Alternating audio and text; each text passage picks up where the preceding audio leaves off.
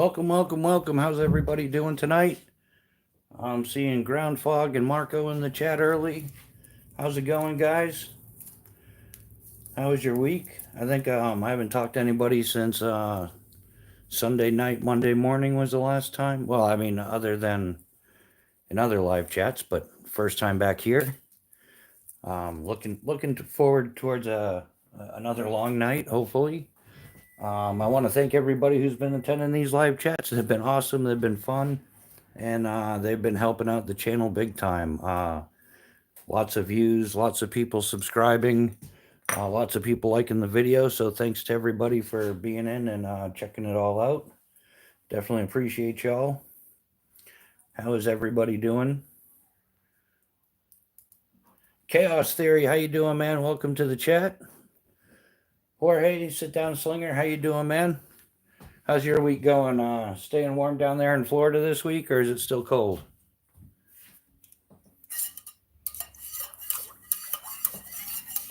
William L., how you doing, man? Welcome to the chat. Thanks for showing up.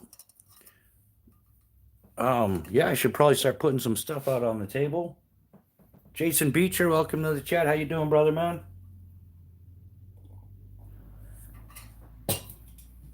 How was everybody's week? You made it to Friday. So we're all still here. We're all still in the game. That's a plus. We'll just we'll do the rotated out as we go kind of thing. Leon, what's happening, brother, man? How you doing? Everybody knows Squat Shot Leon. He also does Squatch Creations. He does custom lanyards for slingshots, slingshot frames, knives, whatever you want a lanyard for, he'll make it for. He also makes frame bags and some other cool stuff. Pull-through tools and stuff. Fort Lauderdale. Yeah, Jason, ice under snow is the worst. Yeah, that's a tough, you don't see, it's worse than black ice, I think. I almost slipped on that the other day, cleaning off the car Monday morning, I think, whatever morning I went out and cleaned off the car.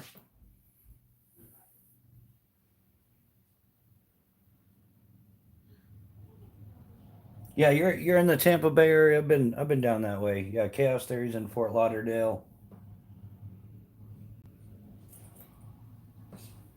Mike's life be nice. Mike, how you doing? Where's the man? Love that. Hunting for hookers outdoors. I got his message. He missed the last one. I meant to send him a message when we were going, but I got Discord. I got a couple other things, but I think I forgot to send him a message. Brook Outdoors, how you doing? Welcome to the chat. Everybody say hello to Brook Outdoors. Anybody that's got channels and is a moderator, you can go ahead, drop your links for your channels or whatever. If you don't have one, ask a moderator, and I'm sure they'll hook you up. So, did anybody get anything exciting in this week? Anybody go out slingshots, hiking, mountain biking, ice fishing? How was everybody's week? What else are we busting out here? Just the basics, right? I'm definitely working on some new content. Going to do some projects during the lives, I think. I'm coming up with a few projects, but yeah, financing is tight. We ain't Hollywood, that's for sure. Well, whatever the broke-ass version of Hollywood is, that's what we're doing.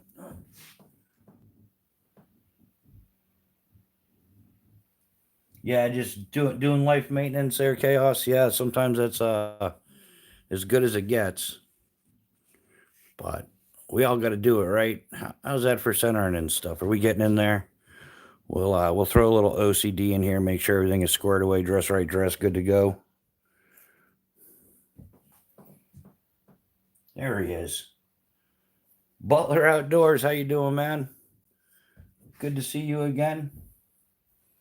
Yeah, I caught a couple of your ice fishing lives there, Butler. That's some good stuff. Yeah, anybody that wants to drop a link, go ahead, drop a link if you want. And last week we passed 4,000 subscribers, so huge landmark there. Didn't see it coming, but it's definitely No complaints at all. Enjoying the YouTube, the live chats. Yeah, I think our average Friday night now is between 8 and 9 hours. I know some of you have sat through a bit of it. I don't know. We might do this one a little shorter. Depends on how the snow comes down because I may have to end it short to go shoveling. Not that I want to, believe me.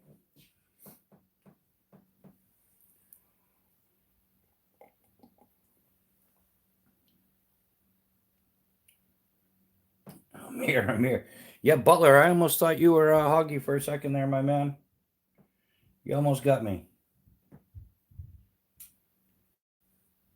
So, anybody get any new kit in? Any new knives? New slingshots? I think Leon, didn't you get a couple new frames this week? I mean, I think that goes without saying. I think that's pretty much every week you get a couple new frames, almost.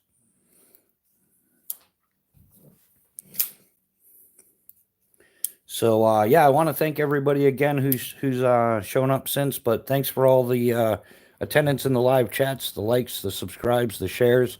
We definitely appreciate it. It's helping the channel grow, and hopefully it won't be too long before we can start putting this together into a proper channel like I'd like to be doing. Brook Outdoors, I got a new Omega sweatshirt.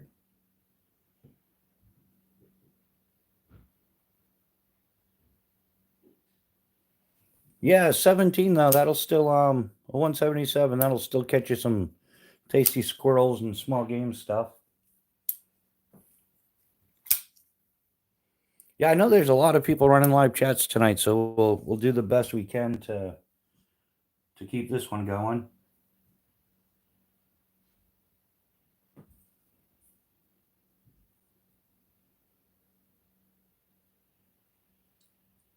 I got a Harley frame thing. Is a Harley frame? Oh, Harley. Yeah. Yeah, we'll have to. Did you do a video on that, Butler? We'll have to check that out. I think that's a nice thing about YouTube is there's videos on everything, whether it's frames or knives or anything. It's cheaper to look at them than it is to buy them. So just go around looking at everybody else's stuff and save my money. Or am I the only one kind of little YouTube window shopping? Like the good old QVC days or something? Got an aluminum gargoyle from Jordan Smothers. Love it. Nice, nice. Yeah, yeah, Jorge. Smothers makes some awesome stuff. He's got some awesome frames.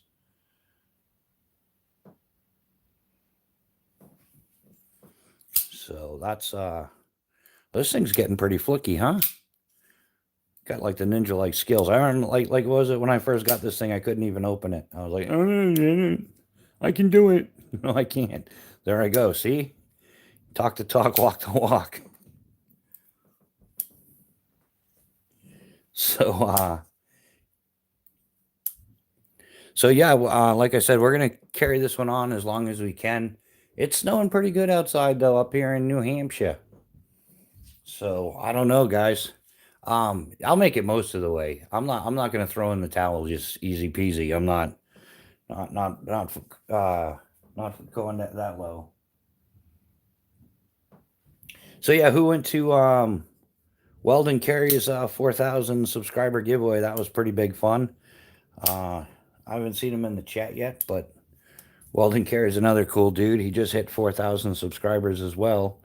So cool for him. What else were we busting out here?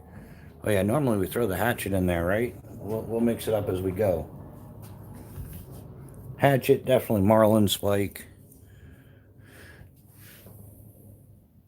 Mike got a Spyderco Tenacious. Yeah, man, I am totally into Spyderco. This was my my gateway Spyderco that was gifted to me by B&A. And it's my first Spyderco, and I'm definitely digging it. Yeah, I've looked into the Tenacious, and the Shaman.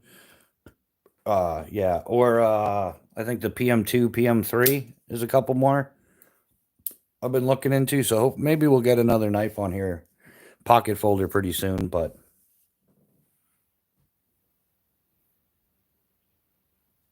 yeah, you driving again tomorrow, Squatch? We'll catch you later, man. Give me a shout out tomorrow. Give me a call or something, buddy.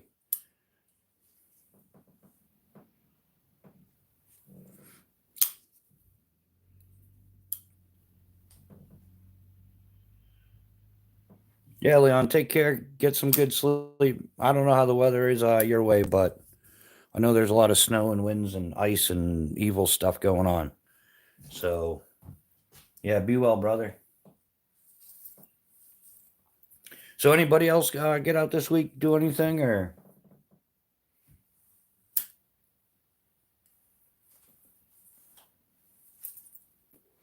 Yeah, Tactical Llama. He had a good live tonight as well. He ended a little bit before 8. Some good information. Big supporter of the community. Splitting slices. Thanks for stopping by. Yeah, yeah. Like I said, it's not looking too good here weather-wise. Perfect for an indoor live chat though. But yeah, snow's coming down pretty good. Might end up doing a little shoveling tonight.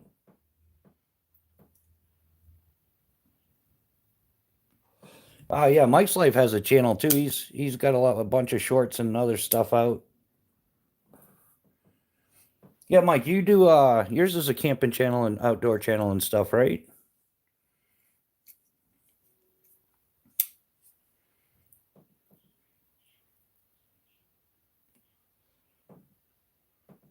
Good night, splitting slices. Yeah, you driving tomorrow too, my man?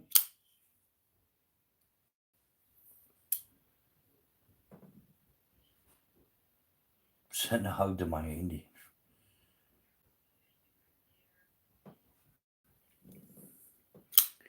Yeah, I don't know where we're not really the hugging type here, but sure, man, your buddy can have a hug if you want to give it to him. A little awkward on that department, but it still works.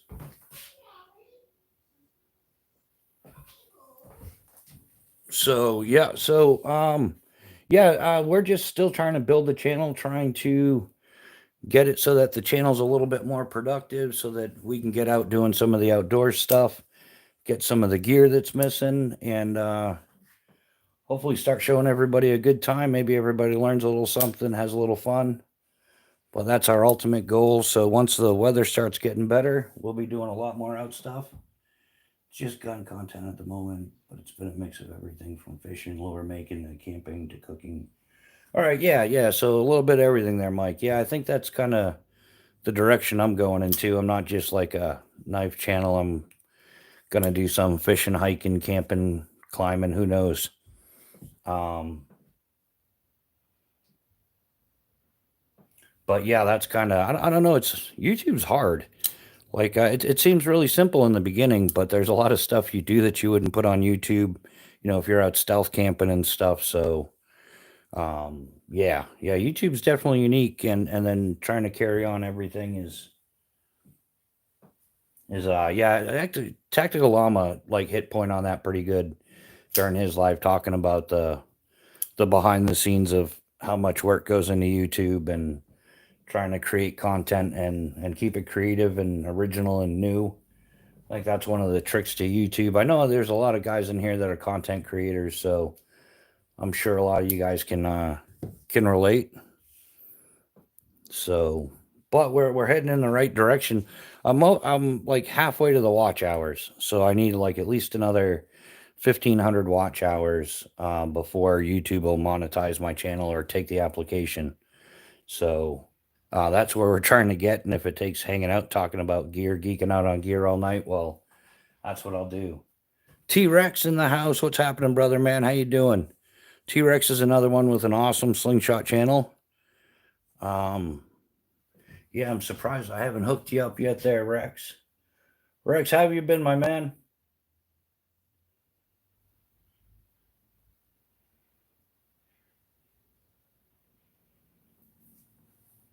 There you go. Yeah, Rex, I gave you a wrench. If you want to drop the link to your channel or something, by all means, man, feel free. Um, Definitely something you can do, man.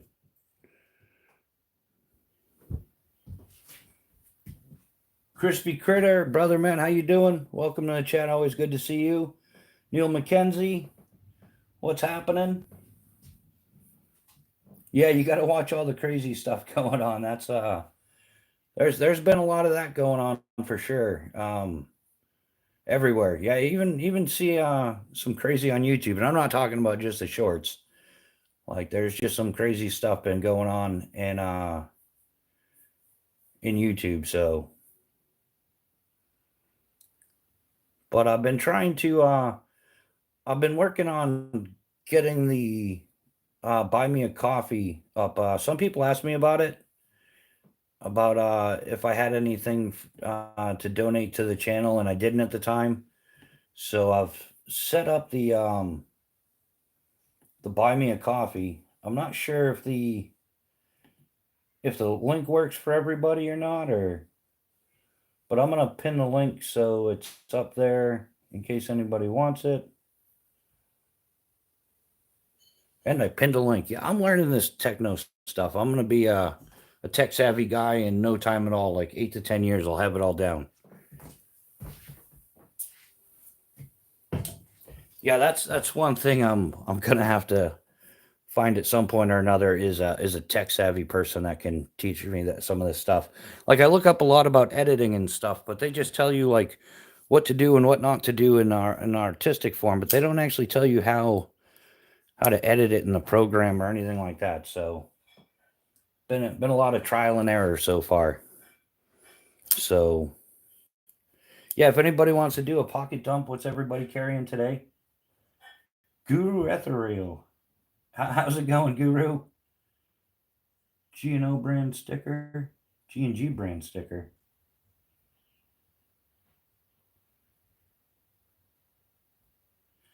Yeah, T-Rex. I'm looking into some stickers. I got I've actually once I get the money, I'm gonna get Bluminati Ninja to do up the logo a little bit better, and then I'm gonna get some stickers made for sure. But yeah, they're like 50, $100 for stickers, and that's if before you ship them to anybody. So yeah, one of the problems is I'm one broke ass skydiver. I'm tech lexic. Yeah, Neil, I'm one step up. I'm a full blown tech tard. B Shady's in the house. Welcome, B Shady. Awesome to see you here, man. I always love it when because I've been in tons of other chats with other channels, but to see everybody there, and in this live chat is awesome. So very cool. Welcome, B Shady. Yeah, T Rex. I got to send you my address. I was hoping to get some stickers and then do a trade and stuff, but yeah, it's been tight. Unfortunately, the services of a parachute rigger or skydiver are not in need, and yeah, my local economy is not good where I'm at in New Hampshire. So um, yeah, I'm gonna try to do YouTube full time. Is what I'm gonna.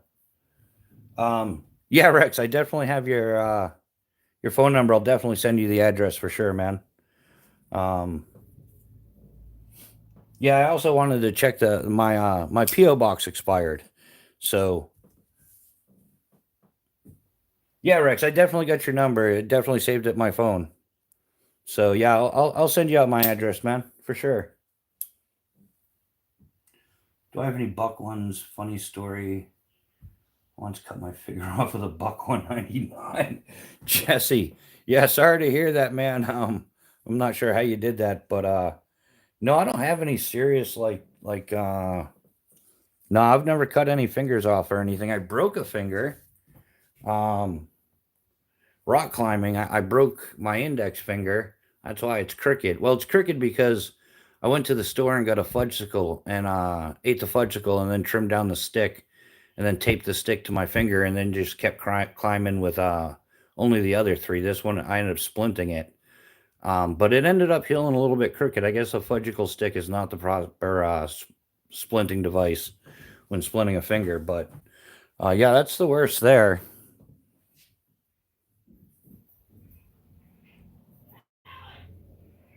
Oh, thanks, Jax. Yeah, these are the Phobos Nice for operators by operators.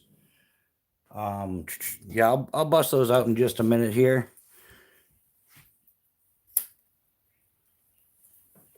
Yeah, if you guys don't mind smashing that like button, it definitely helps the channel. We definitely appreciate it. Howdy, Chris. Welcome to the chat. Gonna get the candle lit because according to vidIQ, this helps. We've all heard this. We've all been through this, but we're doing what we can with what we have, and what we can do is just get a little campfire on the tabletop. with a candle. And that's kind of outdoorsy.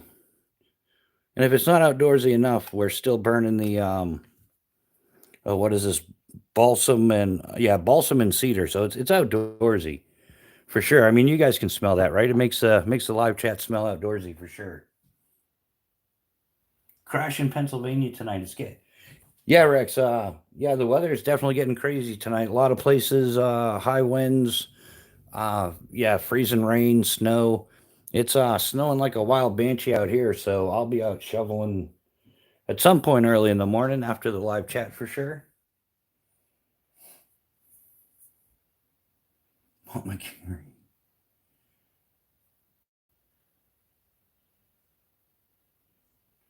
It's slicker. That's snicker. No. Yeah, upstate New York. I've spent my time up there, and it is not pleasant. All the lake effect snow and everything. It's yeah, upstate New York. I was in Ovid in the Finger Lakes region and up at Fort Drum back in the day. So yeah, I'm familiar with upstate New York. In fact, I had one time I flew up. I was working down in at Skydive Tampa Bay, and I was in I yeah for breakfast. I sat at the picnic table in my boxers and a t-shirt eating my cereal for breakfast, and then I caught a plane from Tampa to upstate New York, and when I got there it was like snowing sideways the whole time. I'm like, you got to be out of here. Yeah, Chris. Yeah, nothing like a snow detail, right? And I'm still getting them.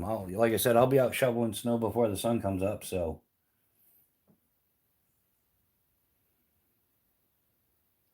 yeah, chaos. In fact, when I was down in Florida, I would take pictures of palm trees on sunny days at the beach and send it to my friends in New Hampshire. Um, yeah,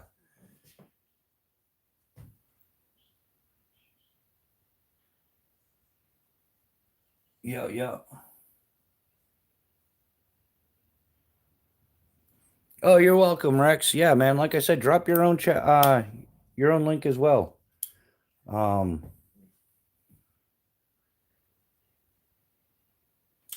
Jax, the knives are available at phobosKnives.com.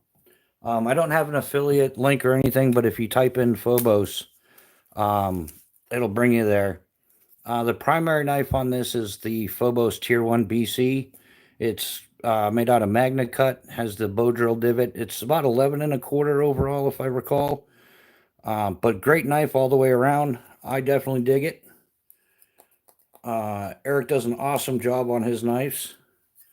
So that is the Tier 1 BC, which probably needs a little cleaning. Maybe I'll wax up the sheath and stuff tonight while we're later on in the live. And then the smaller one that I have piggybacked on front is the Tier 1 Mini Mini. It's out of CPM 154 CM. Has a like 3.5 inch blade, skeletonized scales. It comes in a lot of different options. Weldon Carey, how you doing, brother man? Welcome to the chat. Everybody say hello to Weldon Carey, the man with the prettiest hands on YouTube. I got to get that sounding good, like The Price is Right. Like, come on down.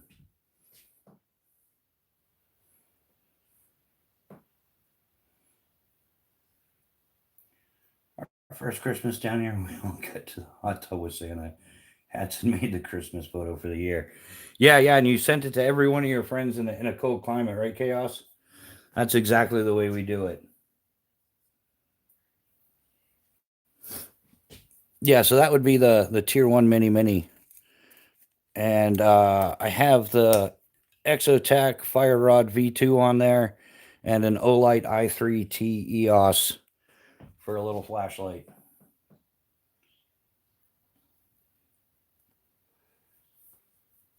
Yeah, Crispy's got it. Thanks for dropping that link, Crispy. We definitely appreciate it. Crispy, how's your week going, man? How are you doing? This Smo Show, Jordan Smothers. What's happening, man? How goes it with you?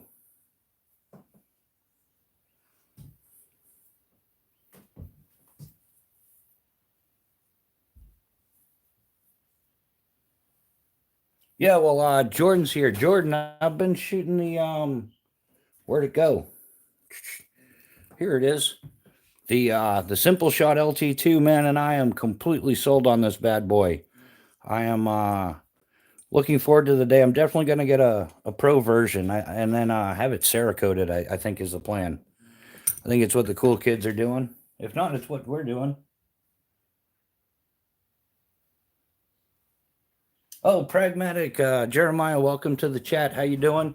Yeah, we've got some other mods in there. Everybody say hello, get to know one another.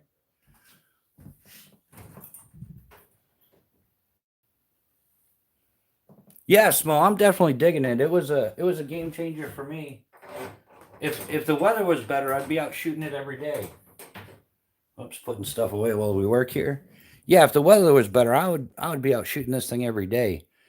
And yeah, I even want to get the pro, and then that little magnetic hex wrench would be perfect instead of this one because you could just pop it on and off.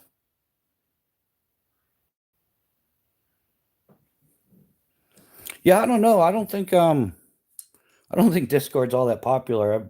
I'm not sure how that works out.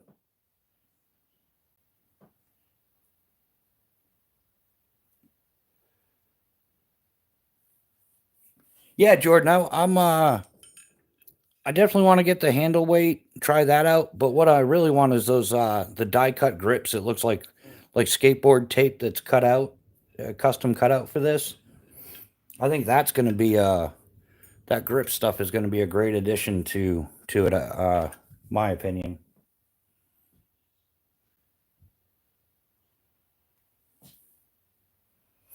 So yeah, Smo, what's going on for ECST? Are you? I heard you're in the mix for all that.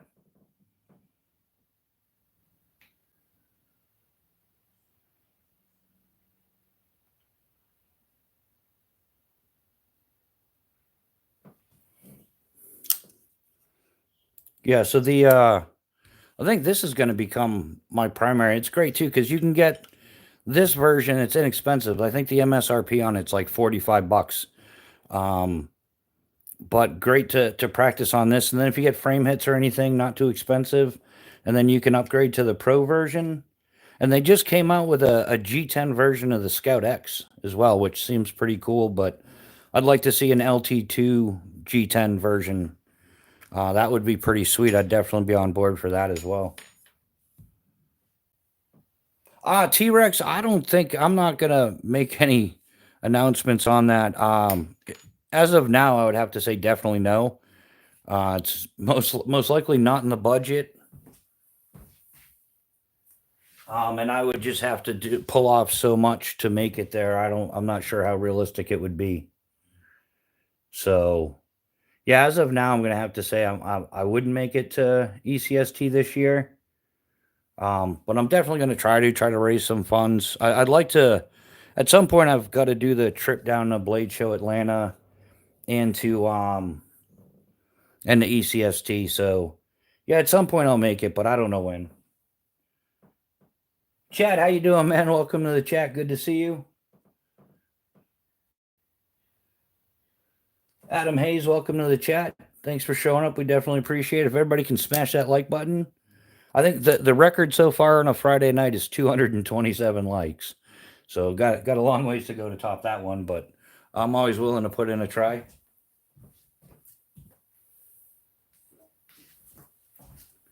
So yeah, but I mean, I would love to make it to ECST and the Blade Show Atlanta this year, but yeah, I'm not sure. I've got to do so much stuff.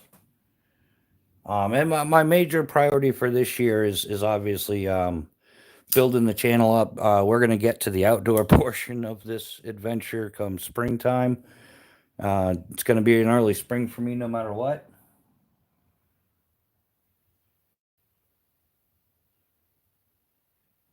Oh, Chris, what's that?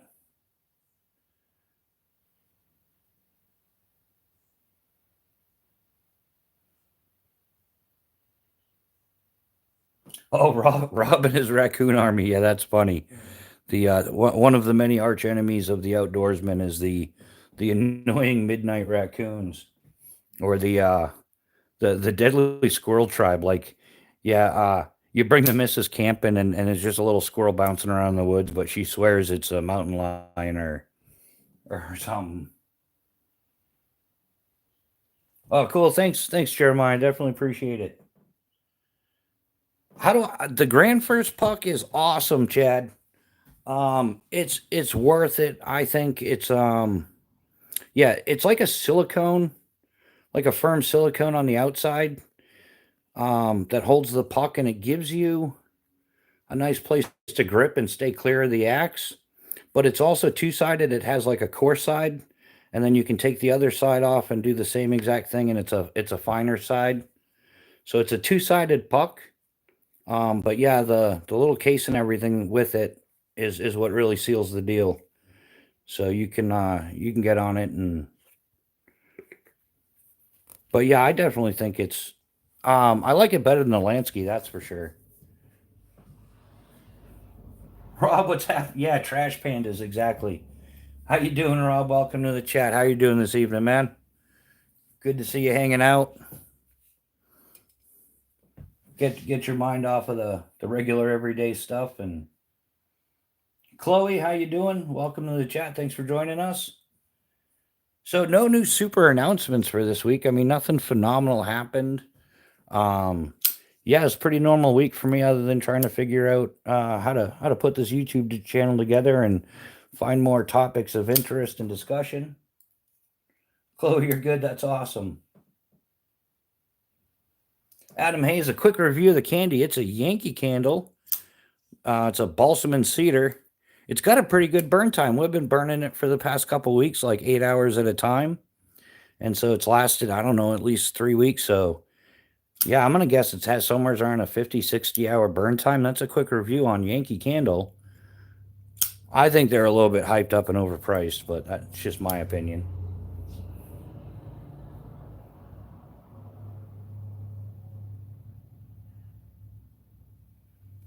Yeah, B Shady, I'm doing pretty good for as good as I can be doing. Thanks for asking. I mean, all things aside, I'd like to be, I don't know, just working on changing life from skydiving to YouTubing. So it's proven to be quite the challenge. Ignite things with Farsby, are you know what? Yeah, we will actually. We should, right? Because ferro rods are fun.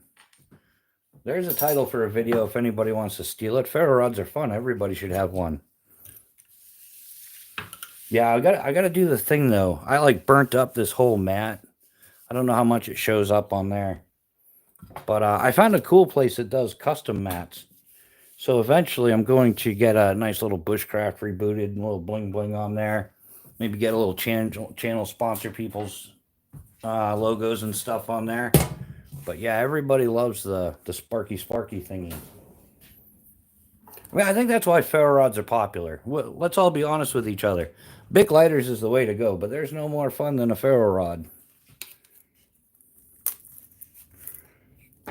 I should I might be getting some fat wood, so I'll be able to do some little fat wood lighting and stuff.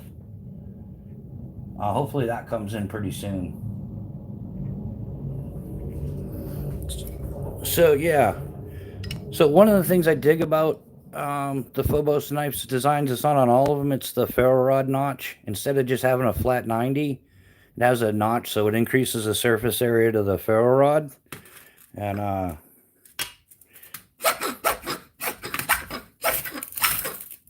right.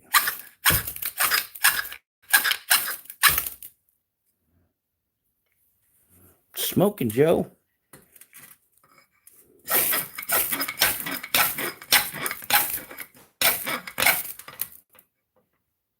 Yeah, I definitely got to get some like little pile of fat wood. I bet you could do a one strike with this.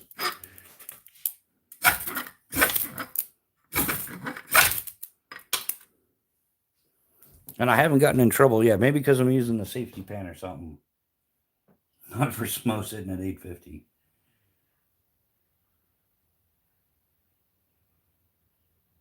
Brad Hat Guy 69. Hey, good evening. Still can't find a good slingshot.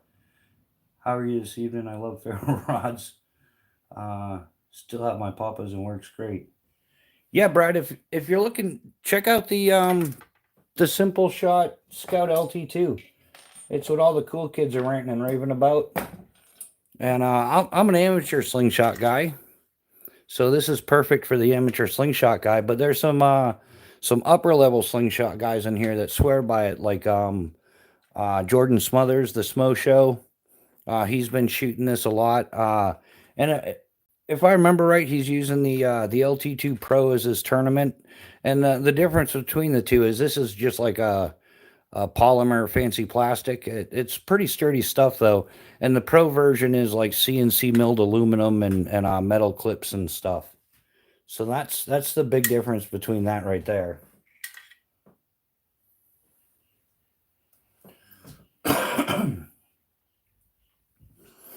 Yeah, Welder, you shooting yet? Did you get a slingshot there, Weldon Carey? Or I don't know, there's a chance you might you could hit your hand or something. It might cause a little bruising, Weld, so you might wanna you don't want to mess up those pretty hands.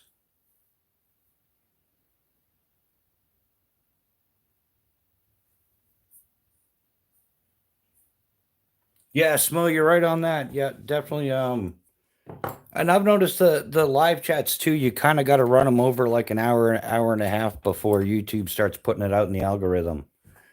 If that helps at all. Replace the word algorithm in your mind with the word audience. Yeah, exactly. Yeah, that's another good point too, Smo. So yeah, it's all about the crowd, the community, people getting together, sharing information, all of that good stuff. So yeah, definitely leave some junk on the blade though, huh? No big deal.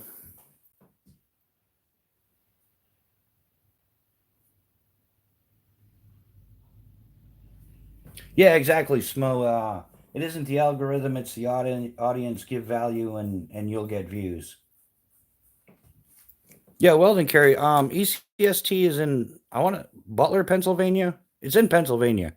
I could be wrong about the Butler part, but it's most definitely in Pennsylvania.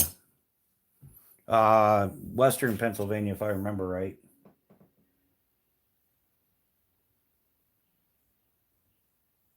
You had one live got booted. Why'd you get booted, Rex? What happened? Yeah, okay, that's it. Yeah, Alverton, Pennsylvania.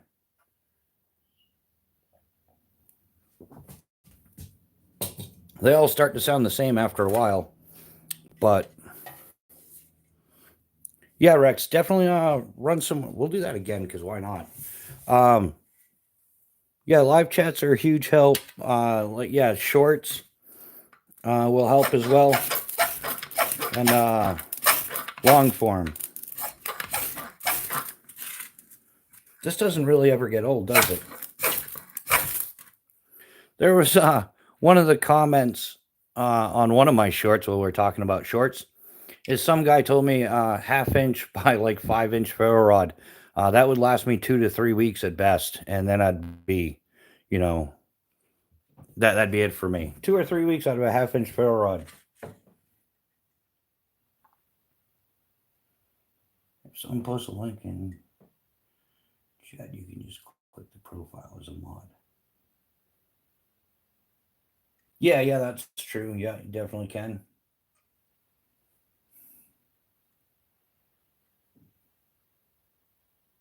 Yeah, it's like the sound of a Zippo. You can't get enough, right? Like, just one more time.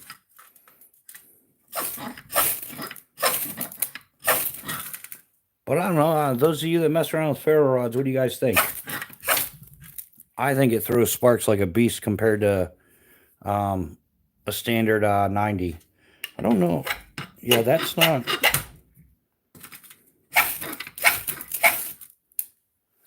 Yeah, 2 to 3 weeks, and then that's all this will last. Not seeing that. All right, yeah, we'll throw that aside for now. So, anybody want to do a pocket check? What everybody carried today? Quick pocket dump.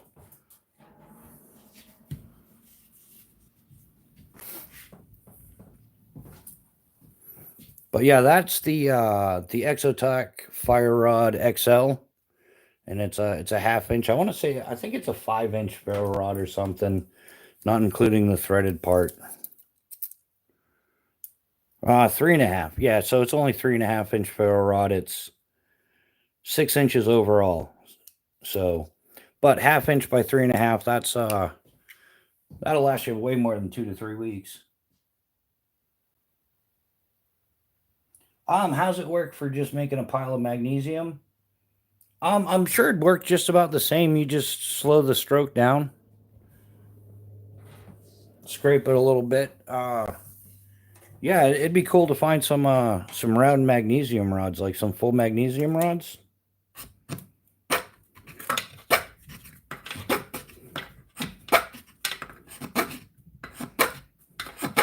Yeah, you could scrape the ferro rod as well, and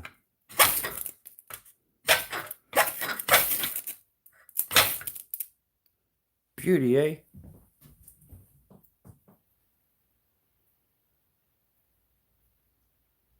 YouTube is driven mostly by males and mostly 25 to 45-year-olds.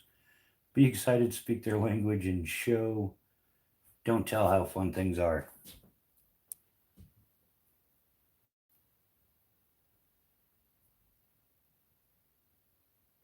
Yeah, Chaos, how's that coming along for you, man? You got one short up.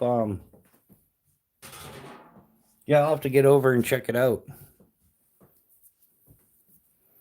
But yeah, that's the ferro rod that I'm mostly going to be using. I like it. I like it's got 1 inch tape, and it also holds it'll hold like some tinder tabs or whatever. You could probably even throw like a wet tinder in there and get away with it. But yeah, I always like the multi-use things. It's not just a ferro rod with a fancy handle. It's got some other features to it that are functional and hopefully you don't have to use, but they're there.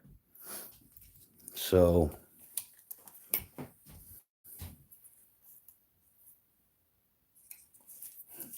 yeah, I'm so laid back.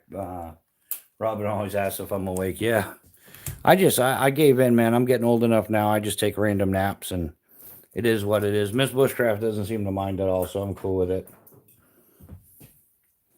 So yeah, small. I'll have to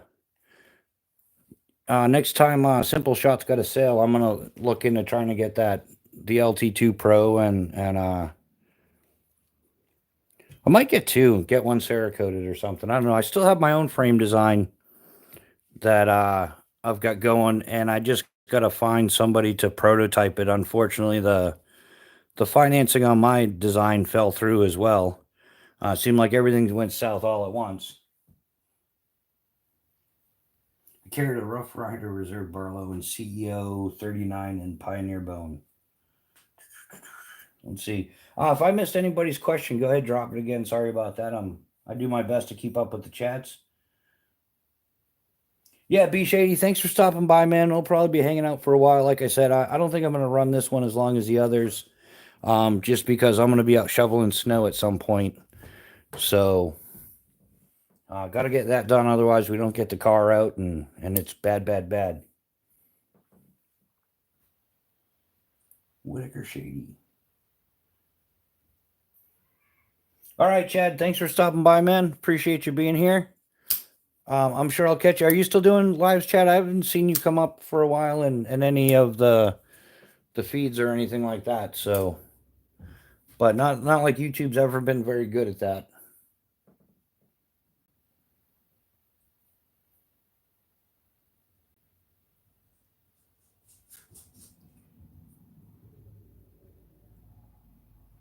Yeah, Chris, I'd like to get to that point where I have I do have a couple different choices every day, but I'd like to mix it up a little bit more on the folder.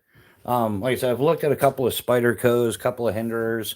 A folder that I like as well that I used to have, but I don't, is the Spartan Blades Palace button lock in blackout. I had that one for a while. That's definitely a sweet knife.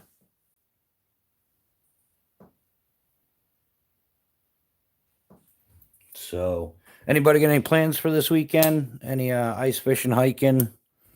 Just gonna hang around the house, sharpen knives, get caught up on domestic stuff.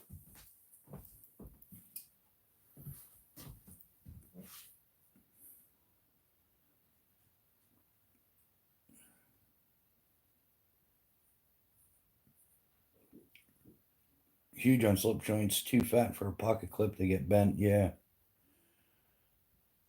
Gonna hit the real range Sunday. Nice. All right, yeah, be shady. Take care, man. Get some rest. We'll catch you on the next one or catch you later or something. Be well, my man. We appreciate you being here. If anybody didn't smash the like button, if you could smash the like button, we'd definitely appreciate it. I hope that Boy Scout thing goes through for you. Oh, I must be talking to somebody else. I don't Oh yeah, you're talking to T-Rex. Okay, I'm like, I don't haven't had anything to do with the Boy Scouts in like 35 years, man.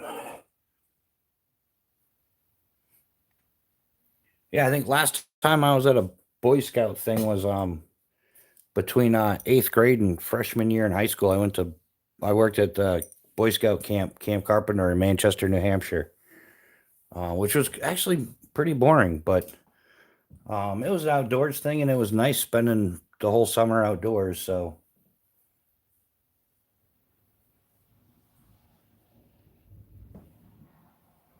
oh hey Skeeter, welcome to the chat. I think you've been here before, Skeeter.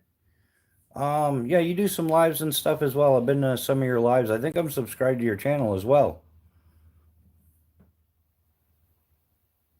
Oh, they have a new Eagle Scout ceremony going on. Nice. Yeah, Skeeter, how you doing, man? Welcome to the chat. Thanks for showing up. How was your week, man? It's Friday night. Everybody made it. Oh, that's right. Yeah, okay. Yeah, no, Smo's right. It's just the Scouts now. Well, I'm going to disagree. Well, whatever. It doesn't matter what I say. It's what's done is done. Yeah, just the Scouts, but it's still the Girl Scouts, right? That's not biased at all. Or no, I shouldn't talk about that. That's how I get myself in trouble.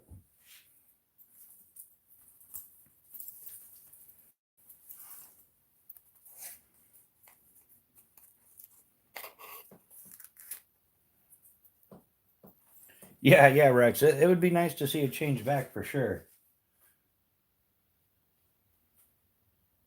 Going to the gun shop, pick up a new 1911. Or is that what you got planned for this weekend, or that's what you did this week, Chaos? No, even the cookies aren't that good anymore, man. Like I think even the cookies have gone downhill. They're not I don't know. Maybe too many preservatives in them now or something, but yeah, I think even the Girl Scout cookies have gone downhill.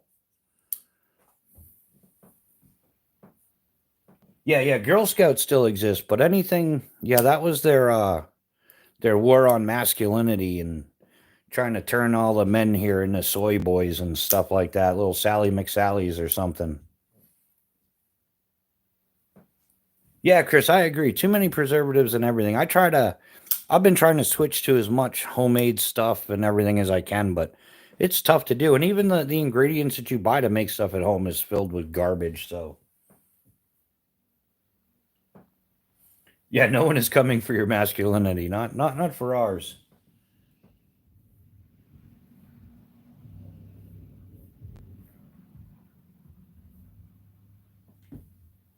Anybody while they're oh, Hammock Mountain, welcome to the chat. Thanks for showing up. How you doing? Um yeah, the guys that are into the 1911s. Have you ever heard of Brad Lewis? Uh he's like one of the legendary 1911 Smiths. I don't even know if he's still working anymore, but he used to be in Hooksett, New Hampshire. And yeah, everybody was getting custom 1911s from this guy or having them customize their 1911s. He used to do a lot of work on my Berettas and stuff too. Guy's awesome.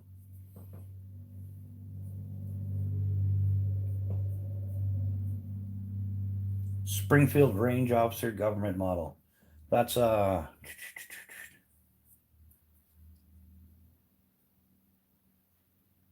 shit, no pew, my bad. Yeah, Jeremiah, how you doing? Wow. That went down the wrong way. Yeah, you been getting any range time in or?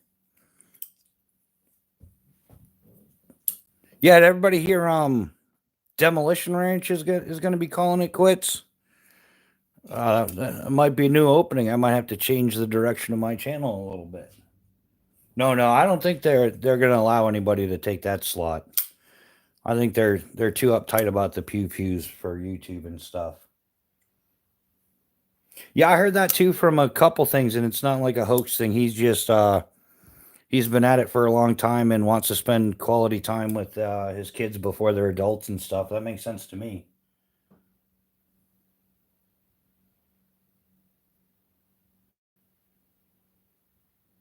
Yeah, chaos. That was a steal, man. You definitely yeah, you're not gonna find a second deal like that anytime soon.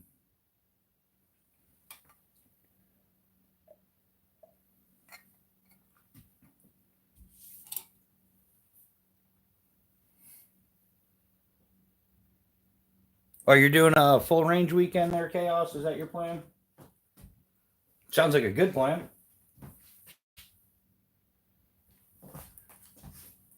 Yeah, did anybody ever get into reloading so you could save money on going to the range?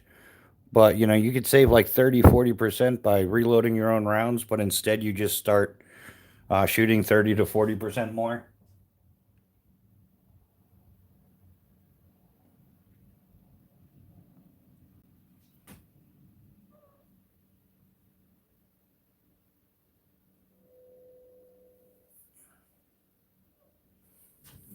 There's there's the plow truck.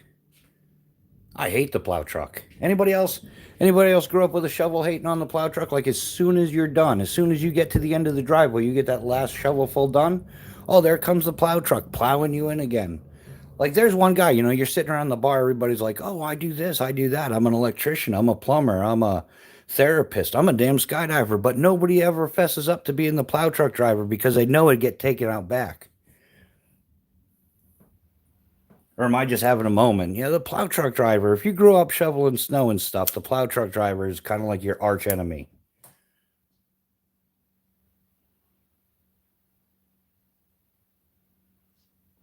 I never save money at the range. If I get a good deal on ammo, I just shoot more. Yeah, yeah, exactly. Yeah, there's a sale. My accuracy just increased. I'm not saving money. I'm just increasing accuracy. Pastor Bob Joyce. Yeah, I hate the plow truck driver. Destroys. Yeah, they destroy mailboxes. They like I said, right when you're done shoveling, they plow you back in. And then if you hire a plow truck driver to come in your driveway, they just mess it up, tear everything up. Mark Kelly, where did I get the saw? I don't know where I got the saw. This was actually a gift from Mrs. Bushcraft and the kids, but it's a Silky Outback Gomboy 240. So if you look that up, they're readily available. I mean, you can find them on Amazon. If you want to go to the direct approach, like Cheryl Tree out of Pennsylvania is an arborist company. They have them. They're really easy to find. Uh, they're made in Japan, but some of the best saws on the market for sure. Park cars the end of my driveway, so they have to go around. Yeah, we might have to try that. Yeah, the plow truck driver there. Yeah, so at some point I'm sure I'll be out there shoveling snow. It looks like there's already a couple inches out there. It's slowed down though, so we'll see what happens.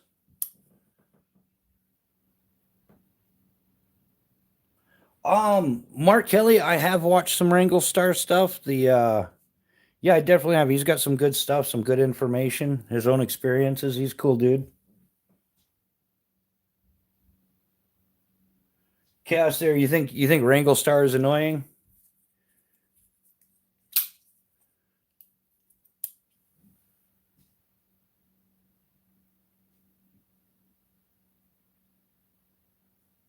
Yeah, I think yeah, I don't know.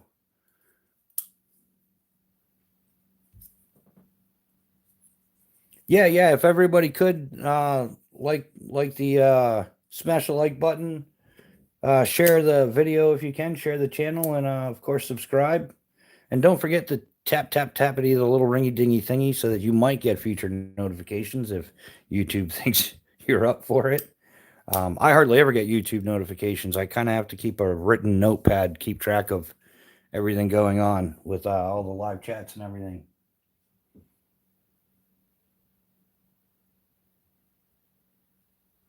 Yeah, I hope you're right, Jeremiah. I really hope things take off on this channel. It's kind of been a slow, bumpy start, but once we get some better weather, I'm gonna be out smashing it. I don't care what I have to do. I'm gonna ride the old bike if I have to. It's got a cracked frame, but I mean the other half is still good. I think. Crazy Texan Survival and Prepping. Definitely subscribe. Hey, thanks, Crazy Texan. Welcome to the channel. We definitely appreciate it.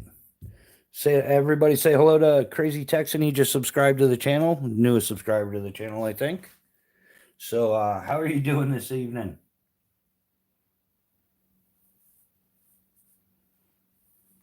Yeah, and I think that I don't know. It's hard to explain. Like the channel's new, well, relatively new. I haven't been able to do too much with it, but I think like other YouTube channels, this is kind of like the ground floor, and the people that are following it now are going to follow it.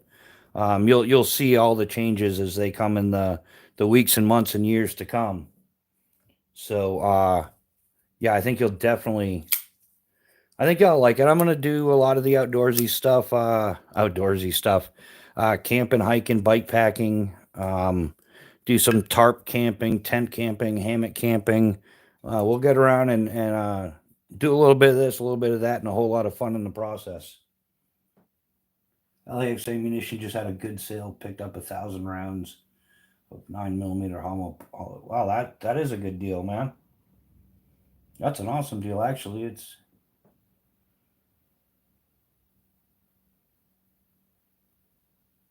in the shorts, but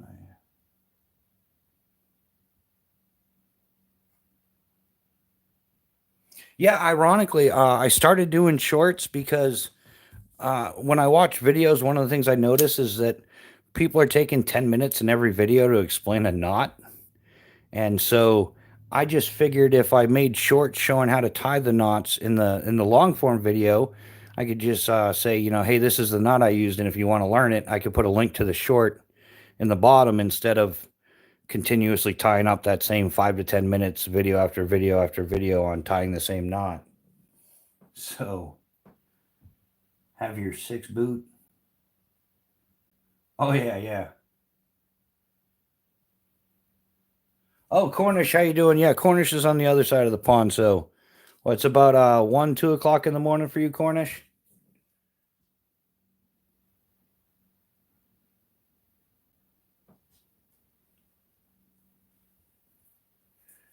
I know there's a yeah. I forget what the time difference is where you're at, but yeah, yeah, 2 a.m. Yep.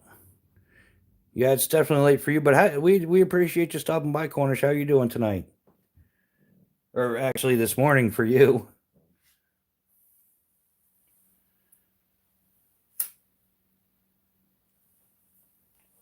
Yeah, Mark, and yeah, you're in occupied territory. I don't think they're gonna give you a break there.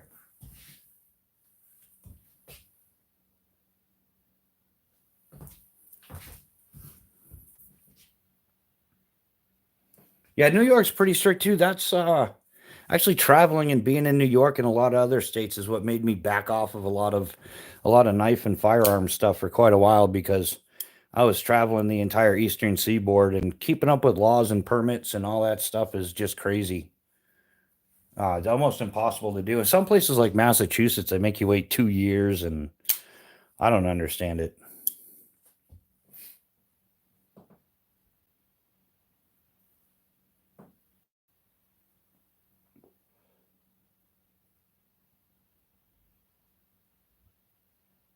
Yeah, I can't get no ammo unless you bought a firearm in California within the last 5 years. It's terrible here. Yeah, I think Newsom is on his way out though. I think people are losing tolerance with that stuff, and you can only infringe on people's rights for so long before they get rid of you.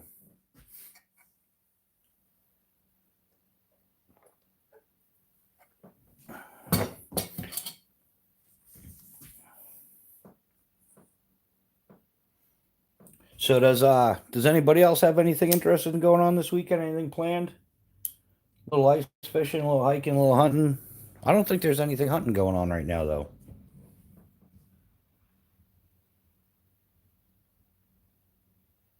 Yeah, he survived the first recall somehow. Yeah, we got to wonder how legit that stuff is, but um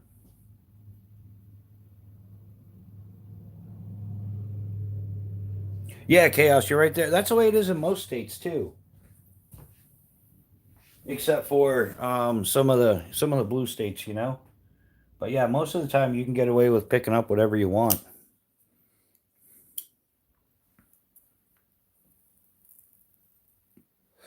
So,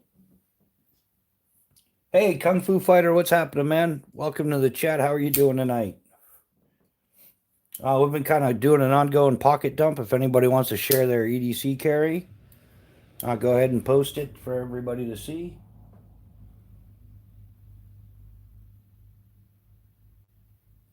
I wish got to build a home office desk and set it up. Oh yeah, yeah. So you're gonna be doing the domestic work stuff for the weekend, Rex?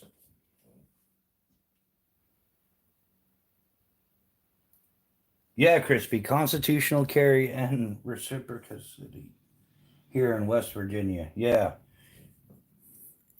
yeah. Isn't that weren't they trying to pass that nationally though? That like federal firearm laws supersede state and stuff, or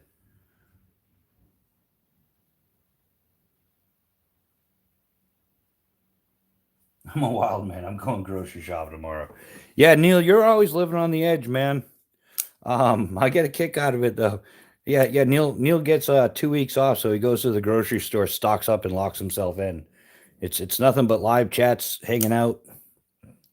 Yeah, nothing wrong with that, Neil. I totally agree with you. Actually, I think depending on where you live in this day and age, a trip to the grocery store could be an adventure. Hammock Mountains EDC is a Boker automatic with D2 blade and G10 handle. Nice, man. Nice. Simple Man Duke, wire black Leatherman or YA black Leatherman. Um, the black oxide finish is supposed to help with a little bit of corrosion resistance and stuff. That's why I usually buy finished knives. I used to spend a lot of time down in Florida, and if it's not treated with some type of anti corrosion or something, it doesn't last very long at all. That's just the nature of Florida or coastal living.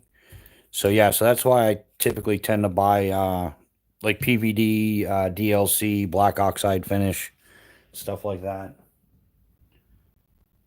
Neil McKenzie's carrying a Cube Femius, a Springfield XD40 subcompact. Nice. May have asked. Oh, did I miss the question? Oh no, no. Yeah, Crazy Texan usually carries an S&W Shields and SOG. Right near Mannington, about an hour south of Elk Green. All right, yeah, simple man. All right, yeah. And that's why, yeah, I typically get coated blades because they're more corrosion resistant.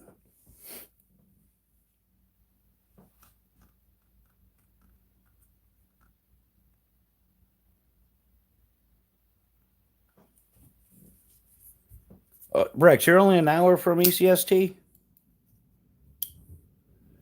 Crazy Texas SOG was re-enlistment incentives, so I rocks the 2ID. Man, if that was the best they had for a re-enlistment incentive was a SOG. You think they'd at least go with like Spartan blades or something, some type of something with a little bling to it. Did that come engraved or did they you have to pay for the engraving?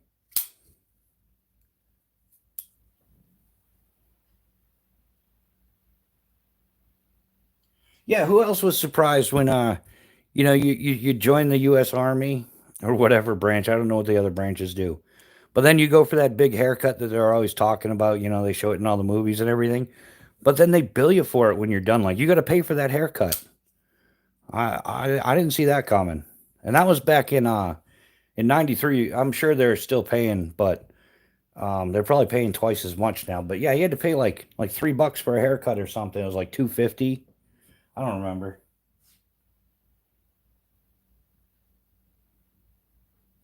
My GID handles printed for it. Oh, simple man. That sounds so you had new scales put in for your or yeah, I don't know if you call them scales for your Raptor. Is that what you're saying? I think I'm the only person I know with an IWB holster too, and Uber Cowman. Yeah, that could be possible, Chris. Yeah, hey man, if you can send me an email with a picture of that, I'd like to see that. Um, yeah, that would be very cool. I like these things a lot. I'd like to switch out the color or something though. But the other nice thing is these are pretty much ambidextrous. You can use them lefty or righty. So another issue I have with scissors being a left-handed, you know.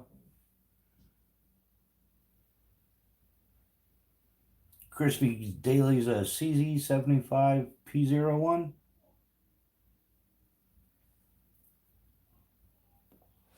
Crispy, no M9. I figured for sure that would be but no, to each their own. That's cool. Yeah, Mark, left-handed for the win, but not always. Sometimes left-handed can be a little bit weird. Like when you're left-handed and you're learning how to skydive, and like 95% of the parachute systems are made for right-handed people. It gets a little awkward. F that M9 respectively. Hey, to each their own. We all have our favorites. Yeah, Chaos Theory is a left-hander as well. How many other left-handers we got in the house? Yeah, we all tend to think a little differently, and yeah, I don't have a choice.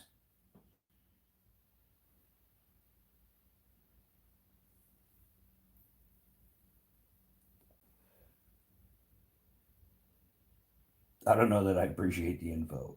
Yeah.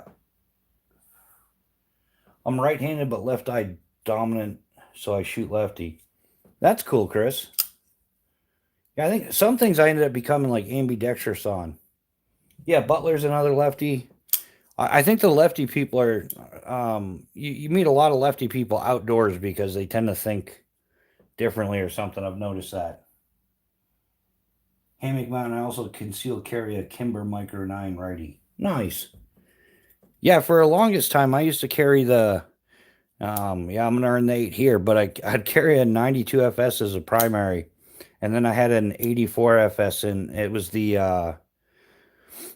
double stack Magzo. It was a 13+1 380, the 84 FS model, and I would carry that like weak side.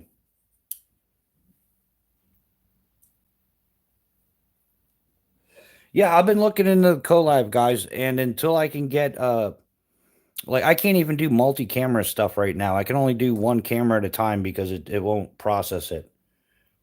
I have to like upgrade the laptop and everything to do a multi-camera setup, and that's also, I guess that falls into the same thing as co-lives because there's multiple cameras going into the same feed. So unless somebody else did it, or but yeah, simple man do life hack. I use invisible ink and an Amazon 365 UV pen light. Put it on your gear. Lights up like 80s day glow while still keeping stealth. All right. My thumper is an XDM Elite 10mm. Truck pew is a CMMG MK10. Yeah, I lost track of that stuff years ago. Yeah, my I am not up to par on all of the nomenclatures and stuff like that anymore. Nomenclatures and acronyms. I'm topped out.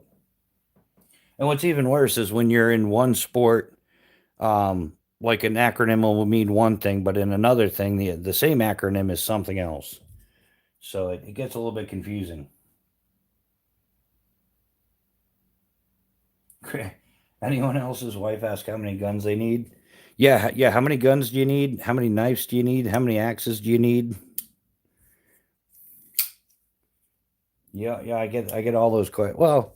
Actually, Mrs. Bushcraft, she's pretty good about it. She doesn't give me too much of a hard time.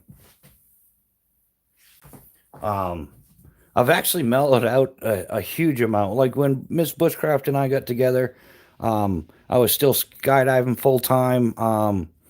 I was still bike touring, so I was doing my bike ride. We actually started talking again.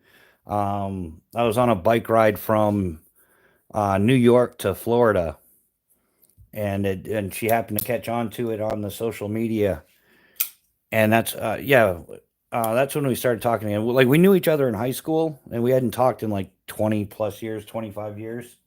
So just answer with how many guns you need for how big the house is square footage wise.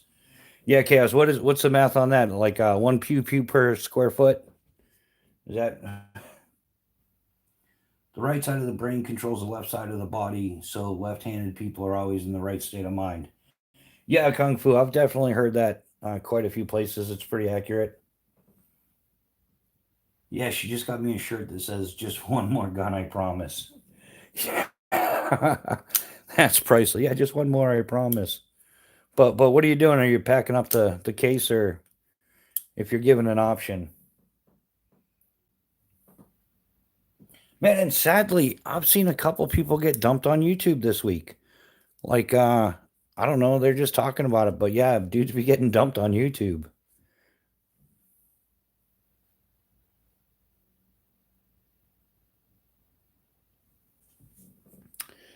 Whoops. So, yeah. So, any requests, any suggestions for upcoming live chats or anything? I think it's one for every 10 square feet. All right, hammocks. Yeah, man, we'll probably be on for quite a while. If you get a chance, come back around. If not, we'll catch you on the next one. Thanks for stopping by. If you didn't, smash the like button on your way out if you could. Can't have one in the bathroom. Worry about rust. No, no, that's where you get one of those fancy coatings and stuff, or uh, you get yourself like a little reverse humidor. Like a little box you'd have for your cigars, but instead have a little controlled box, climate controlled box for your pew pew.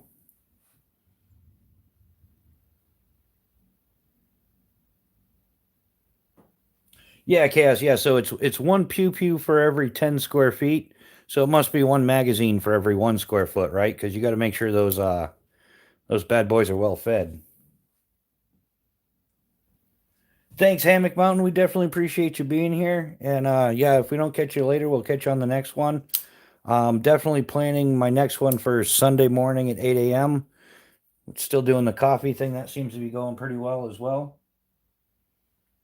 So we'll be doing the Sunday morning thing.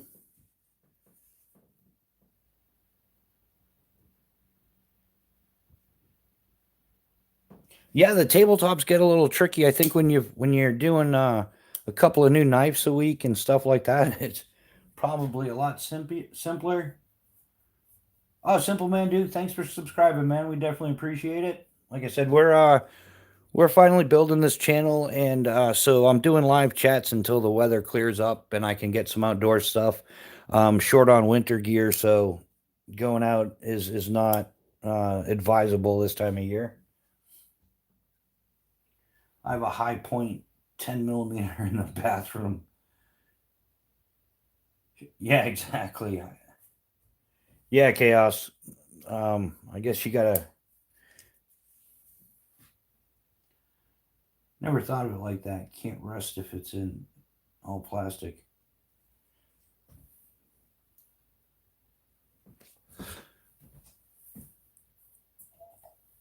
Yeah, so I'm gonna come up with some other projects for some live chats. I gotta get a pot, and I'm going to dye the Alaris when I get to it. But I can't find an old pot. Everything we have is new and fully serviceable. So I might have to hit the dollar store or something like that and just find a cheap throwaway thing or something.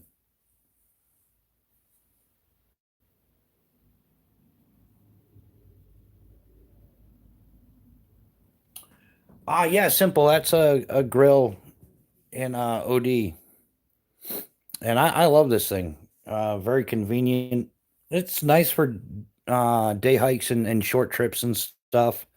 But for like something longer, I get like the Katahdin micro pocket filter or something. And I actually want to upgrade this to the titanium, and I think that one's pretty useful. So I've enjoyed the regular Grail Ultra Press. So at some point, the I'll upgrade to the titanium, and then this is just a 32 ounce Pathfinder titanium bottle with the mug. I like the Ultra Press with a 1 liter because the Ultra Press is like whatever they say, like 16.9 ounces or something, and with the 1 liter being 32. So if I need to carry a bunch of water, I can fill the grill twice and top this off, fill it up a third time, and I have 1.5 liters of safe drinking water. So it's a sweet little system, and like I said, eventually I'm going to upgrade the grill. When I bought this one, they didn't have the titanium version yet. It was just this. Um, so yeah, eventually this will be the titanium grill, and then I might get a different water bottle. I kind of like what is it, the Vargo Para bottle. A little bit pricey but cool. Yeah, Simple Man. I think they're great. I highly recommend them. They're simple, straightforward, no fuss, no messing around with it. So definitely enjoy it. Yeah, Weldon Carry. I gotta send you my address as well. I was looking at that earlier. Kung Fu Fighter. I am not in Florida anymore, although I will be someday. Hopefully soon, not too in the distant future. But no, I'm in New Hampshire right now. I've been living in New Hampshire. This is the longest I've ever lived in any one spot in my adult life. But I've lived all over Florida as well. Geez, where have I lived in Florida? Lower Sugarloaf Key, outside of Tampa, South Lakeland, Lakeland area at the airport, Clewiston, Florida, Sebastian, Zephyr Hills, Plant City, and probably a few others I can't think of off the top of my head. Simple Man. My thoughts on small back the scout carry. Scout carry is cool. It's not for me. It's for somebody other than me. I just end up putting a knife in blind behind my back. Just never got comfortable with it. And usually my knives are pretty sharp, so I don't like to mess around with that. But yeah, to each their own. It's effective. Some people like it. I think it depends on how much you're using the knife too. I think like if I were to scout carry, I would only be using my knife like in self defense or um rare situations I'd be pulling the knife out. I'm okay with scout carry. If anything, it's more concealable than some of the other methods. But if I'm like doing something like bushcraft and I'm going to be, sheathing and unsheathing the knife repeatedly over and over again, then no, I wouldn't scout carry. I prefer dangler for something like that.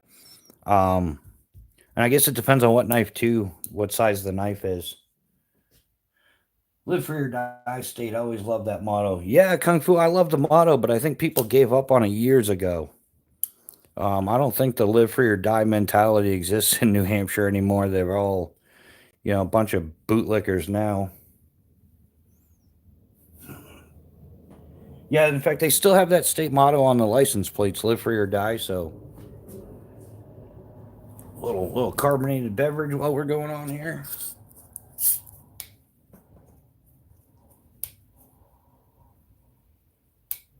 I scout carry and appendix.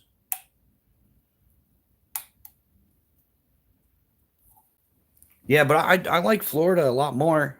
Um, like New Hampshire used to be okay, but it's been overrun by homeless people, and it's part of the reason why I've had to I haven't been able to do content. There's a lot of places I used to go camping years ago have been obliterated by the homeless. Like it's just nothing but trash and needles and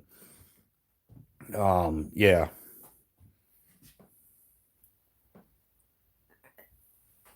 Like if you want a true culture shock, like I wasn't in New Hampshire basically from 93 until about 2017. I hadn't been in New Hampshire, so about 20 years or so. And when I came back to New Hampshire, I was beside myself. Like I couldn't believe how trashed everything was. Like you can tell. Look at the political maps, and you'll see how blue New Hampshire is, and it starts to explain why things are the way they are here now.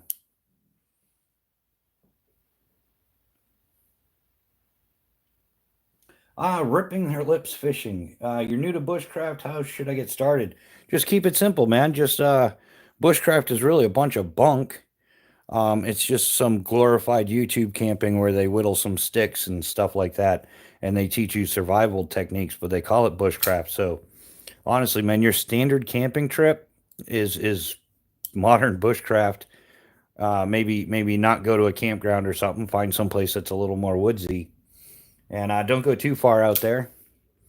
And yeah, bushcraft is just a camping trick. And if you want it to feel a little more bushcrafty, um, get yourself a fancy knife, whittle a tent stake, whittle yourself a marshmallow stick or something, and yeah, you're bushcrafting.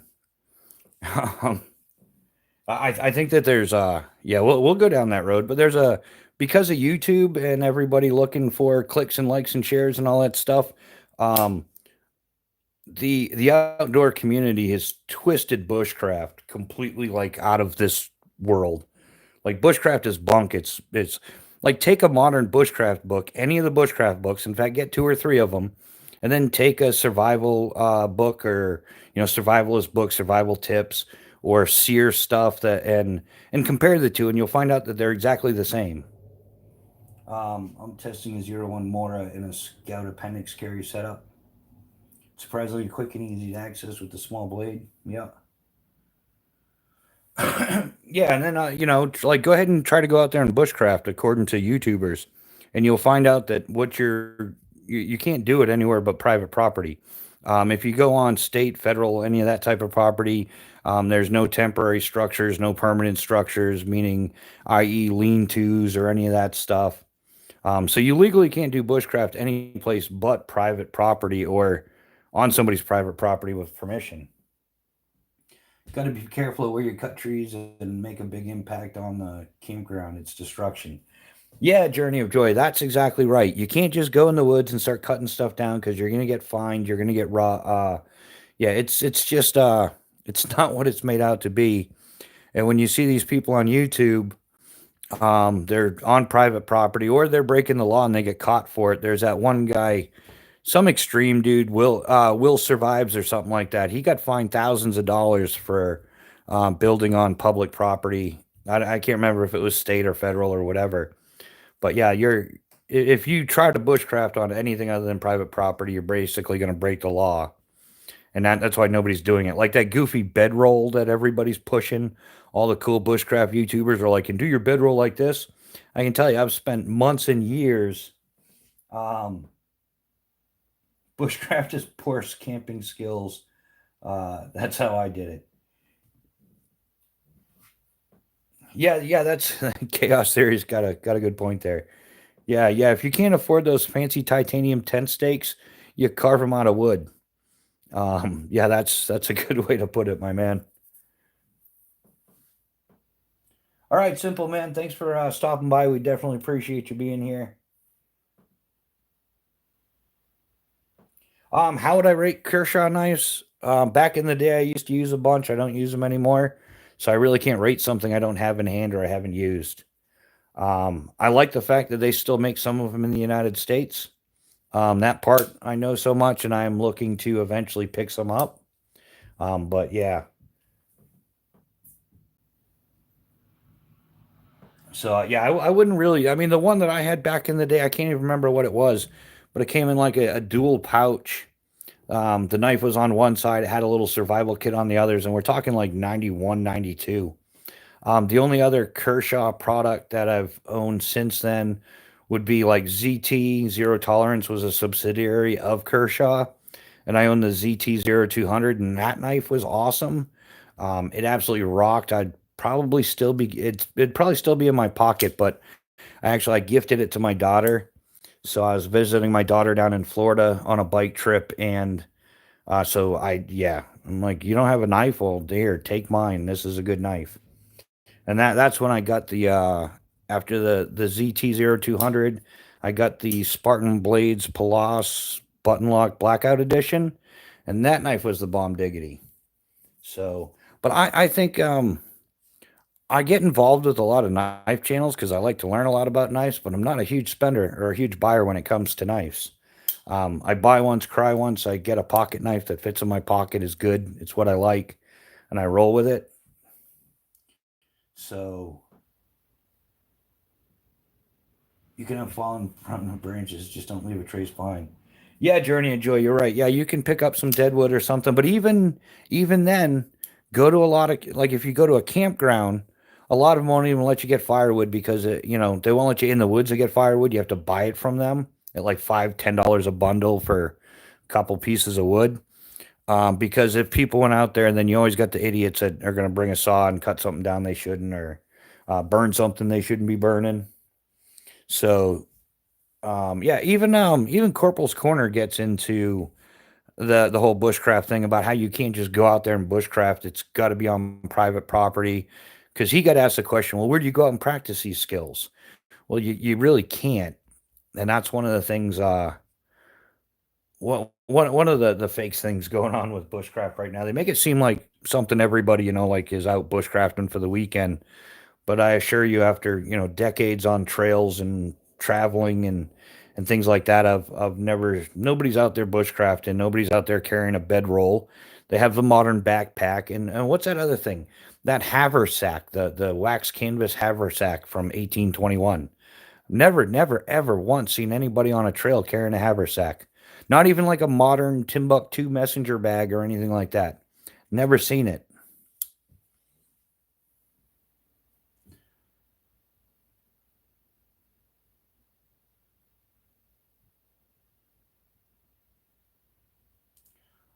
Ripping their lips fishing. My go-to EDC knife right now is uh is this one right here. This is the Phobos Tier 1 Mini.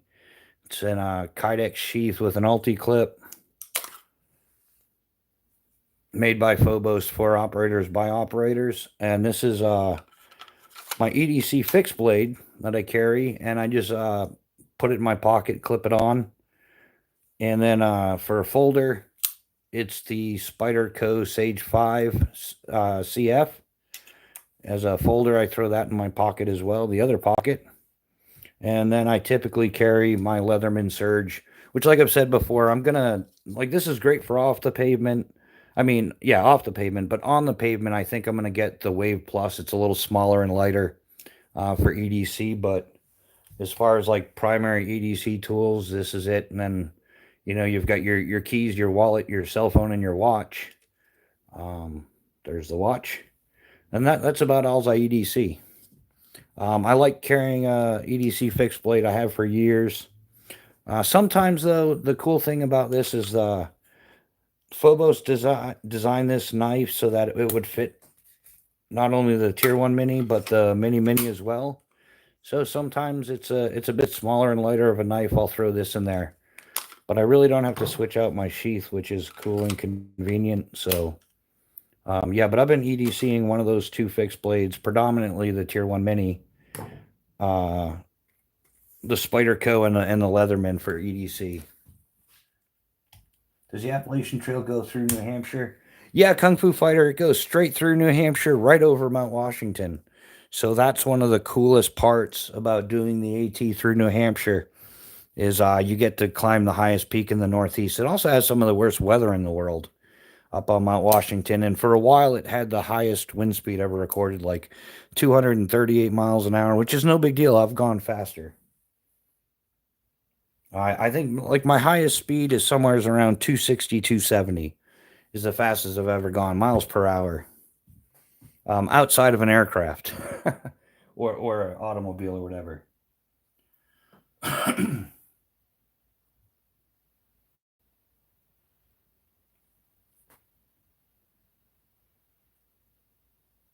So the other thing I'm trying to plan as a giveaway, um, I would definitely like to plan a giveaway. I'm going to try to hit it for 5,000 subscribers.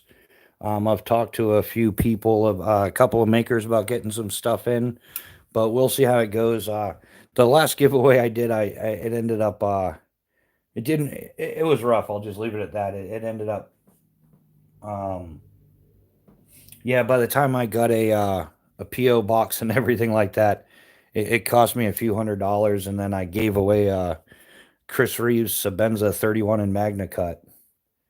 So,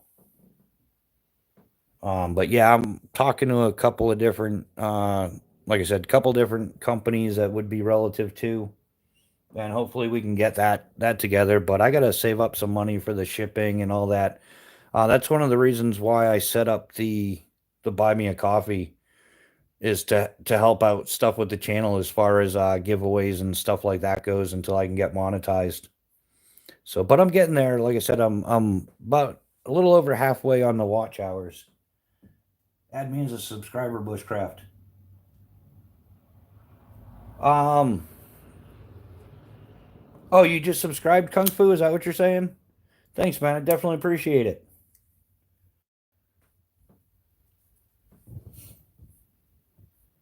Yeah, that's one of the things that's great about these live chats. It brings in a lot of subscribers. I like the fact that you actually get to talk to the person instead of just always being in the comment section or something. So, very cool thing. But yeah, I think I'm at like 1,600 hours of watch time, so I need like another like 1,400 to go, and I'll be able to get the channel monetized.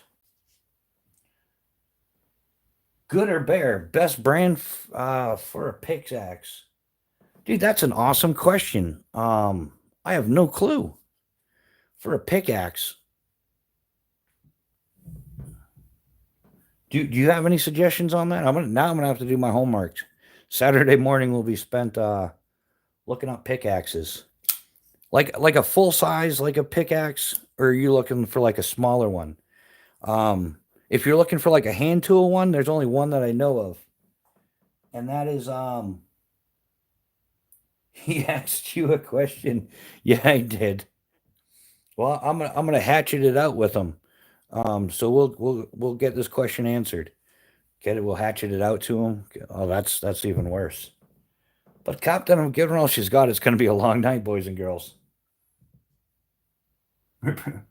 What is the best hatchet for $100? Well, I have no idea what the best hatchet is for $100. I know you can get the Grainfors Brooks Wildlife Hatchet for like $160. I think 165 or something.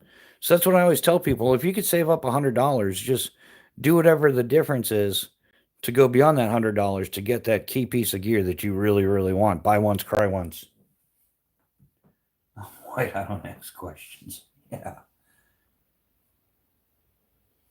But yeah, good or bear, like a handheld pickaxe. If you look up the company Predator Tools, they have like a small, I think it's like a 13-inch overall, so like the size of the hatchet. Yeah, like 13 or 14 inches overall it might be. And then they've got like it is a little pickaxe and stuff, which is pretty cool. But it's a handheld one if you're, I don't know.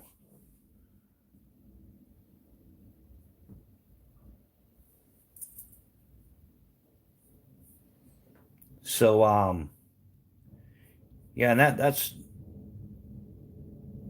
what I have to say about that. Yeah, it's kind of hard to judge tools, when you don't own them. And then some of the stuff, Warwood tool. Who's that ground fog?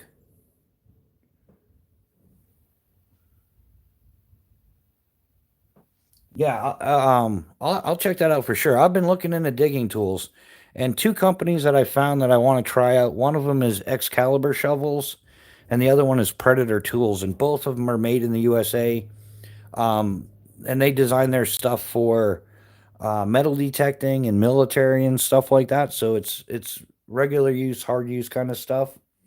But yeah, Excalibur shovels and Predator tools at you. So I'll have to check into that wood tool, Warwood tool. I don't remember how I found them. They were supposed to be good though. Estwing makes a good axe and hatchet, all steel construction, practically indestructible. Yeah, they do. Yeah. They're the ones. They've got like the blue and yellow handles or something. And I think I've seen the Estwings with the leather disc stacks, if I'm not mistaken. I'm looking for like a full tang hatchet that's not a tomahawk, that doesn't have the spike on the back, just a full tang hatchet. That would be really nice to come up with. I had one. There was one. It was Outland Equipment out of Mount Vernon, New Hampshire, but I think they've stopped producing them. They had like a nice multi-tool hatchet, full tang hatchet set up. Yeah, Alex just got a new pick shovel combo. What'd you get, Alex, if you don't mind us asking? I think that's one thing everybody always overlooks is a good digging tool. Like people are always about the knives, the saws, the hatchets, axes, but everybody forgets like a good digging tool. So if you're going to spend top dollar on a knife, on a saw, on a hatchet, you don't want to use any of that stuff digging. Like I cringe when you see somebody slam their hatchet into the ground. Definitely not good for your edge. So yeah, good quality digging tool. Like um, yeah, it's not about the trifecta of tools anymore. I think it's the quadfecta.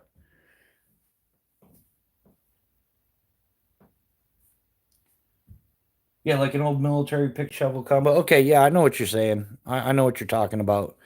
Like the old trifold. Yeah, I've got the picture of it in my head, my man, for sure. I have the swing axe and hatchet, and I've had them for like 15 years, and they've never failed me. Yeah, chaos. Yeah, that's like a full. Both of those are full tang, or is one of them like wood handled? I've definitely seen the full tang S-wing hatchets. I've never seen a full tang axe though. I would definitely, yeah, I'm definitely open to suggestions though.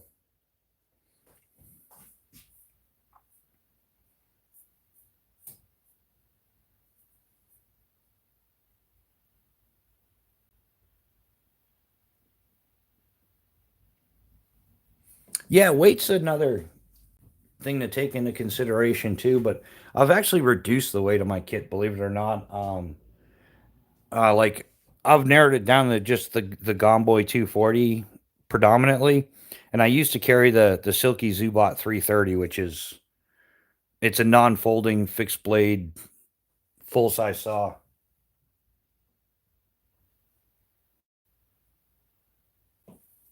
So looks like it stopped snowing for now though. That's good. Not more, maybe an inch or two of snow we've gotten so far, but it's supposed to be off and on until 6 a.m. or so. So who knows where this is going?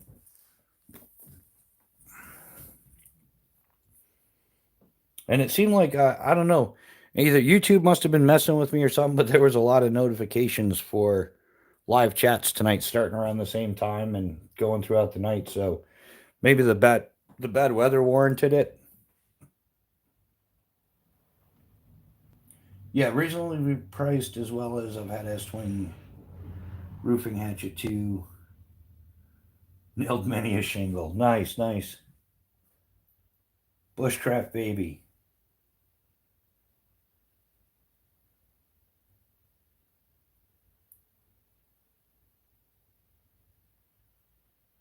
Did I miss something there?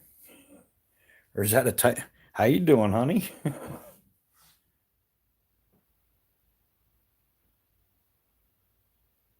How you doing?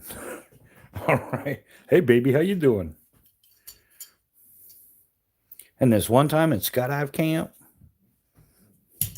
So yeah, and the other thing I do is I used to carry sometimes like a lightweight kit. And if I know I'm not going to use a hatchet, I don't bother carrying it. But I would sometimes just carry something like small. Like you could carry like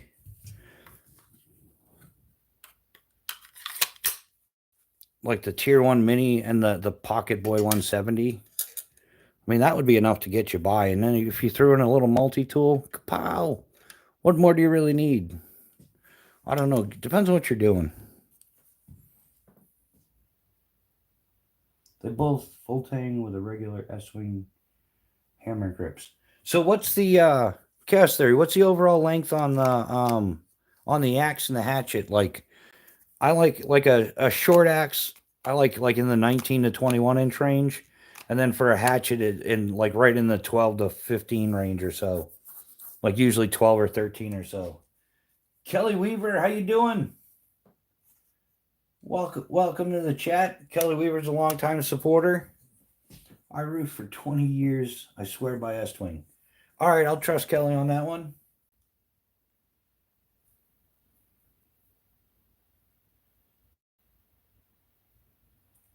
Yeah, how are you supposed to nail in a nail with a hammer that weighs nothing? The question of the night. Isn't a hammer supposed to have some weight to it? Isn't that its purpose?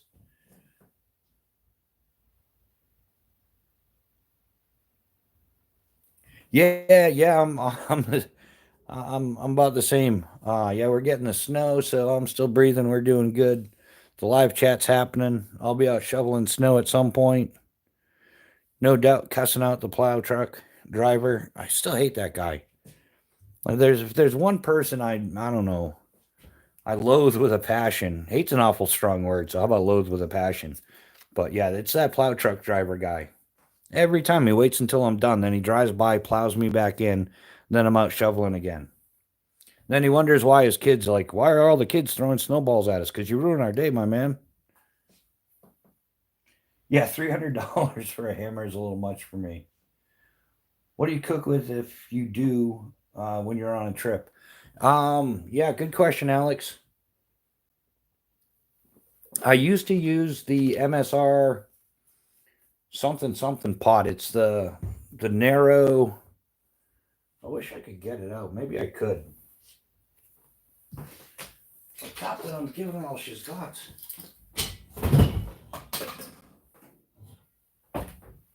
Gotta move the boat press.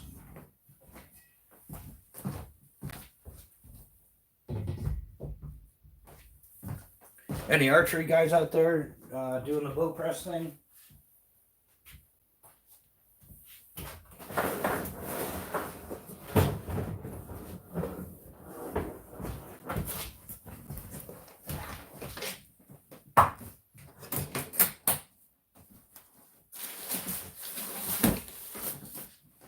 Okay, back to used gear. This MSR, what's it called? I don't know what it's called, my man, but I hate this clear lid. This is like the third lid that I own for this pot. They'll sell them to you for like, I don't know what it is, 10 or 15 bucks a piece, and they tend to dry out and crack and they're crappy. But that's the one that fits on this pot here. I think it's a 2 liter, 1.5, 2 liter pot. Yeah, it's like 1.5 liter. That has a little bowl inside. I should use this to dye my scales, huh? Because I don't use it anymore. It was originally designed for 2. It came with 2 bowls and 2 of those useless MSR mugs. I hate those things. And then I don't even know, this MSR stove is like 15 years old at least. I can't remember what the name of it is. They discontinued it. I tried looking it up again. But this is some type of MSR stove. And the reason why I went with this one is because it doesn't sit on top of the canister. The canister sits remote, so I could cook in the vestibule of the tent. And it's lower, further away from the nylon and stuff of the tent. But this is what I used to use. Was that before I had this one, I had the flatter MSR one, and I ended up getting rid of that because the way it sits in a bicycle pannier wasn't as good. You had to like lay it down sideways. Versus this, I could set it up. It just fit in the pannier better, and it also fit my kit better because you can fit. I think it's a 200 gram or whatever MSR canister in it. And usually the stove, if you finagle things the right way. So, but yeah, make sure everybody gets a good view of that. That's what these cheap MSR plastic lids looks like after a short amount of, and you can't scrub it or wash it or anything. And like I said, this is like my third one, and it just like dries out and cracks. So that's what I use this for, man, like 10 years straight, easily. But that's what I used to use. Now I just use a jet boil.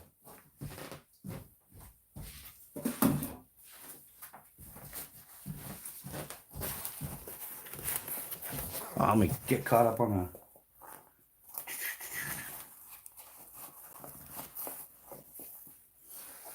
So yeah, this is the. Yeah, what are these? They're the 8-ounce, 227 gram canisters. That would fit in the other pot, which does not fit inside of the jet boil, which I haven't gotten to use as much because I don't get out as much as I used to. But now I'm doing YouTube, so we're gonna get out all the time. So, but now I just use I have the micro mo as well, like the shorter version of this. But it has the fine tune adjust flame so you can simmer and do stuff like that.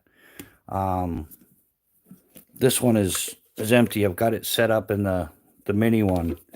But yeah, now I use a jet boil. But I'm thinking about I want to get like the Bushcraft Essentials, like one of the stick stoves and stuff like that. Well then, Carrie, get a big lighter, my man.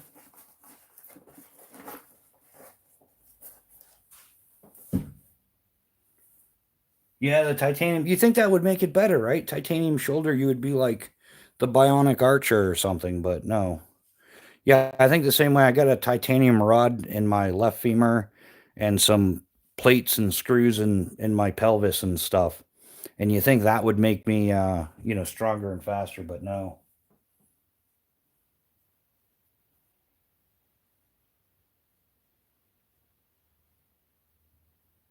Yeah, that sounds like Massachusetts, Kelly.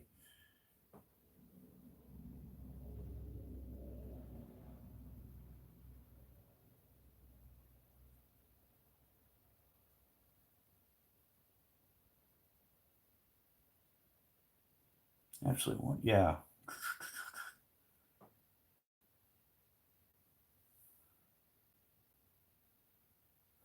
All right, I think we're all caught up on the comments. Any other questions, guys? Feel free to ask. If I missed your question, I'll go ahead and ask it again. Sorry about that. I try to keep up with everybody.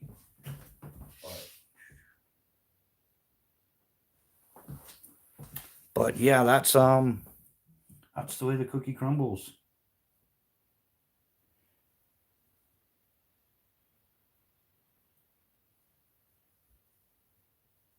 Oh, Kung Fu Fighter, thanks for stopping by, man. We definitely appreciate you being here.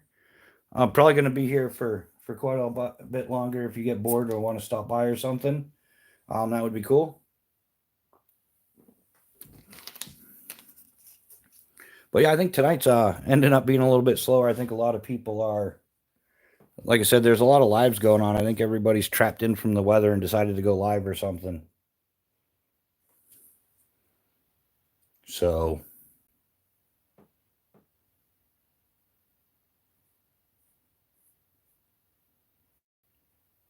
Kelly Weaver, how's your week going? Anything going on this weekend? Any hiking, camping, getting outdoors at all? Doing some relative work?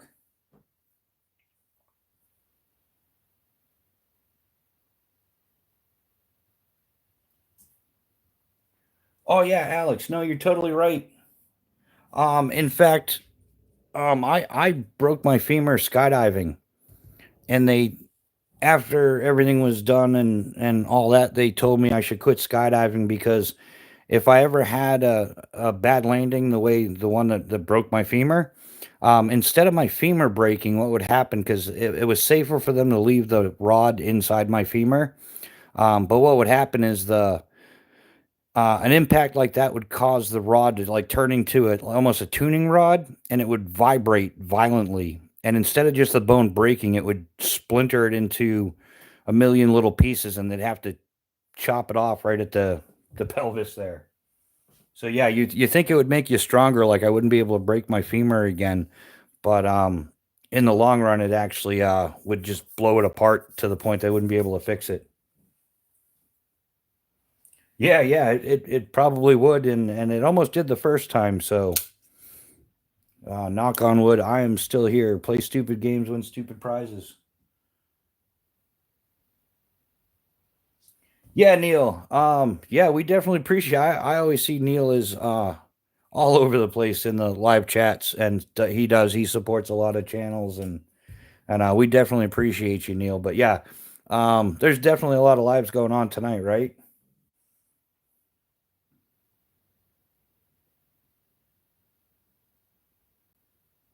That's why I jumped the border. I live in Ringe. But yeah, I mean, that's why I started doing lives on Friday nights. I was kind of surprised that almost nobody was doing them. Like, yeah, there was nobody to the point I was looking for a live chat to hang out in, and nobody was doing one. So I was kind of like, oh, I'll do lives on Friday nights. That'll be cool. And the last 6 weeks, there really hasn't been too many lives going on at all. And seems like this week I was getting notifications like one after another.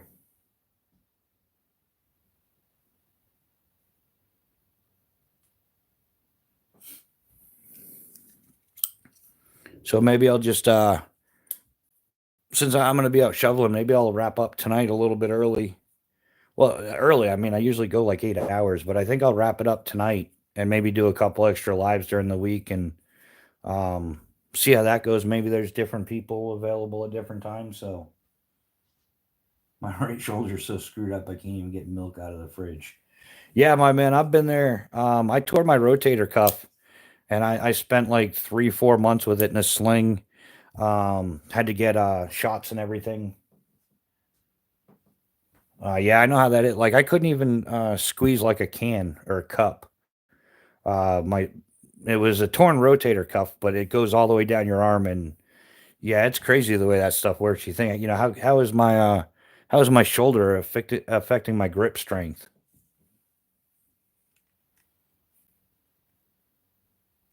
All right, Alex, thanks for hanging out. We definitely appreciate you.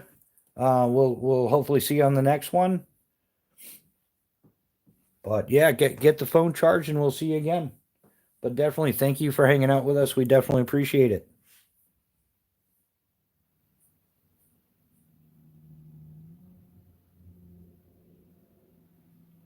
Yeah, Kelly, I'm so you're oh, we were talking evil stuff about you. The plow truck drivers, man, they're always plowing in my since I was a kid, I've been shoveling snow. You know how it is in New Hampshire. And every time you're about to finish, the plow truck driver goes by, plows you in, and you're back to shoveling. Not just regular, like the regular 8 or 10 inches of snow we got. No, you're doing that packed in super snowbank, plow bank at the end of the driveway. You gotta chop it up first and shovel it out, and damn plow truck drivers. I think the plow truck driver is the arch enemy to anybody who's ever picked up a shovel in a cold climate. Yeah, yeah. In fact, hey, you never know, Kelly. It might have been me. um, and I can't outgrow it either. I've tried to behave and like conduct myself as an adult with these plow truck drivers, but yeah, when they go by, I tell them they're number one every time. Yeah. And when I was younger and there would be less penalties, especially in the 70s or 80s, yeah, we were throwing snowballs at the plow truck drivers like hardcore.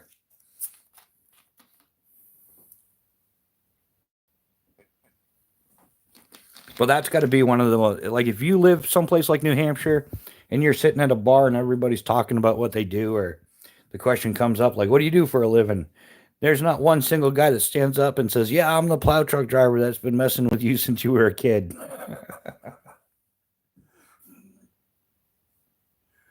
But yeah, nobody ever claims that title at the bar. Like, I'm the plow truck driver. No way, because they'd end up behind the bar, in a bad way. So you're the guy that's been plowing me in for the last 40 years. Oh, and I come from that working class family where, if you're old enough to hold a shovel, you're old enough to help. So, put the snow pants on, put the galoshes on, get a hat and a scarf, and grab a shovel and get to work. Now I'm almost grateful for it sometimes. I enjoy the exercise. I'm used to a much busier life. So getting out there and doing some shoveling does not bother me one bit.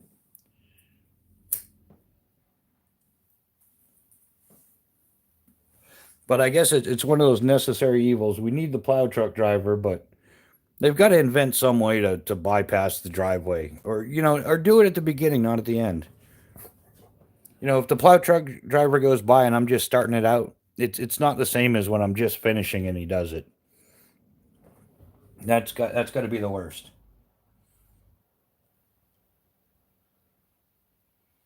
Yeah, and nowadays I think Yeah, those of us that grew up in the 70s or 80s or something. Man, I think most of our parents would end up in jail. Did you see that thing? A lady let her kid walk like a half a mile or three quarters of a mile or something to the store to a Dollar General. He's 12 years old, and they made it sound like childhood abandonment and all that stuff. I'm like, you got to be kidding me! Like when I was like 8 years old, I was going clear across. I mean, like anybody who I know, there's a couple of prior New Hampshire residents in here, but if you know Manchester, New Hampshire at all, I used to like always ride my bike from up by Memorial High School, almost by the mall in New Hampshire, all the way over to Rock Rimmon and stuff. Where I don't know, maybe it's 5, 6, 7 miles, but I was doing that when I was 8, 9 years old. The trestle right behind uh, the West Side Ice Arena. We used to go jump off the trestle. I think I was like 8, 9 years old. Would all ride our bicycles there and jump off the trestle, which I never grew out of. I jumped off bridges probably until I was 40 years old. The bridges just got higher, and I threw a parachute into the mix, and it was way more fun.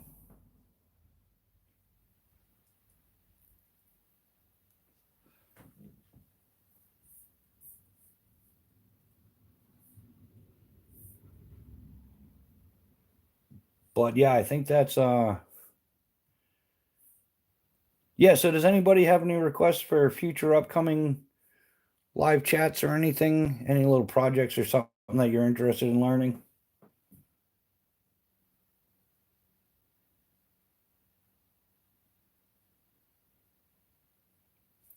Yeah, Kelly, you're totally right. The problem is my neighbor does that, and they're worse about it.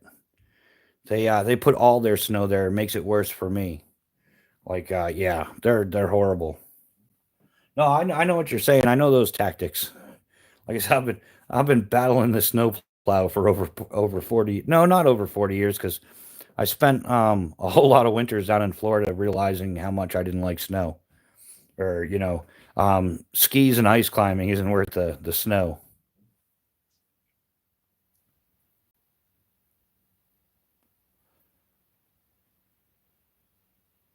So yeah, so I don't know. Maybe yeah. I don't know, I think I got four things going on at once. But all right, focus. We're back on track. So I'm really trying to get these live chats better. I'm hoping to come up with some different stuff until I can come out with the outdoor stuff, which is what I really want to be doing. Um, yeah, I think I'm stepping on my shoelaces tonight.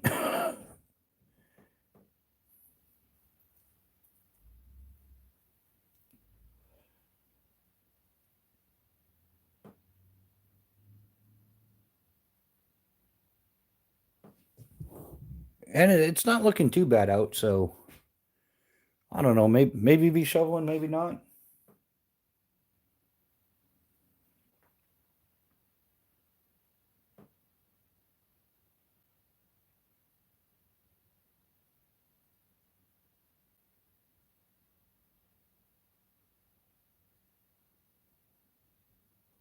Alrighty then. Concurrent viewers. Yeah, definitely a slow night. I don't know. Maybe I'm just having brain fart or something.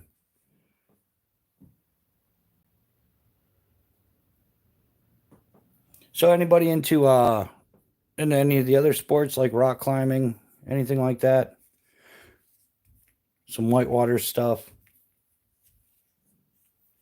I don't know, I haven't done any whitewater stuff in probably like 15 years at least. McDonald's French fry. What chopping knife do you recommend under $90? Man, I have no clue at all. I'm not a budget guy. Sorry, my man. I wish I had an answer for you, but I don't. A chopping knife. I mean, the closest I would come to that, a chopping knife. I don't know, maybe like the silky Nada, the silky Outback Nada, but that's still like $110. I don't know, my man. Maybe save another 20 bucks and look. Yeah, I don't know what you'd find for a chopping knife.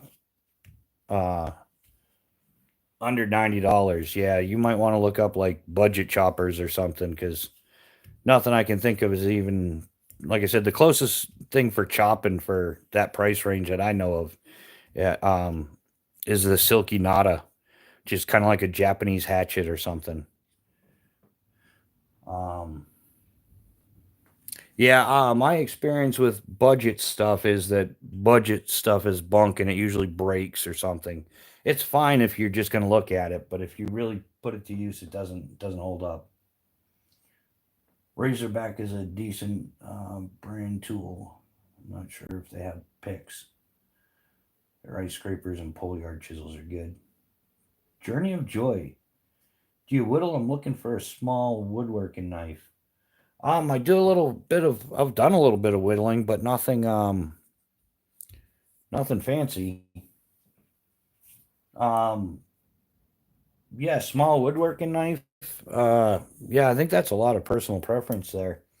But the smallest knife I have, if you're looking fixed blade, that would be a little mess around whittling knife would be the tier one mini. Has a 3.5 inch blade. You can pinch. You can choke up on it. It's good for pinch grip if you're doing stuff like that, a little scraping or something. But this would be like the smallest thing that maybe for whittling.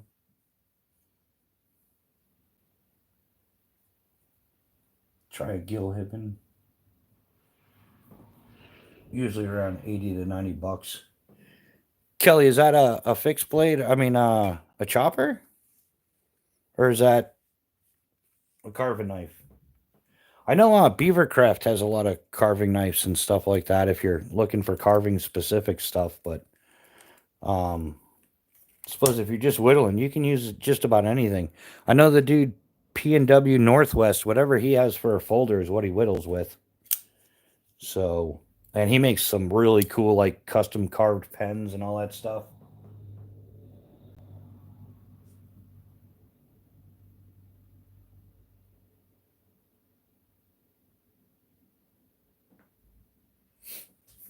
Yeah, I think maybe that's one of the problems I'm running into at YouTube. I'm a buy once, cry once kind of guy. I look for quality and I tend to buy quality without buying Gucci. Oh, okay, yeah, that's the guy that did the rainbow knives. That's where it sounded familiar. Yeah, Mora has some woodworking stuff, but I've never bought a Mora. Just never. Yeah, Mora knives was never a thing for me, so I don't know. And I'm kind of like I'm stuck in a crossroads with the YouTube channel because if I start buying stuff like budget knives to show on the channel, then I won't come up with the money that I need for the tent and the other stuff to go outdoors and do stuff. So I really can't be investing in the to knives and stuff. And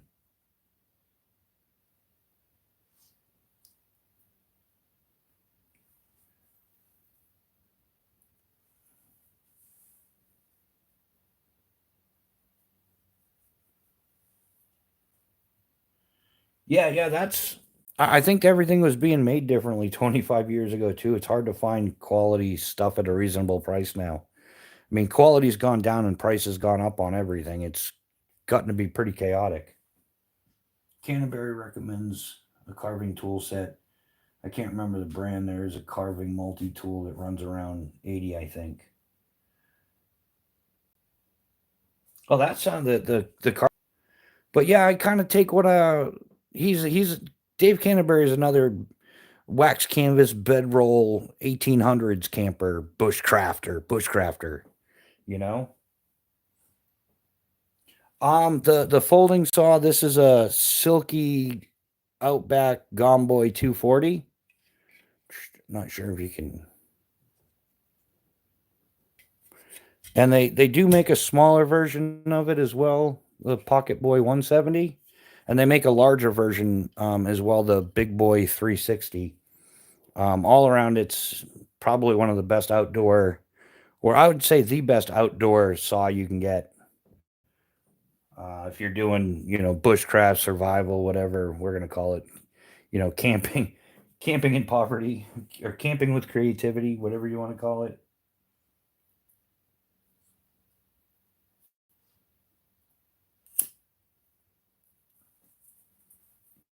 Yeah, Journey, you're right. Well, you're right, but you're almost right. Leatherman,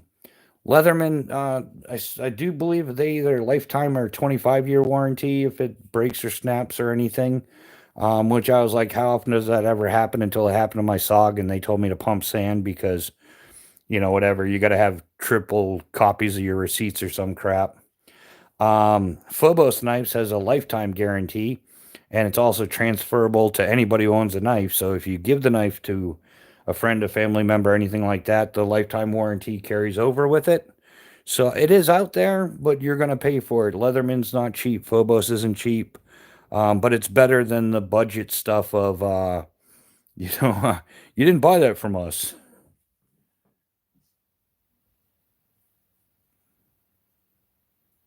But yeah, Leatherman still has an awesome guarantee, warranty, or whatever.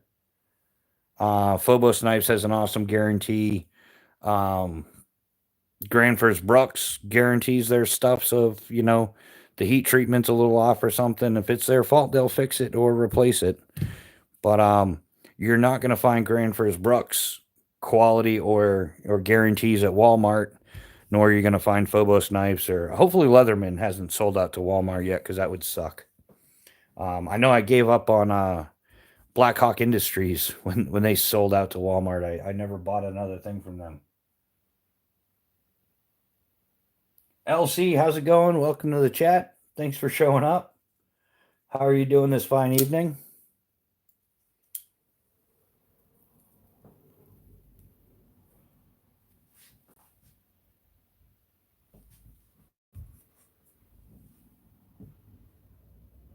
Not too bad. Nice, nice. LC, got anything planned this weekend? Any hiking, camping, ice fishing, something? Or did you do anything this week?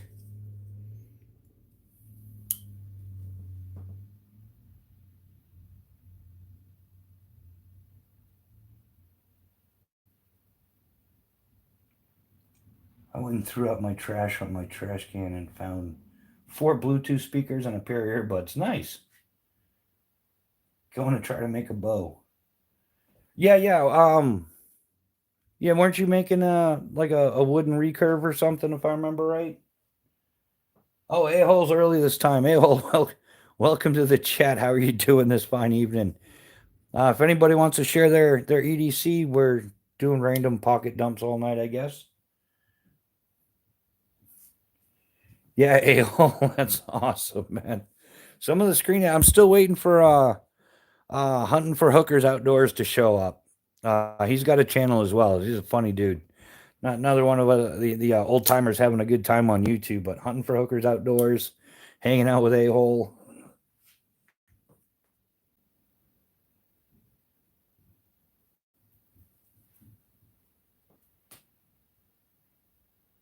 But yeah, so unfortunately, yeah, guys, I used to buy budget knives, inexpensive knives, bargains, deals, whatever you want to call them.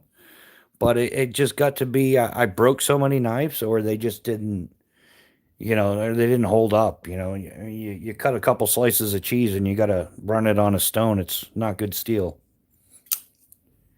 So I kind of learned as I went, and changed my game as I went into a quality over quantity for sure. My sharpening puck showed up this week. Pricey little thing.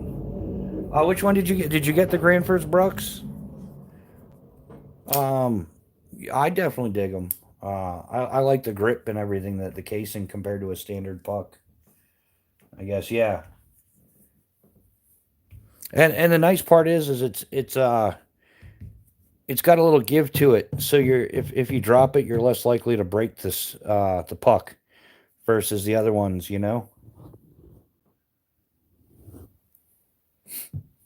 Yeah, it's definitely quieter, and yeah, I think it adds some protection to it as well as ease of use, in my opinion. As much as y'all hate trail, my machete has held up for the past 5 years. Nah, what? Who hates trail? Oh yeah, the Ozark Trail. Yeah, you didn't want to say the Ozark part, huh? Yeah, I mean, if it's working for you, it's working for you. Even even a broken clock is right twice a day, they say. So, but I guess it depends on how you're playing your game and things like that.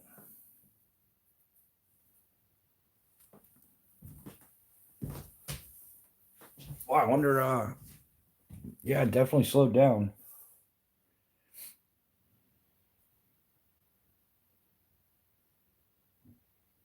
Not a fixed blade knife is complete trash because the handle dry rotted, just sitting out.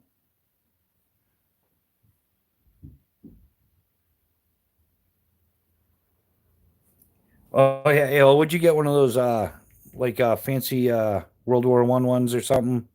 I know that they had some real fancy steel like machetes and stuff that came out during World War I and World War II that are mass sought after. Some type of steel they made them out of is just one of a kind and priceless.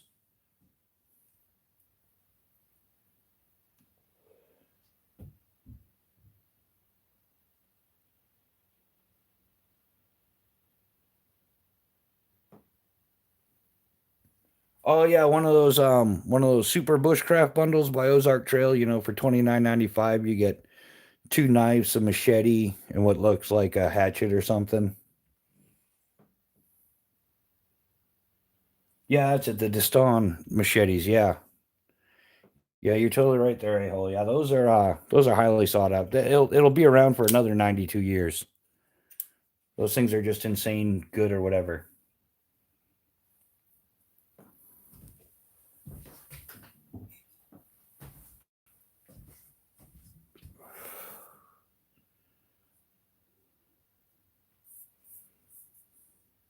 Yeah, I think there must be a lot of chats going on. This has got to be the slowest chat I've done yet. Usually now it's picking up and going crazy and stuff.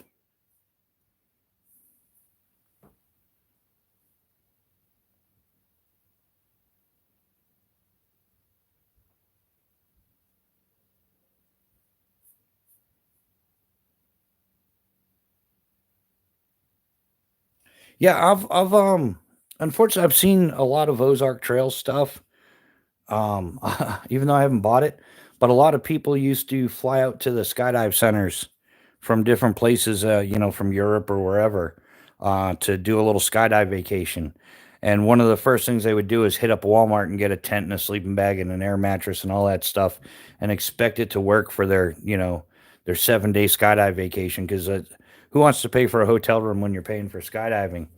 But most of the gear didn't make it through the week. Like the seams would start coming undone on sleeping bags and tents and everything. And being a parachute rigger for a living, I can look at stitching and tell you it's shoddy or not. So I saw a whole lot of garbage Ozark Trail stuff over years and years, and it never got any better. It just seemed to get worse. And yeah, and would have some rainstorms or something come through, and yeah, they didn't fare too well in bad weather. I think Ozark Trail is like if you're thinking about playing the game, you want to dabble in a little bit, you're gonna go out and experiment in your backyard or something, or someplace where you can safely get out. Like if you're gonna do some car camping, you might Ozark Trail might be okay because in a pinch you can just jump in your car, start it up, and go home. But as far as I would never, I wouldn't rely on Ozark Trail for a weekend camping trip. Forget about discuss it in a survival situation or something.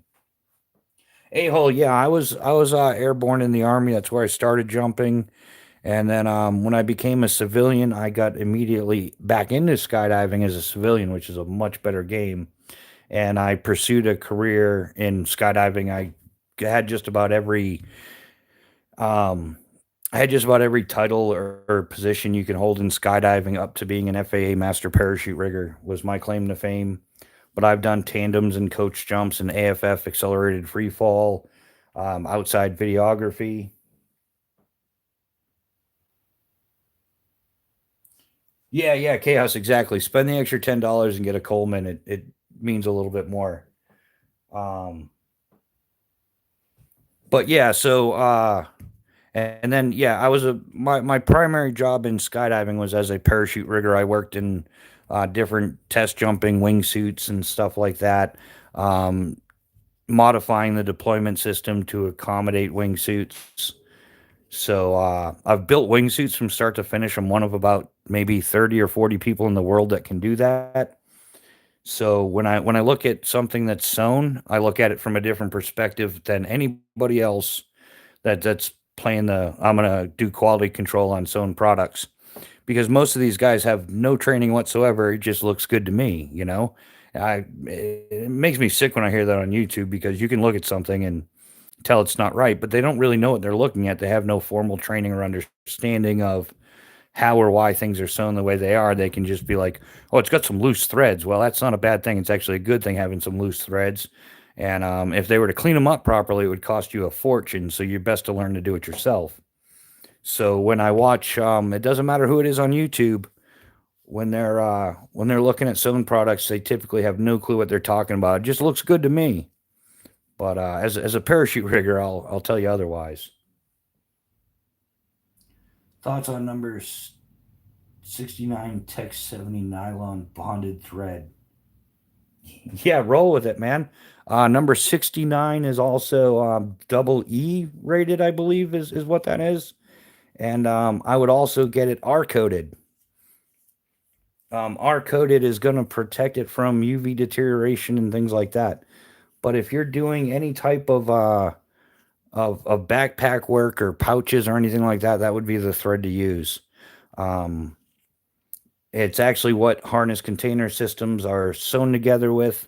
The container portion sewn with number 69 double ER coated, and then the harness itself is sewn together what's called a number 5 cord. What's a saw? I'm looking for a better one. Yeah, LC. Probably if it, without a doubt, a Silky Gomboy Outback 240, and you can go smaller with the 170, and they have a big boy version and 360, and that's about as good as you're gonna get. I would say it's top of the line, modern, cutting edge saws, and yeah, hands down. I kind of want to try those the Canadian Agua Boreals, but it's still a bow saw, and to make them compact, it's very little clearance. Even if you get there, I think it comes in like a 15, a 21, and a 25 inch or something. But even the 25 inch is still only a few inches of clearance between the saw and the blade.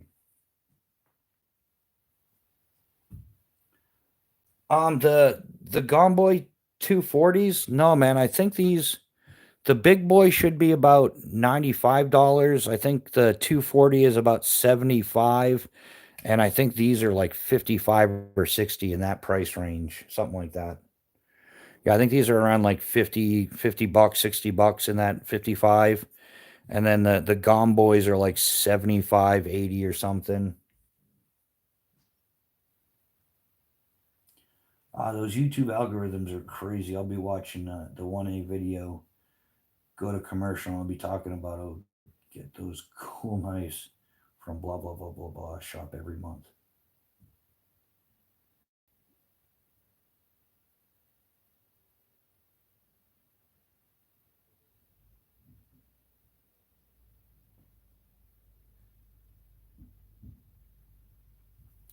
Yeah, I think I'm following you, LC.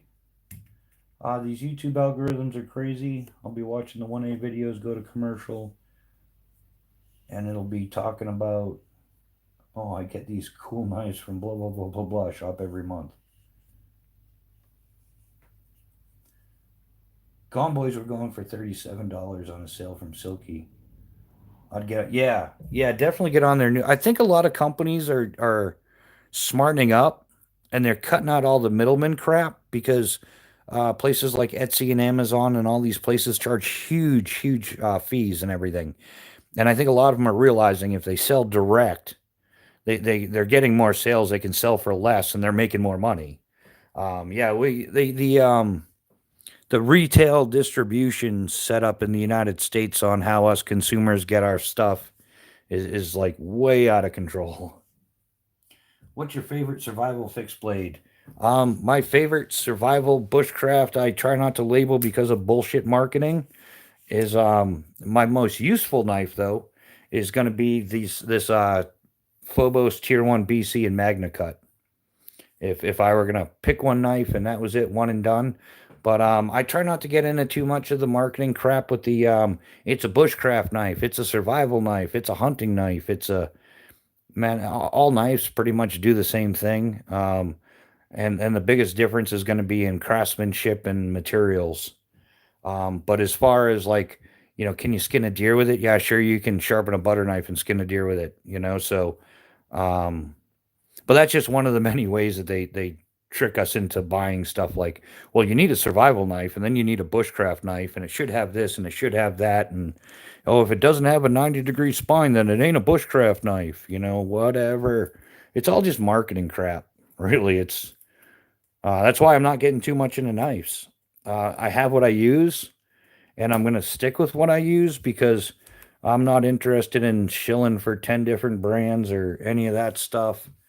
Um, I don't want to get into the guy says, "Oh, this is the best bushcraft knife ever," or "This is the best survival knife ever," and then I did a short on it, and it's amazing how many people didn't catch on to what I was saying. They just dove right into, "There's no such thing as a best knife." Well, maybe not. I don't know. Whatever. I'm not gonna haggle all day with people who, kind of like the absolute ass hat that left a comment that, this ferro rod was stupid. It's a half-inch ferro rod, but it's only gonna last me 2 to 3 weeks, and after that, I'd be screwed. The dude that told me that clearly has zero experience with a ferro rod, and any of you guys in the chat that have experience with ferro rods could agree. Even if I were lighting 10 fires a day for 3 weeks for 21 days, a half-inch ferro rod would be way, way well beyond it. Every year, it's the newest, latest, and greatest. Yeah, y'all, every year it's the newest, latest, and greatest, and this is the new best knife because we made it a quarter inch longer than last year's knife. So the geometry on that will allow you to do nothing more but crap. It's all crap. Hunting for hookers outdoors, man. Your ears must have been ringing, brother, man, because we were talking about you earlier. Well, welcome everybody to the man with the coolest screen name on YouTube. He also has an awesome channel he's getting going as well. Everybody, welcome Hunting for Hookers Outdoors, also known as cornbread, right? That's the abridged version, just cornbread, right?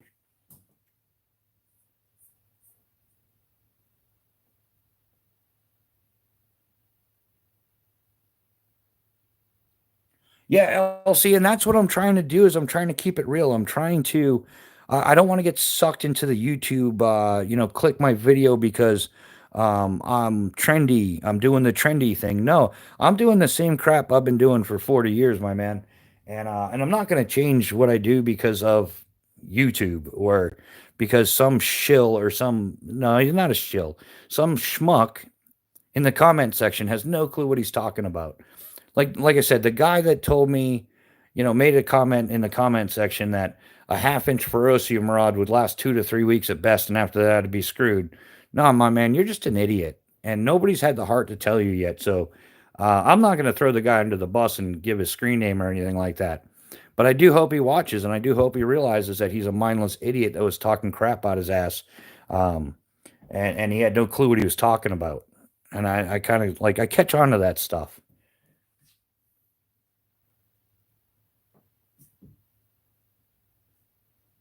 So yeah, so that's one of my and to get rid of some of the bushcraft bunk that goes around. Like I said, bushcraft in general is bunk. That's why I chose the name Bushcraft Rebooted. And we're gonna take a new look at this bushcraft bunk because it's all bunk and most of them lying anyhow. They're sitting in their backyards, playing survival and calling it bushcraft and selling you stuff. I mean, like I don't yeah, I don't care what you guys buy. I got no skin in the game.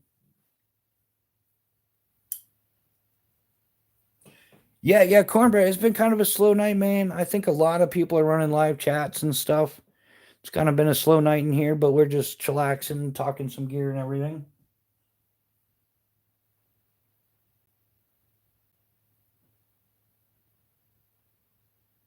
Yeah, that's what I always say. Buy the knife you like, and buy something quality. Buy once, cry once. If you can afford it, buy something made in the USA. Support, you know, like that's. I think everybody. all these Chinese knives. I know I'm going to catch it for this one because, yeah, but they're budget, man. I can get like 10 of them for like 30 bucks. Yeah, but like China doesn't like us. They're kind of like the bad guys. So shame on you, Chinese buying knife people, because you're supporting people that want to put you out. Like, I don't understand. That's why America is so messed up, because there's so many idiots buying trash from China. Like, go to Walmart, everything's from China. That's why it falls apart in a couple weeks. Buy one of those bookshelves or something, let the humidity get too high and the thing starts falling apart. And guess what? The money you saved, you're going to go spend that again and again and again. And you're going to buy that same little particle board bookshelf, 5 or 10 times and at 20, 30 bucks a pop, instead of just buying a real wood one and finishing it. And you'll have it'll be heirloom. You could pass it down instead of filling up trash dumps and everything. What kind of cord would you recommend? One with the metal in the middle of it? No, Elsie, I don't recommend any of those fancy Gucci cords, because the ones with the little metal that you could hypothetically, in some rare extreme circumstance, use as a snare trap or something, grossly affects the knottability of that cordage and how you use the cordage. Also, gutting the cordage, removing the innards from the sheathing, is difficult to do already, and it's even more difficult once they put all that Gucci stuff in there. So yeah, the little like the super survival cord with the Kevlar, it's got the standard nylon that you would find in a paracord, but then it's got like some a Kevlar line, a wire one, a jute one for starting fires and all that. It's pretty gimmicky. You're better off with some fire starters with some paracord. Separate the stuff to begin with. But yeah, I've never heard of anybody ever like, yeah, I've never heard of anybody using survival cord in a survival situation where it's like, oh, the fishing line and the jute and the metal, and it's cool stuff, but it's not very knottable. And when you do knot it, you're going to cause damage and kinks to that wire. And after you bend it a few times, the wire is going to break anyhow or something. So, yeah, all very gimmicky stuff.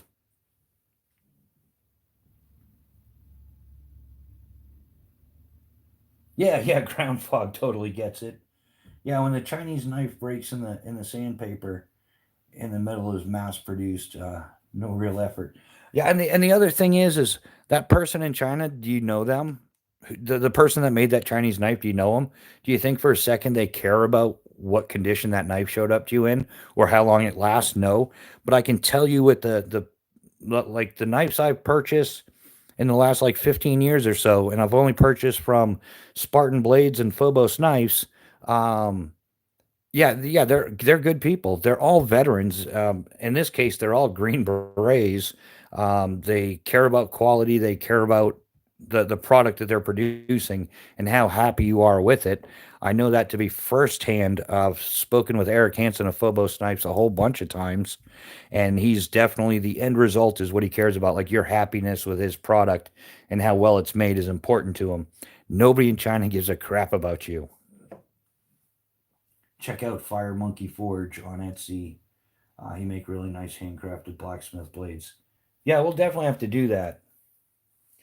But yeah, ground fog, all that cheap stuff just falls apart, and then we're yeah, yeah, chaos. He's also a combat veteran, a lifer. Both of them. I can't. Eric Hansen was a Green Beret. He was an 18 Delta. I mean 18 X-ray Special Forces medic for 22 years. So he's definitely a veteran of veterans. He's one of the OGs. And so I don't know exactly how long Curtis or Marcus at Spartan Blades served, but I think that both of them are like over 20 years as well. I couldn't tell you exactly. So you're supporting veteran-owned companies. Also with Phobos Knives, it's a disabled veteran-owned company, and he's making quality, badass knives, and that come with lifetime warranties, and that's transferable. So if you decide to give your knife to your buddy or whoever, it's still under guarantee. So yeah, are you paying more money? But no, you're not, because you've made a one-time investment, and if something were to happen to that knife, it's gonna get fixed. Versus the other ones, you're just gonna buy it again, like the cheesy bookcraft bookshelves.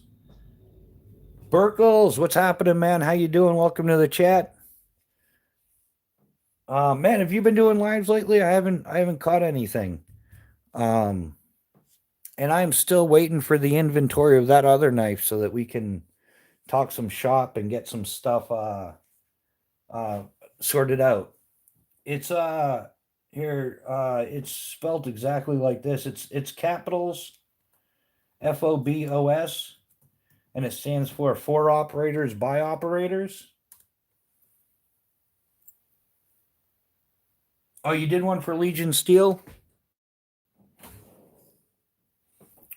Yeah, Burkles, this is going to be I'm also going to probably send a frame with you as well. I got to order it, but this is the blade that I want you to do.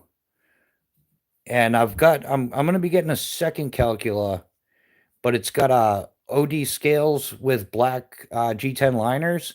So I want to, if it's possible, I want to match up the Cerakote to the OD on the scales, which I don't have, obviously. But that would be my plan, and then do the whole blade OD, and that way there it'll have the black G10 liners with OD scales and OD blade. Yeah, that's gonna be, and then from there I'll probably have we'll probably ship it from you to Portland, Maine, to get a custom Kydex in OD in black. But then the other thing I need to order is the Simple Shot LT2 Pro, which is it's going to be a full aluminum body and everything. This is the standard LT2 and fancy plastic. I don't know what the hell they call these fancy plastics now. It works great. It's pretty rugged though. But I'm going to get the Pro version, and that's going to be like Cerakote to match. So it'll be like the same OD that is going to go on the Calcula knife, and then the rest of it'll be black. But the only thing I'm not sure about is if we can like laser etch the Simple Shot logo, or same thing with Phobos knives. Like after I Cerakote it, do I have to ship it back to Phobos to get it laser etched, or is that something that you can reproduce with your laser?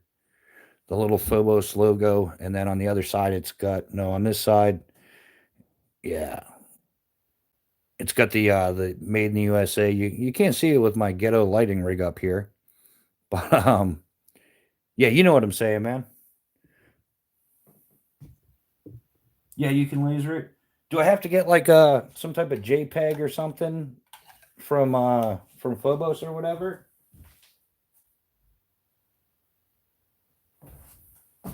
That would be the question if I have to get that. All right, hey McDonald's, thanks for hanging out with us. We definitely appreciate you, my man. Hopefully we'll catch you on the next one. Yeah, I'll definitely be picking up the pace on some of these, but still trying to get the whole live chat thing down and everything else going on, but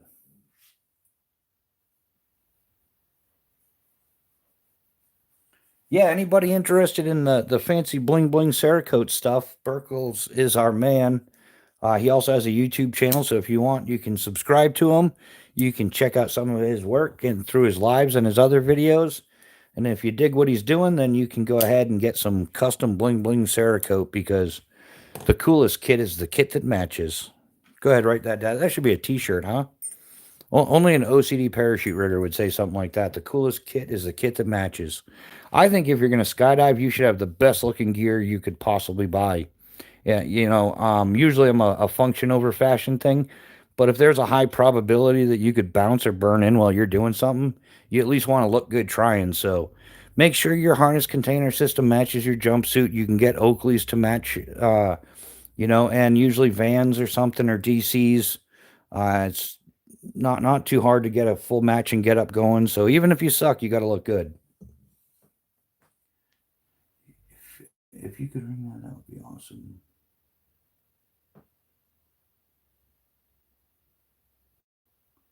If you could, that would be awesome. But if not, I'm sure I can dig it up. Oh, your link, Burkles? Is that what you're trying to figure out? Is your link?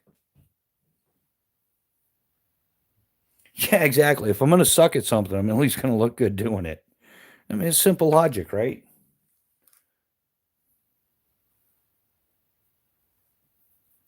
The only thing that would drive me crazy is when people would spend so much money on their gear.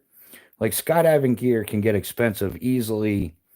I'll say $7,500 to $8,000 for a full setup if you're going like with all the bells and whistles and bling bling. But people will spend like a crazy amount of money on extras so that they can look cool, but then they can't afford to skydive, so they end up, spending all their jump money on gear, and they just hang around the drop zone all weekend like they with brand new gear, but they can't afford to skydive. It's kind of priceless, but I'll have to look that up. Not familiar with PVD.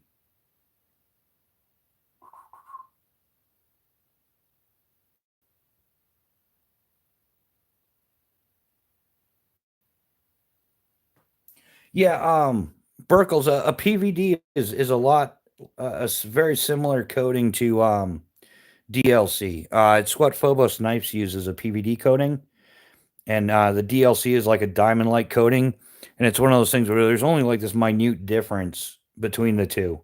I mean, they're almost the same. You wouldn't. There's really not much of a difference between them. Skydiving is one thing I'm definitely not buying tea. Buying the Chinese crap. Yeah, yeah. You definitely don't want to buy Chinese crap. Skydiving. Actually, the number one company that you want to stay away from in skydiving is called PISA. PISA, Parachute Industries of South Africa. And they have this weird, I don't know, everything about their stuff is weird. Um, and the most important part of a parachute is the landing, and you have to have a solid flare to have a good landing. And somehow PISA got it messed up, and their student canopy, I don't know if they've changed it. I've been out of it for a few years, but it used to be called the Skymaster, the PISA Skymaster. And the thing can, like, it's a student canopy. It's supposed to have really friendly, easy landings and stuff, but it sucked. So we ended up calling it, instead of PISA, like I said, it's PISA, Parachute Industries of South Africa. We just called it a piece of shit because that's like we ended up having to like rebuy student canopies because students were getting hurt left, right, and center. But LC, where do you get that multi tool? Because mine, I missed your question or it didn't come up, LC. I was asking about the paracord because I'm gonna start making bracelets out of them. Yeah, LC, the best deal going on paracord right now is Atwood Rope Manufacturing. Um, these guys right here. Can you see it? But it's Atwood Rope Manufacturing. It's made in the USA. Don't buy it on Amazon. Go directly to their website. You can find it easy. Like just Google that shit, man, and it'll come up. But Atwood Rope Manufacturing direct, and they're like way cheaper than Amazon. And you can get if you're looking to do, like you said, you're looking to make bracelets and stuff like that, survival bracelets or whatever. They have like these mystery boxes where you can get like 10, 20, 40 pounds of cordage or whatever, and they give it to you at a bulk rate, and you'll get assorted colors and everything, and it comes out way cheaper. I used to use Planet Paracord, but their prices have gotten like they're up to like 13.99 for 100 feet of 550 cord. And I believe last time I looked at Atwood, it's like 7.99 or 8.99. So substantially less, and it's a good quality cord. It's I've been through a few of them. It's good stuff. Always a possibility. Yeah, so I'll look it up.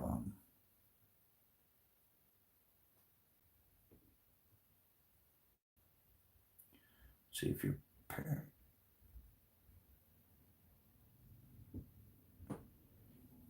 Yeah, exactly. Yeah, it's not the fall that hurts. It's a sudden stop that kills you. Yeah, there couldn't be. If you're lucky, that's the case. There's been cases where the sudden stop didn't kill you. It took like 18 hours of the person laying out there before it happened.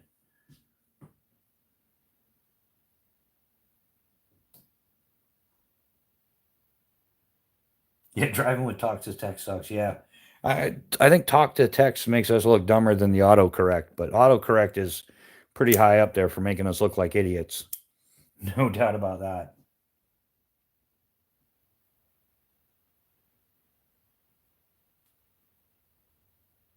It's a pastime. Yeah.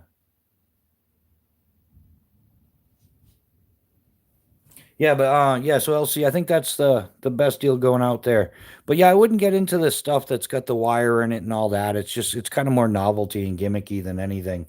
And once again, I've never known anybody that like I took my paracord bracelet apart, and that's how I survived. Is I actually, I had a paracord bracelet, and without it, I never would have had a ridgeline or a campfire or whatever. Just never heard of it, like Altoid tins. I've never heard of anybody actually using an Altoid tin survival kit. There's a million and one videos, and all the cool kids were doing it on YouTube for the longest time. But this is just not real world.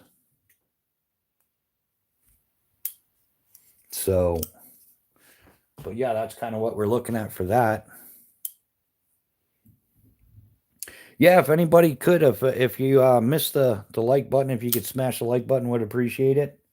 Trying to build the channel, trying to get it out there, and yeah, so that's part of the reason why I'm building the channel is because skydiving went kaput since 2020.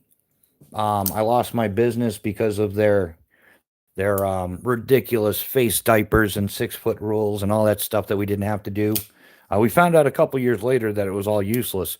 Meanwhile, a lot of us lost our business and everything because we couldn't do tandem skydives because of the face diapers and stuff. And that's actually what took me out of skydiving was just lack of work. And then with the awesome economy going on, everybody's out spending $300-400 on their first tandem skydiving video.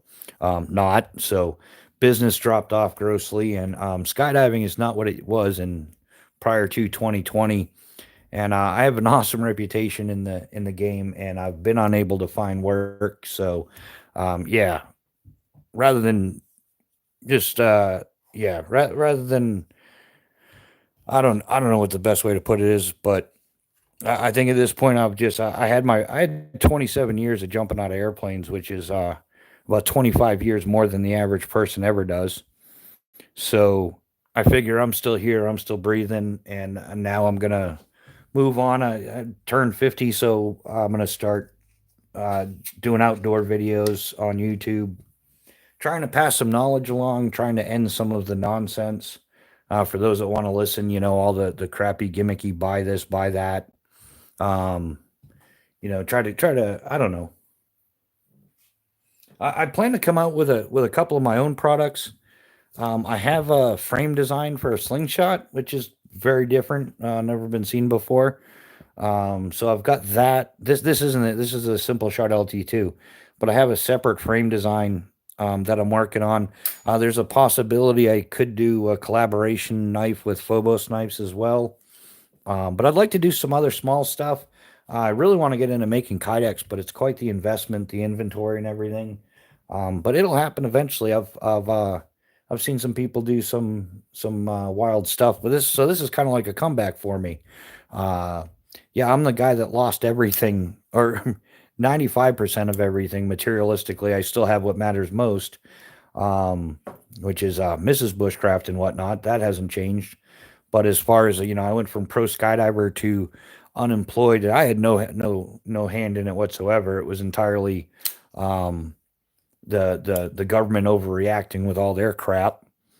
So that's what put me out of business. And since then, I've done whatever side jobs or work I can find. Um, but I'm limited by what they allow me to do. So at least with YouTube, I can put in as many hours as I want to and build it as much as I possibly can.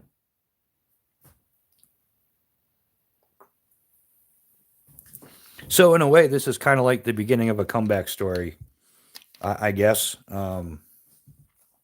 Maybe not. Depends on how you want to look at it. But rather than being butthurt for the rest of my life and telling the story about who I used to be, rather just create a new story about who I am today. So yeah, so that's why I'm doing these lives. Is I'm trying to build the channel, trying to get the channel monetized. For those of you playing the game, I'm sure a lot of you know that the 4,000 hours of watch time isn't easy to come by, and I'm limited on equipment and outdoors locations and stuff. So, in the meantime, I'm trying to host live chats and Gabby, beautiful. Who's be? What is Weldon Carey showing his hands again?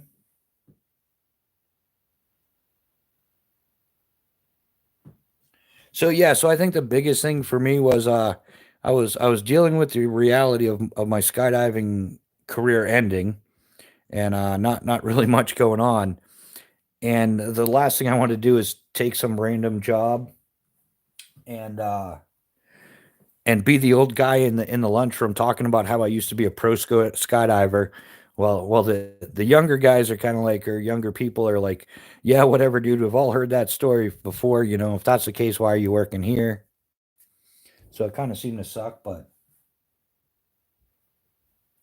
yeah, Burkle's running a business ain't easy, and it makes it even more difficult when the government steps in and says, you can't do it because you can't, like we can't strap somebody to the front of us and do a tandem skydive. Obviously, maintain 6 feet of distance. And anybody who's ever been on a jump plane, there's no way that's happening either. And a skydive facility can't afford to send people up with a 6 foot separation on the airplane. It's got to kind of be packed in there like sardines. Neil McKenzie, yeah, to well, that's a big number, man. I'd be happy with like 50,000 would be almost insane. But even now is almost insane. I can't believe that I've actually hit I've like cleared 4,000 subscribers is just almost insane. Um but it's awesome. I appreciate it. Yeah, the once more in the Engledy. I definitely appreciate everybody and hoping I can deliver. It's going to take a little time, but I'm definitely going to deliver. It might not be the most exciting stuff up front, but when I'm working on a budget of zero, I'm going to do the best I can. So don't be surprised if we start off with doing some stealth camping because stealth camping is free as long as you don't get caught. So yeah, so this is kind of like a comeback, and after uh, after everything that's happened since 2020, I'm just kind of fed up, and uh, yeah, I almost accept it. It's like, yeah, some people end up as washed up has-beens. It happens in every sport, boxing, football, basketball, you name it, it happens. So why wouldn't it happen in skydiving? Something that happens puts you out of business, and it sucks. So and then since then, it was kind of like, you get used to living a certain way. And I ended up having to sell off like 90% of what I own just to make ends meet. So I had like other like hatchets and knives and things like that that I've just sold off over the years trying to make ends meet. My tray table is in the upright locked position. Fasten my seatbelt and clip it on back on. Watch you guys skydive from afar. Yeah, hey man, skydiving is not for everybody. And that's for sure. I've actually had to send people home like, if at first you don't succeed, try and try again. Not in skydiving, man. If at first you don't get it, you go home. Like, or you're not gonna make it. We don't mess around with that. Yeah, there's no do overs. You can make little mistakes, but there's no do overs. And yeah, there's always every drop zone you go to, there's always a peanut gallery sitting out there watching a skydive, and that's where the if you've ever heard the expression like if they call people a what for, hey what for? It's because they're always standing there like what for you jump out them planes. So they get dubbed the peanut gallery is a bunch of what fors. What for you jump out them planes? Yeah, and people are always like, why would you jump out of a perfectly good airplane? Have you met the pilot? The airplane might be perfectly good, but the pilot could be an alcoholic in the middle of a relapse. So just because the plane is good doesn't mean the pilot's good. Unfortunately, the sad realities. So yeah, so I guess the previous government administered a whole bunch of shit sandwiches, and I'm sick of shit sandwiches. So I've decided to just give YouTube a full time go of it. And fortunately, Mrs. Bushcraft is 100% behind me on doing this channel full time. So it looks like it's going to happen. I tossed and turned and contemplated whether I should do it full time or part time or whether I should try it at all. And some people tell you YouTube's for dreamers, and it's true. YouTube is for dreamers, and that's why I belong here. Because when I told friends and family I was going to be a professional skydiver, and they said, "Dude, why don't you be a little bit more realistic? That's what are you going to play for the NFL too?" And it's like, no, I really want to be a pro skydiver. But they called me a dreamer, and I got to call them up and say, "Hey, I'm living my dream. How's your shitty life going?" so so that's kind of where this channel's or how this channel became to be and the direction it's heading in. Like I said, I'm doing the indoor tabletops and stuff for now to get the channel going, and hopefully I can get it monetized and start making things happen. And by spring, I've definitely got some stuff in the works. I'm actually selling some other knives and stuff that I have, so I can do a little bit more. So kind of like rotating the inventory, but unfortunately, yeah, there's no way I can get into buying all the Moras and doing this knife and that knife, and just unfortunately isn't going to work out like that. So yeah, anybody got any thoughts, opinions, suggestions, questions? Um, questions about the future of the channel or how we got to be here or things we plan on doing.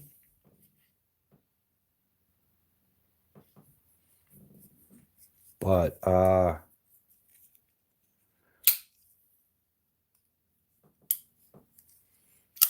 yeah, running a business is not easy. Starting up a YouTube channel is not easy either, especially when you're a tech tard like me. There's tons of stuff to learn, and it's a never ending. I think YouTube's another business that kind of starts off like a money pit. They say you can use just your phone, but you're only going to get away with it for so long. Um, yeah, Chaos. The fact that I have her support is just phenomenal. Sometimes I wonder why I still have it, but I think the saving grace in that situation is she was with me through the entire thing. Um, like I was only a couple weeks away from starting work for the season because I was working seasonally at that point. When they announced the whole, 2 weeks to flatten a curve, and she watched the 2 weeks to flatten a curve turn into 2 years to flatten lives.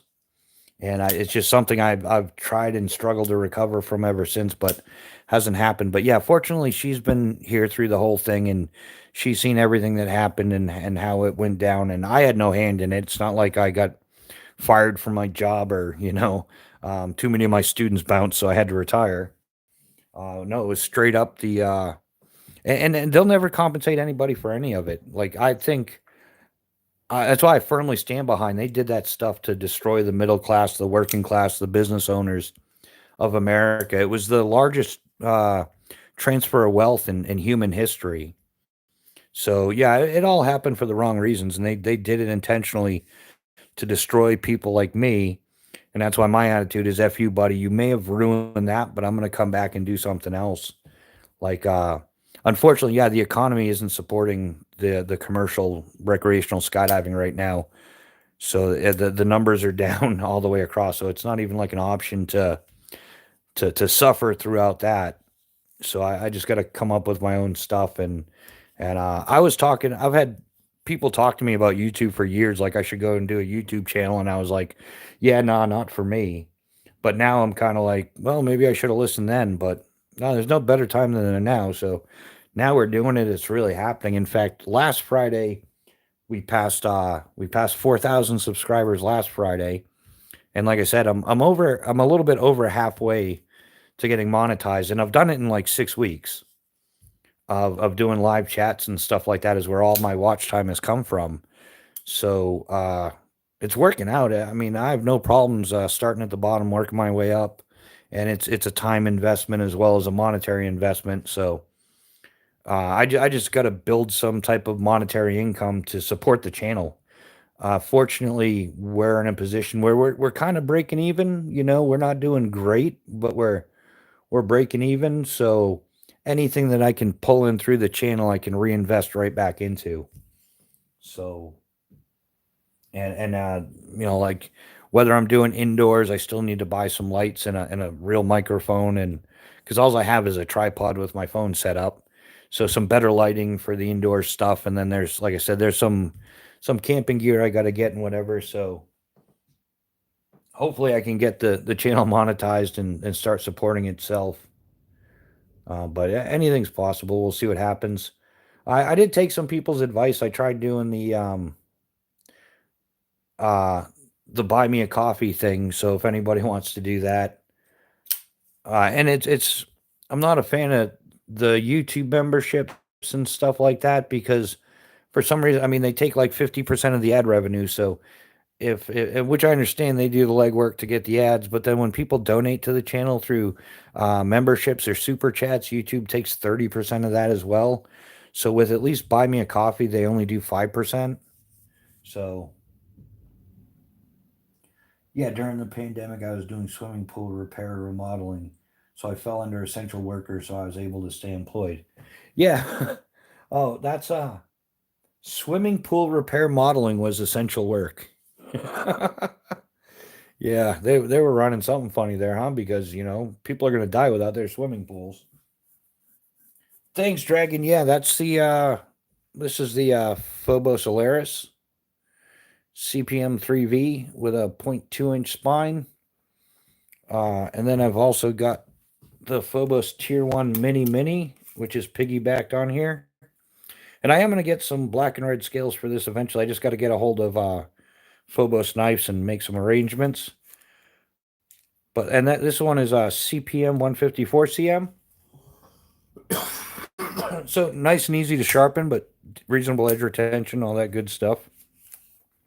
And then for the primary, it is the Phobos Knives Tier 1 BC in Magna Cut. Has the handy dandy bow drill divot. It's 11 and a quarter inches overall. And one of the most fun features on it is the ferrocium rod notch right here, which instead of just having a straight 90, it has the 90-degree regular flat spine, has extremely limited contact with your ferrocium rod versus the ferro rod notch increases the surface contact and turns it into a little flamethrower for sure.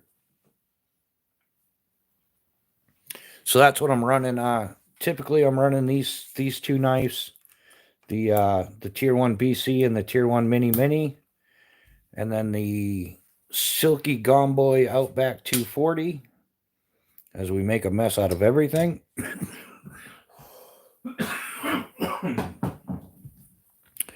The Leatherman Surge multi-tool, I think needs very little introduction. I think everybody's here seen at least 20 of these, or at least 20 videos on them. And then the Leatherman Raptor folding shears, which also has the hook cutter, ring cutter, carbide glass breaker, all the cool stuff. I like some multi-tool designs to a limit. And then for a hatchet, I usually carry nowadays I'm carrying the Granfers Brooks wildlife hatchet.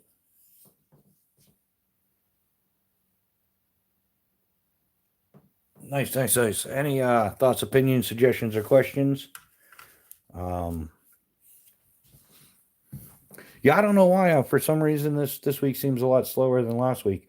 Yeah, if anybody missed it, if you could smash the like button, help us get out there. If you haven't, if you could share the video, that's a huge help. And of course, subscribing is always what the cool kids are doing. And also, don't forget to tap the little ringy dingy thing so that you might get feature notifications if YouTube decides to do notifications, which is rare. Does anybody else have that problem? Like I almost never get notifications for stuff. Another Phobos knife that we've been rocking out is the Calcula, which is S35 VN steel. And this is like a nice like casual camp knife, I would say. Like if you're gonna do any heavy batoning or anything like that, no. But as far as all the other stuff goes, this would definitely do quite a bit. But also a great little EDC knife. And once I get some sheath upgrades on this, I'll be EDCing this more often. But lately I've been EDCing the Tier 1 Mini in a Kydex sheath with a multi-clip. It's another CPM 154 CM knife. This is it's got a 4-inch blade. And it's just all around good knife. I definitely like it as an EDC fixie. And if, like I've shown before, if I decide I don't want to carry that one and I want to carry the Mini, it does lock into the same sheath, so I don't even have to. I can leave the sheath on the pants with the knife. So not too often you get to do that.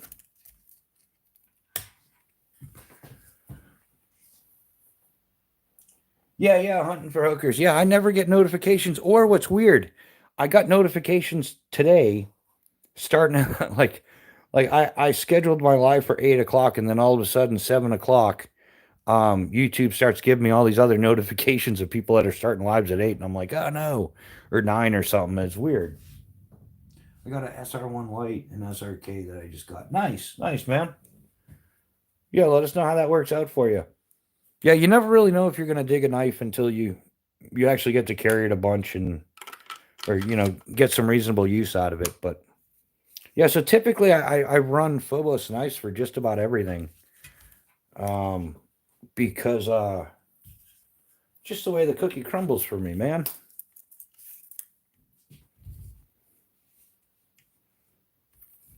Let's see if we can kind of put a little.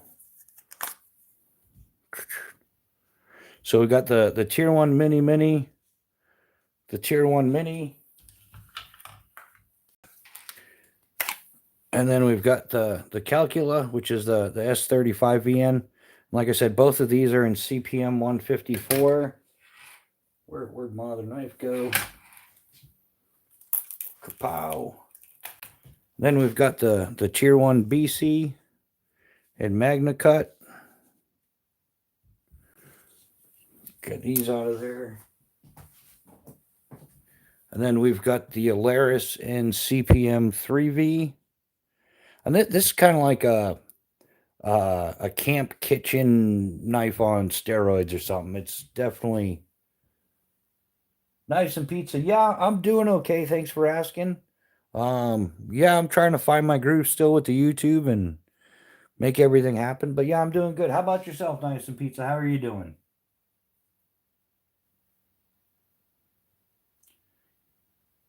Which one's Dragon?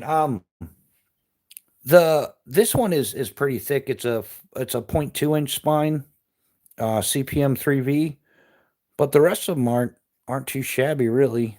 And yeah, still got some ferro rod junk on there, but it is what it is.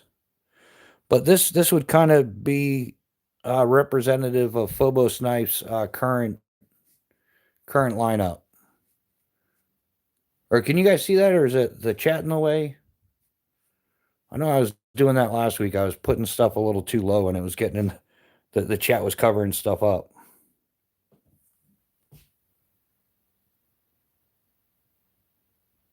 Oh yeah, Knives and Pizza. That thing's that's bad. I still gotta. I think I'm gonna use my old camping cook pot. We have no old used pots and pans in the house. We've got a nice stainless steel set that we take care of, and so we don't have any garbage garbage pots. And I want to dye these scales red. I got the dye more synthetic and stuff to do it. I just got to find a pot, but I'm thinking I might use my old cooking pot because I don't plan on using it anymore. Well, where'd it go? Where'd who go? I lost the pot. Yeah, so I might just use this old crappy cooking pot that's no good anymore. I mean, it's still good. I could buy another lid for it, but I'm tired of buying lids for it. That's why I stopped using MSR. Like I said, this is my third lid for this. And they all tend to dry out and get this like white. It's not on the surface, it's in the plastic. It gets, I know other people have had the problem with this. These MSR plastic lids, they suck. Yeah, so MSR, if you see this, your plastic lid sucks. You duped me into buying 3 of them to run one pot. But yeah, I might just use this pot because I don't use it anymore for the camping. I got the other set. I've got a jet boil and stuff, and I'm looking at a few other things. But yeah, Knives and Pizza, he still has some of these in stock. I know yeah, I was checking it out this morning or mid-morning, and the tier 1 BC and the Calcula are sold out. He still has some models of the of the Alaris and the mini and the mini in stock. But yeah, these two are all sold out completely. You can get these 3 still.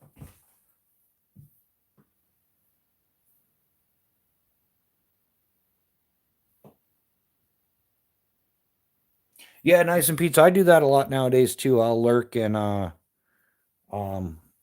I'll listen to the live chat and stop in or whatever, but try to get some other stuff done at the same time. I've been trying to do a lot of contacting some different companies, trying to get some stuff put together for a getaway, a getaway. Yeah, a getaway could be a giveaway.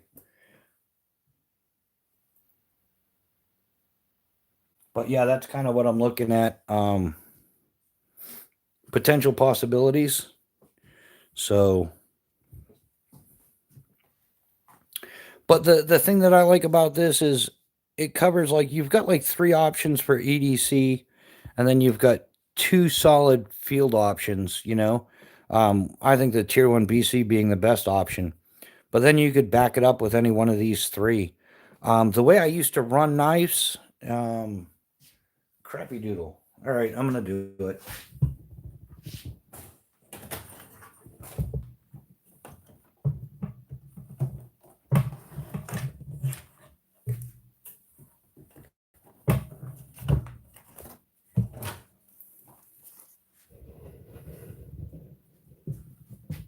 Well, how's that for special effects? Anybody get vertigo? If you are, I'm not signing your skydiving waiver, man. Just not cool. Um, so three knives that I carried for about 6 years. Here, let me get rid of some of this stuff. I don't think anybody realized the amount of mess that you make around the live chat, trying to get stuff in and out and everything. Yeah, so we're looking at putting this away. Where'd my sheath go? Where'd you go? That's all right. We'll just put it here. So the three knives that I used to carry, my primary knife was the Spartan Blades Horkos, right there, right? And I used to carry that. And then piggybacked on the front of it was the Spartan Blades Enyo. So I've always done the piggyback thing. I have for years and years.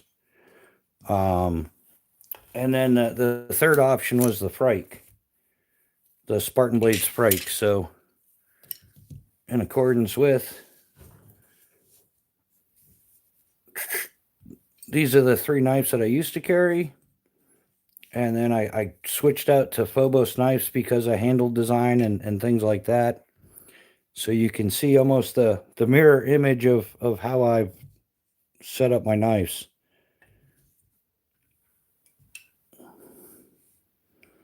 So previously I carried these three Spartan blades, and then I switched over to Phobos knives. And the knives, although similar in design, have different features. And with Spartan blades being more like a military field utility style knife, it is what it is. They're all great knives. All three of them are S35 VN. Nothing to say bad about Spartan blades. I couldn't. Their customer service is spot on. Their quality control that I've dealt with is spot on and everything. So no complaints. Just upgrade in design. I like the more ergo design and better fit of the Phobos knife scales. Although it's not as sleek or as narrow or as compact as the Spartan blades. But I'm not looking for concealability and compactness. I'm looking for no hot spots and comfort and ease of use. That was more important to me because with some of the Spartan blades, through long utility stuff, you would get hot spots and they did get uncomfortable. But yeah, so instead of the Horkos, I've got the Phobos Tier 1C. Instead of the Frike, I've got the Calcula. And instead of the Enyo, I've got the Tier 1 Mini Mini. So I've pretty much carried three knives for a whole bunch, maybe 7, 8 years I had these knives. And then I switched over to these. So, oh, and how's it going, man? Welcome to the chat. Yeah, knives and pizza. Yeah, hands down, I would say that in the hand, so not hands down, but in the hand, the Phobos knives are more comfortable.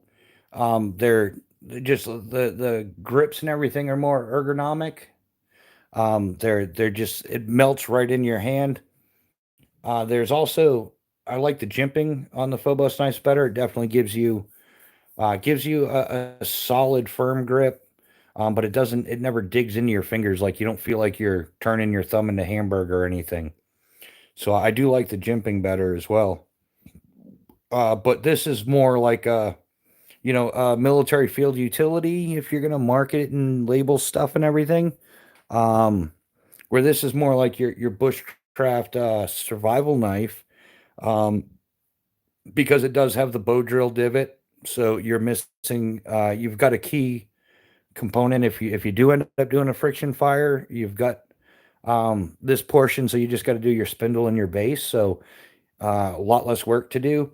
And it's well thought through because a lot of the, not a lot, but some of the knife companies are putting the bow drill divot just into the scale material.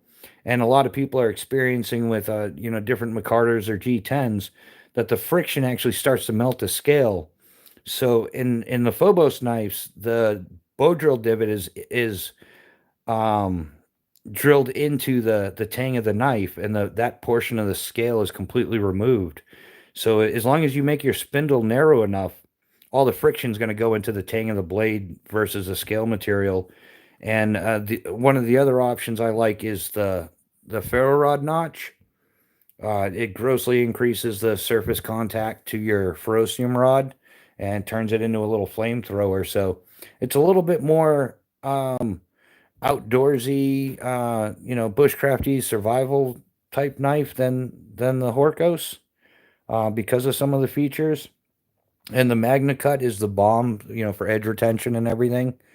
Um, and same thing. The other thing that I like is between the Horkos and the Frike, they have two substantially different scale designs, right? The Frike basically the only ergonomics that are into it are into like the actual blade steel itself or the tang.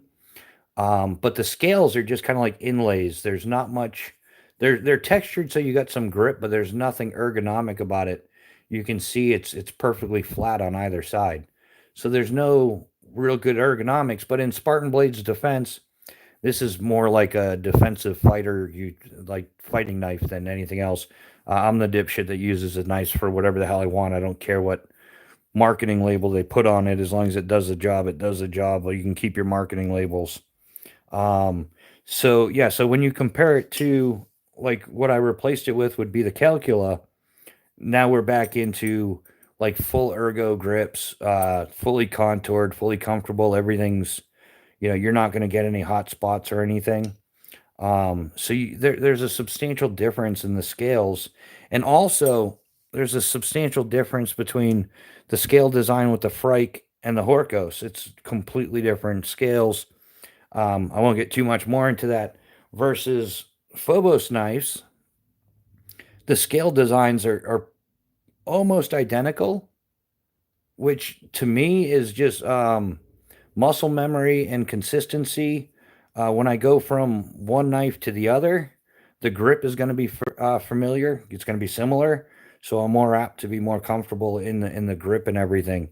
And same thing with the size. The grip size is like I said, I think they're almost identical. It's hard to yeah, with I think the major difference being is in the BC they've got the bow drill divot, and in the Calcula EDC whatever, it's got a screw because it is what it is. But yeah, so the similarity between the design and the scales of going from one knife to the other knife and having that familiarity and the comfort, the consistency is key in my opinion. Um, so that's been my findings, my logic, my reasoning, and why I do things. But yeah, so these three knives are the ones I used to carry, and the major upgrades were due to, comfort in the handle and scale materials and stuff like that was my biggest thing. As far as the knife steels and all that, they're like, yeah, spot on. So same.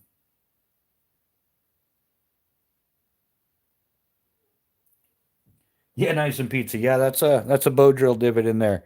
There's also boom boom. The Alaris has one as well. I know that you were mentioned you were interested in that knife. Um, but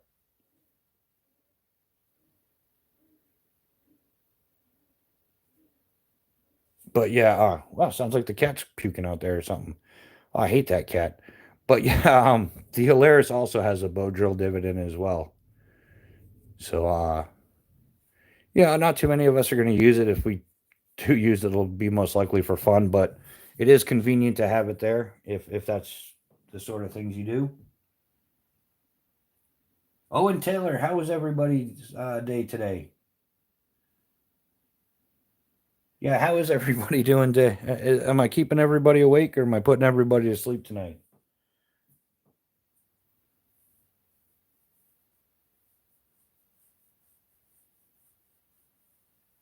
Dang, I'm good. No, Owen, I don't make my own knives. Definitely not. There's only so many hours in the day, and knife making is not one of my things. But I can make parachutes and wingsuits and stuff like that. So that's definitely a possibility. I'd like to make my own knife someday, but yeah, yeah, no stupid bottle openers or wrench holes. Yeah, yeah, some of that stuff's gotten out of control, huh? Um, I do try to mix it up a bit, like try not to have not any over redundancy or anything like that. Like you're saying, how many bottle openers do you use, and how applicable is a bottle opener nowadays? Most of them are twist offs. So, oh, and how's your week? You do anything exciting this week, or you just make it through the work week? You got anything planned for this weekend? Any fishing, hunting, slingshot that stuff, or any of that? So yeah, so in a nutshell, like I said, these are like I carried these three Spartan blades for a bunch of years. I'd have to call up Curtis. It's when they were building their showroom down in North Carolina back in the day is when I bought my Horkos and the Enyo, and then a couple months later I bought the Frike. So yeah, I've had them. I used them solid on the road for about 5 or 6 years straight. And then after I got off the road from bike touring and skydiving and stuff, uh, I accidentally ran across Phobos knives. It was Prepared Mind 101, Chris Tanner. He had a thing on the Tier 1C that I saw. And I was like, whoa, that's a cool knife, but I never heard of Phobos. And at first it sounded like another like Chinese company like Civivi or We or any of those. But I ended up watching the video and I found out that Phobos stood for for operators by operators. You know, you don't know until you know, but when you know, it makes a difference. And I found out that Phobos was from a retired Green Beret veteran. So I looked into it and I ended up getting in touch with Eric Hansen, the owner of Phobos Knives, and talked some shop with him real quick. And, you know, come to find out we had some similar interests like obviously a Green Beret. He's done some skydiving, but he also does some mountain biking and things like that. And so after talking some shop for a while, he ended up making me this knife set. This is a custom Phobos Tier 1C and Tier 1 Mini Gen 2. That was custom made by Eric Hansen for me. And this is I bought this. This was like the end of 2019 because I was going to be working for the 2020 skydive season. I had access to a lot of woods and I wanted to start doing some fancy bushcrafting stuff like they do on YouTube. Um, but yeah, that never formulated. So yeah, this is my first my first Phobos knives and my first custom knives in my entire life. But you can see this is the what I got on the blade. A little something something. This is the Phobos Tier 1 Mini Gen 2 versus the Gen 3. So this is the Phobos knife Tier 1 Mini Gen 2 and the Phobos Tier 1 Mini Gen 3. And you can see where he made the belly of the blade a lot wider and stuff. There's a lot more metal on there, so the material's the same. They're both CPM 154 CM. They just made a little bit of changes to some of the jimping and stuff like that. So this is the Gen 2. Well, I almost cut the cord to to my phone. And this is the Phobos Knives Tier 1C. This is it's 12 1/4 inches overall. It's CPM 3V material is the blade material.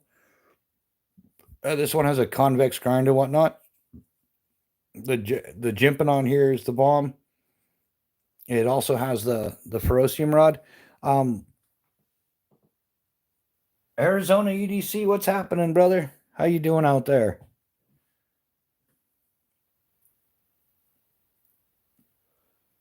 Ooh, oh, I think I missed something. Did I miss something there, Arizona? Oh, good. All right. Yeah, how you doing tonight? Yeah, guys, I'm not sure if everybody knows Arizona EDC, but he has a channel he's working on as well. Yeah, Arizona, Louis, if you want to drop your link, man, go ahead.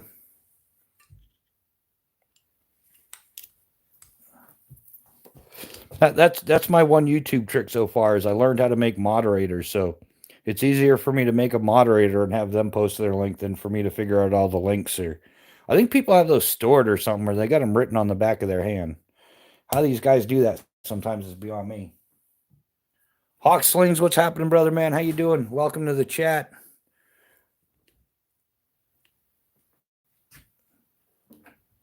Hawk Slings, you're getting a channel up and going too, right? Aren't you?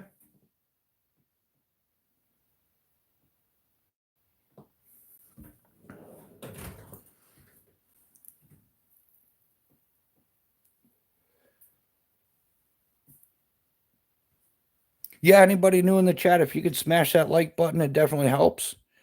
Share the video out with your friends, family, or people you don't like so we can torture them. Also, if you want, do the tappity tap tap thing on the little ringy dingy thingy, and maybe YouTube will send you a notification.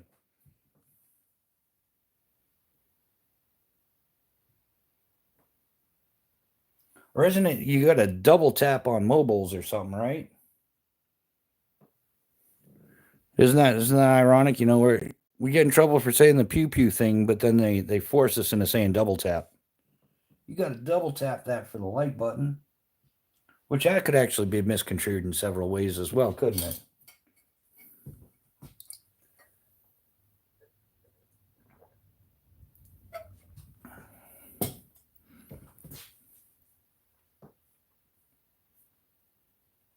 But yeah, Hawkslings, I'm doing pretty good, man. Getting the YouTube thing going, trying to sort it all out.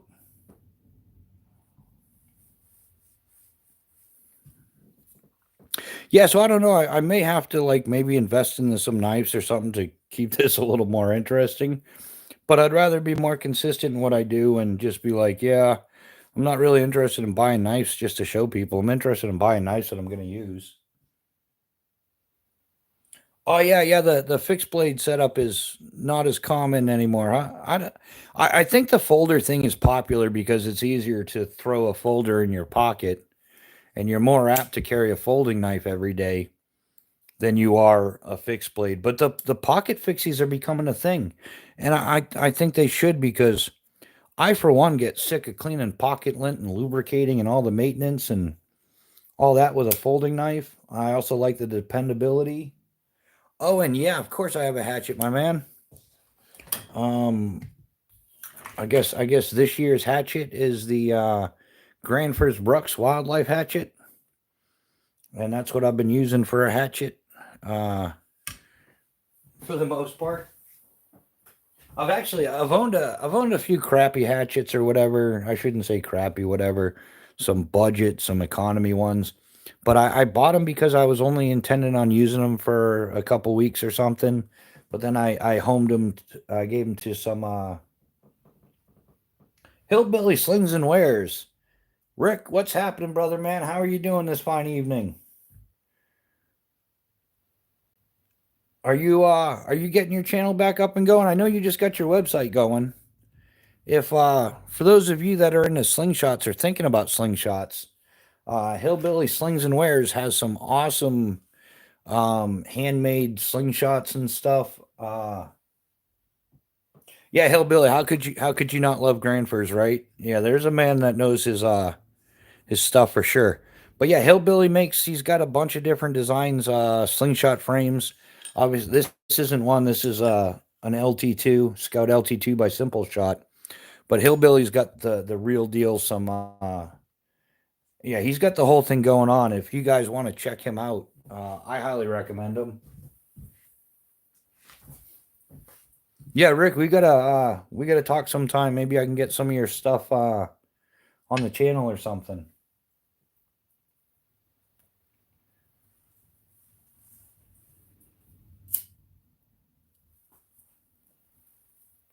See, that's yeah.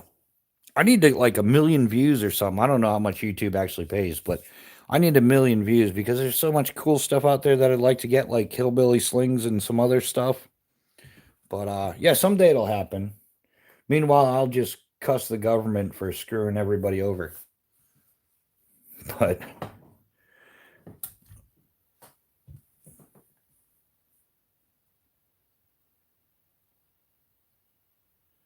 yeah, let me hillbilly, I just added you as a moderator, man. Yeah, you should have a little wrench next to you, buddy. Um, if you can, yeah, if you want to post your link or something, man, if you know how to do that, yeah, go ahead and drop your links to your YouTube channel, to your website, whatever you want to do, man. As long as it doesn't get me in trouble. Like just your slingshots, your YouTube page and your slingshots, but not your OnlyFans. No OF, buddy. No, I'm just kidding. I shouldn't be saying that. Rick, I'm just joking, my man.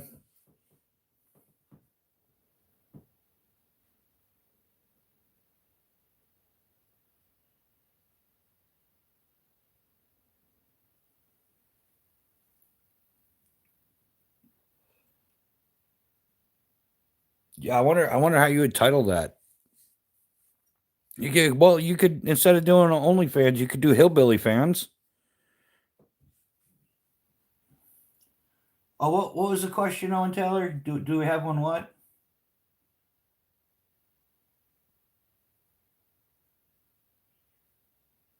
Yeah, there's a couple retracted messages, so I don't know.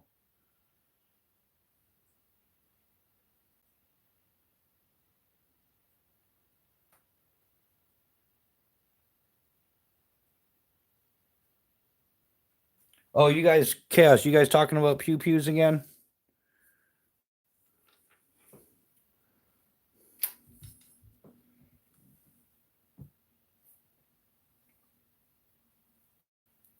So the irony is there was a bunch of companies that were offering me, I'm not going to say any company names, but they were offering me budget knife after budget knife, and I'm like, look, I really don't do budget knives. I don't promote Chinese knives and stuff like that. It's just me, to each their own.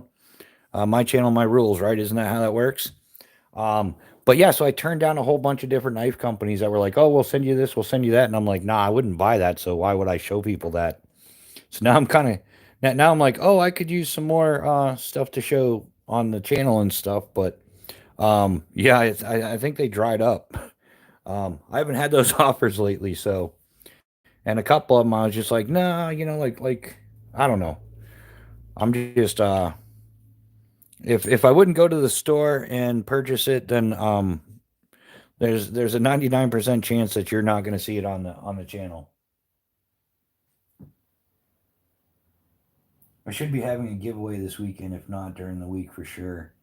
I just hit 1K about two. Oh, you did hit the 1K. Yeah, I remember you were getting close to Arizona. Yeah, I got to do a giveaway. I just don't have anything to give away. Maybe I can color some pictures or something and frame them. People will be like, "That's cool." But yeah, I am. There's one or two companies I'm talking to about doing a giveaway.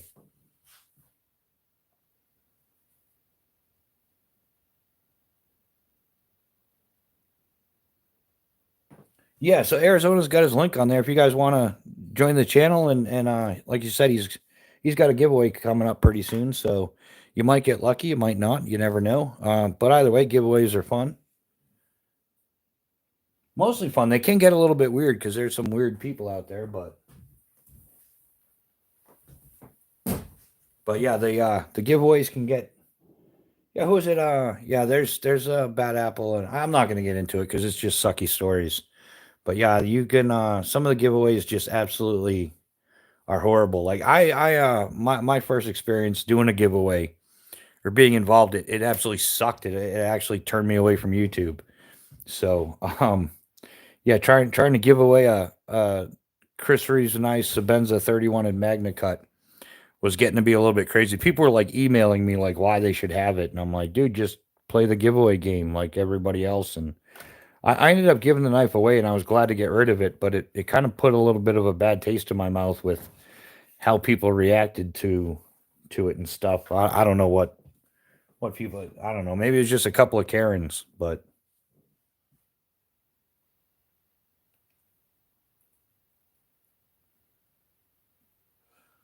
I have a 308 and a 22R. Yeah, that's a good little setup, and then get yourself a little sidearm pew pew as well.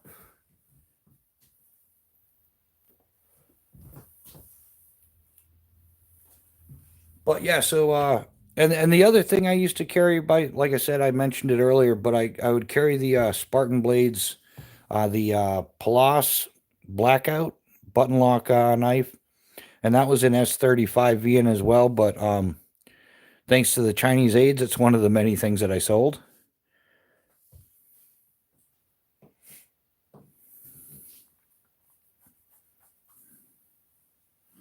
It's already 11:30.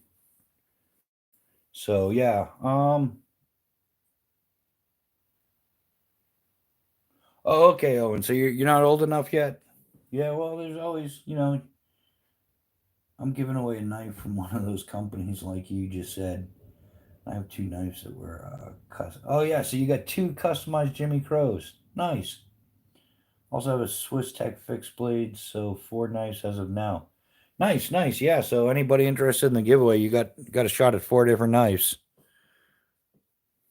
Yeah, I'm not sure if I made bad decisions or good decisions on that. I'm not sure if you turn down a few companies and they just take you off the list or how that works. I have no clue how they even get your email and send that out to you. So,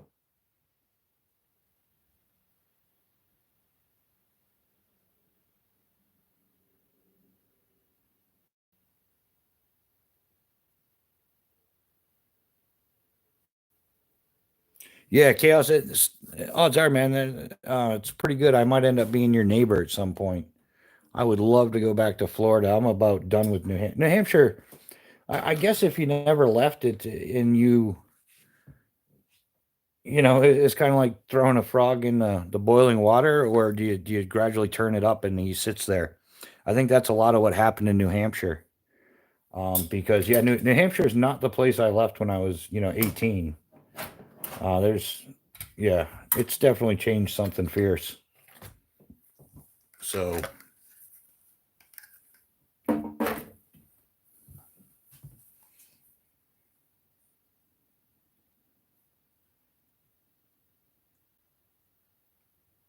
oh yeah, yeah, that I don't did you sign up for Amazon? Or did you do the Royce Soares? I hope you enjoyed. Oh yeah, Royce. Yeah, definitely. Thank you, my man. Definitely appreciate that. That was last week, right? Yeah, that's actually I'm Royce. I'm saving that up to hopefully cover shipping and stuff for giveaways. Expenses. I'm trying to do a giveaway. Um, I don't know. I'm gonna try to plan it for 5,000 subscribers, but it's kind of been slow for me. So yeah, that's what I'm trying to do is put together a giveaway. So, but yeah, last time like the PO box and the shipping and all that stuff killed me. So I'm trying to put all that back together. But geez, in New Hampshire now for a PO box, um, they want like $200. The smallest PO box you can get, which a friend of mine says get the smallest one because if it's too big for the box, they just hold it out back and they put a slip in your mailbox. So, um, Yeah, so a PO box alone in New Hampshire is like $200, and then once I get another PO box, then I can have some people like, yeah, if anybody, any of the channel guys want to have a shout out during the giveaway, if you send some swag or whatever for the giveaway, not for me, then yeah, I would be greatly appreciated, and it's going right back into the community. So any channel content creators or whatever channel guys that want to get involved with that, I'd appreciate it. I'm sure the other communities would be.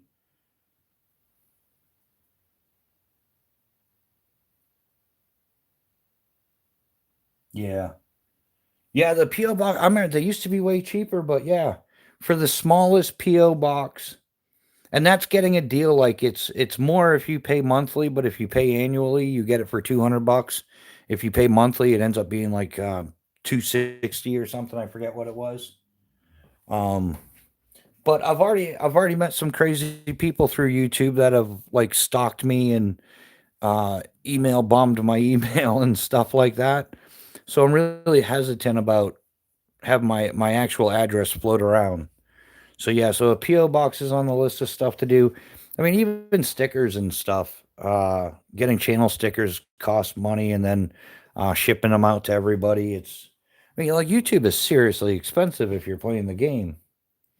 And yeah, if anybody's got any advice on that, I'm willing to hear it out because yeah.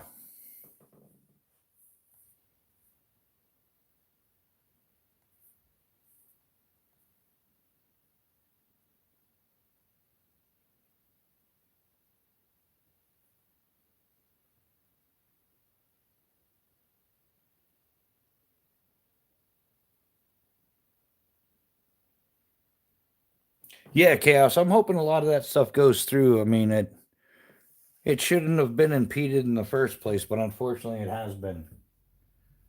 So, unfortunately, we're the ones living with that. That sucks. But hopefully, yeah, things get back to a little bit normal. So,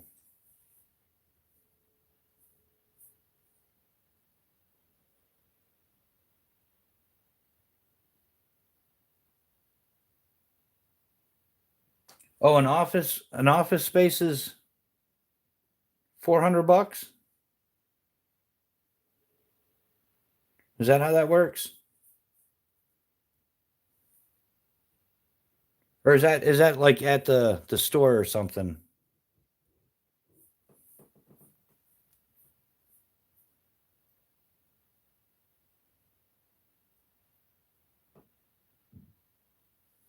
Yeah, it'd still have to. I mean, for the most part, it wouldn't be too much going through it, but yeah, unfortunately, the last one I paid for expired, and I just didn't have. I wasn't sure if I was going to continue doing YouTube, so I didn't bother renewing it, and I basically spent the money so it could sit empty. So I kind of lost a little bit of drive on the giveaways because yeah, I don't think people realize. I mean, obviously, people that are doing channels and doing giveaways realize how expensive it gets, but I'm buying 10 acres in North Carolina. I wouldn't mind if you were my neighbor. We could spend the time cutting down trees and burning shit. Yeah, yeah, chaos theory. I could do that all day long.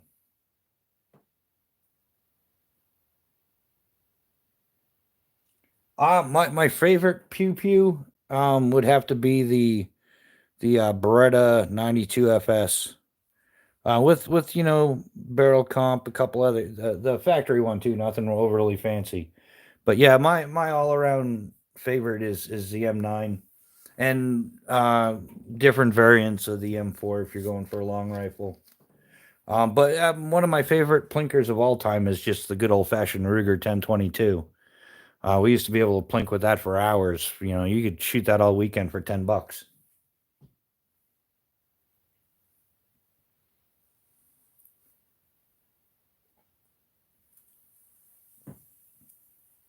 Chaos and okay.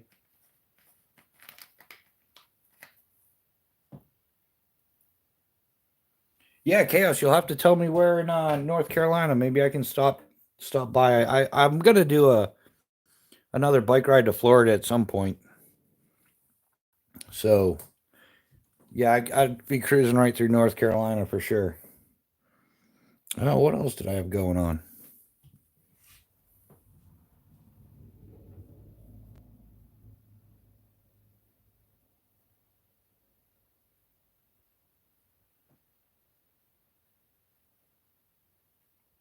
Oh, the Taurus 357.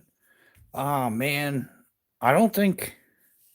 I think I have fired one of those. I had the Taurus M85, which is a 38 special, um, which is pretty good.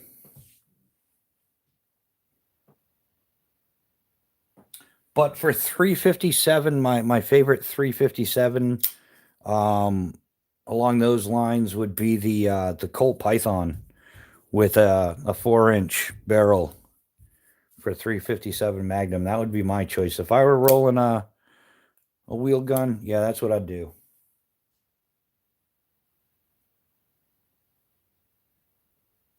Oh yeah, yeah, without a doubt the 1911 is the OG. That thing is I've seen so many awesome variations of the 1911. There used to be a guy for the New Hampshire guys, Chaos Theory and stuff. I'm sure you heard of him. Brad Lewis. If you've Riley's Guns and Hooks at New Hampshire. Brad Lewis used to rent out like the basement. He's like this world class 1911 smithy. Just does insane stuff with the 1911. So yeah, and I think the 1911 is right up there with the Browning M2 as far as nostalgia and longevity and things like that. Those two have to be some of the longest in service ever. But the 1911 did get phased out. I forget when that was. It wasn't like 82 or 84 or something like that. Um, Whereas the Mod Deuce is still rocking and rolling, man. Yeah, so basically, yeah, you got the Taurus version of the yeah. Yeah, Taurus does a lot of remakes or old builds.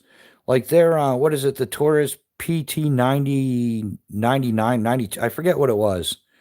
But it was the Beretta 92 FS, the original version, all the tooling and machines were sold to Taurus, and Taurus made it under a similar but different nomenclature.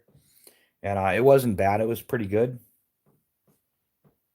And I think Taurus does that with some of the others. So you might have like it may be a Taurus, but a Taurus 357 revolver, but it could actually be a Colt or something else. I don't know, Smith and Wesson or whatever. I'm not sure, but I know that they do that quite a bit.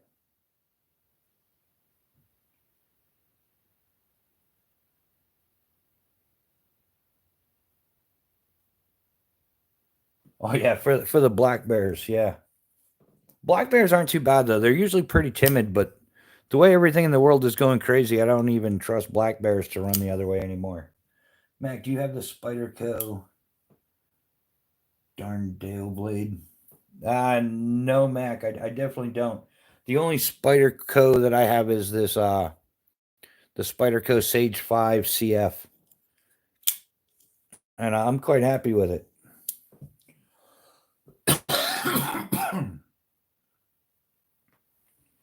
Yeah, yeah, that's yeah. I wasn't sure, Royce. I know they, like I said, I know they did that with the Beretta 92 FS. They bought out the old milling and stuff, and I know they do that with other firearms. I just haven't kept track of it completely over the years. Wow, excuse me. And I think it's the candles. I think it's the candle chemicals. After a couple hours, starts getting to me. Yeah, Mac, we don't love knives here. We just like, yeah, of course, I love knives. Not in a bad way, though. Everything in moderation.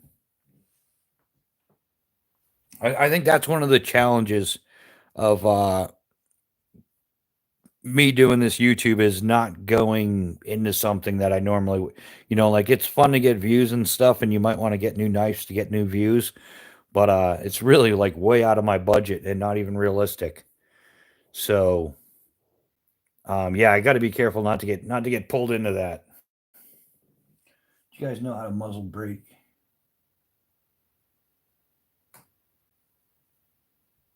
No, I don't think we know, man.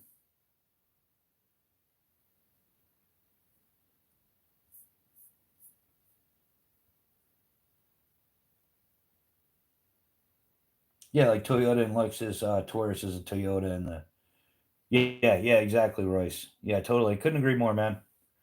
But I mean, it does give people an opportunity rather than getting rid of all that old tooling and machining. Um, Taurus buying it up like that gives people the opportunity to buy those at cheaper prices and stuff. So that's a good thing. Need more money to buy knives and bushcraft equipment. Yeah, Mac, that's exactly. Yeah, I need more. Oh, there goes the plow. Yeah, nobody likes you. You don't have any friends. Um, yeah, Mac, I was in the army, man. Way back when, 93 to 97. So,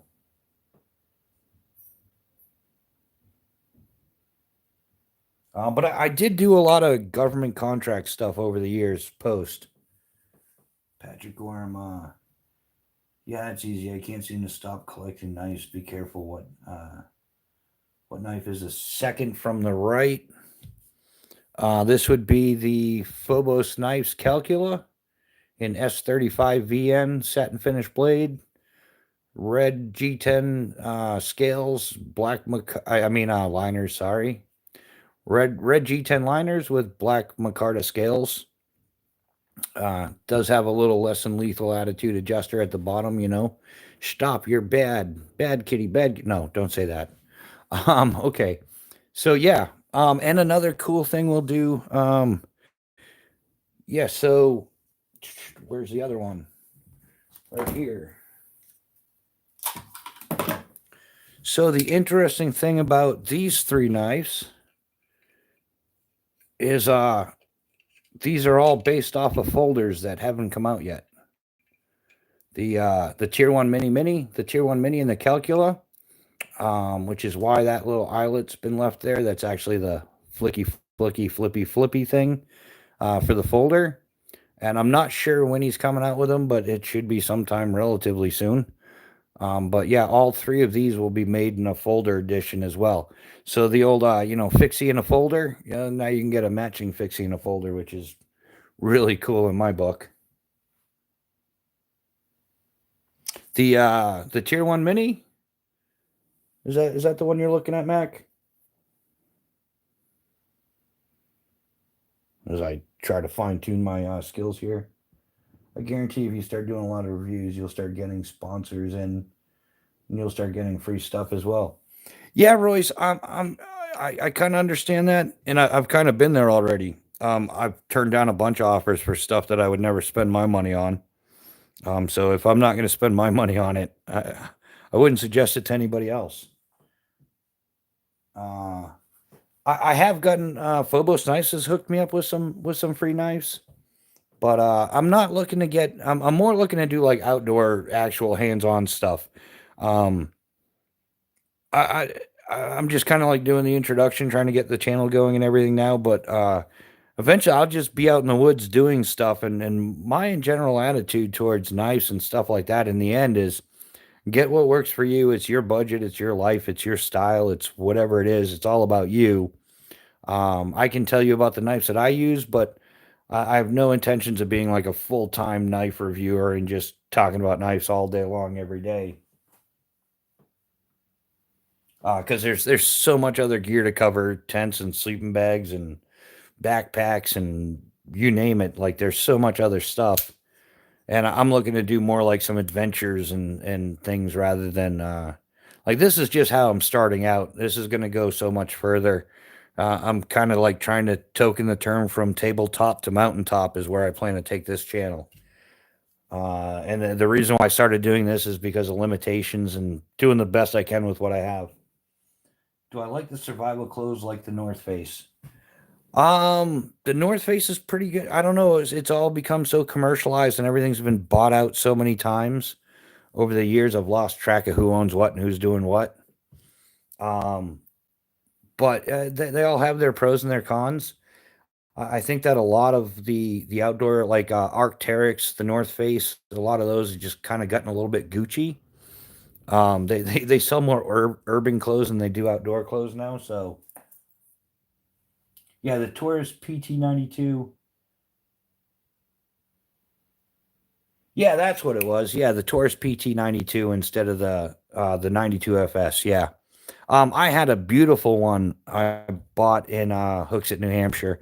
That was it was all nickel finish and it had like four nickel magazines with it, and it was nice and shiny and polished and all that stuff for the and I bought it just for that reason. And with the four mags and everything, it still came in under like um, I want to say it was almost half the cost of the Beretta version. But the PT92 is the original version of the 92 FS. And like I said, yeah, the tooling was sold to them and then transferred over. What? There's no way that's far from true, Patrick. It's not discontinued. It's just out of stock at the moment. He's actually waiting. The shipment should be coming in soon on those.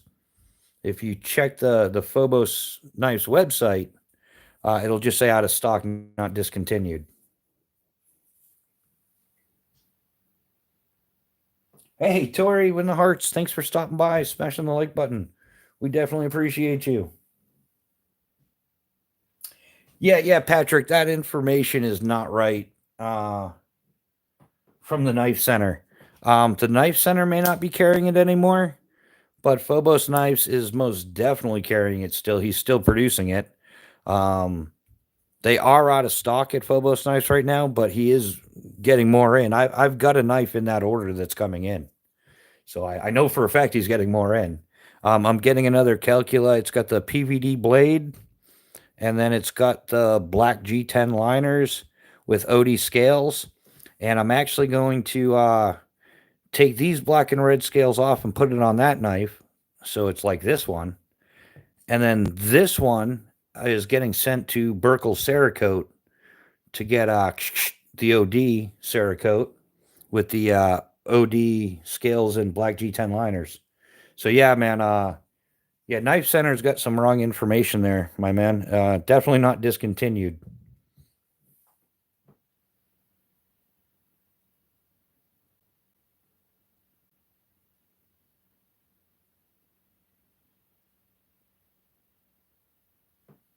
So yeah, but yeah, like I said, they are out of stock, but they're not discontinued. There's more coming in.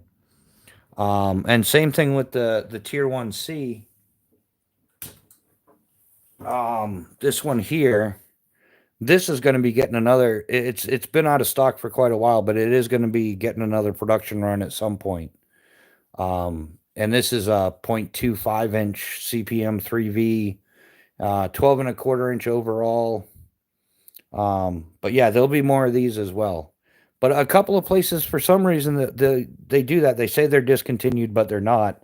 If you speak to the owner, you'll find out different. So, oh yeah, Royce, I have a few times. Although every time I tend to be a little bit more careful. But yeah, I've done stuff and accidentally cut myself for sure.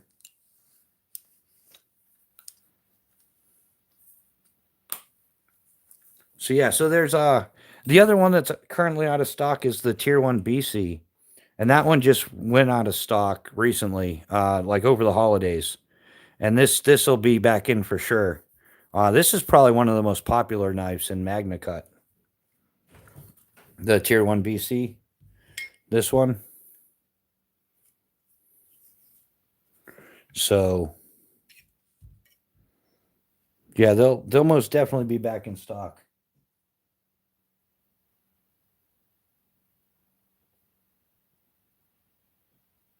Yeah, Patrick, if you do end up picking up something, let them know you saw the knives here or something. I don't have an affiliate or anything, but it definitely doesn't hurt the channel. But yeah, so from now on, I'll pretty much I'll be rolling with Phobos knives is what I'll be doing the most of, as usual. But yeah, these are.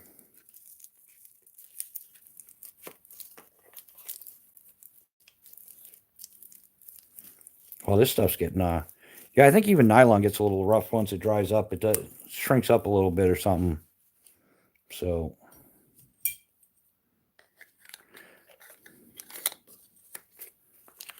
I do like this is a super slim profile. And I used to EDC this in my backpack in the front pocket. Instead of the bicycle pump pocket, I would throw this in there. And yeah, so this is what I would EDC. Uh yeah, every day. So people are always like, "Oh, how do you that's just not realistic. How do you carry a big survival knife with you like that?" It's well, I guess it depends on your lifestyle and how you live. It's not that difficult, really.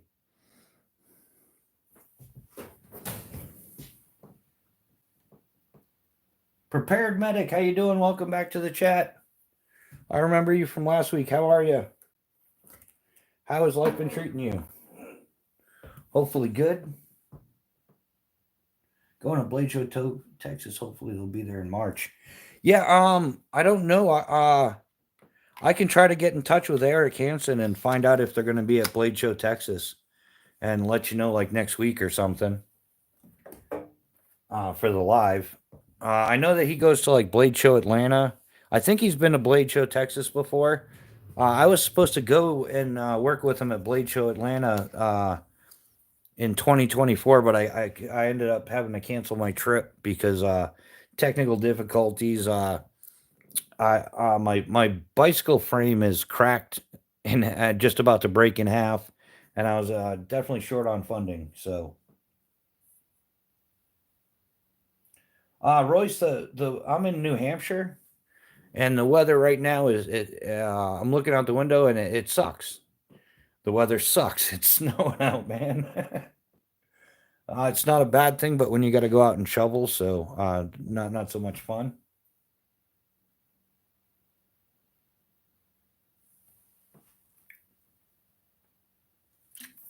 Yeah, I heard. I haven't been to blade shows yet, but I heard they're pretty big.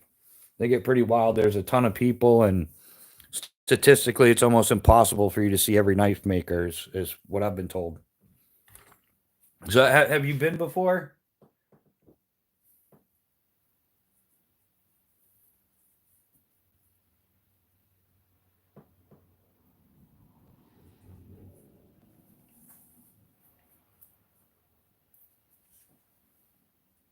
Has anybody here been to Blade Show before? Any Blade Show experiences 2 years ago? Oh, you've been the last 2 years. Which one? The Atlanta or Texas?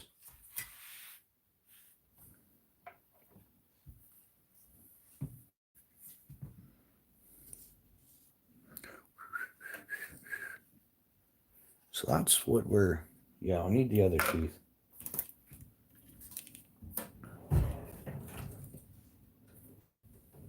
Any of course there goes the plow truck again.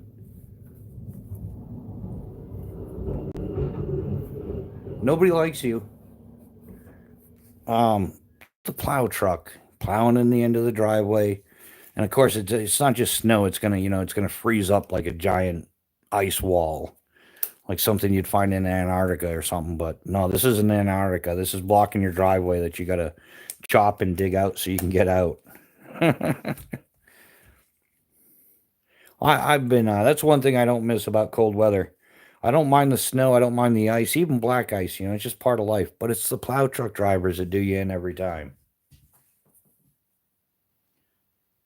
Oh, okay. So you live an hour and a half away from Texas. That's cool. Yeah, I've planned on doing like a 2,000 mile bicycle ride from New Hampshire to Blade Show Atlanta is my ultimate goal. Prepared Medic, the leather stuff is done. It's handcrafted at Phobos Knives. Um, this is stock leather. Not it's handcrafted leather, but this is what you would get with your knife. Actually, the Tier 1 BC comes with Kydex. The leather is an additional charge. This is the Kydex that it usually comes with. But the Tier 1, this is the sheath that comes with the Tier 1 Mini. And here's the leather sheath. Well, Yeah, I think it's freezing up or something's going wrong with this. But this is the leather sheath that comes with the Tier 1 Mini. And this is all first rate quality stitching and stuff. It has the horizontal, you can carry it scout carry, or like, in the front horizontal for like cross draw. You can carry it standard vertical, and you can also mount an easy clip in here and have it adjustable. The retention strap is fully removable. So if you decide to like throw an easy clip on there and use it like a pocket slip or something, the snap is removable with a Phillips head, and the strap is fully removable. So it's definitely modular. And the cool thing about, let's see if we can get this right here. This is the sheath that comes with the Tier 1 Mini. It fits great, obviously, but you can also fit the calcula in there. The blade length is about the same, so you can fit the calcula in there. So the calcula also comes with just Kydex. But if you wanted to do the leather, you could use the leather from a Tier 1 Mini, and that fits as well. But yeah, all of the leather sheaths are handcrafted for Phobos knives, and they are available aftermarket. So even if you didn't want to buy his knife, he has multiple sizes of like EDC sheaths and different setups. So, oh, and am I going to be on tomorrow? I might be. It's highly probable. Um, if I do, it'll be more towards the evening, like 8 p.m. or something like that Eastern time is if I'm on tomorrow. If not, I'll definitely be on Sunday morning at 8 a.m. So currently we're doing mostly our scheduled live chats are Friday nights at 8 p.m. till whenever they end, and Sunday mornings from about 8 a.m. to about 9:30 Eastern Standard Time.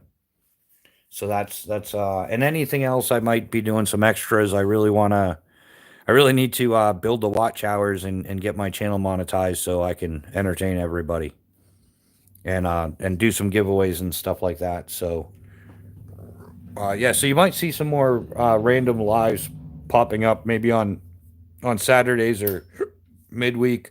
Like last week, I just for some reason Sunday night it was getting late and I just wasn't tired, wasn't going to sleep, so I ended up starting a live chat at like 12:15, and it went on till like 4:30 in the morning or something. Axiom, no, I do not make these knives. And no, I'm not just showing them off. It's actually knives that I use. Um, I totally don't even. I loathe that game.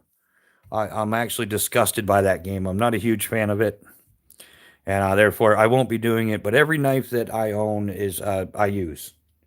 There's nothing that's just for show and tell. And no, I don't make them. I didn't learn knife making. I learned parachute making and wingsuit making though. So I can make those.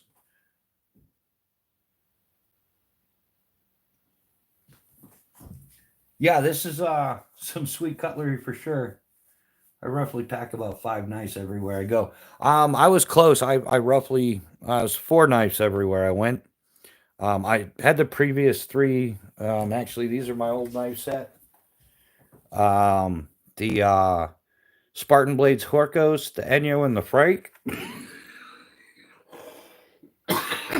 Excuse me. And then my fourth one, I carried a folder, and the last folder I was carrying with this set was the Spartan Blades Palas and S35VN, the button lock in blackout. So that would be the 4 knives that I carried, but I also typically carry like a silky saw as well, and that would about sum it all up. That's pretty much all of it. But no, actually, no. If we're gonna get nitty gritty into metal tools and stuff, I also carried the Ceta Summit fork knife and spoon setup. So if you kind of butter knife, I was carrying 5 knives. I'll match you on that one.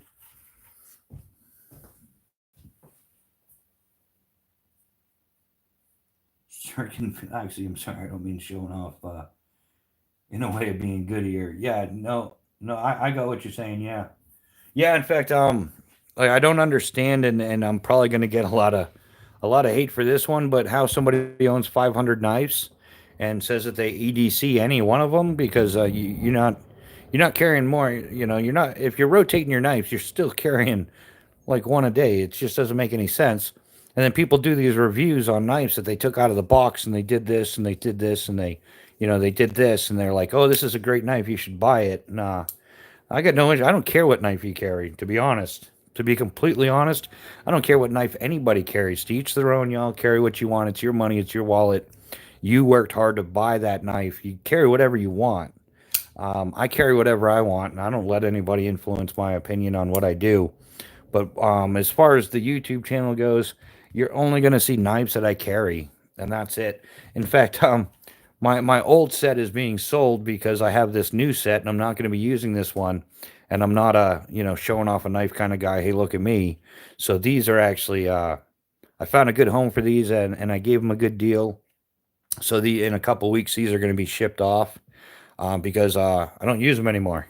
So there's no point in me having them around. I'll talk about them while I have them. They're great knives, and I used them for years. But I need to buy a tent and stuff for spring and everything. So yeah, I'm just not going to talk about knives. I don't. So yeah, it's tough, man. I get a lot of people like, oh, what do you think of this knife? What do you think of that knife? I'll be like, I don't know.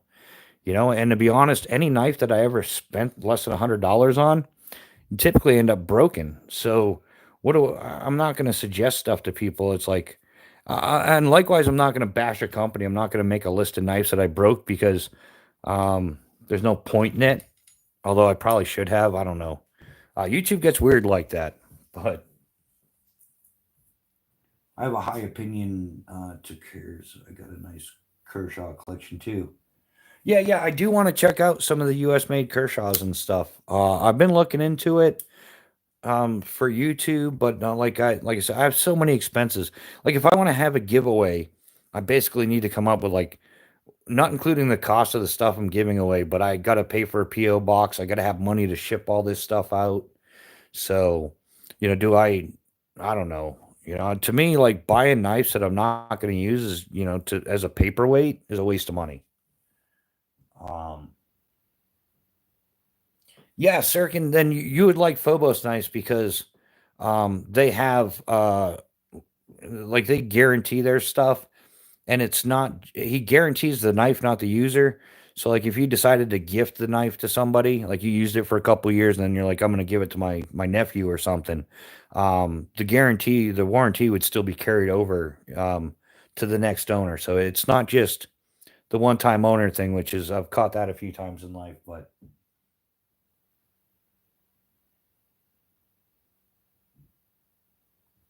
yeah, yeah, exactly. And when you sell good gear on a budget, yeah, you're extending the life of it. Somebody else is getting to use it. And yeah, it would just sit in my workbench or a cabinet or something. Those knives will probably not get used again because like I showed you that three-piece set. This is my new like three-piece set here. In like changes and stuff that I like with the knife set. So basically, yeah, these three knives right here are now like these three knives right here, the mini, the tier one BC, and the Calcula. So that kind of like replaced my Horkos and the Frike. So you can see the similarities there between the knives. We went over it a little while ago. But yeah, so giving somebody a good deal on them. Basically, I sold all of them at like 50% off or whatever. And yeah, they're gonna go to somebody who it's an upgrade for him, from what I understand, and he's gonna get to use it, and it'll work out good. All right, Owen, thanks for stopping by, man. Hopefully, we'll catch you on the next one. Like I said, either Sunday morning 8 o'clock, or I might do another live tomorrow night as well. That's highly possible. From Fire Creek Forge, they make amazing looking knives, and from people who buy them, they all say they like it as well. Yeah, actually, I agree, man. Yeah, and that's the whole thing. We're living in like the golden era of knives. Like, there's so many good quality knives on the market. It's hard to choose, with all these super steels, and everybody's like refining the process and stuff. So yeah, but it's kind of difficult And then yeah, like I said, I'd like to check out other knives. Like, man, I would love to do the TRC Apocalypse and piggyback the Speed Demon on it and get some jungle the fat jungle carbon scales on both of them, but that's a $900 setup. For $900 I can go buy my tent and the rest of the stuff I need. So maybe later on down the road I'll dabble into some of the other knives that are, yo, that's pretty. I'd like to try that. But until I get my channel up and going, I'm kind of stuck between a rock and a hard place. CW2, what about a buck 110 auto? Man, I've never owned one, and in my opinion, auto knives are junk. They are absolute junk. Like, why does somebody need an auto knife? And I'm not being like leftist about this. I'm just using logic and reason. The reason why a fixed blade is superior to a folding knife is because there's less moving parts to break, and more likely, more it's more likely that nothing's going to happen to a fixed blade versus a folding knife. You throw the automatic version into it, and now you've got springs and pressure and things under pressure, and they're just eventually they break down. Who wants a knife that's going to break down? And the difference between automatic and this is obviously not an automatic because I've never bought one, but you can open it. You know, it's not a problem. Automatic is just yeah, it's like the power windows versus the old crank windows. People didn't want power windows because when they break, they're stuck, and they're more likely to break than a crank window.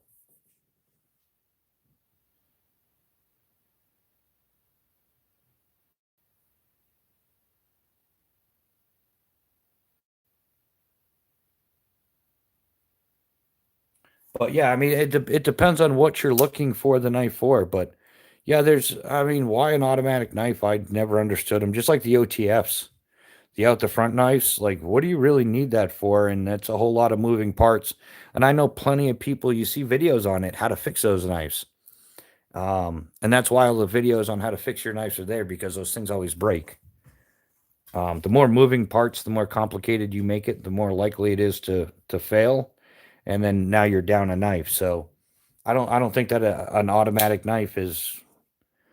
I don't see what time it saves or anything like that.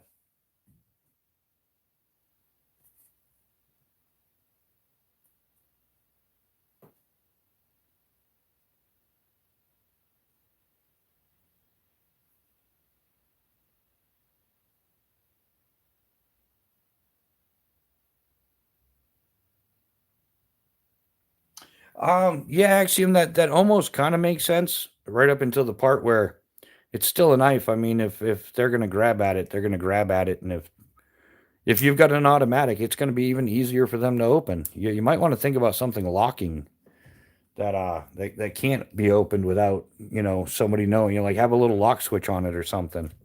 I know they're out there. I don't know who makes them, but I know SOG makes a multi tool like that has a lock so it can't be opened.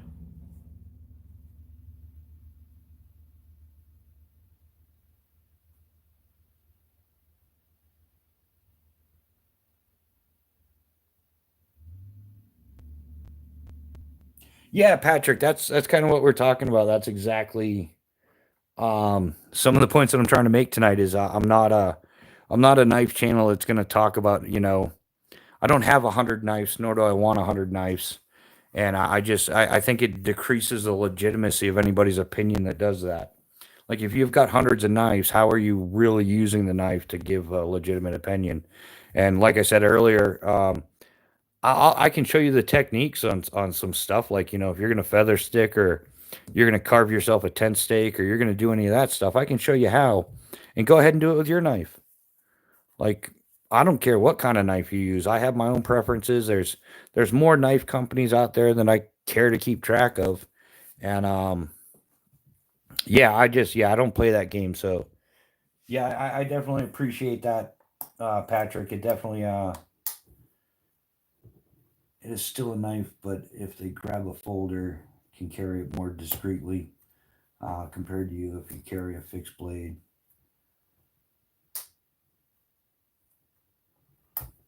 Yeah, Axiom, but I don't really think that's a big of a problem. I don't think that. I mean, um, yeah. Let me go back up. You work in EMS. What kind of EMS is that? Earn money sleeping? No, no, I know. It's a joke. I used to do that stuff, and that's why I learned that. EMS stands for earn money sleeping. If you're an EMT intermediate and you're working at Tri-State Ambulance or Tri-Town Ambulance, but anyhow, yeah, what environment are you in where that's an issue? Because if you're, doing an ambulance, paramedic, EMT, something like that, um, or are you like a CNA, LNA, RN working in a facility? Because yeah, you got to worry about other stuff besides them grabbing your pocket knife. Grant Parker, here you go. Your wish is my command. Bam, there's a nice hatchet right there for you. The Granfors Brooks Wildlife Hatchet. And before you say it, here's a saw. This is the Silky Gomboy Outback 240. What I do need though is some Scotch-eyed augers, and those bad boys have gotten expensive. Yeah, I earn mediocre money while sleeping. Yeah, man. Yeah. I don't know why you would need an automatic working in that field. Uh, or why a fixed blade would matter. I mean, I know what you're saying. Somebody could reach and grab, so put it out of sight, out of mind, or something. Throw it, have it in a cargo pocket or whatever.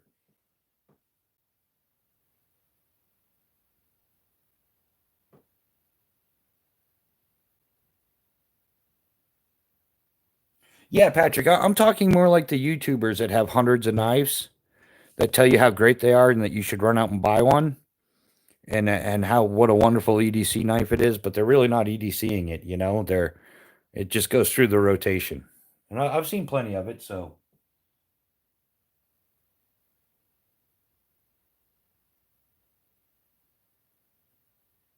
yeah, Patrick, I used to be the same way too. I could never like I would see the three, four, $500 knives, and I'd be like, no way, it's ridiculous.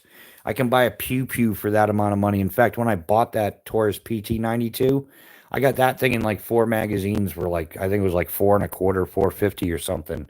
So it doesn't make much sense. But when you buy a couple of $100 knives and you go in to do something simple with it and it breaks, and there's no coverage or 30 days, and that was freaking 6 months ago, then you're out spending another 100 $120 on the next SOG seal piece of crap, and that one breaks. But you thought it was better because it was no longer just the SOG seal. Now it's a SOG seal 2000. And that one breaks too, and now you've spent $240 on two knives that you no longer have, and you're spending another $120 on the third knife. So now you're up to $360.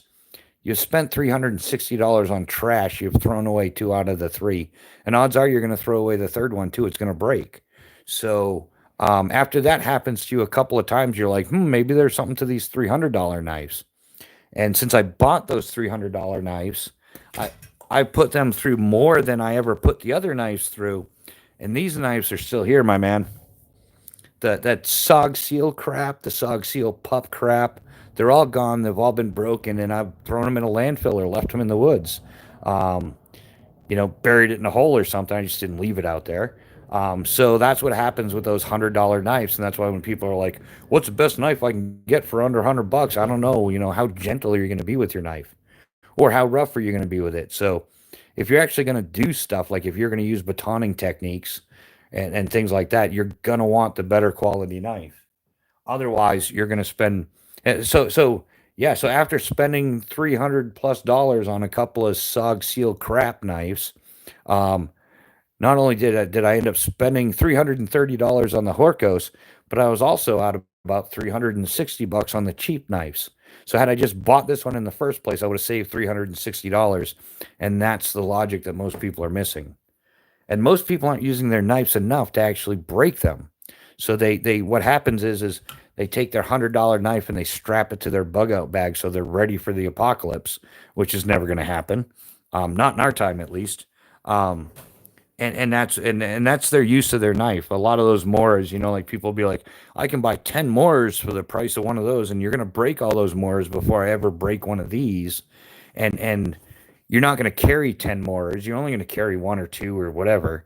But they're like, oh, one goes in the glove box. But we're not, compare apples to apples, my friend, not apples to pineapples, for fuck's sake.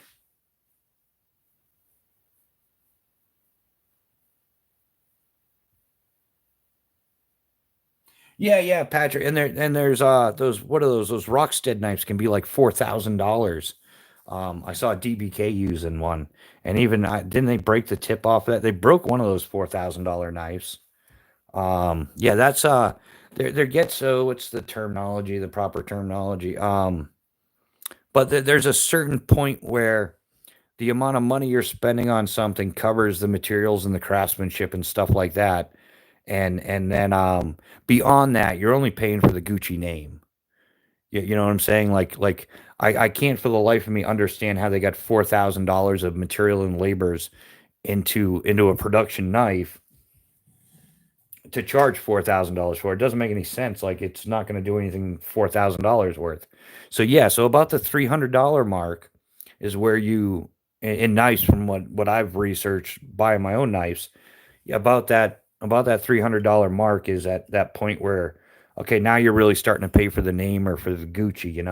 Like, it is what it is. I mean, I understand that, like, the super steels are harder, and they, like sharpening a diamond or something, or cutting a diamond. You need to cut a diamond with a diamond. Well, super steels are the same way. Instead of using a standard stone or something, you're using diamonds and stuff. So the production cost is going to go up. So it warrants the expense. But there gets to be a point where you're not getting a return on your investment. You're just paying for Gucci name, and there's plenty of Gucci names out there in the outdoor industry. In fact, some of them start off great, then they get popular and they turn into Gucci stuff, or designer outdoor crap labels.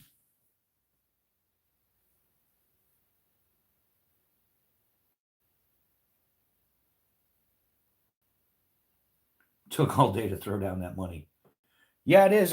But man, when once you start getting, if you apply the concept of quality over quantity, it doesn't take you long to realize that you're actually ahead of the game. Yeah, you've parted with more money up front, but in the long term, you'll be much better off. Like, that's what I was explaining. I've broken SOG knives and bought other ones, bought the new edition, thinking it was going to be better, and I didn't know as much then as I know now, and it turned out to be crap. So I threw away over $300 on SOG knives. It all broke.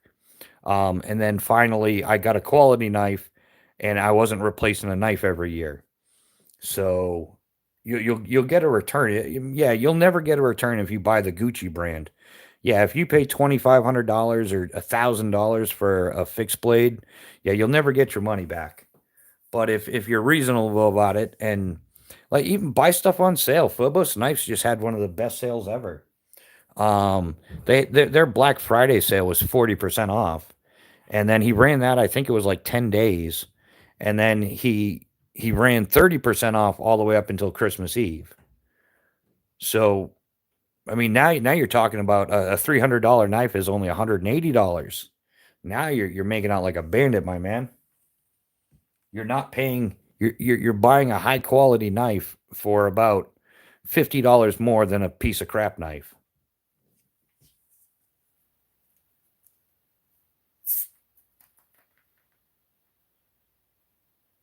Yeah, man. Actually, you're totally right. Yeah. In fact, I've been offered $1,200 for this knife set. Literally, I was offered $1,200. This is a Phobos Knives custom Tier 1C and Tier 1 Mini Gen 2 that Eric Hansen made for me. And so yeah, you can buy a good knife and they'll go up in value.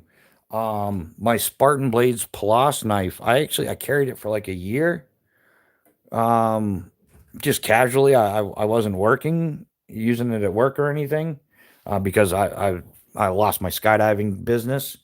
Um, but I bought that for like 290, and I ended up selling it 2 or 3 years after I bought it, and I sold it for like 260, and it was only on there for half a day, and I couldn't understand. I'm like, I thought that was a bit much. I still have the box and all that stuff, But the reason why it sold so quick is because the new one came out in S45 VN steel, and people wanted the S35 VN, which is the older one. So somebody saw it and bought it up. I mean, it was in mint condition. It was well kept up and everything. But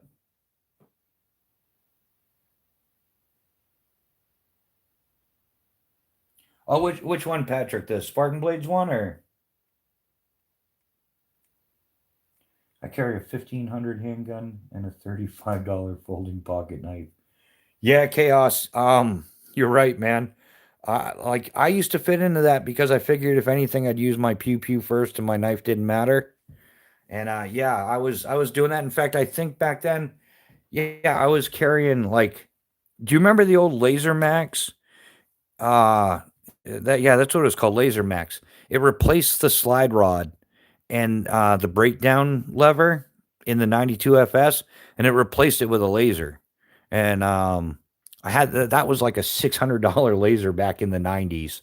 And then I had the compensator on it. Yeah, I had easily, yeah, like $1,500 sidearm and like $100 knife or something, $80 knife. In fact, for a while, I think I was still carrying that the PX Gerber Gator special for like 25, $30, whatever, 40 bucks, something like that for the Gerber Gator at the PX.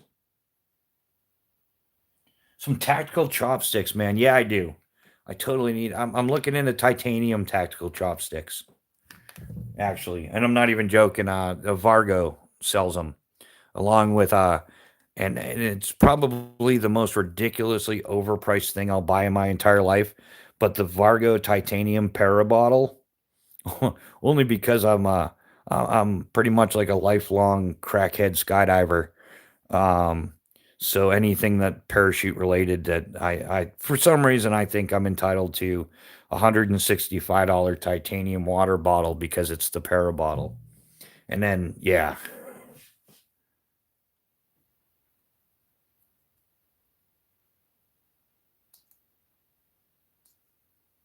Yeah, Patrick. I mean, and that's why I tell everybody, if it works for you, it works for you.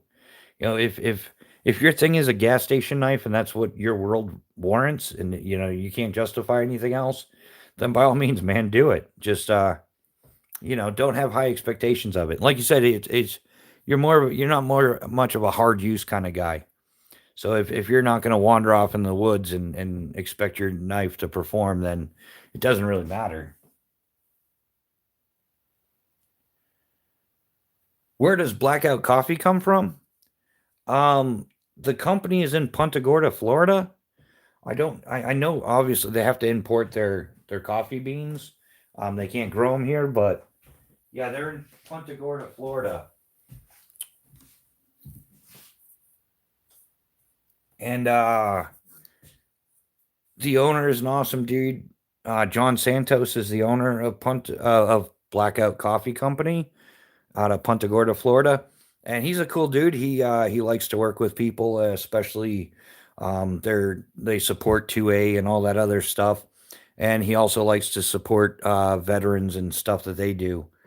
So he set me up with a an affiliate link, so I could do Blackout Coffee as kind of like a fundraiser or something.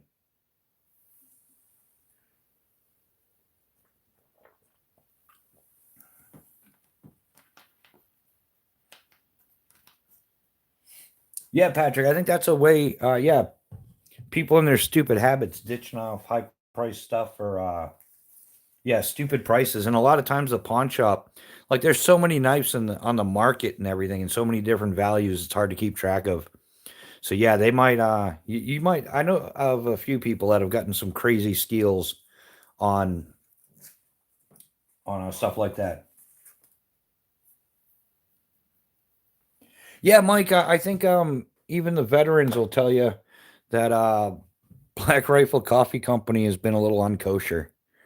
They're like kind of like anti 2A and support leftist stuff.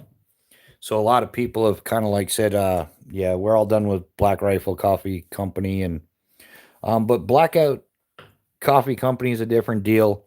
They do support a lot of veteran stuff. They do support a lot of 2A stuff, and they'll. I know they've got stuff going with like Fowler's Makery and Mischief, the Guns and Gadgets 2A guy and stuff. But they'll also work like when I first talked to John Santos about helping out with stuff. Uh, I had zero videos, zero subscribers. I had like figured out the banner for the channel, and that was it. And one of the things that has been stopping me from YouTubing so much is the expense involved. So I was looking for a way to raise some funds, and I happened to speak with one of the guys that works for him, and he set up the meeting and everything. And John Santos like set me up with an affiliate account. I mean, there was some stuff they wanted to make sure I wasn't gonna, uh, pull any Bud Light tricks or anything like that. But yeah, once we were all on the same level, they set me up with an affiliate, so I could try to raise some funds through that. I've been drinking their coffee now for over 2 years. It's great coffee. I love it. I drink the what the hell is it called? I don't know. I drink it every day. It's their medium roast though.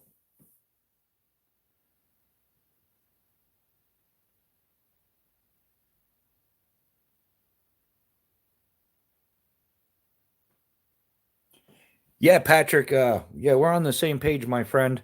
Uh, I actually got Mrs. Bushcraft a Tops Lioness Elite because her favorite color is purple, and they had it in purple. And she has never used it. She'll probably never use it, and it just sits there looking brand new all the time. But maybe she'll take it out camping. I don't know. Actually, it comes out to be one of the most. It's a conversation piece, is what it is, because of all this, I buy her all kinds of stuff. Well, I used to, and of all the stuff that I bought her, like she's like, "What am I ever gonna do with this?" It's like we were camping and you were coming to the drop zone and doing all that stuff.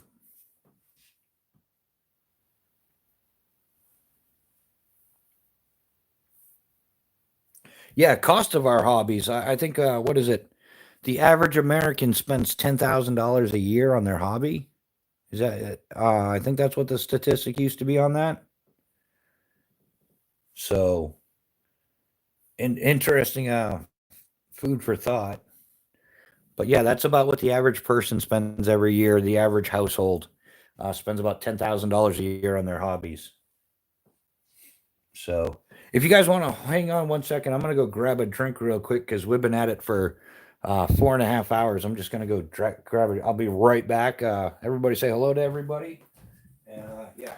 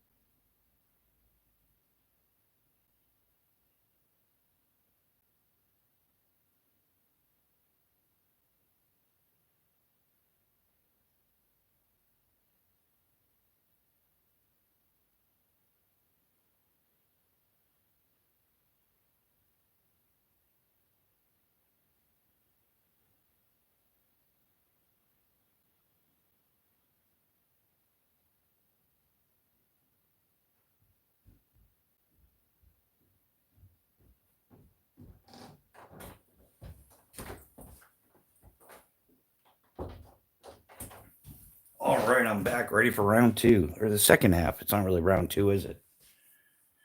Grant Parker. So 3 to 400 is the most you pay for an everyday user.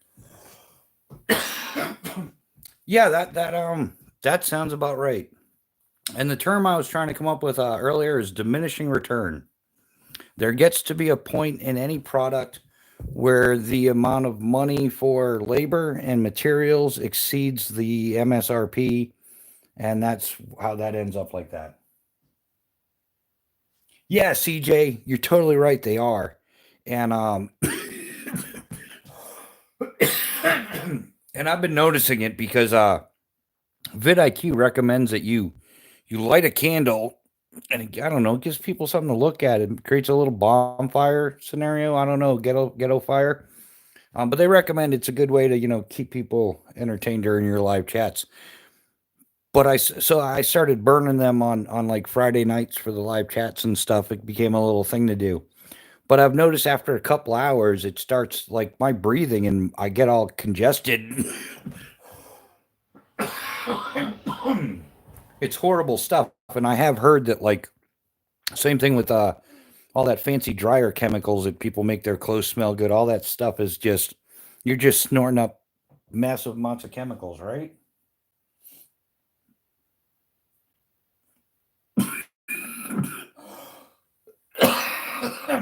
Hey, chilling, man. Everybody's got to eat.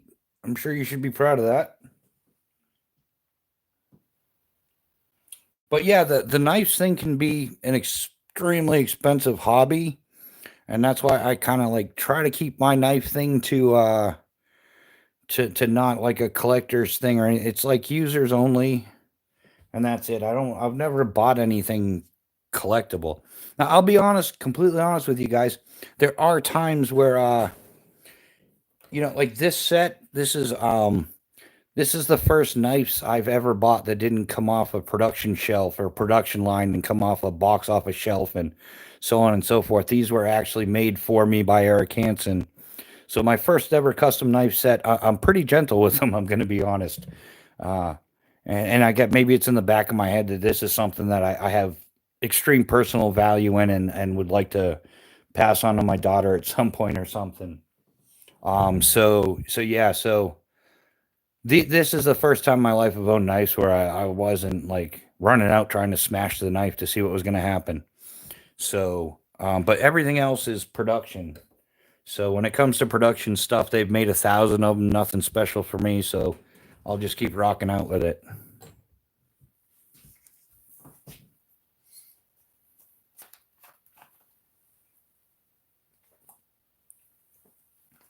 But yeah, great. So for me, yeah, that's I'd say the same thing. Even like 300 to 400 is typically the most I'll pay for a knife. I would pay more for like a like well built uh folding knife, but a fixed blade, nah, 300 to 400 bucks pretty much is where I set my limit at. That's why there's some other knives that were in competition with these. Like I was looking at TRC knives. I was looking at some of the Extrema ratio, but I think Extrema ratio is like really overpriced for what you're getting. So it all changes, you know. My most expensive user is a ZT0462, 275. Yeah.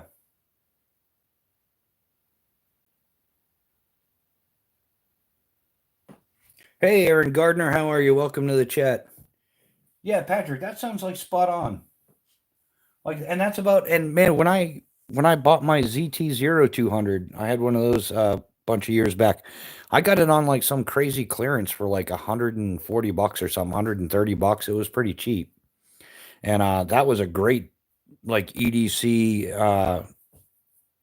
It was a great quality knife for the money. I want a mouse antler knife that I shot.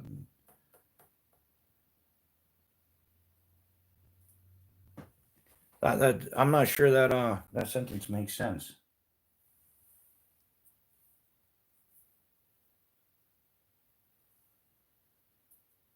But okay, man, I'll let you do that.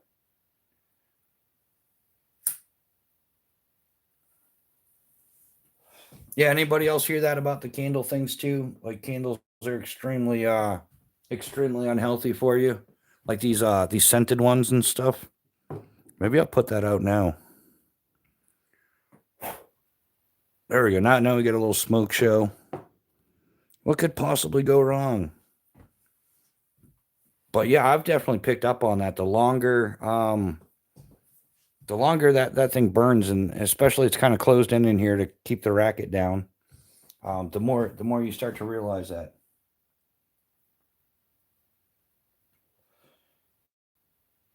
Oh, okay. You want a moose antler knife that I shot. So you shot the knife in Albert?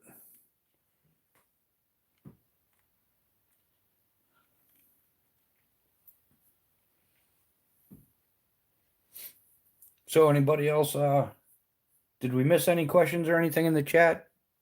Did if I missed your question, go ahead and drop it again. Was it a deer mouse?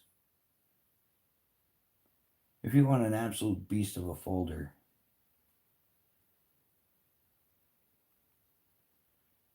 Yeah, I mean, yeah, Patrick, that's kind of hard. That's like, I don't know, man. I think a beast of a folder might be what's that extrema ratio one that's got the locking pin in there so you can use it like a fixed blade. But I don't know. I've kind of noticed cold steel, it's either hit or miss. I haven't owned, yeah, once again, I haven't owned a cold steel since way back in the day. I had one of their Tontos and wasn't overly impressed, but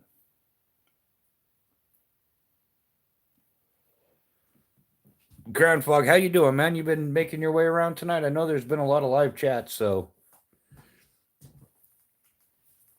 there has most definitely been a bunch of live chats tonight. Been slow tonight, I think, sort of.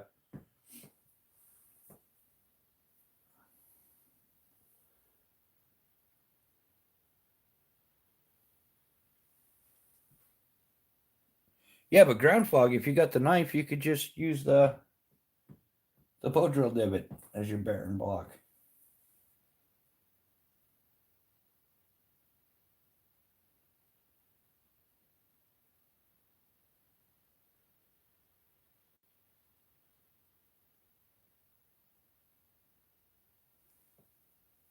Yeah, I don't know, Grant. Is 800 too much? I don't know what your budget is, man. For me, $800 right now is impossible. So I guess it all depends on your circumstance in life and how much you're willing to part with.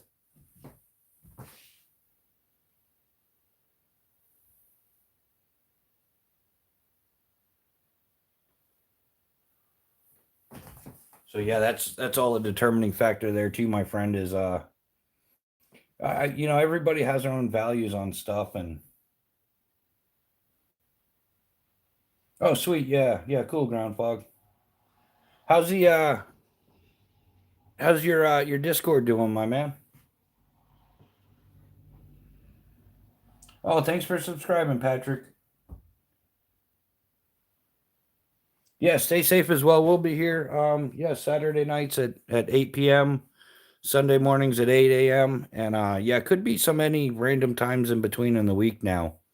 I'm kind of getting a little bit more of a groove, and I'm figuring it out slowly but surely. But yeah, good night, Patrick. Thanks for hanging out with us. We'll catch you on the next one for sure.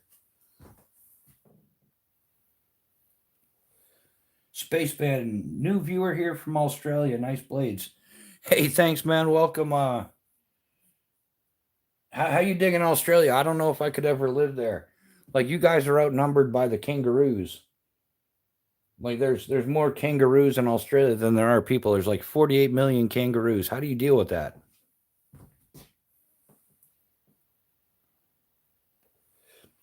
And yeah, some of the coolest skydivers I've ever met in my entire life, as well as some of the craziest, are from Australia. So you guys got it banging there.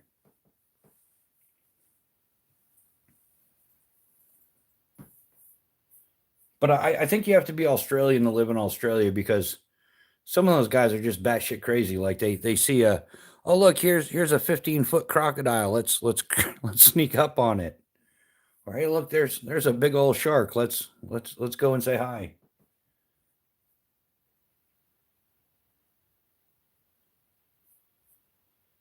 And who's that YouTube guy? He's hysterical, the Australian. He kind of like narrates blooper videos. Can't think of his name off the top of my head, but he's out there. So yeah, man, we'll give you, since you're new to here, man. Yeah, the knives are I'm currently rocking out Phobos knives. This is the Alaris. It's like a camp kitchen knife. It's CPM 3V, one of the knives. Another one is the Phobos Knives Calcula, and this is a S35 VN steel. And this one is kind of like gaps the middle between, like, just an EDC knife and a solid, like outdoor bushcraft and camp and hiking kind of knife where you're not going to be doing any really big stuff, but reasonable size still nonetheless. I still dig it. And then the piggyback setup that I have on the front is the Tier 1 Mini Mini. It's got a 3.5 inch blade. It's CPM 154 CM steel. It's got this one has the orange G10 liners with OD micarta scales, and it's also skeletonized. Still does have a less than lethal kind of attitude adjuster at the bottom, just an abridged version compared to the others. Kapow. And then for the primary knife is the Phobos Knives Tier 1 BC. This bad boy is made out of MagnaCut, about 11 1/4 inches overall. Has the bow drill divot and the fancy little ferrocium rod notch there for, yeah, this thing throws sparks for sure. And I've also got on there the Olight i3T EOS and the Exotac Fire Rod V2.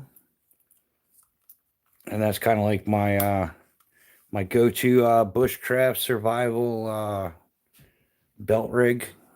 So it's got, it's got light, it's got fire, it's got knives. You've got options.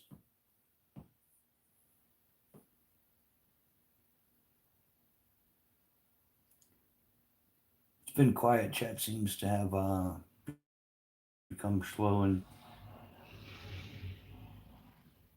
become show and tell gear picks more and sharing ideas and learning about the. Yeah, ground fog. I definitely, that's what I was mentioning earlier. I got to come up with a little bit more of a thing.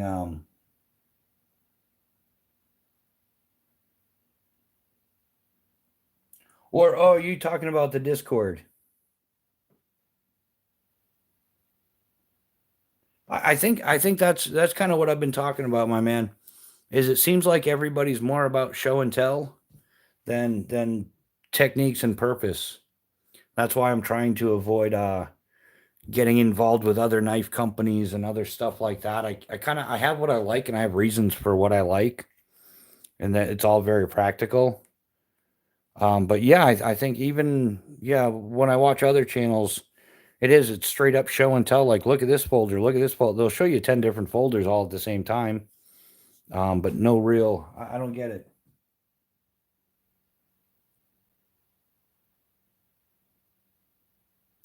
Grant, the total on this is gonna be, I'm gonna say around 750, 800. Yeah, unfortunately, yeah, it's that much. The Tier 1 BC, it standard comes with a Kydex sheath. And depending on what you get for options with the Tier 1 BC, it depends on the cost. Like they do have carbon fiber scales and G10 and micarta, and then whether it's PVD or satin finish, but it comes with a Kydex. The leather sheath, I want to say, is like 100, 110. So you're looking at about 450 for that. And then the Tier 1 Mini Mini does come with this leather sheath. And that's around, I think, 250, 275, once again, depending on options. The ferro rod is only like 30, 35 bucks or something. The flashlight's like 25. So yeah, so you're looking at like 350, 450. So yeah, about 700 bucks roughly altogether.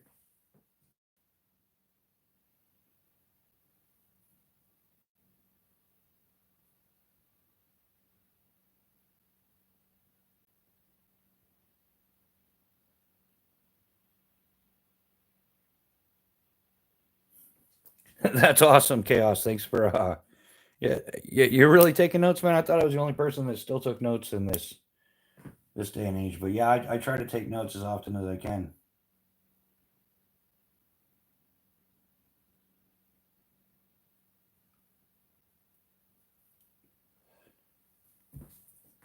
But yeah, unfortunately, that yeah, I've caught that trend with YouTube. It's YouTube and other places. It tends to be a lot more show and tell. Nobody's outdoors doing it. That's why it's driving me crazy. Like I'm an outdoors kind of guy. I want to be outdoors doing this. But unfortunately, like logistically, it's just not even feasible for me right now. So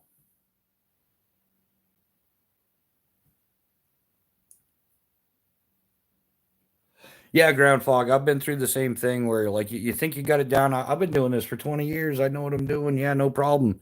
But then when you really look into it, you're like, wow, I'm lucky I still have all my fingers or, whatever the situation is.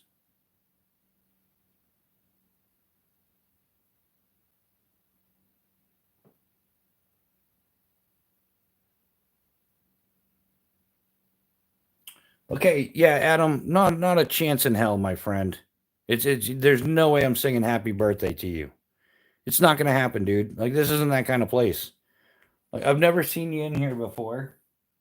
Your name is Photon Hamway, and you're telling me your name is Adam, and you want what makes you think what? How delusional are you, my man?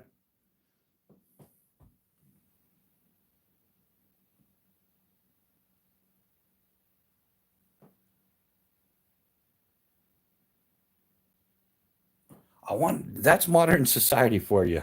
That is really modern society for you. I don't understand people anymore. I do. I understand some people, but there are some people I just don't understand. And I'm good with people. I'm really good with people. I dealt with 100 people every day, 7 days a week, blah, blah, blah, blah, blah. And people scared out of their mind, and you have to talk them down. And I understand a lot about people, but on YouTube, there's just some people I just don't get.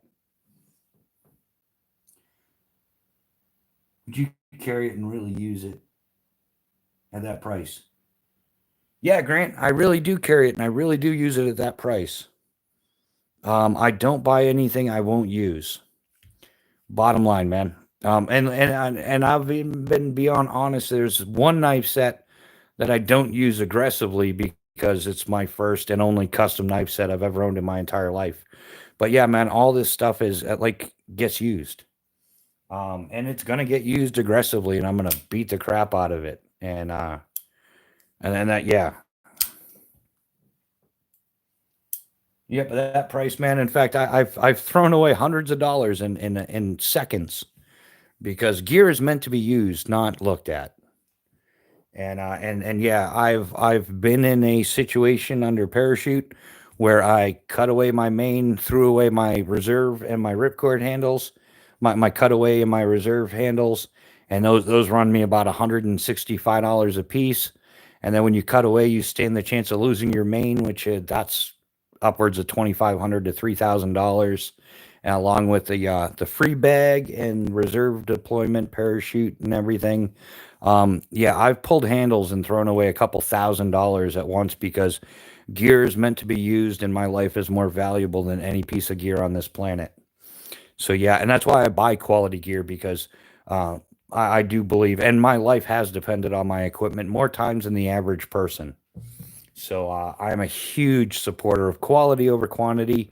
If your life depends on it, don't be cheap about it.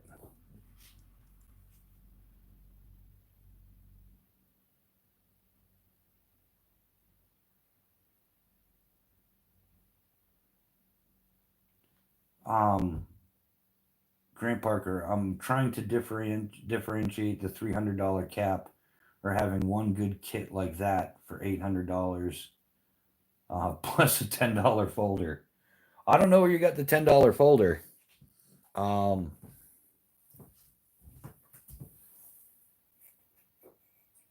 or I don't think I don't have a $10 folder. Quality can be had cheap, but research the hell out of your cheap item. Yeah, I'm not too sure about that one, my man. Um, Quality can be had cheap. You might have a buddy who gives you a deal or something like that, but that's a tough one to wrap my head around. Thanks, Subi. How you doing? Welcome to the chat. Good to see you here again.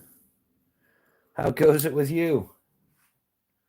When does jump kit get repurposed to win out of service? The maximum life expectant or the maximum life of a parachute harness container system as set forth by the FAA and federal aviation regulations is a maximum of 20 years or until a properly certified parachute rigger deems it to be non-airworthy for any reason that they find. So the maximum life expectancy of your gear is 20 years. At that point, you will not find a parachute rigger to repack it. Or if a parachute rigger says, "Man, you got junk gear, time to update, motherfucker." And wow, yeah, that's exactly how that rolls.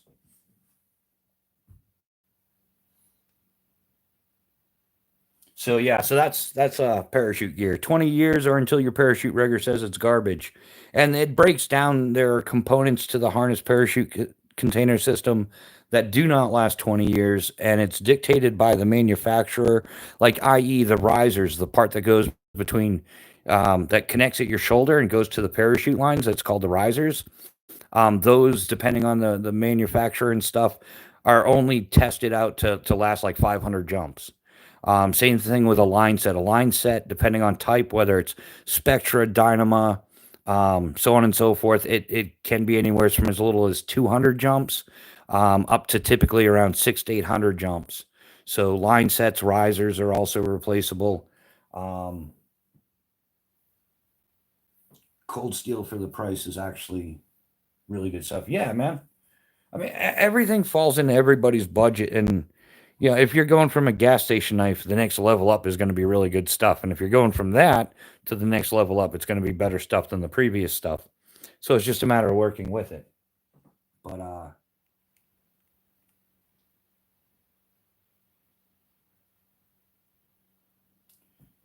yeah, yeah. Grant, a good example of that is like one of these little bad boys, which is I think they favor right-handed people or something. I'm not. Yeah, this is mostly a right-handed person tool, right? Like one of these is great.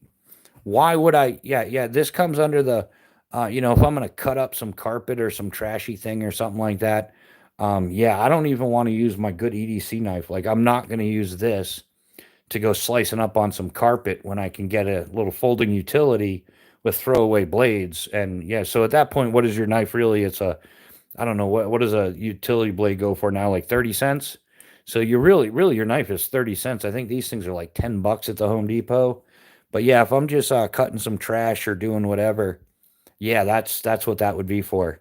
And that would be your $10 knife, like the knife that you don't care about and you beat the holy hell because it doesn't matter.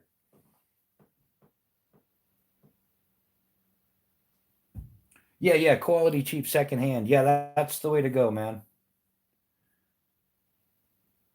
And the other thing you got to be careful nowadays is there's so many knockoffs and clones and stuff like that of good knives that you think you're buying a good knife, but you're really buying a piece of trash. Or and then I've even heard some of the guys in the knife channels are like the clones are getting to be better than the production, the knives that they're clones of. So how does the math on that work out? That's mind-boggling.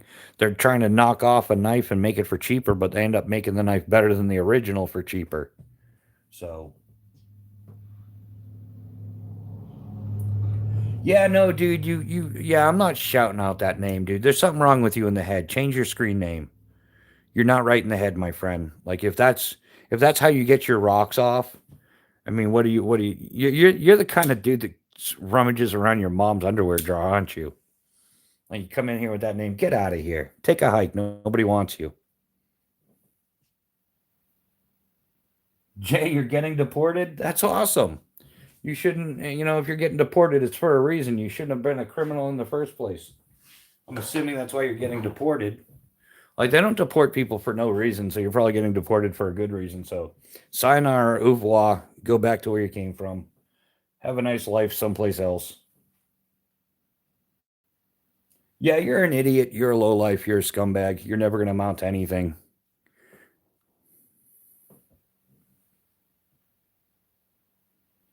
Yeah, yeah. Well, like, hey, my friend, sorry. Your parents are illegal. Whatever. Tell your parents to stop being criminals.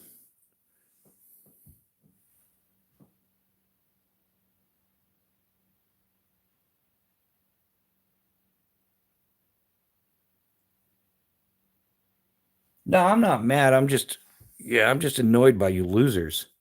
The low life, pathetic scumbags that come through here. People are just trying to talk about the gear they like, knives they like. Well, the only politics we deal with is, fixed blade or folder, super steel, carbon steel, whatever. Yeah, I'm not a big fan of stupid.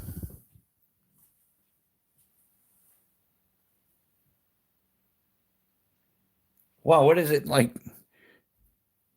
It must be like 1 o'clock. It's troll shift or something.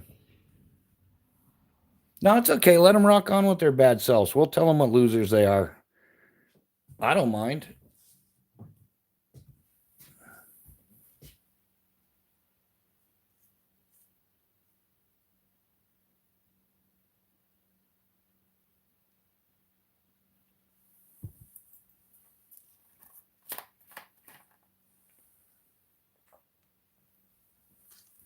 You know, it always baffles me. YouTube is so quick on, like smashing content creators. Like, if you do the slightest little thing wrong, they'll automatically end your live stream. They'll put you in YouTube jail for like 3 days and all that stuff.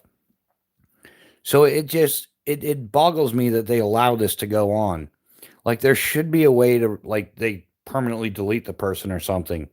Like, YouTube can tell the second you do something wrong. And I've seen it. I've seen people's lives get canceled in like 5 seconds because they touched their pew pew and they weren't supposed to during a live chat. And somehow the algorithm will figure that out in 5 seconds and shut them down. So why is there not a way to report like the filth and the trash that comes through? Like, people that just have low life loser screen names, and they're trying to get you to say stuff that you're not supposed to. Like, why is there not a way to report that trash and get that trash like removed? Like, get the person's IP address and just ban them. Like, but YouTube's too busy. I think that they hurt the channel and they make more money, but there's no money to be made for cleaning out the trash in the system. And by trash, I mean the trolls, the losers, the lowlifes, the pathetic people who have nothing better to do and harass people like mine. Yeah. Yeah, Jay, well, I don't know what to tell you, man. Take a hike with your illegal immigration problems. Tell your parents they shouldn't have broken into our country illegally and you wouldn't be having this problem. Like, I don't know what to tell you. Go get an advocate or something like that. I'm sure Biden will hook you up. Like, if you're another one of your parents are illegal, I'm sure. Oh, that's right, Biden's gone. Too bad. You should be gone too, my man.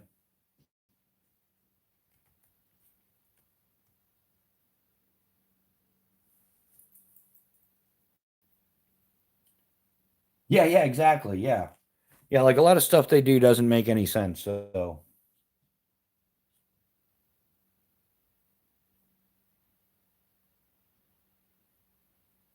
but yeah, it would be great if YouTube wants to make their platform better and more user friendly, come out with a viable way to sort out the trolls and stuff like that. And that would be awesome.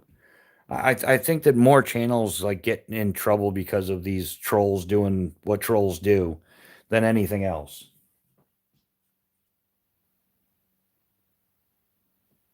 No, you're just a brain dead, pathetic loser.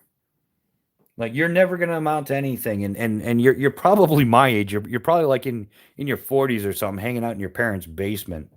Like, get an absolute life, man.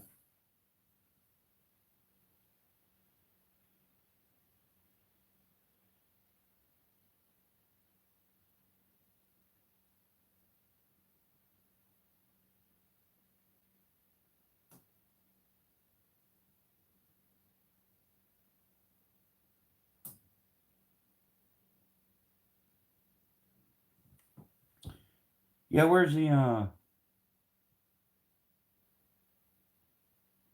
yeah, we'll just start. There's not like a permanent ban button. I got to figure out what all the other buttons do. But yeah, we shouldn't be hearing back from that low life. Just suck it up, Buttercup. Go ask mommy and daddy for a hug. Tell them, you didn't give me enough attention growing up as a kid, so now I have to get attention by negatively involving myself in live chats.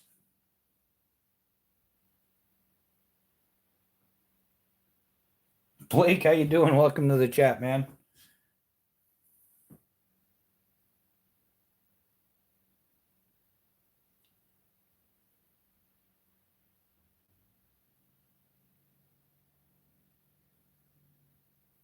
Yeah, Neil. Yeah, and then they're all crying like, "Oh, they're gonna deport us. We're innocent people." No, you're a criminal. The second you illegally broke into our country, you're a criminal. There's no way around it. You're a criminal. You broke the law. You don't belong here.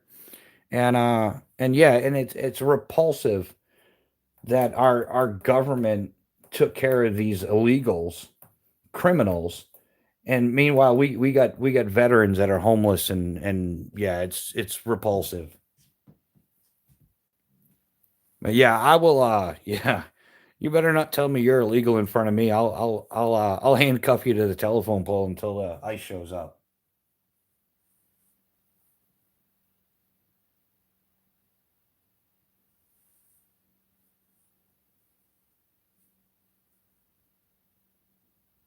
Yeah, Johnny, that sounds. Yeah, you got to get that out more. That sounds like it wants to work and do stuff. That's a working tool there. Yeah, Blake, I think 600 grit is perfect. Is plenty enough for everyday use. In fact, for everyday use, I mostly hone my knives. I hardly ever put a knife to a stone anymore. I strop. I strop my knife, and if it's it helps your knife last longer too. You hone the edge rather than letting it get dull to the point you got to take it to a stone and take metal down. So, and for some reason, I find stropping therapeutic is just monotonous, casual, takes my mind off of stupid stuff for a little while.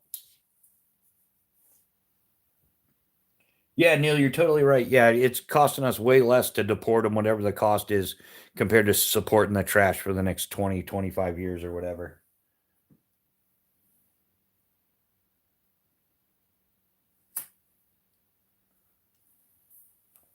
Yeah, Johnny, how much does that weigh? I bet you that's got to be up around a pound and a half or so.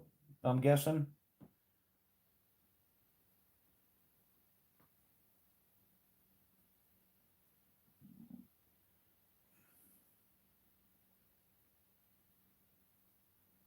6 to 8 thousand grit. Wow, that's pretty high up there.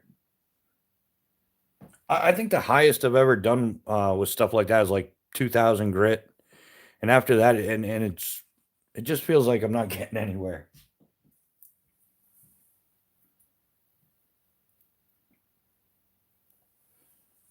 Yeah, yeah, ground fog, exactly. Yeah, if you keep your, it's the old saying, a little maintenance goes a long ways. And if you keep your knives well stropped, yeah, you got to go through some pretty heavy usage to dull them down. And yeah, you're hardly ever taking a stone to it. And that's a guy, yeah, like that's a woodworker who's doing it all day. So he strops hourly, and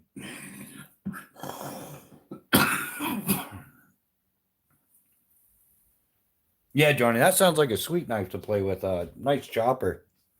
I have been on the market. I've never owned a big knife, so that's something I've been looking into. Is a larger, like uh like a full size chopping type knife is something I've been looking for. But I've never owned one. Like once it gets beyond like this knife size, I either use a saw or a hatchet. Like I've always like the right tool for the job kind of thing. I've just always had that mentality of, like my knives will handle certain stuff, and then when it gets to be too much for the knives to handle, then it's either a saw or a hatchet or an axe or whatever. Does that make sense?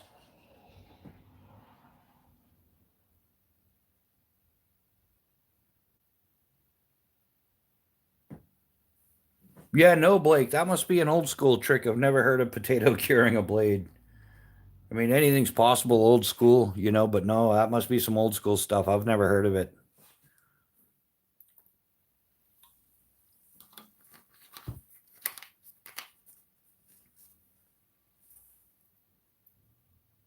Thanks, Michelle. Thanks for stopping in. Yeah, these are some pretty cool blades. More functional than cool though. The brown handled one.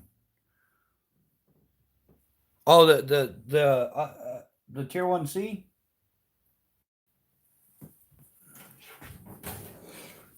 Are you talking about this one?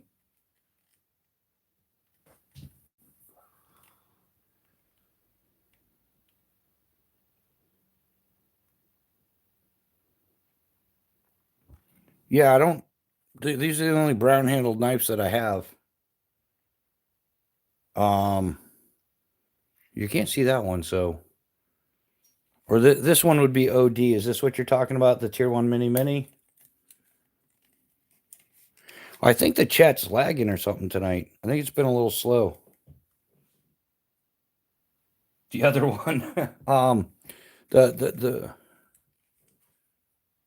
okay, so yes, this is the tier 1 mini by Phobos Knives. It's a CPM 154 cm steel, skeletonized scales.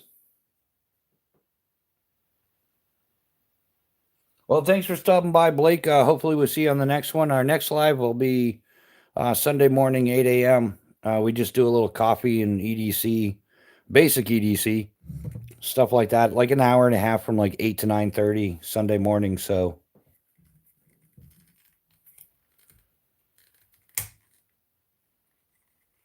but yeah, this is actually it's a OD green micarta, but everybody's monitors are a little bit different.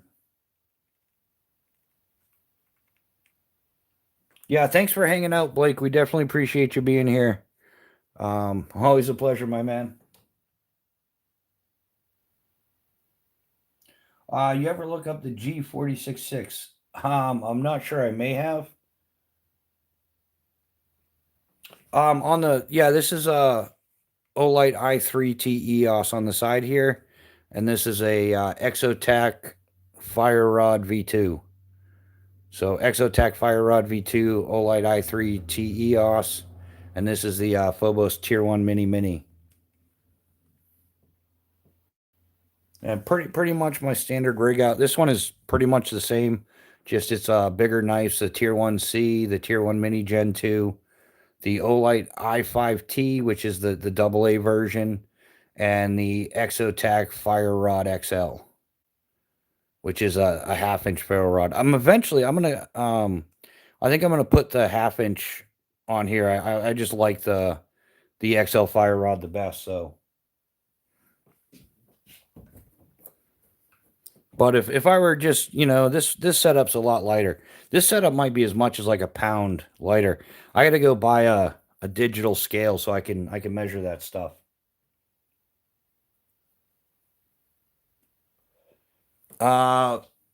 Which yeah, that's in general. Which one do you, these ones, the tier 1 BC or the other? Yeah, this set is a custom set though, my man. So you wouldn't be able to get this as it is. You'd have to get a variation of it or something. He is coming back out with the Tier 1C at some point.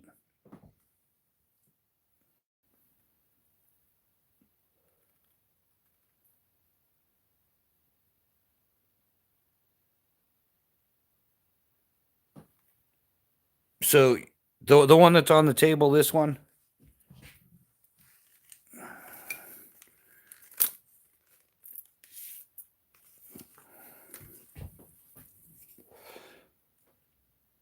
Is that the one you're asking about, the Tier 1 BC?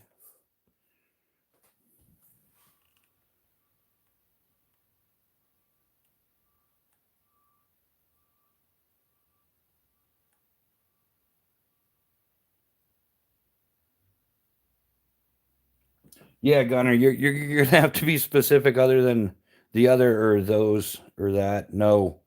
Okay, so this is the Tier 1 BC. Type Tier 1 BC if you want to see these knives. And we'll be more specific. Or this is the Tier 1C if you want to see the Tier 1C. So we're gonna use specifics here because those and they and them and yeah, I'm worn out on those. The theys and the thems, man, don't work. The heavy one. Okay, so the Tier 1C.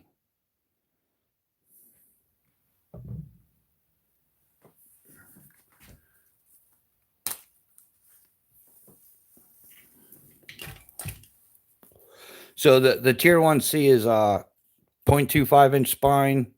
It's a CPM 3V steel.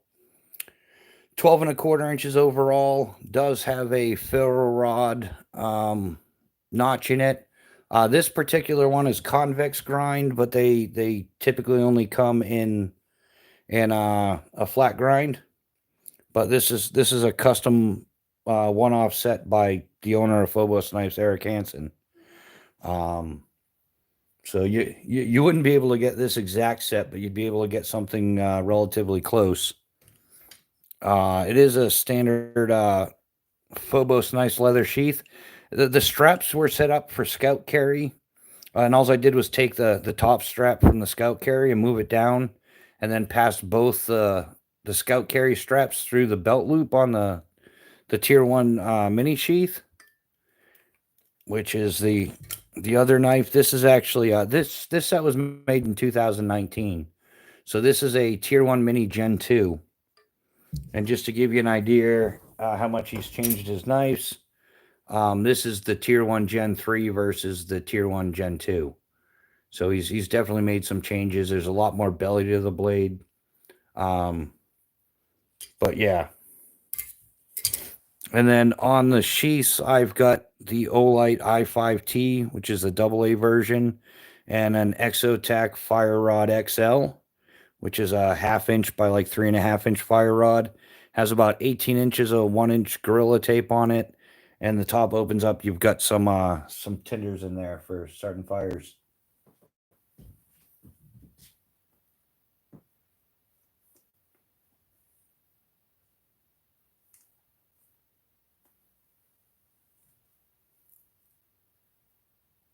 Yeah, serrations are interesting with feather stick, and they tend to bite in, and they kind of like create like a little guide or something, almost like a micro recurve blade. It kind of like centers itself and everything. Yeah, for some reason, yeah, serrations are oddly good for feather sticking. But yeah, my man, that is the tier one C, and like I said, this is a custom version of it that Eric Hansen made for me. So, but there will be the tier one C back in production, and it'll come with a flat grind, so it's all completely doable. And these are also acid etched. It looks better in real life than it does in video. Maybe I don't know. Maybe when I get a better camera, it'll look better. But they are acid etched and stuff as well.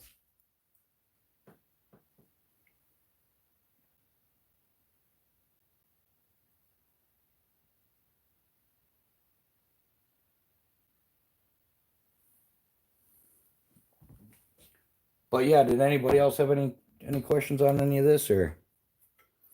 Yeah, I've got to find some materials, do some cutting and stuff, but um I'm not gonna do like full blown knife testing. I mean, I'm just gonna use the knives for what they're supposed to be. Does Stanley make a nice shaped blade?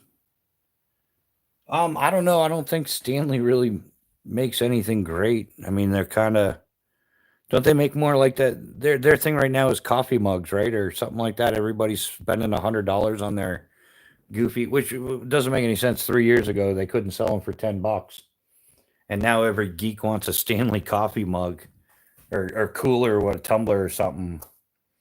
They're like the 1980s Cabbage Patch Kids or something. I haven't understood it. Utility knives. I don't know. I for a utility knife, I just have a Milwaukee. Is what I carry for utility or no? I don't EDC it or anything, but I think I've got two or three of these. I've got like one on my tool bag. I keep one on my workbench. Um, but yeah, that's about what you're looking at. Red blooded American. Those are junk. What's junk? The Milwaukee's?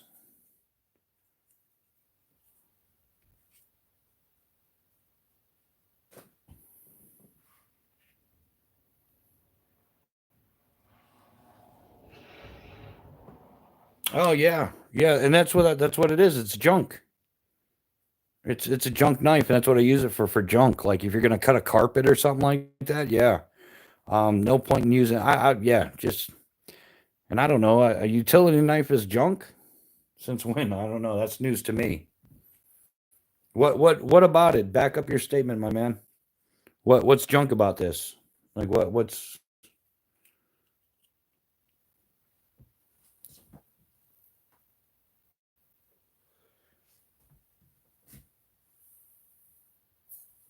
like what do you recommend then? What's a good utility knife? If a Milwaukee utility knife is junk, what's a good one? And what makes this junk?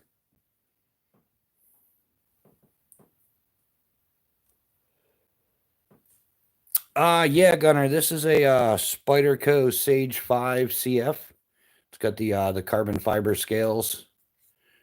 Whoops. Of course, I flicked it wrong. The Milwaukee utility knives are junk compared to the Stanley. Okay, what makes a Stanley so good, and what makes a Milwaukee junk? I get it. You said that already. You said these are junk, and Stanley's the way to go. But why? And this really isn't. This channel isn't about utility knives. I don't even know why I'm entertaining this. Red Stanley quality has gone down so much over the last few years. Yeah, yeah, and Stanley's busy. Like I said, they're busy making those silly cups for $100 a piece because all the yuppies decided it was trendy, and now there's a Stanley sippy cup trend going on, which is kind of funny. They had a big thing on it, like the Valentine's Day ones. They had a bunch of pink and red ones, and all the people that had to fit in, competing with the Joneses, were there, practically fighting over some silly little metal cups that went from $10 to like $100 almost overnight.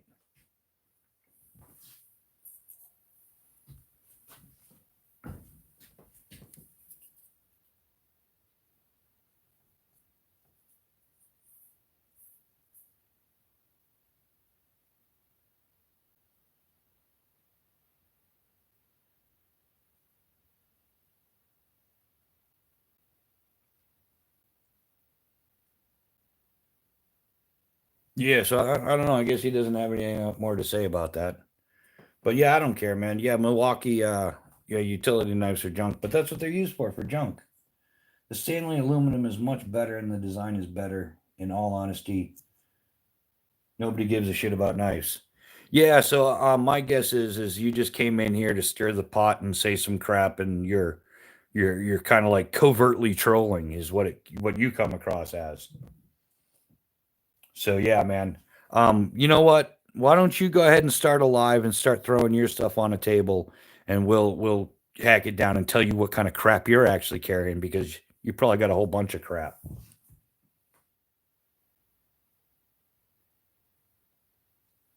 Let's see. Red Blooded American has 12 subscribers and not a single posted video. Why am I not surprised? So you had to go and recruit a couple of your friends to subscribe to your channel so you felt like one of the cool kids, but yet you're too much of a coward to post your own video, but yet you're going to jump on my live stream and tell me that my stuff's junk.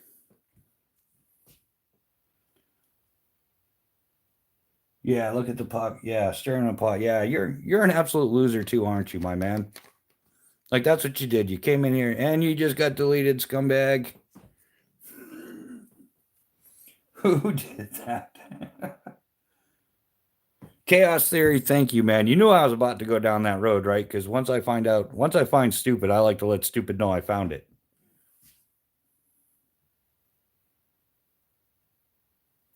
Right, we're gonna have to get you an Arcom or an AAM or something, right? Chaos, you're awesome, man. Thanks for looking out. Yeah, you knew where that was going. That is like once again, like what are these people? Like I kind of feel sorry for them, but they need a good old fashioned backhand or something is what they really need. Because yeah, Mike Tyson said it. The internet gave people the ability to say whatever stupid stuff they want without the results of getting punched in the mouth or something like that. And those people are a dime a dozen nowadays, and they're all over YouTube. But yeah, I for the life of me can't figure it out. I wish he had a video or something. I'd love to comment on it. I wonder if yeah, if you time them out, can they still watch but not comment? Is that how that works, or do they just get kicked out of the chat? I've never been kicked out of a live chat. I've been to like hundreds of them, probably even more than hundreds. And I've never no, I think Kyle Coonley put me in timeout once because nobody else put me in timeout because it was Juvon's live chat and they just do it for fun. But no, I've never been like kicked out of a live chat ever or anything like that.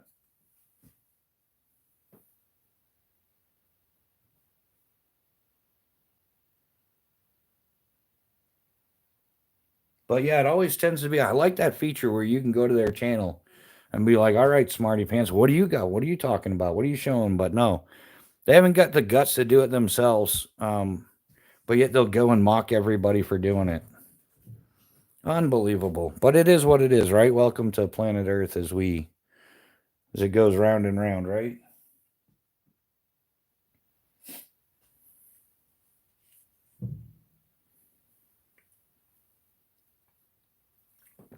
And we're magically at 69 likes. Doesn't get much better than that.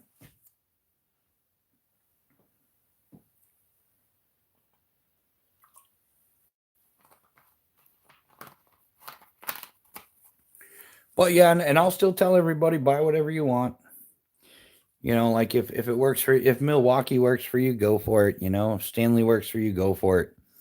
Um, I think that one thing I've discovered on YouTube is that this stuff gets weird quick, and there's some people that are like, I don't know, I don't know how to explain it. YouTube can get very weird though. I think I'll leave it at that.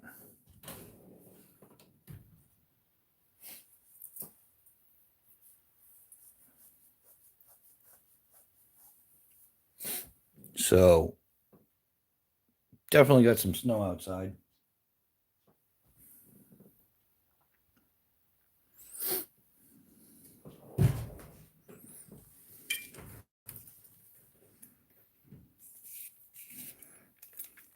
But yeah, I think that there's a certain point like we and it's just the way modern society's worked out, where everybody's so used to that cheap instant gratification from shopping at places like Walmart and stuff.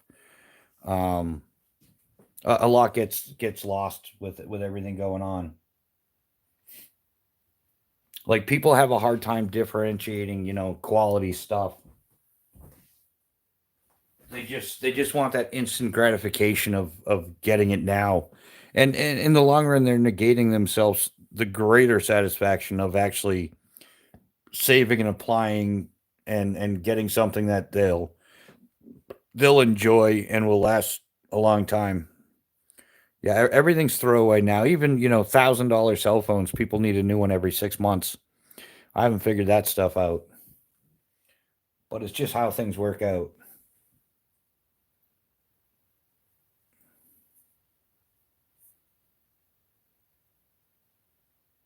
But yeah, this and that's the thing, man. Is that the trolls come in and they kill the chat. What do you do about it? Do you sit there and who wants to listen to that? How does that work out? I don't get it. How are you buying knives at Walgreens? It's simple, man. You go in there with cash money and you buy a knife. It's simple. I think Walgreens actually does sell knives, my man. Yeah, ground fog. That's what I was talking about, like the marketing.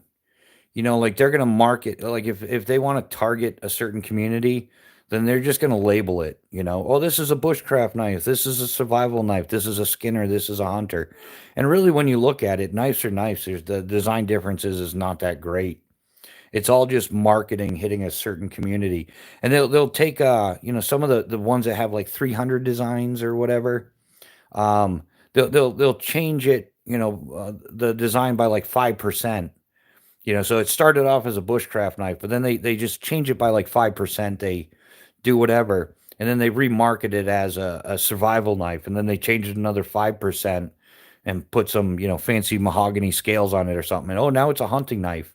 But the differences between those knives are not significant enough to change the performance of them. I mean, yeah, there are differences in knife designs, but for the most part, most of everything is labeled for marketing, not for logical use.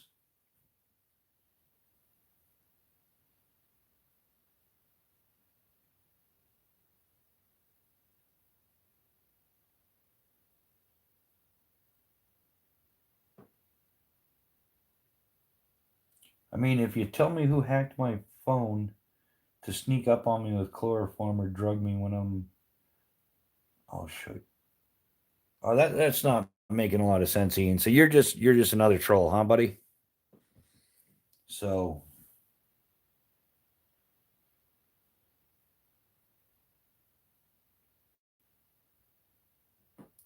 Yeah, yeah, ground fog. Yeah, you're spot on, man. Yeah, find somebody with experience and that doesn't benefit from it. Like, yeah, yeah, I totally agree, man.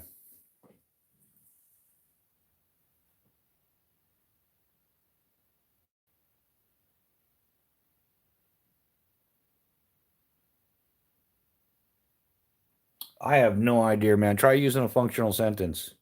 Nah, I don't roll. You sound you're helping them lie though. What make sense, dude? There's try using a complete sentence. Can anybody else make sense of this guy?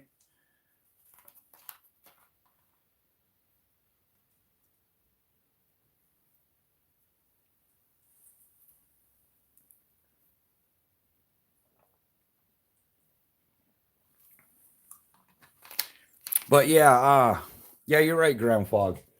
Like, yeah, I don't I have a hard time listening to um yeah, somebody on YouTube that owns the company, especially when it comes to knives. Yeah, yeah, needs a med tweak or something, yeah. Yeah, they sure not representing our country. I hope they're not. Are you Ian, you're not in the United States, right? You're not an American?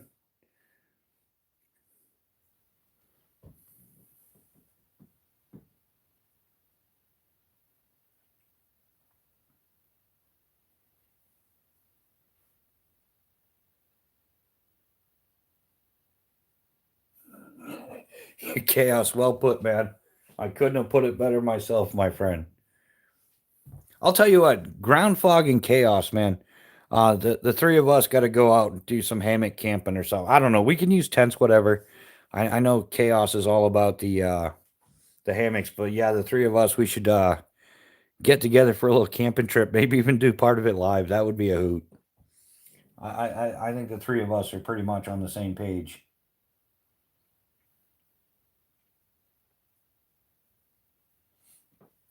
But yeah, that's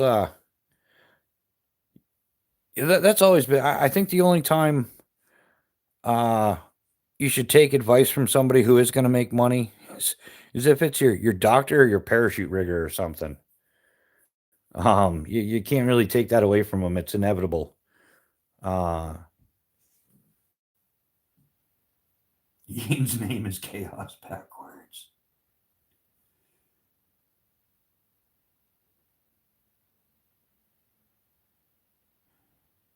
Hmm.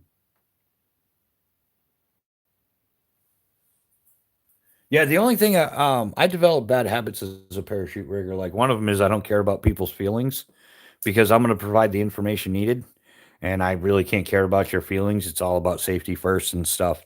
And so, um, over 25 years as a parachute rigger, I tend to just spit it out and like, what's wrong with you? Like, what are you thinking?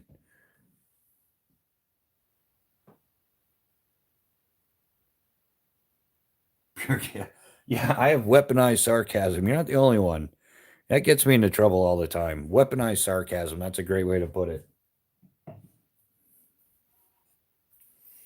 And that would that would yeah, weaponized sarcasm after like you know 2 decades of gain of function research, right?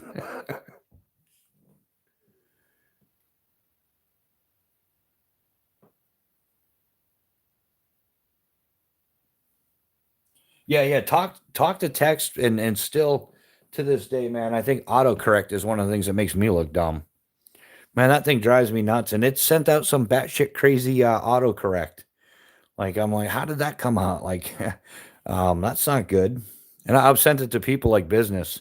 Like autocorrect is like mess something up, and I've sent it professionally, looking like a moron. Like, oh no! All right, Gunner, have yourself a good time, man. Thanks for hanging out with us. We'll be back for sure Sunday morning at 0800 hours Eastern Standard Time. Yeah, that's cool, man. That's cool that you EDC $35 Kershaw. Like it works for you, right, my man? Like you're happy with it. And yeah, the nice part about a $35 knife, I don't know, maybe for me, for some other people, but if you lose a $35 knife, it's you're not going to lose as much sleep if you lost a $600 hinderer. You know, I mean, that would just that would wreck my week losing a $600 hinderer. But if it were a well used budget knife or remote, I could care less. I mean, it would be inconvenient at its most, but I wouldn't be butthurt about losing a budget knife like I would a quality knife. But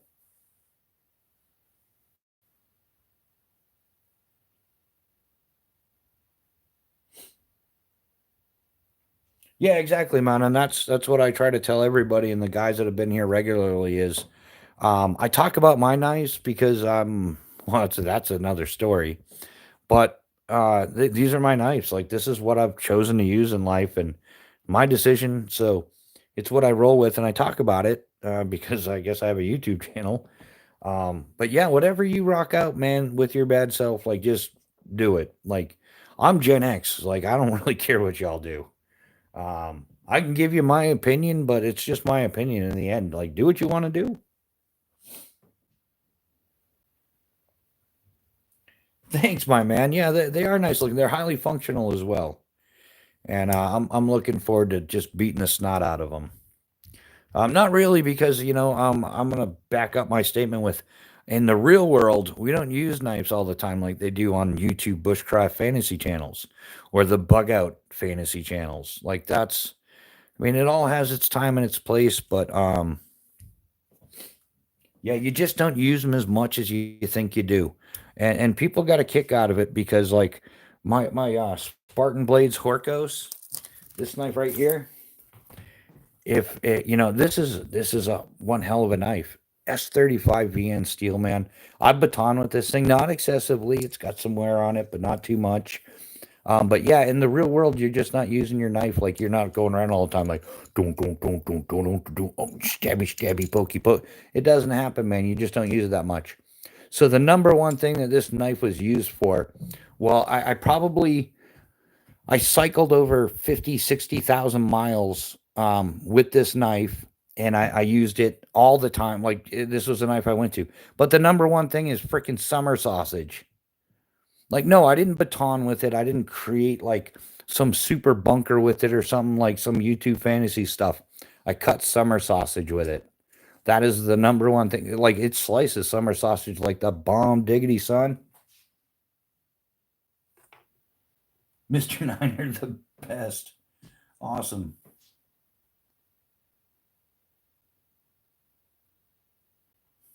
Oh, yeah. Yeah, I don't need a license for this knife. Not in my state at least.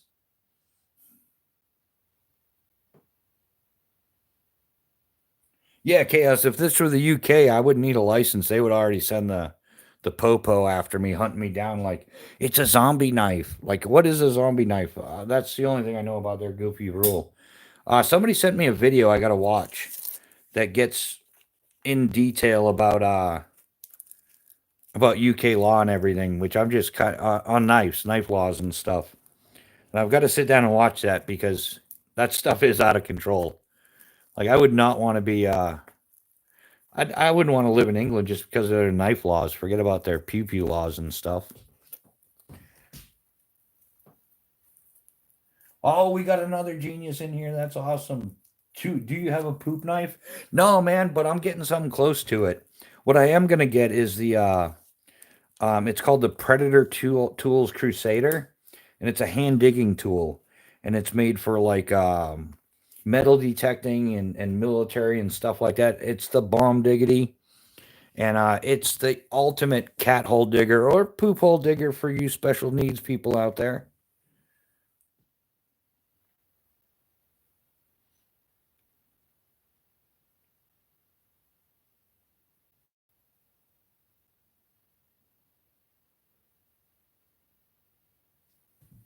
So yeah, do you have a poop knife, or is it not really a poop knife? Is it like pizza dough but loaded with dill?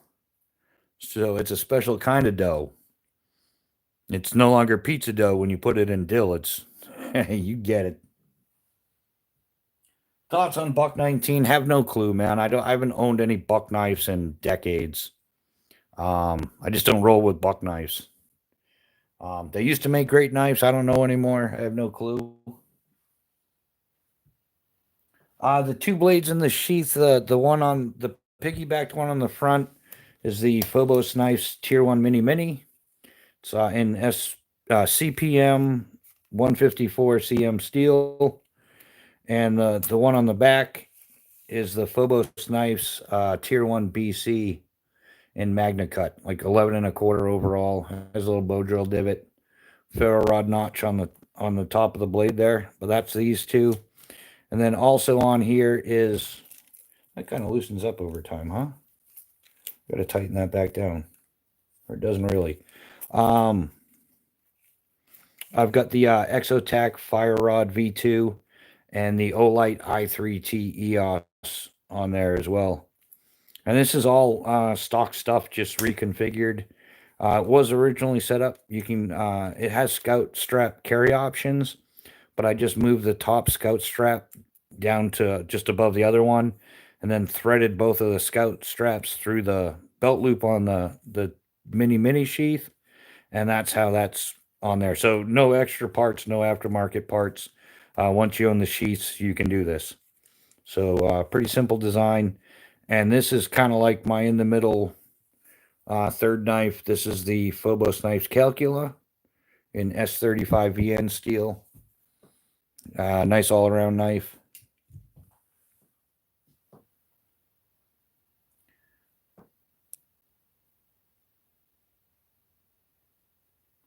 Cody, which one's large? None of them are really all that large. I just got some Sally McSally hands that makes all my knives look bigger. It works it works out for me in the long run. Hunt for hookers outdoors. The only Spartan I have is the Harsey. Yeah, which one is there's a couple different Harsey models. Hersey. Yeah, there's a couple different ones. There's the folder, and then there's the fighting knife, and there's another one. So there's a couple of Harsey models through Spartan Blades, for sure. My EDC carry, my man, is typically, it has been lately. It's been the Tier 1 Mini, and yeah, left-handed. In Kydex, I've got the easy clip, so I just left front pocket. That goes right in there. For a folder, it's been the Spyderco Sage 5 CF, and I typically have my Leatherman Surge. And that's for tools, it's about what I carry. And then, standard watch, phone, stuff like that is what I typically EDC. But I am looking, I'm going to probably upgrade my sheath or change out my sheath for my Calcula. So I can start EDCing it. The only sheath I have right now is a dangler. And for EDC, I'm not a big fan of a dangler. I mean, it's great in the woods and fishing and stuff like that. But for EDC, I'm going to get a Tech Lock most likely. A Tech Lock and belt carry it. Or I might get like another easy clip and IWB or something. So I'm kind of working out how I want to EDC this one.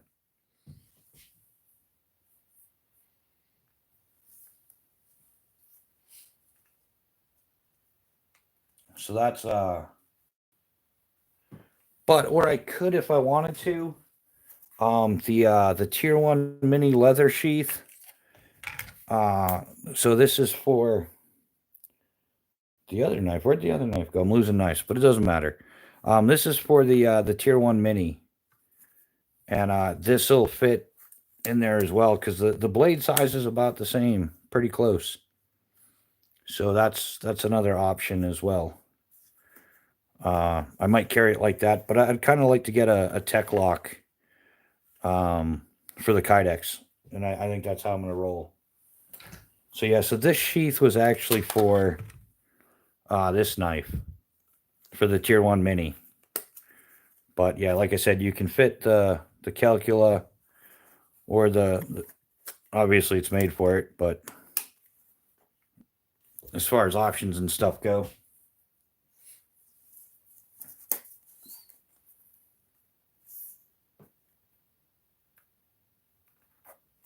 So yeah, so that's typically what I EDC. Another change I'm looking to make with my EDC is I love the Leatherman Surge and everything about it. It's like the off pavement king of multi tools.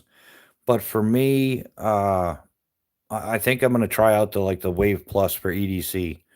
Because I'm not worried about changing saw blades and stuff for EDC for urban EDC. Like on the pavement kind of stuff. So I'm not worried about that. I would like something lighter though. The Wave Plus is just a little smaller, a little lighter. Might be worth the change. I don't know if it's worth 120 bucks, but at some point I'll give it a go.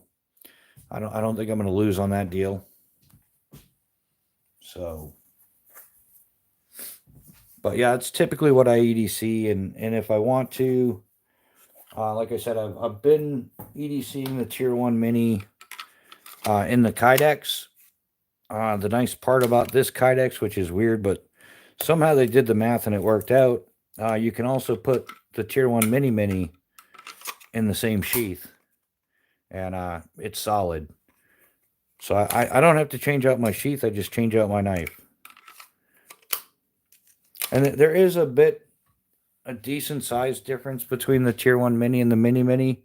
The Mini Mini was created because some states only allow a 3.5 inch blade. This is a 4 inch. So it kind of got remade in a 3.5 inch version. On the butt end of it, you can see the attitude adjuster on the Mini Mini with the skeletonized scales is reduced down a little bit. Probably won't dig in your side quite as much. I haven't had any problems with anything rubbing. And the scales between the two knives are interchangeable.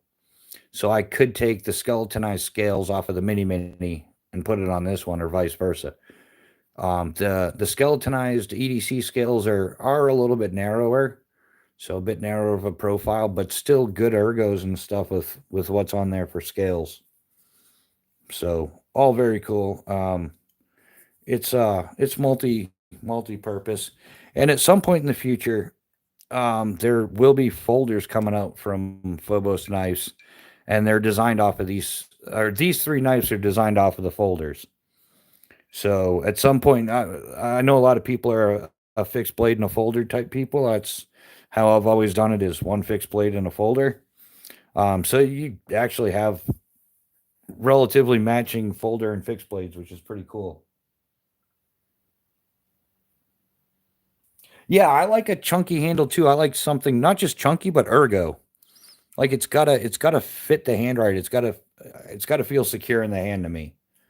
And that's the way I've always been. That's kind of why I got away from Spartan blades. There's nothing wrong with Spartan blades. They're just really thin profile scales and handles and stuff that just there's a few hot spots. I definitely wear gloves when I was using my Spartan blades.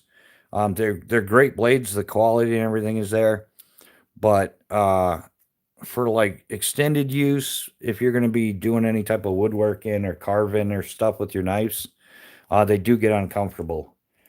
But they are more sleek, more streamlined, a little more easy if you're going to IWB or something. So I mean, pros and cons to each, but really, that was the whole major reason why I switched to Phobos Nice, was because I was looking for more grip, more comfort in the scale material and stuff. So Cody Nice, you see a Benchmade 941, lost one already at the range, and then was carrying a minigun and just lost my Kaiser sheepdog fixed. Is HK something? Can't remember the name. Beefy, more beef. Yeah, yeah. So that's what we're looking at there, guys. Yeah, it sucks when you lose a knife. I've lost a few, and the only thing that sucks, the only thing worse than losing a knife, is the plow truck driving by plowing you in 10 times a night. No, what's worse than losing a knife is having one stolen. I like loathe thieves, and when stuff gets stolen, I just, oh, yeah, that bugs me. Thieves are less than people. Yeah, I'd rather lose a knife in the woods, like drop it or whatever, than have somebody walk off with it intentionally.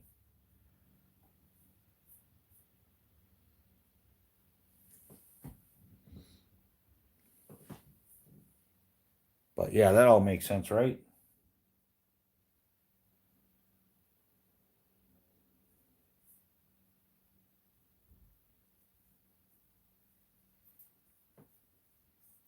But yeah, any other questions, opinions, suggestions, comments?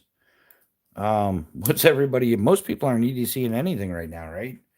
Depending on where you're at, it's like 10 to 2 in the morning. Most people are just kicking back. Oh yeah, the fishing knives. Yeah. Yeah, did you always have like that one spare thrown in the bottom of the tackle box? Just in case.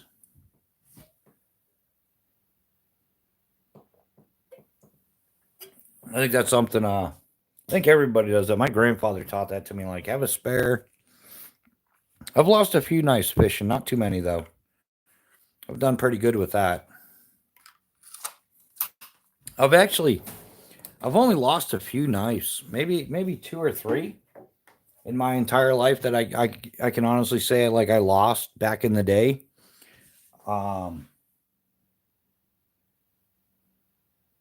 7:50 a.m. in Nigeria.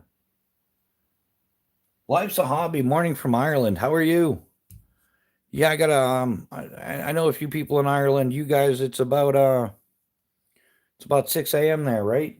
6 7 a.m. I think. Well, if it's 6 a.m. there, does that mean I get to make coffee here?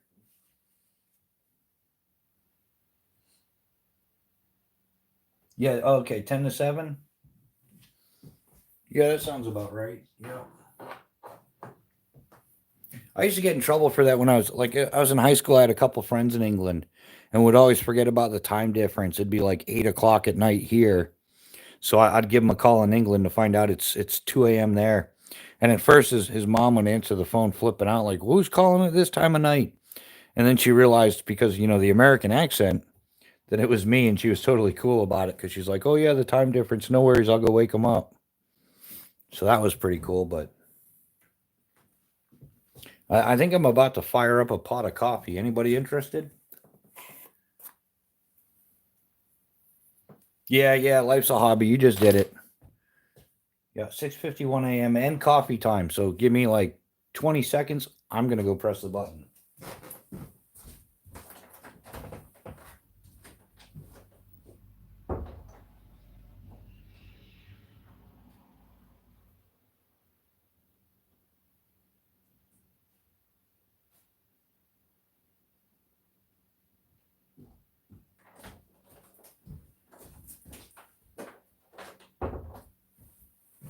All right, guys. Coffee's brewing. Full caffeine. Yeah, absolutely. Yeah, full caffeine. Yeah, I'll show you guys what I'm drinking.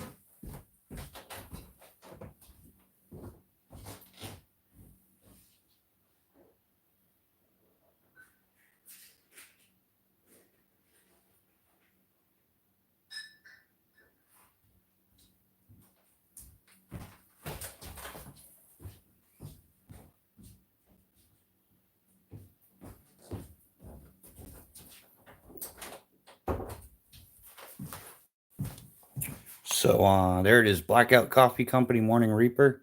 It's their medium roast. This is the whole bean coffee. I've noticed, yeah, there's a bit of a difference between grinding your own beans and getting it pre-ground.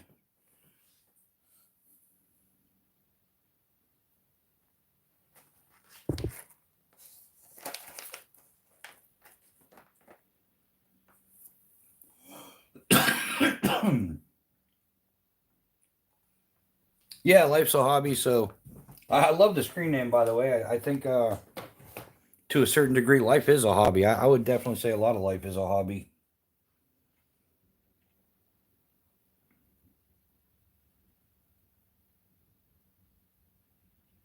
Yeah, you tried that one and jumped off the walls. That's actually their medium roast. They've got a darker roast and stuff. I enjoy it though. It's good stuff. Um, I've been drinking that for like 2 years now, a little over 2 years. And I think the plow truck driver is antagonizing me now. He drives by, slows down. I think he's waiting for me to come out and bounce a snowball off his windshield. Not that that's ever happened, because I would never do that. How many old school people out here who's ever lost a glove in a bumper while car surfing in a snowstorm? Or Hitching a ride.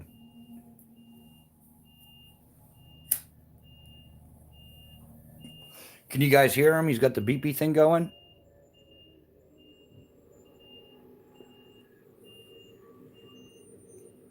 Got all the shiny lights and everything.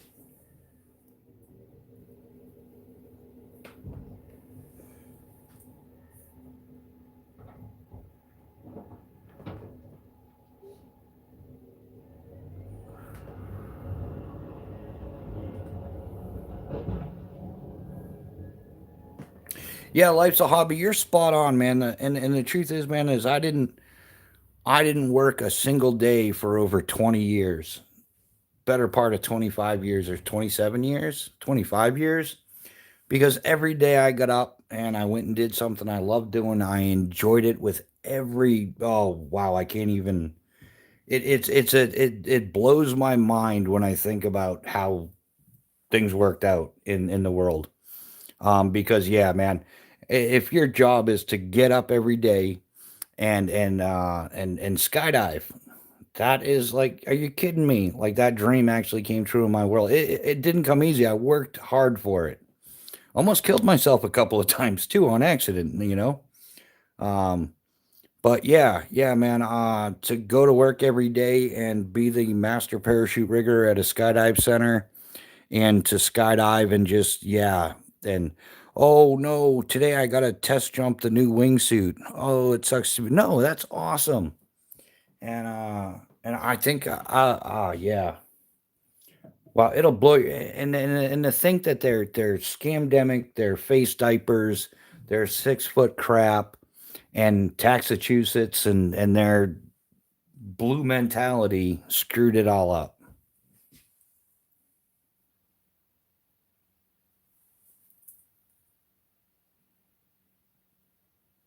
Are you kidding it? Yeah, I don't know about around here, man. If I threw $5 at him and asked him to open up the end of the driveway, it'd probably just run down the store and get beers or something. I don't know.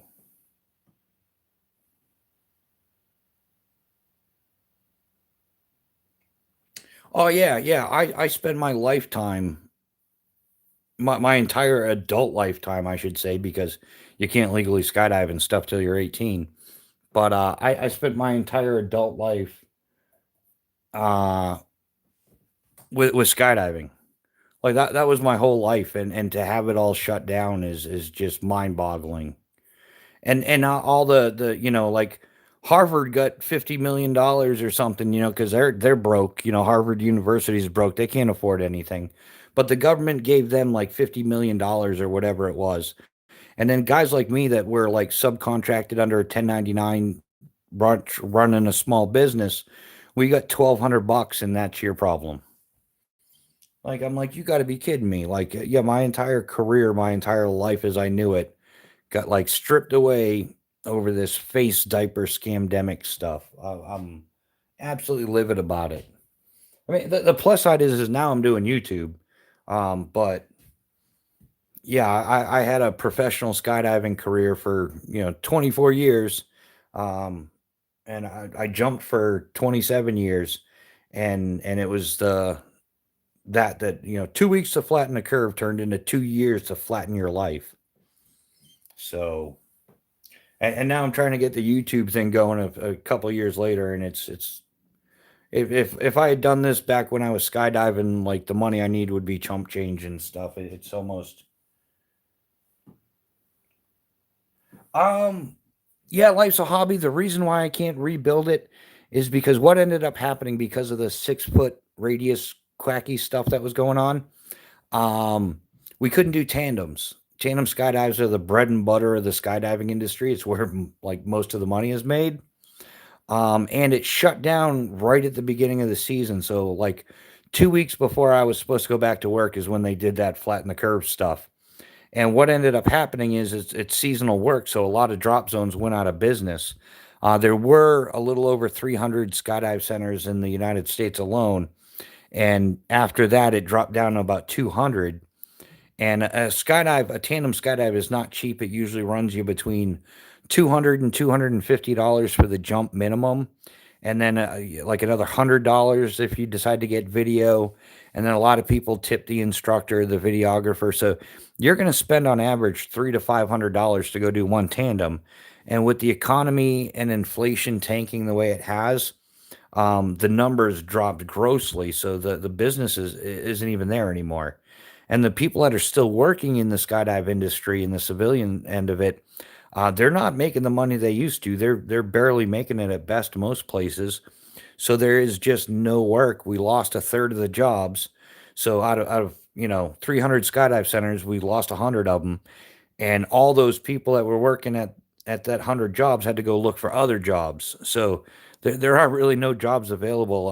I know people that went from pro skydiver to now they're working in fast food, or they're doing what is it, that DoorDash or something like that, because there's just no people don't have the money to eat. They don't have the money to skydive. It's kind of crazy. But yeah, I do miss it. I can't lie about that.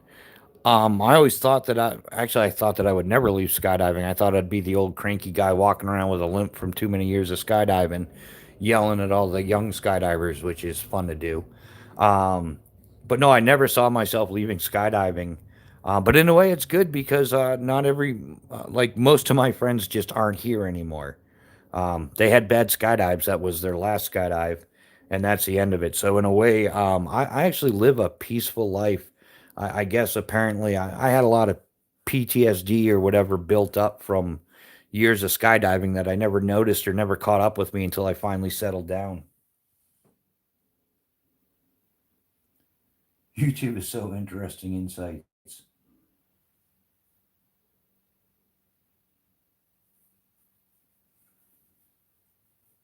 Yeah, and YouTube is interesting. I mean, I enjoy 99% of the people that I meet on YouTube, whether it's the slingshot channels or the knife channels or the outdoor channels or the people that go to those. Um, do I hike at all? Yeah, man, I hike a lot. I bike a lot too. I've biked hundreds of thousands of miles. I lived off of a bicycle for like 10 years.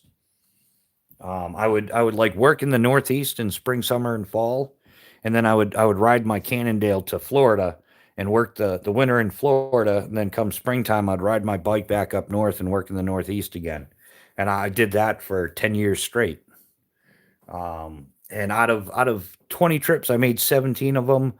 There was one time I was messing around, being stupid with my friends down in Tampa, and I didn't leave on time, so I had to catch a flight up to New York, but that was my own fault because we was being stupid, playing skydiver games and stuff.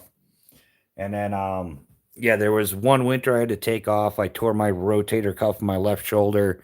I ended up having to get cortisone shots and everything, and I spent like 2 months in a sling. But I rented a cottage up on Seneca Lake, yeah, the Finger Lakes region, upstate New York, and played Skyrim for like 6 months.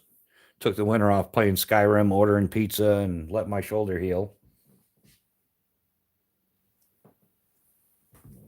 But yeah, I definitely I do a lot of hiking, a lot of walking, a lot of bike packing, bike what do they call it now? Bike touring, bike packing, bike trekking, whatever they want to call it, man. I got bags on my bike that I put stuff in, and I go for bike rides with the stuff, and I camp out and do stuff like that.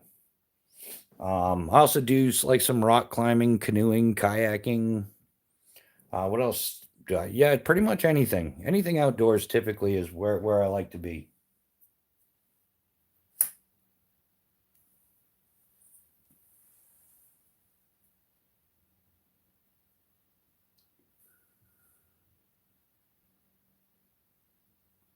Oh yeah, okay. I thought I recognized your thing. Yeah, Mick over at Hampshire. Yeah, Mick is an awesome guy. I love that dude. One of my favorite Brits for sure. But I'm not sure if he votes Manchester United or not. So that could matter. But yeah, my man. Yeah, we could definitely get into that. I just lost a whole bunch of weight myself last summer, and I'm gonna finish off the rest of it this year because I put on a whole bunch of weight not being a skydiving mountain biking dude. So actually, I usually weigh like 165, 170, and I was up to like 224. And now I'm back down to like 192, 193, and I'll get back down to 170 hopefully sooner than later. And the trick is for me was just getting back out the door again. It didn't have to be any place fancy. I just man, I got fat. There's no way around it. And so I would just like walk 2 blocks up the hill or something and walk back and call it. And then a couple hours later I'd go and do the same thing and just, repeat it. Yeah, I'm totally in it to win it now. I'm invested in the YouTube. And not monetarily. I'm too broke to invest that way.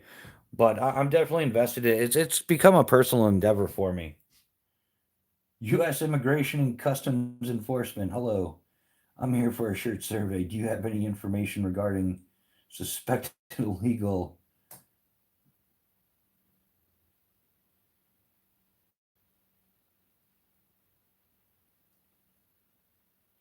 Oh, that's got to be somebody playing games. But no, if that is really U.S. immigration, scroll up, man. There's some dude. His parents are here illegally, and yeah, toss them out of the country for us, would you? And if we can help you in any way, shape, or form, please send me an email right away with a number to contact you. I'm willing to work for free part time, around my YouTube channel. But if I can help you round up some of the illegals, I'd be more than happy to.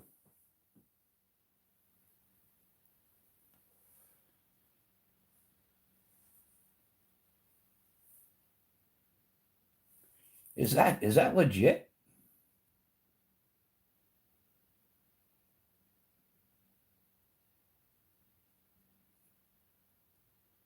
Oh, wouldn't it be fun if I were a power trip? And wouldn't it be awesome to put U.S. immigration in timeout?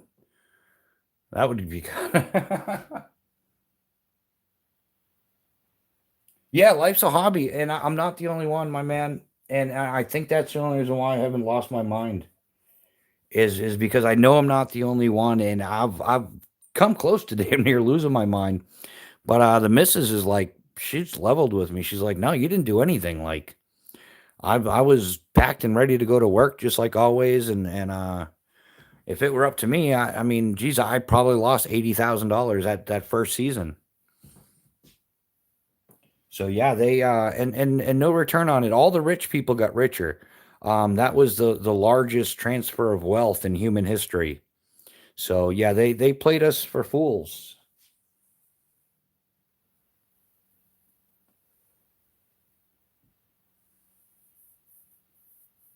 Oh, you hear that, guys? I'm a good citizen. That's awesome. Well, thanks for hanging out with us, man. And don't forget to smash that like button. And you can subscribe that way. There, you can check. Come here anytime and check for illegals. I don't know how you do that, but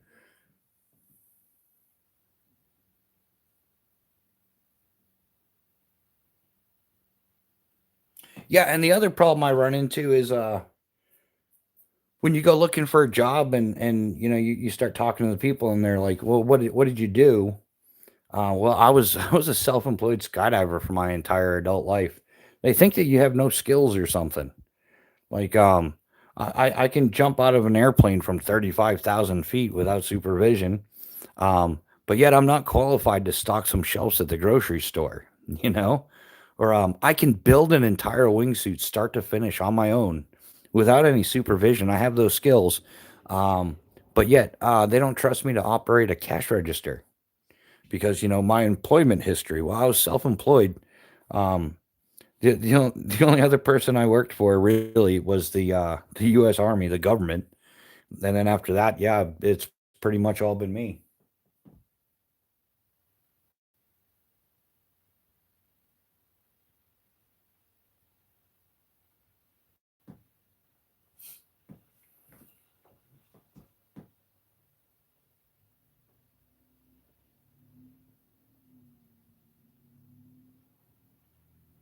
Oh yeah, you worked in IT. I call it the work from home revolution. Yeah. Oh, so you were building desks at home for the office during that, or? But yeah, it is pretty wonky. Yeah, I know a lot of people that lost their businesses, or it's forever changed. Like even now, uh, like they've changed the economy so much. Like when this whole thing started, our rent was $1,200 a month for a nice duplex and everything, and then we're paying like 25, 50 a month. So we're paying more than double rent and everything. No other benefits. You know, we're just for some reason our rent went from $1,200 to $2,550. I lost work. I lost my business. And then you know all the other inflation, just like everybody else has been dealing with. I mean, the struggle's real.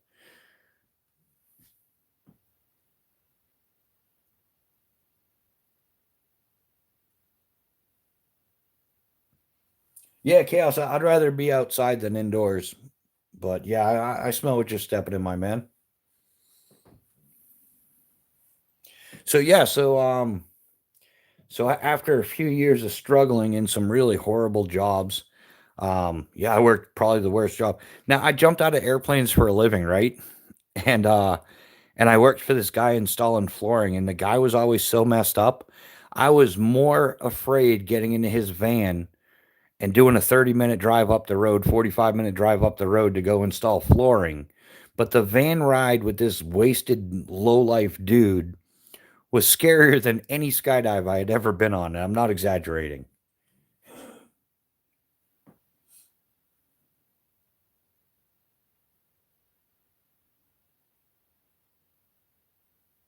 Yeah, life's a hobby. I think more so what I'm trying to do is transfer those skills in other things.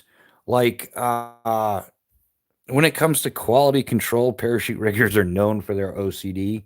And I know more about sewing than anybody else on YouTube, and I don't care who it is. I don't care Dave Canterbury or Luke's the Outdoor Gear Review, or I don't care who has, I don't care who it is.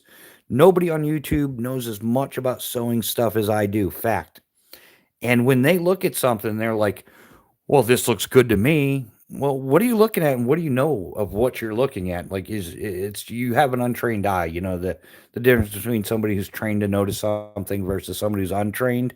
And all these guys on YouTube just like it looks good to me. There's a couple loose threads or something, but whatever.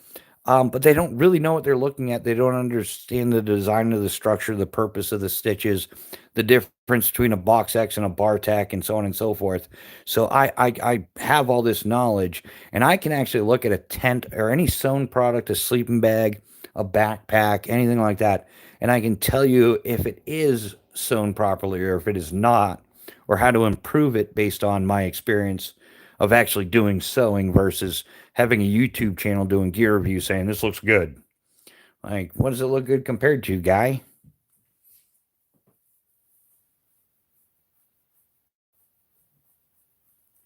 Yeah, just double stitch. It never fails. Ah, but we'll pick that apart, right? Double stitch. How do you mean double stitch? Do you mean like a side by side double stitch? Because what ends up happening is a lot of companies use a single needle machine and they'll do two passes and it doesn't set the stitching accordingly. So you have the two lines of stitching should be working together equally. But if you use a single needle machine and you do a double pass, making it look like you used a double stitch, the stitches aren't lining up and distributing the forces equally.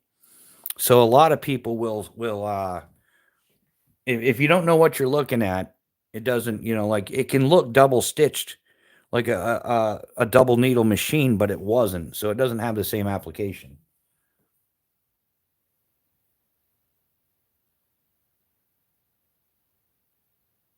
Oh yeah, yeah, yeah, man. Like the song, "Are you down with OCD?" Yeah, you know me. Just a little bit. I'm not OCD. I'm CDO. And you know the difference between CDO and OCD? See, OCD is a standard stuff. CDO is what parachute riggers do. And what we do is we put that shit in proper alphabetical order, the way it's supposed to be, unlike those OCD guys who just leave it that way. Like CDO is the shit, not OCD second rate.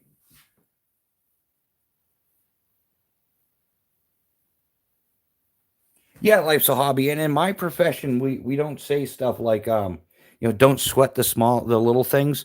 Like sweat the little things. It's a small oversight that's going to get somebody bounced. You know, in skydiving, when you bounce, you bounce. You know, if you know what I'm saying, unalived, whatever. I don't know. We're so censored on here, you can't really say what you're thinking. But yeah, I mean that's the whole thing. Like we go through everything. We walk through every stitch. We check absolutely everything. Um, And after 20 plus years of doing this stuff, yeah, you definitely develop an eye for it. I thought about talking to different companies like North Face, Arc'teryx, or something like that, looking for like a quality control job or something. Um, but yeah, it just yeah, not really digging it. So, but I think that YouTube is like I've had hundreds and hundreds of people tell me I should do a YouTube channel over the years, just never done it. Boba Fettuccine, how's it going, man? How you doing? Welcome to the chat. But yeah, I think that's something that's going to separate me when I do gear reviews on YouTube.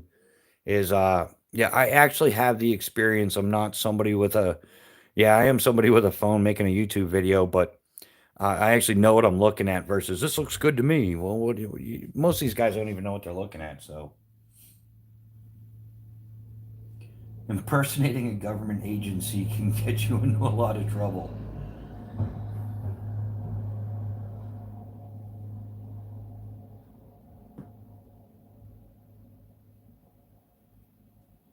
Yeah, I think you're right there. I think you're right there, Ground Fog.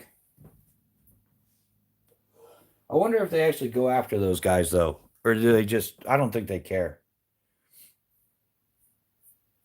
I know. I think if you have some wonky screen name on YouTube and you're going around, at least he was one of the nicest guys so far tonight. He was just playing around having fun.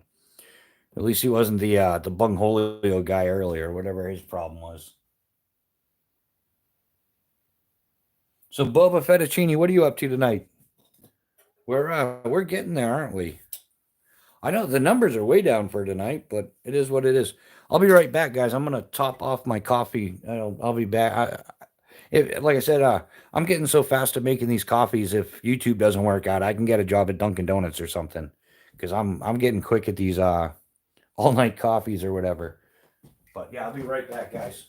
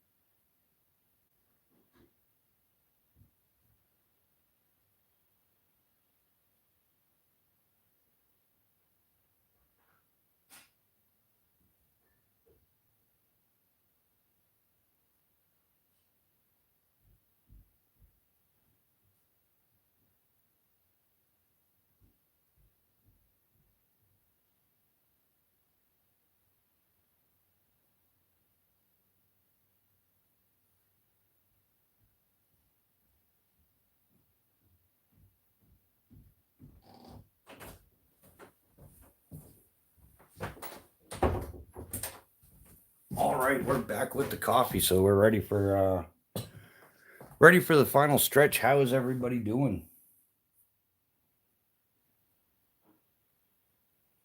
But yeah, so that's the struggle. The struggle is real, and that's my struggle is rebuilding life after after the Chinese AIDS destroyed it.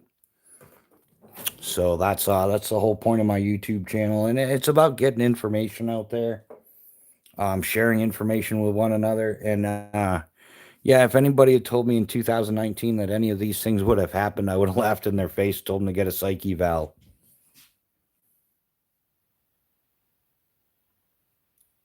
Oh, dialysis treatment. Oh, yeah, that must be exhausting.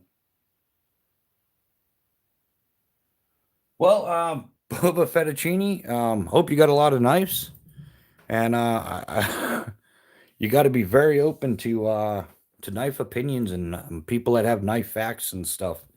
Um, the more I get into it, the less specific I want to get into equipment because you're gonna have some guy roll up in here and tell you that your stuff sucks, and with no real like nothing to back it up. He's just stirring the pot, and then but for the most part, like 95% of the conversations are good. Um,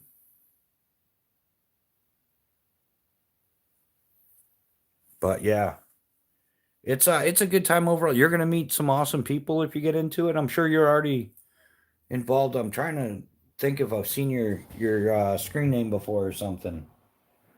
Kind of difficult to. Things have been changing a lot, so there's a lot to keep up with.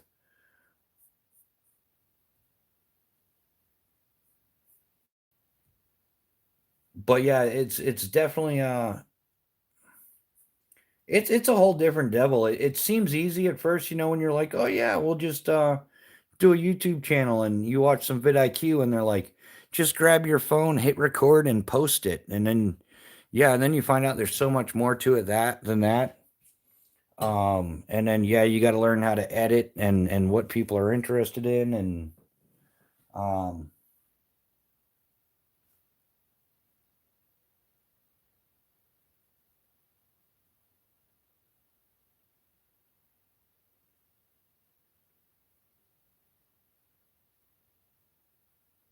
sorry, just getting caught up on the comment, making sure I didn't miss anything.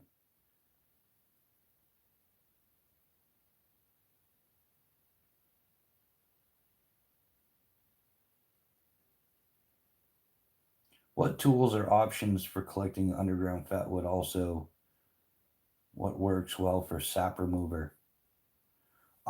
Geez, I usually use like the goof off or something like that, sap remover, depending on what it's on. Be careful you don't get chemical burns and stuff. But either that oh, what's it called? Yeah, it's goof off or oops or something like that. And yeah, the digging tools I'm working on, man. I've got a couple things lined up that I want to get into. I used to just go to like the Home Depot or Lowe's or whatever and get like the little, they've got like 9 inch or whatever different size, like little gardening trowels or something. I tried some of those fancy little lightweight hiking ones. Those kind of suck too. So, but underground fat wood, I don't know. I usually try to get the stuff above ground or depends on what time of the year it is, just chase down some white birch or something.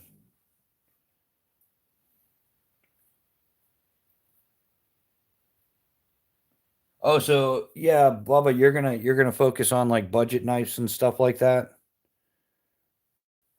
I know that there's a lot of people that do that. They're uh $50 and under, $60 and under, $30 knives and stuff. Um, yeah, I thought about getting involved with that stuff, but then I'm like, no, because there's like I'm gonna end up doing everything outdoors and stuff. So yeah, for me to just be throwing away like $50 a knife, $50 a knife before I know it, like that's a tent I need to buy. Um, so I just haven't been into budget knives and stuff like that. Never really have been. I've picked up a few here and there and like thrown them in the bottom of a tackle box for fishing, or had one in the glove box back in the day or something. Yeah, yeah, gasoline does break down pine sap amazingly well. I heard diesel works better. Like something about diesel. It also works with asphalt. The hot top, black top, or whatever. Diesel's supposed to be good for washing away that stuff, but anything similar, I think it would work on. So,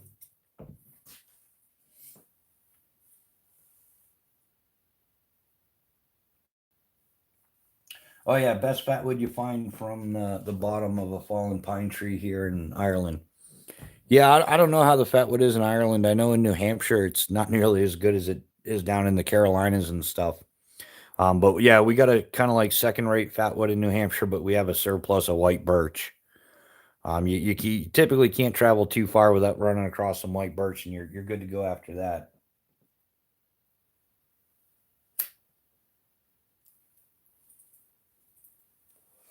Yeah, Boba. Yeah, the urban on the pavement EDC. Urban survival is a thing. I tend to take the bypasses. Um, I had enough bad experiences going through like Savannah, Georgia, and whatnot. I started going around a lot of the bigger places.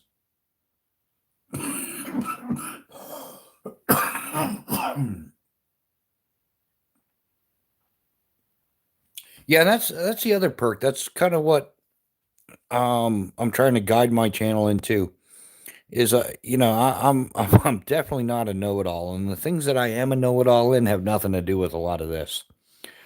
So I count on knowledge of people in the chat. Like Chaos Theory is highly knowledgeable. A lot of these guys know more about knives than I do, or they cover a wider spectrum of knives than I'm even remotely interested in. So it's great that they're in the chat because they're credible and they know what they're talking about, and you can check it out, make your own decision, you know. But it's great having people in the live chat that actually know more about knives and stuff than I do. I know about my knives and what they can do. I always have. It's important to know your own tools, but if I'm not buying the knives, I have no way of knowing, you know. A lot of people ask me, "Oh, what do you think of buck knives or Kershaws or anything?" I'm like, "I don't know. I haven't owned one of those in 20 years or 30 years or um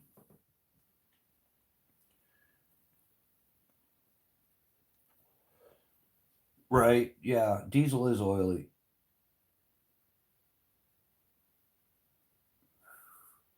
Yeah, yeah, see, that's what I'm saying, yeah. Like I said, Ground Fog and Chaos Theory, they definitely know what they're talking about. I've known those guys for a while. Um, and there's plenty of others that are like either the knife community or like the slingshot community. Because I've gotten more into slingshots recently.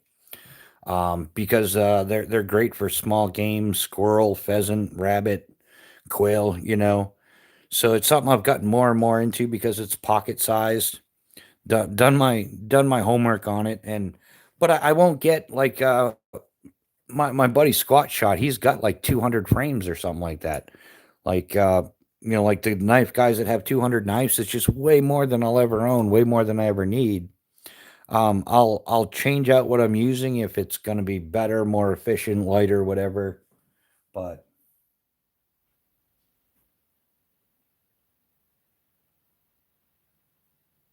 yeah, yeah. Urban skill sets are a whole different game, fun stuff. 10,000 foot view, danger, danger.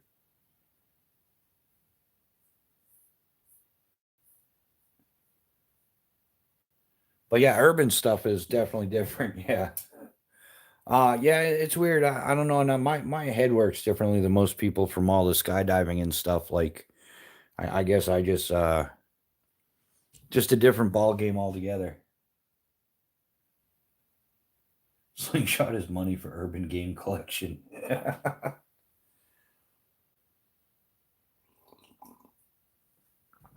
But yeah, so yeah, eventually this channel is going to be almost entirely outdoors. I think I'm going to continue live chats regardless, like once or twice a week. But yeah, definitely expect to see a lot of overnight camping, a lot of solo overnight, traveling by other means other than an automobile or gas powered device or electric for that matter. Yeah, okay, yeah, 411 outdoors. Yeah, I've seen some of his stuff. Yeah, that's kind of in the vague direction that I'm heading in, that I'm hoping to head in is being more outdoors, um, and less of a. I think I started doing this because I needed to start building the channel. And so I know some other YouTubers that have big channels, and I got to talk to them and ask like, what are common questions? What do people commonly want to know? And they're like, they always want to talk about the gear, but they don't get into it too much. Gear reviews can kind of be a pain in the ass. Um, but they typically want to know like, what are you carrying for a knife? What's this? What's that? What's the other thing? So whereas I don't change up my gear too often, I figured, oh, I'll start getting into that, and it'll be a foot in the door, and I'm working through some stuff. Yeah, because like the way my financial situation is right now is Mrs. Bushcraft makes most of the money, pretty much all of the money, and we're suffering like most Americans, paycheck to paycheck. So I have to build the channel without having any money to invest into it. So, like, I need to get a microphone so I can move more than 2 feet away from this damn thing and you can hear me. So, yeah, there's just some stuff like that that I need to do that has to be done. I was kind of like contemplating retiring from a lot of outdoor stuff, and because of not having work and the financial situation, I sold a lot of gear, so I'm kind of like in a predicament, you know. So I'm hoping I can build the channel, get it monetized, and kind of have it support itself for a while.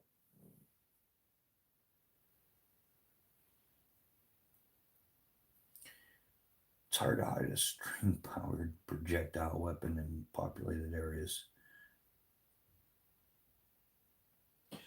Yeah, yeah, ground fog. I think you're right. Yeah, like you're not gonna hide your bow or anything like that. But a slingshot you can easily slip into a cargo pocket, things like that. And like anything else, man, if you're a good shot, you're a good shot. Either way, you're gonna ruin their day. I mean, you can get like quarter-inch steel. Um, these are 3/8 inch, and you can launch these at about 300 feet per second. So, yeah, I think a little over 300, depending on your bands, and I'm sure one of the slingshot expert guys will get right down into it. But um, it's big enough to it's going to do some damage. It's going to ruin your day. And I mean, if you're a sniper with it and you get somebody like, you know, this is in the face or something, yeah, one of these traveling 300 feet per second is going to ruin your day. But I don't even look at that. Like everybody's, a lot of people get into the you know, oh, what if you have to defend yourself with that knife, whatever. I don't know. I've been carrying a knife for most of my life, like 40 plus years, and I've never had to pull it out in a fight. So it's the last thing that goes through my head when I'm purchasing a knife is, oh, how well is that going to defend me? I mean, any knife will defend you. You know, a kitchen knife is going to be just fine if you're in that situation. But unfortunately, that's the reality of the situation too.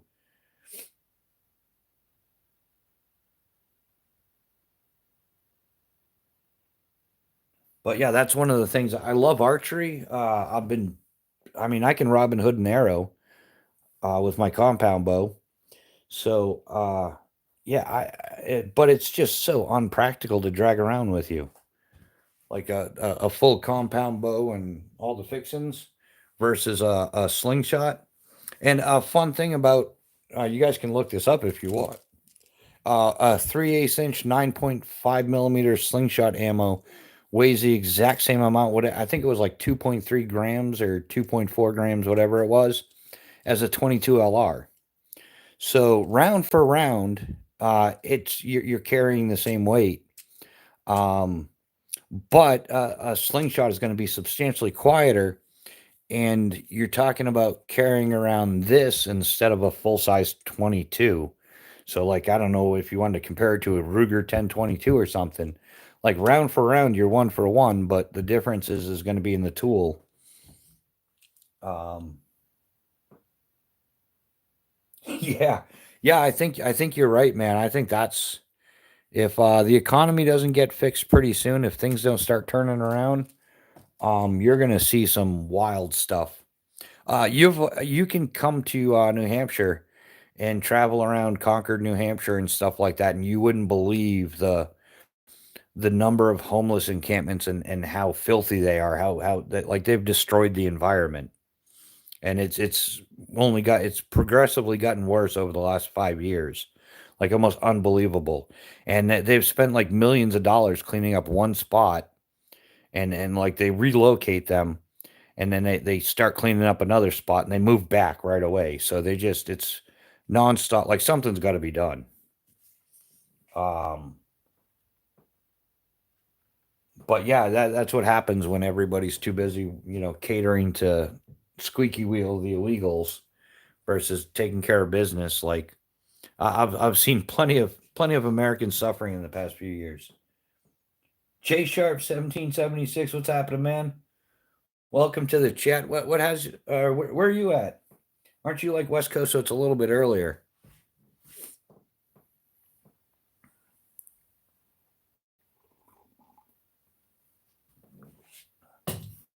And coffee is good at this time.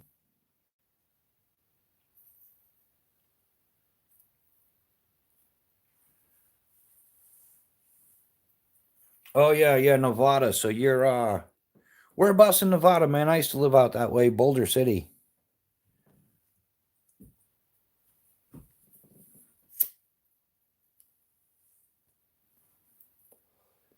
Like Boulder City is one of the hidden gems of Nevada, I think.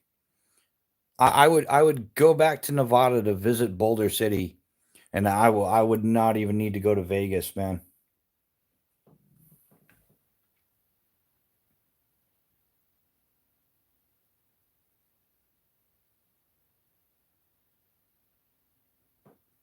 Yeah, save those years, man. Get a can. Yeah, Sharp. I used to work out at Skydive Las Vegas out at Boulder City, right by Hoover Dam there. Nice little town. In fact, don't tell anybody I told you, but if you want to meet some really cool, important people, don't go to Vegas, go to Boulder City. It's where all the cool people go that don't want to be recognized. Like I met Chuck Liddell in Boulder City.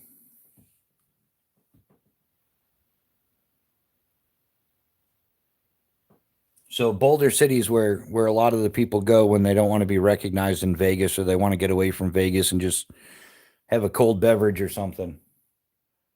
But yeah, and then they got Bootleg Canyon right there, some world class downhill mountain biking. Love that. Yeah, I would totally go back to Boulder City again.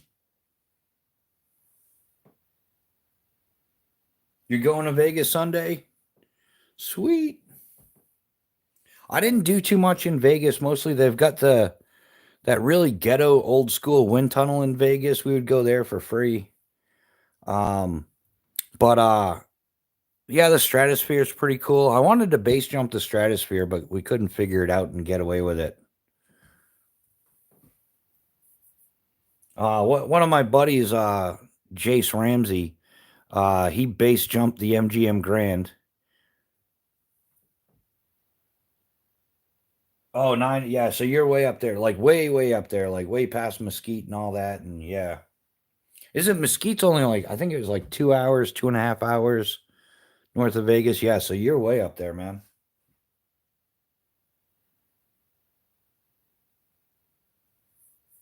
Yeah, that is sweet.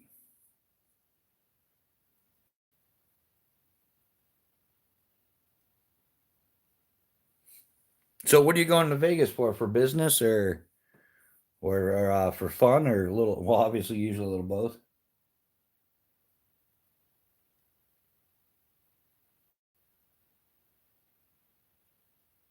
Life of a kid. Can I send you a free knife? No, man, I can't.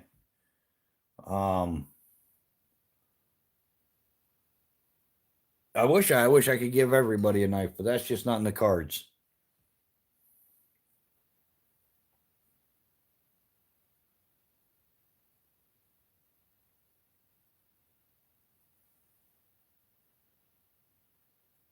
Well, 30 miles is still 30 miles chaos. I think I typically, man, I just got in the habit of carrying the same thing. I carry two tubes, a patch kit, a pump, and I've got like a little baggie with some odds and ends screws and stuff that I might need that I don't think I've ever really used. But yeah, basically that's all you need is like repair your flats, maybe a chain tool or something like Specialized makes like a multi-tool specifically for bikes, so it'll have like your Torx 25, flathead Phillips, chain brakes, stuff like that.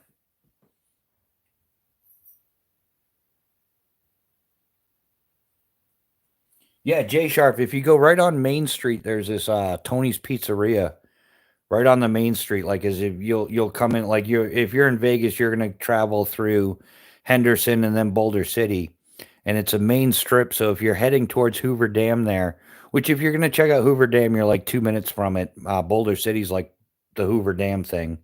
Um, yeah, but Tony's Pizzeria is like right on the left, and it's like a little pizza pub, and that's usually where a lot of the guys go. And I met Chuck Liddell and one other. I forget who the other guy was, but yeah, they were wicked cool. Chuck Liddell is a cool guy if you ever get the chance to meet him. Very down to earth, real cool dude. Is a bent rim a potential field repair? Um, no, I would say a bent rim on a bicycle is potentially you're screwed. You're not gonna, yeah, even carrying up a spoke wrench, typically you're not gonna true up a true bent rim. If it's a little bit out of true, Yeah, you can leave a spoke wrench. Like that multi-tool should have a spoke wrench on it. And yeah, so you should be able to true it up if it's a little out of alignment, but if it's bent, yeah, you need a new one. How far from Vegas is it? Man, it's about a like 25-minute drive or so. It's not very far at all. And that's actually Boulder City is where Skydive Las Vegas is. And they also have those Eurocopter tours and everything out there. Yeah, yeah. Chuck was, man, I used to enjoy watching him fight.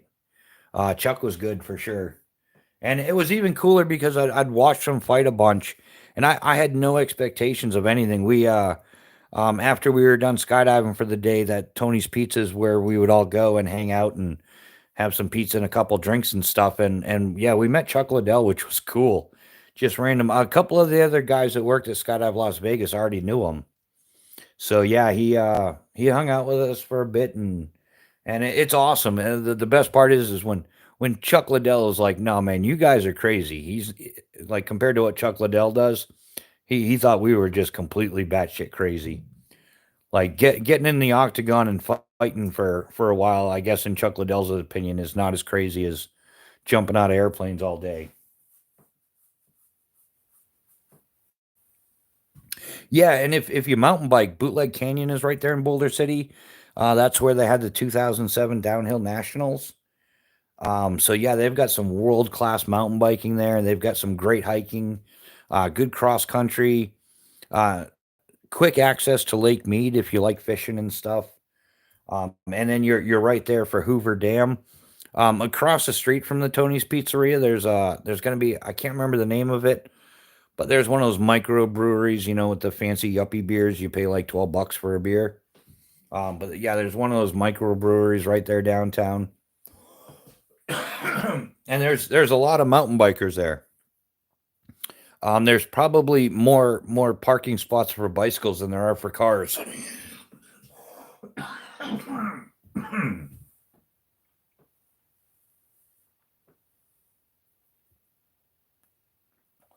Boba, are you prepping at all these days? I live by it. Yeah, man, I plan to start doing some prepping. You'll see some prepping on the channel as soon as I got the money for it. But my prepping might be a little bit different. I'm more like an ice storm, hurricane, natural disaster kind of prepper. More so than I am I'm not a SHTF doomsday apocalypse Armageddon kind of prepper. Like I don't believe in stock. Well, I'm not into stockpiling 5 years worth of food or something, but I do keep a kit that consists of more than enough stuff for me and the missus to be comfortable. Tent, air mattresses, sleeping bags, typical overnight stuff. And then I try to keep like a 75 quart cooler or 75-liter cooler, packed with stuff that you could easily grab and go. So if you do have to really, like what happened down in North Carolina or anything else, enough stuff to throw in the car and get far enough away to safety so it doesn't matter. But that's my kind of yeah, my prepping's more for like the inconvenience, not the apocalypse. If that makes sense. Oh yeah, yeah, you can't ride a bicycle because of back surgery. Yeah, that sucks, man. Maybe look into like a recumbent trike or something. That might be comfortable. And it might help you recover.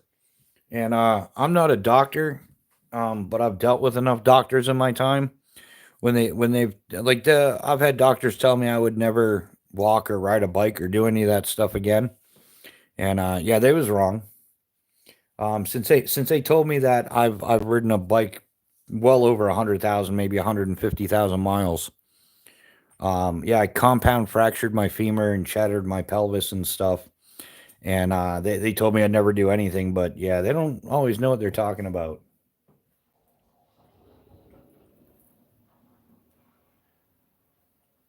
Yeah, Jay Sharp, I'm up in New Hampshire. Yeah, Chaos Theories is in Florida.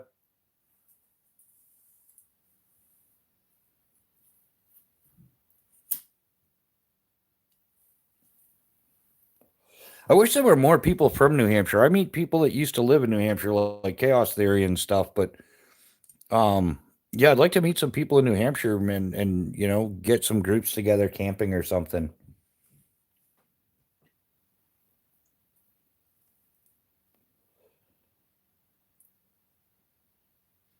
But yeah, that would or who knows, maybe the channel. I mean, ideally, I'd like to grow the channel enough where I could buy some land and then have like invites or something like that. Because it's to do any type of survival bushcrafting crap, whatever you want to call it. Yeah, you pretty much got to be on private property. So I've learned the hard way start trying to start up this YouTube channel that's not easy to come up with. So I'd like to do like a little, maybe I don't know, 15, 20 acres or something where people could come out and have it set up where they could do bushcraft stuff and actually get some practice in. And like I said, maybe like an invite only or maybe have like a certain amount invite and then instead of having a giveaway with another $50 knife or something, I could have a giveaway with a week long trip bushcrafting or something.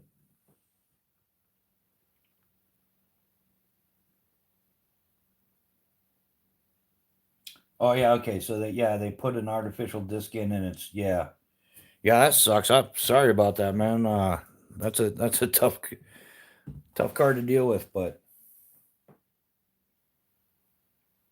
Jarvis sucks. I personally have a titanium right shoulder. I can't even grab a gallon of milk out of the fridge. It's that messed up. Yeah. Yeah, chaos. I mean, I think yeah, I think that that's yeah, we all got some aches and pains. I know yeah. I've had a couple of mornings where I go to stand up and get out of bed and it's like, "No, I will sit here for a couple more minutes because it's not working right yet." And yeah, definitely the cold damp weather is adversely affects it the most. They allow dispersed camping here on various state lands. Obviously, you can't get too crazy fun. Yeah.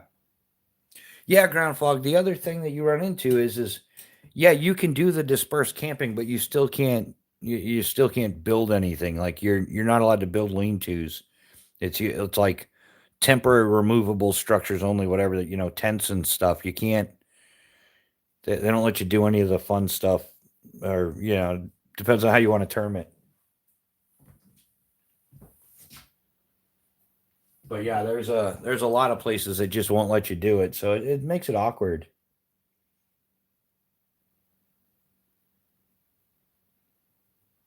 Yeah, yeah, chaos. Yeah, so that's another great example, and then maybe that's partially where I get my mentality from because typically when you see the hurricane stuff, um, people aren't stuck at their homes with all their stuff. Usually, their stuff gets destroyed, and they're stuck going someplace else. So why not just nip it in the bud and have your stuff ready to go, and at least you're out of there. Yeah, so what you need to get out of the immediate area and yeah, there's that magic 72 hours 1 week or carry 72 hours worth of supplies with you. And I mean that's almost ridiculous because in like 23 or 24 hours you can drive from Florida all the way up to New Hampshire, in which case you've more than escaped the hurricane. So hey, a sense of wonder, man. How's it going? Welcome to the chat. Thanks for showing up. Hey, all the new guys in the chat, if you could smash the like button, help us build this channel a little bit.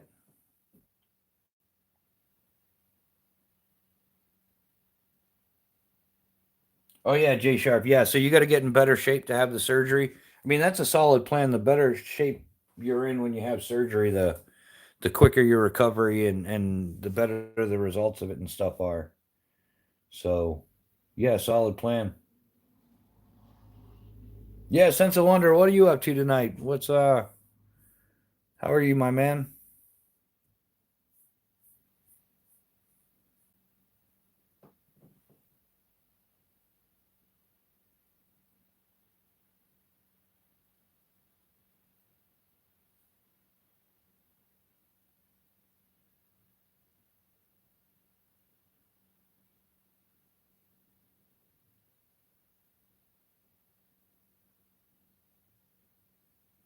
Yeah, ground fog. I think that's getting to be every state nowadays. They're all like you can't go out in the woods and do anything anymore. Yeah, they even passed that stuff where no drones in national forests. Um,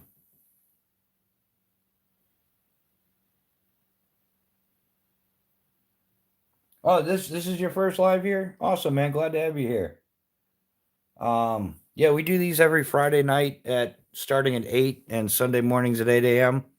And probably for the next couple weeks. I did it earlier this week. I had a random live, just a late night random live. I'll probably start doing a one or two, or I don't know, whatever. They're random, but for sure we're doing Friday nights at 8 p.m. And those go through until yeah, we usually wrap them up around 4 a.m. or so, between 4 and 5. The pointy tool. Yeah, my man, this is a marlin spike. Pow, let me get you on the center here. A marlin spike is a tool specifically designed for loosening knots, removing knots, knot removal. Kind of self-explanatory. You just kind of work it in, work it open. It does have storage inside the tool, and what you end up with is three finger trapping fids, which are for 95, 275, and 550 paracord. So if you learn the tricks of finger trapping, you've got finger trapping fids. Not, I mean, kind of like a specialty thing, but if you're building paracord bracelets or any of that stuff, could be handy. Um, it could be a attitude adjuster, pokey pokey. But yeah, its original design is for removing knots, which actually saves you a ton if you're using thinner cordages and stuff. Instead of cutting off all your knots, removing your knots will grossly extend the life and usage of your paracord or cordage. So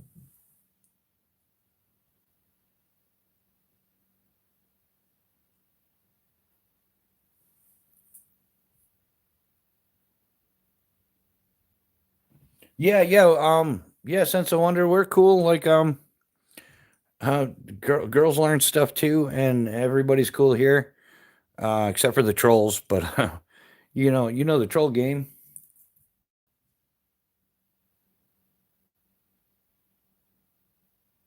What do I recommend for boiling water? I mean, pretty much, yeah, get yourself a pot and a fire, or get yourself a pot and a stove. I don't think there's any real secret to boiling water. Just as long as you have some type of metal container to put it in, you should be good, man. Jeremy, this is the Spyderco Sage 5 carbon fiber. Whoops. And yeah, I'm still working on the technique there, the Spidey flick thing. I think that's why yeah, I never look like an idiot pulling out a fixed blade, but sometimes the folder gets me. Get yourself a compass and a protractor. Yeah, you're right. You could get, I don't know, man. I think compasses and protractors are actually kind of getting outdated. I don't think you need one as much as you used to. Yeah, if you're traveling some distance, yeah. But the thing is, I've traveled the entire eastern seaboard, and it is extremely difficult to find a place far enough away from people um, that they don't notice you're stealth camping. So why? I mean, like, if I don't think there's any place, there's not too many places left anywhere where you're going to travel for more than a day and not run into a road, or yeah, rocket stoves are definitely good for boiling water. If you're looking to speedy boil water, I guess nothing boils water faster than a jet boil, from what I've seen. So yeah, if you're looking to speedy boil it, then get yourself a jet boil. Rocket stoves are good. Good old fashioned campfire. Throw the cup on there, whatever. Just bought a PM3 and 15V. I haven't bought a Sage yet, but have heard great things about them. Yeah, man, they're awesome knives. And from what I understand, there's a Sage 6 that's either just coming out or is about to come out. Which I'll definitely be looking into. I know one guy. I don't know if he ordered it or pre-ordered it, but yeah, they're coming out with a Sage 6 as well pretty soon, if it's not out already.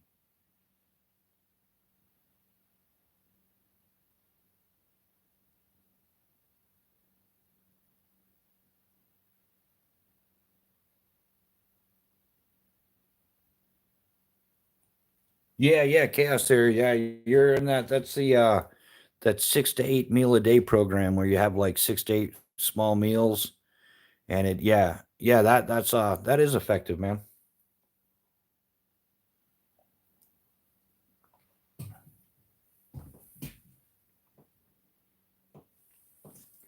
Yep.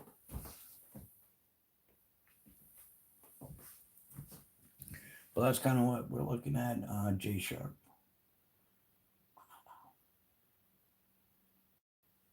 No, I don't live in the Pacific Northwest. I live in the Northeast. So I guess it's the Atlantic Northeast. No, I live in New Hampshire, man, like up in the Northeast. So nope, not out in the Pacific Northwest.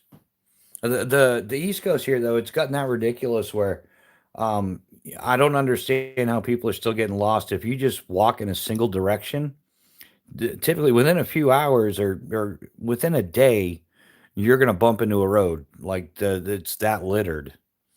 There's no like vast expanses of woods in the Northeast anymore, or on the Eastern Seaboard for the most part. There's very little areas where there's any extended woods. I'm in West Virginia on the east as well. Nice, man. Nice. Yeah, I've traveled down that way a whole bunch of times. I used to ride the entire Eastern Seaboard on a Cannondale, so I've spent a whole bunch of time like looking for places to stealth camp, and it's actually difficult to find places to camp because it's just spread out suburbia from Maine all the way down to Key West. Especially like a lot of times I would take Route 17 most of the way, like down the Delmarva Peninsula, across the Chesapeake, Norfolk, Virginia, all that way. Maui and Idaho, how you doing? Welcome to the chat. How are you doing this night?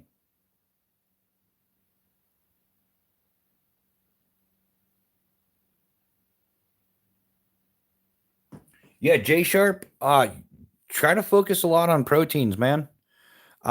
Protein, like just eating chicken.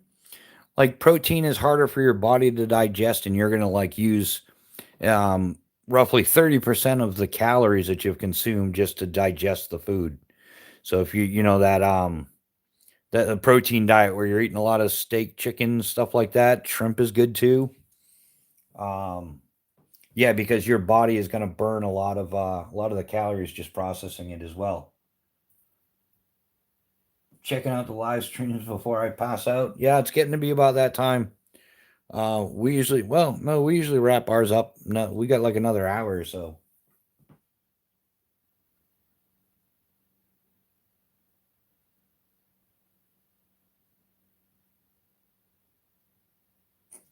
Yeah, ground fog's right once again. Yeah, the older you get, the more everything slows down. I know.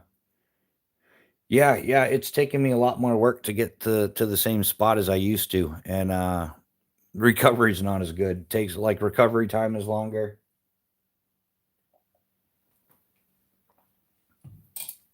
If you can walk too, just any type of walking.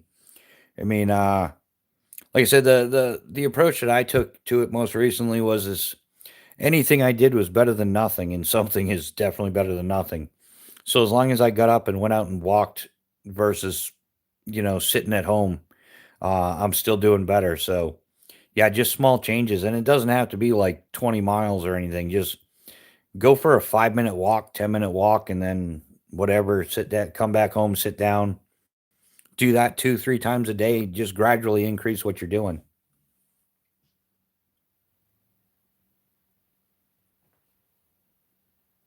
No, no, yeah, no, I'm not really good at fighting with knives. I've never been in a knife fight, nor do I plan to. I'm not a violent person like that. Dum dum dum. Or did I? Am I getting trolled again? And I just didn't realize it yet. See, that's I'm sitting at about 1:30.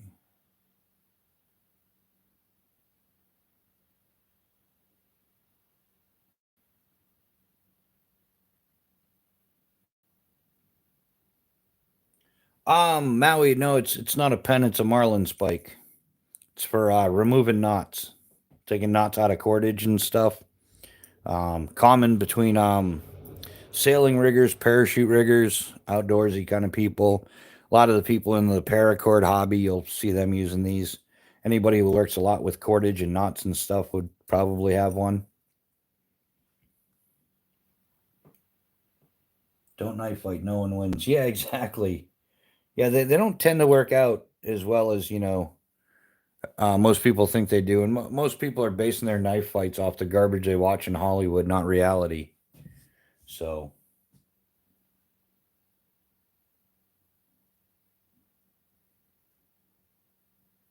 yeah, more for like, camping, hiking, stuff like that, hunting, fishing, outdoorsy kind of stuff.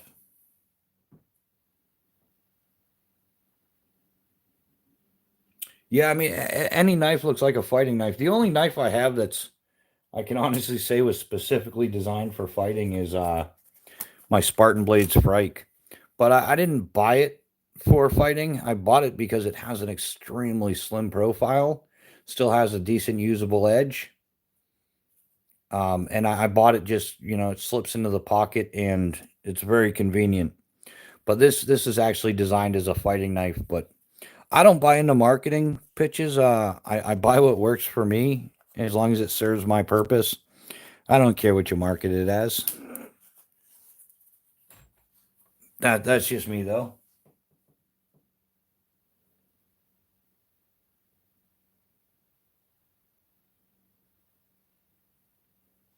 Yeah, Boba. Yeah, man. I think a lot of us back in the day used to carry a EDC.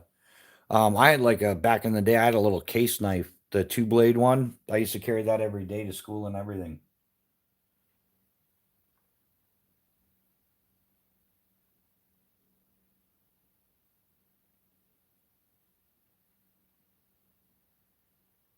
Yeah, yeah. Knives are effective for self defense, but I think the reality is that most of us will never be in that predicament.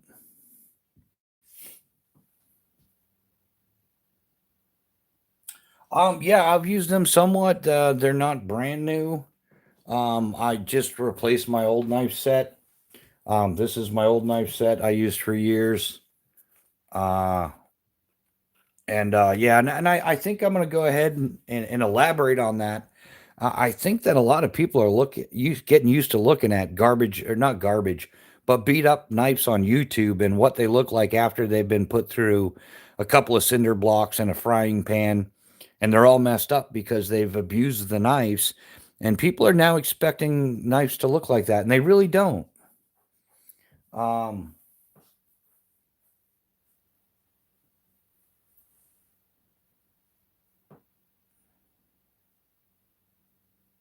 yeah, chaos theory. Yeah, this one I got for Christmas. Well, actually, this I got this one for Christmas from Mrs. Bushcraft and the kids. This one for Christmas from Eric Hansen. So yeah, I really haven't had much time to use them and switch them around and stuff. And some of the other ones I didn't get much before that, but I've used them some.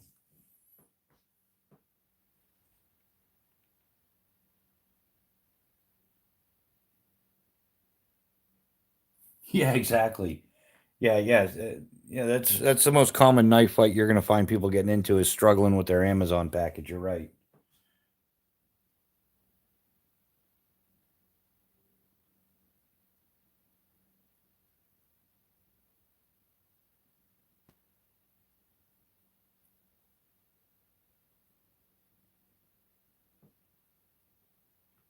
Yeah, I'm sure. I guess there's guys doing it. They're like, it's a new thing down south.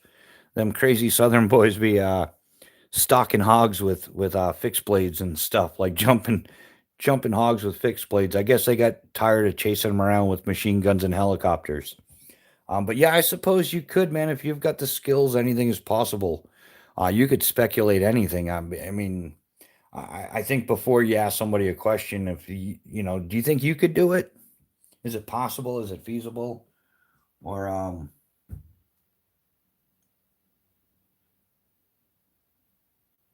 Yeah, and that's what I always say too. A little bit of maintenance goes a long ways if you maintain your equipment. And I am a master at maintaining equipment. I don't care, but I'll argue that with anybody all day long. I know equipment better than most people do. Made my whole life out of it. Made a living off of it. My life started depending on my equipment when I was 10, when I started rock climbing. Am I personally sneaky? Yeah, man. I can be Mister Sneaky Squirrel in the woods. Sure. Carry an old trade fixed blade, USA made knife, and a Kershaw USA. Nice, nice. Yeah, J Sharp. As long as it's working for you, that's what matters. The point geometry and science of hog knives is interesting. They're so shielded. Shielded. Like what? Do they got some big pommel on it or something, or what?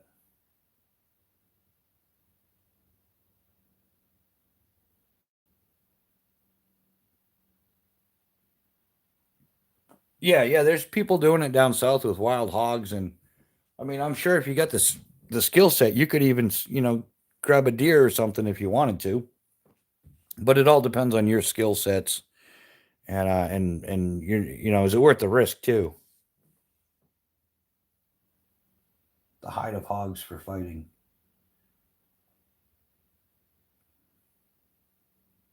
All right, Jeremy, have a good night, man. Thanks for stopping by. We appreciate you hanging out with us. If anybody's missed the like button, if you could smash the like button, would greatly appreciate it.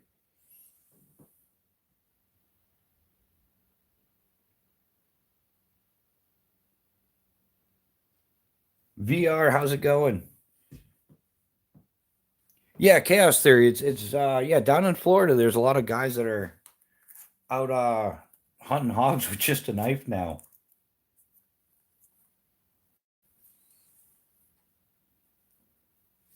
But yeah, Jeremy, thanks for hanging out with us, man. Have a great night. We'll most definitely be live again Sunday morning at 8. And who knows, possibly might even be doing a little something later tonight well, it's officially Saturday now here, so maybe late afternoon or evening or something. I might throw up another one. Oh, thanks, Jeremy. I appreciate it, man. Yeah. And the more the channel grows, the more people are gonna see how much things align. And I'm the only crazy one here. Y'all are the sane ones. I'm the only crazy one, but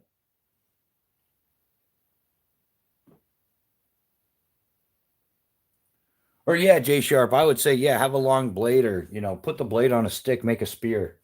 I don't know why anybody would want to get that close to. I mean, those hogs they'll mess you up real quick like a bunny. Those things get violent. Where I worked in Zephyr Hills, Florida. If you Google map the Zephyr Hills airport, across the street is like some refuge or they've got like a 4 mile oval track I used to ride my mountain bike on.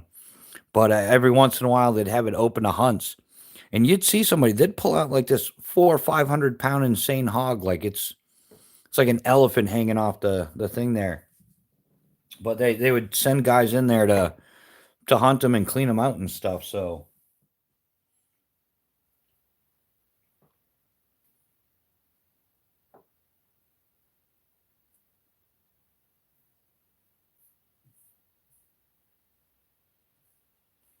right, yeah, yeah. I'd imagine maybe on an island or something, they're probably more competitive for food. Would be my guess.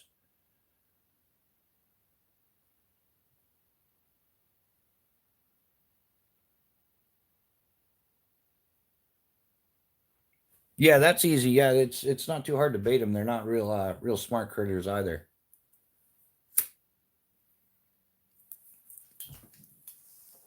So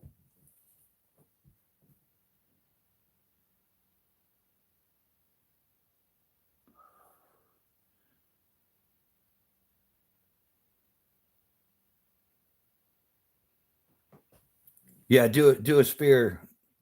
Actually, man, this the tier one mini part of its design, why it's skeletonized and stuff, is so that you could turn it into a little spear if you wanted to. You can also remove the scales and just use it as a necker or whatever. But yeah, I have a feeling I'm gonna build some spears or something. I would love to go hunting hogs with a spear. That would be, I don't know. I don't know. Maybe that's something I should have done 25 years ago. Maybe I shouldn't be like, yeah, let's hunt hogs with Josh. What's happening, man? Welcome to the chat. How are you doing? You're out west too, aren't you, man? Or is it stupid ass early in the morning for you too? It's 10 past 3 here.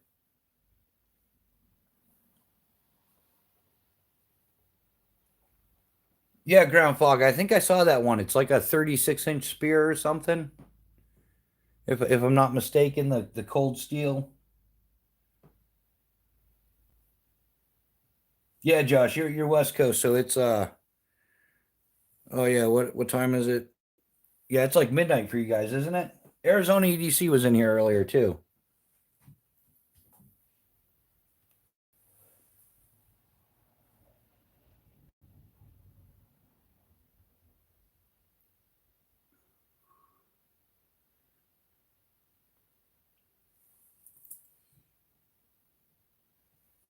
Yeah, chaos. I totally want to see that, man.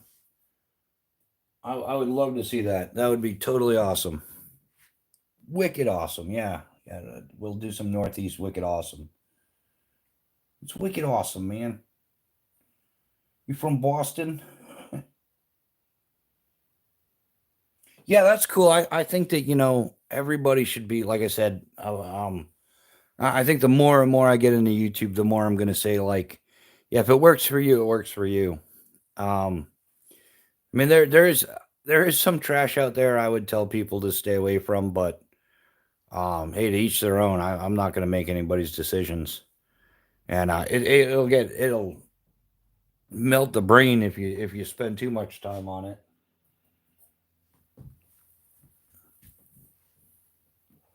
But yeah, I mean, cold. Like I said, I had a cold steel Tonto back in the day, but I just don't buy that. Like, how many knives do I need? Like, I'm already in the predicament. I have more knives than I need, and that's why I'm selling my Spartan blades and stuff. They're still fully serviceable. They're great knives. I mean, there's a little bit of sun fade or whatever on some of the nylon because it's older, but they're still great knives. And I'd rather see them go to somebody who's definitely going to use them and could use them than sit in my desk or something and not get used ever again because that's about where they're at. No, it's not like I said, nothing personal. I would buy other Spartan blades too, in a heartbeat, but I just don't buy more than what I need typically. And I have gotten a little bit more into it because of YouTube, but then it's kind of like, well, I still have more to do. Like I said, I got to still buy a tent and stuff. I have to rebuild a bike. I think my bike. I don't know. Bikes have gone up in price so much. I think I'm looking at big money to rebuild a bike. It's kind of insane. There's a couple of vids on YouTube where they're hitting pigs with the spear. It's wicked awesome. Yeah, yeah, Josh. Have you seen the ones where they're in helicopters chasing down the like big groups of hogs in Texas and stuff? It's just like shooting fish in a barrel. They're just flying along in the helicopter, like doo, doo, doo, and you just see them dropping off the pack. And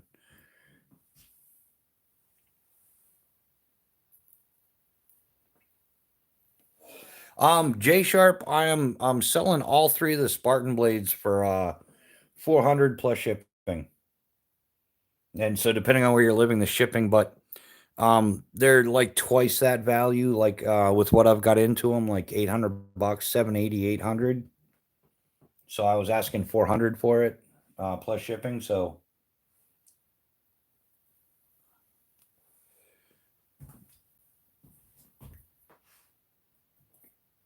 and I've got the well, it's buried away, but I've got the Kydex sheath for the Frike as well.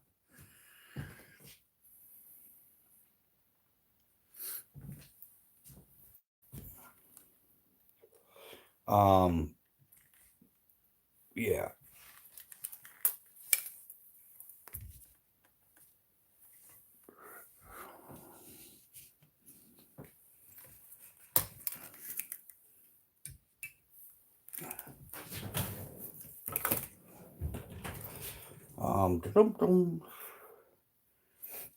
There's such a mess going on off screen. You guys don't see like the disaster that happens over here. Like there's a whole other, like my OCD does not approve of this. This is not good. This is how mistakes happen, my man. This is how gear is lost for messes like this. You need to dress right, dress that stuff quick like a bunny.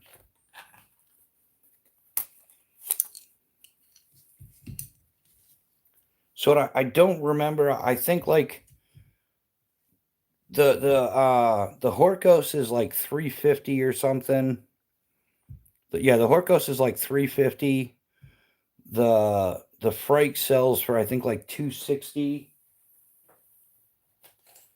And the Enyo is like 165. And then I like $10 for a couple extra beads, like $20 or like $10 a piece or something.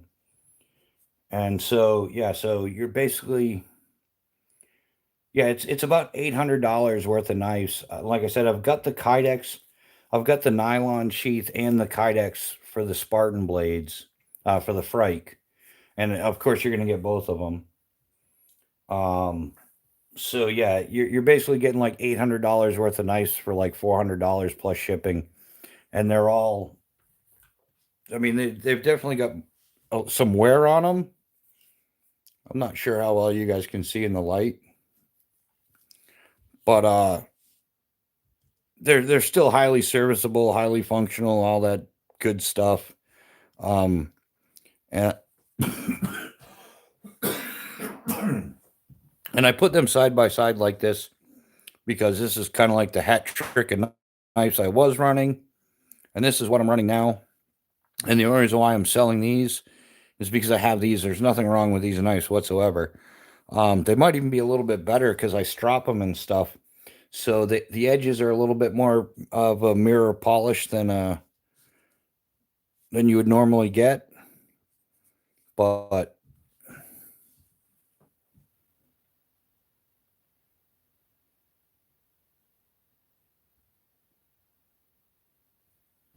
oh yeah, Moose Man does a helicopter. Yeah, that dude's got Moose Man's had some adventures in life, no doubt.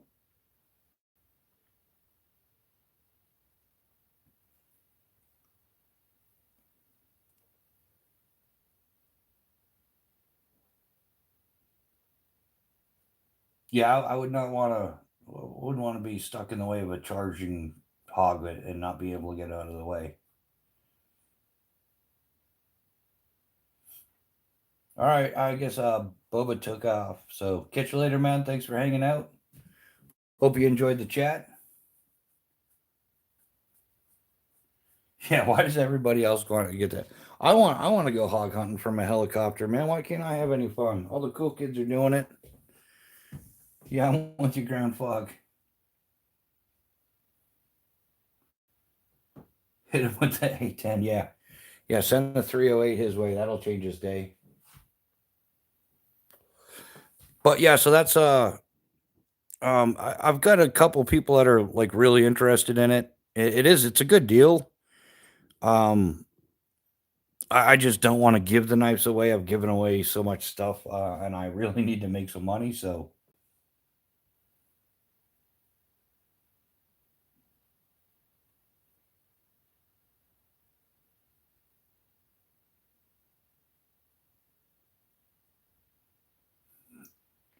no, Josh, I think you're right. There's something to be said for it.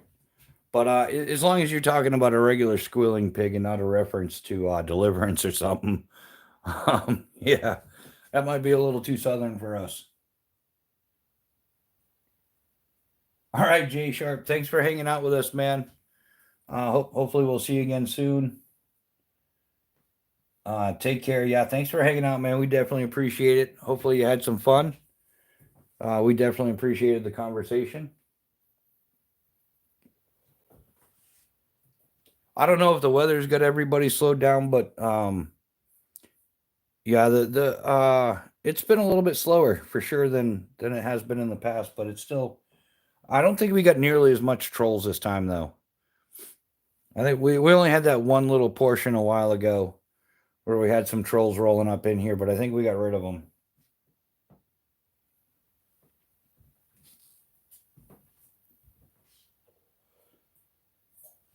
Yeah, Jay Sharp. By all means, man. Yeah, take care. Hopefully your health takes a turn for the better, my man, and you start feeling better. I know how it is to live with constant, consistent pain, whatever. And yeah, that's takes a toll on you. But yeah, man, take care for sure.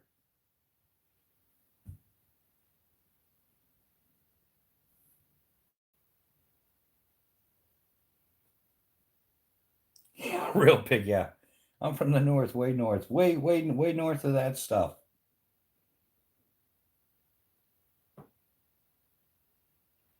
But that's awesome. Oh, Washington. Yeah. All right. So you're up there. You're with the right in the rain people. Yeah, that's something else. I got a bunch of right in the rain stuff I should bust out. Maybe that'll be like next week's thing. Field stationery is important. Anybody else into the right in the rain stuff? Yeah, the only problem I have with right in the rain is sometimes you got to find the right pen for that paper. Otherwise, it's kind of a nuisance. But if you've got a good pen that works well with the right in the rain paper, you're golden, man. You are solid.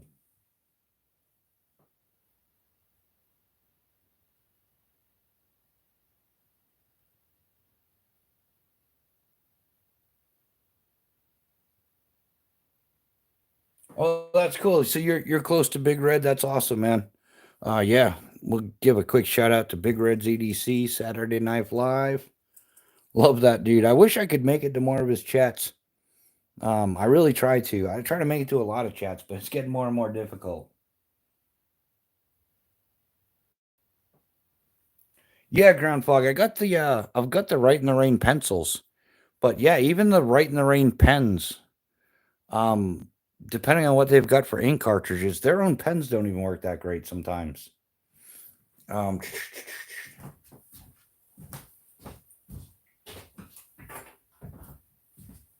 yeah, I've got one right here. What do they call these? Like the double clicker pens? I've got a few of these, and even these don't write on their own paper. So this is a legit Right in the Rain pen, and it doesn't write the greatest on Right in the Rain paper. I found that if you get like those gel inks, the gel ink pens, I don't have any kicking around, but those tend to work the best.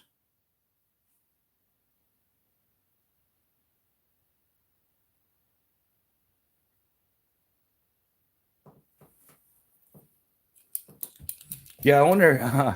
Yeah, ground fog. I wonder if it's gonna do like last week when we were getting ready to wrap it up. The live chat started taking off again.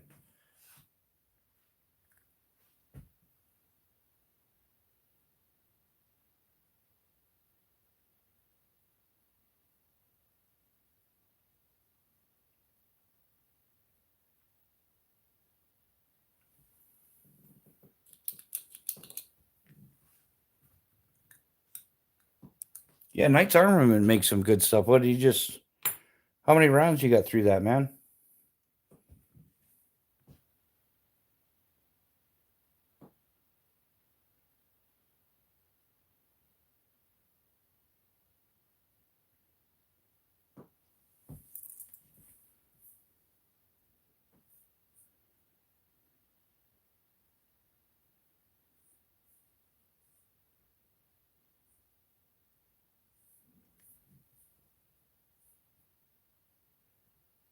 Learning how to firearm is a beautiful thing.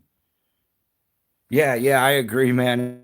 It's kind of like when you break your bicycle chain. That's kind of like as much as it sucks, it's an accomplishment. Like you're cranking on those pedals so hard you broke the chain. Yeah, yeah. Wearing out a firearm is kind of like a badge of honor as well. Yeah, you've definitely sent some rounds down range. Been to South Beach, Miami during spring break for what it's worth. Left Seattle, 49 degrees, raining, layover in Minnesota. Landed in Florida, 99 degrees. Yeah, Josh, I've done that in reverse. I've sat out at the picnic table at 6 o'clock in the morning in boxers and a t-shirt having breakfast, and then I flew from Tampa up to upstate New York, and it was literally snowing sideways same day, you know. Yeah, yeah, I've been there, man. Yeah, it's a little bit wonky. Yeah, 15,000 rounds, that's about right.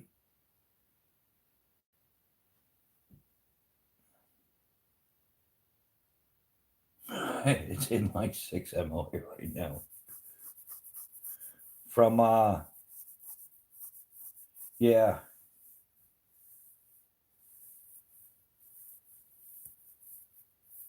Or yeah, it might just be it needs a little tightening up or something, couple shims in the pins or something. I know that's a thing. Like when your upper and lower start to get loose from one another, they got these little shim pins you can replace. It'll tighten it right back up again. So sometimes it's the play in the upper and the lower. I don't know. I don't know. I'd have to look at it or something to get it. I'm sure you have a better idea than I do.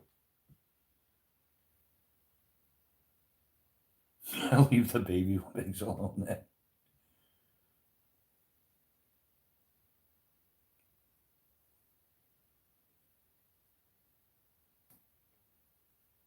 that baby got to be limping. Yeah, yeah. I think a lot of us are, but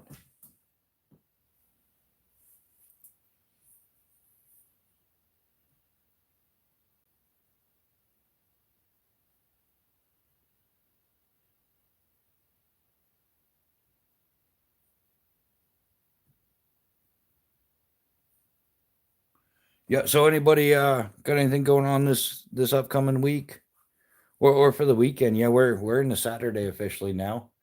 Anybody got anything planned for today or? I have an AR-15 for the babies.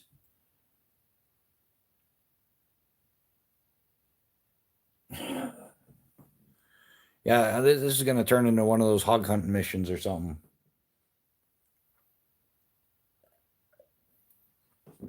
We weren't going to, we just had to. Some things in life just need to be done. So I was also thinking, man, I might try to pull off a 24-hour or something. I don't know. Maybe next week or the week after or something. Try to pull off a 24-hour live chat. I wonder how that would go.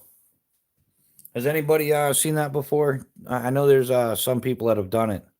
I know that like Javon's hit like 10, 12 hours or something. And I've heard quite a few people talking about a 24-hour live, but I wonder how practical it would be.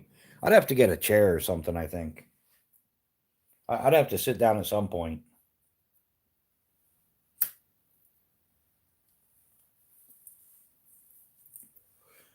Has anybody seen that before or yeah, what do you think? I don't know.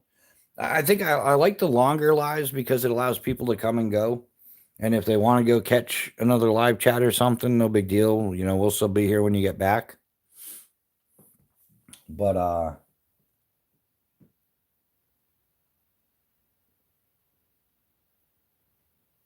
yeah, Josh. Yeah. Yeah, Javon's done some pretty long chats. They're cool. I know I forget when it was. It might have been New Year's or something.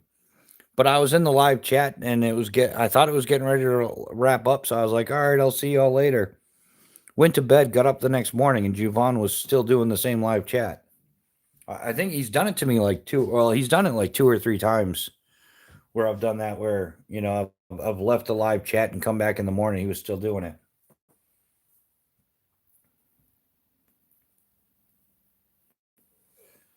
But yeah, I'm thinking about trying one of those and see how it works out. Like, yeah, I got to build the watch time hours because I just haven't done that yet.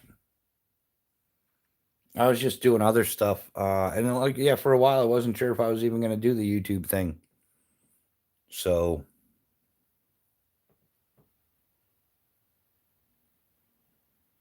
but yeah, Josh, that was a lot of fun.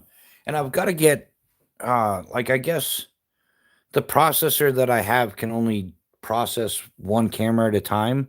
So if I want to do like multi camera or have like co lives or something, I have to upgrade my stuff because it won't handle more than one camera at a time. So I mean that makes it a lot easier when you can bring a couple of your friends, or it diversifies the conversation. It makes it more interesting, I should say. When you've got more people on there, it just makes the conversation easier. The more input you have, the better it is, I think.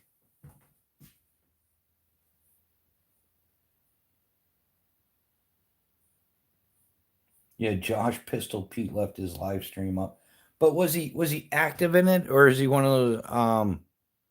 Was he active in the live chat, or did you just leave it sitting there going and people showed up to nothing?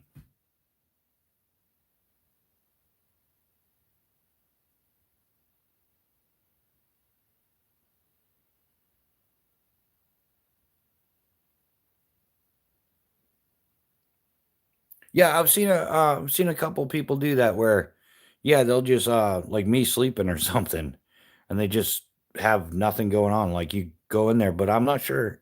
I've seen it, but I've never seen more than like one or two people like in the thing. So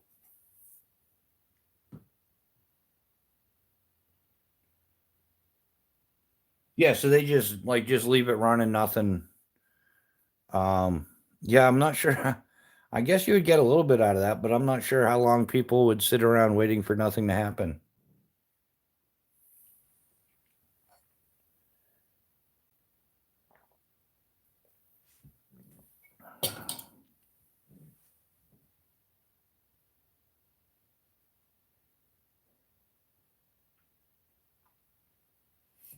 But yeah, I wonder how that worked out for him. I don't know. I think that could work out negatively. Like if you had a live chat, I wonder how the YouTube algorithm would read into that. Like if people just stop in for a few seconds, realize there's nobody there, and leave. I mean, how much are you really accumulating?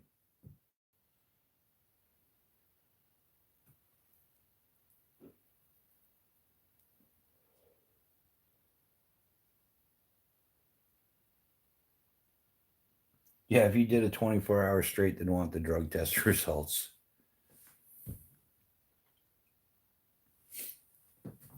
I mean, I think I know I could pull it off. I just wonder if people would actually be interested or how that would go. I mean, obviously nobody would stay for the whole 24 hours, I don't think. But it could be interesting.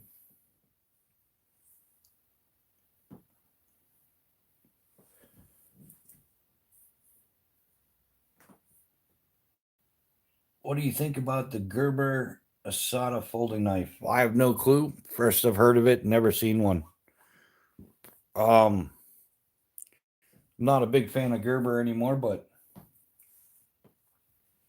yeah, yeah, Josh, that's what I could do is just tell skydiving stories for 24 hours straight. And this one time at skydive camp, oh wait, this other time at skydive camp, we was down in Florida.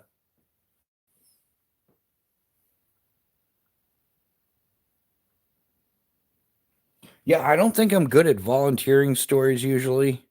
I think that if I'm telling a story, it's usually out of answering a question or something. But yeah, yeah, I've got some cycling stories, some trail magic stories, some why am I still here stories, like how am I still here stories.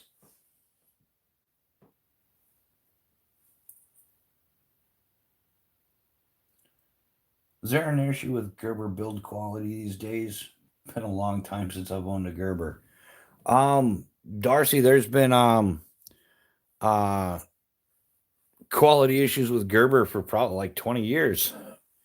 I know that like back in the 90s, Gerber was pretty good. I owned the Gerber LMF, the BMF, the multiplier there, the Gerber Gator. I had a couple of the Gators on the PX Special back in the day, but then they sold out to China or something, and yeah, they've gone downhill. And even like the frustrating thing is they came out with that Gerber Strong Arm, which was a great deal. When they came out with it, it was $30, but then people liked it, so they jacked the price up to $90 for some reason, and they didn't change anything about the knife. So I mean, I guess it depends on what you're going to use your knife for, and if Gerber's something you like to get, then knock yourself out. Like, I mean, do the Gerber. Lots of people are doing the Gerber.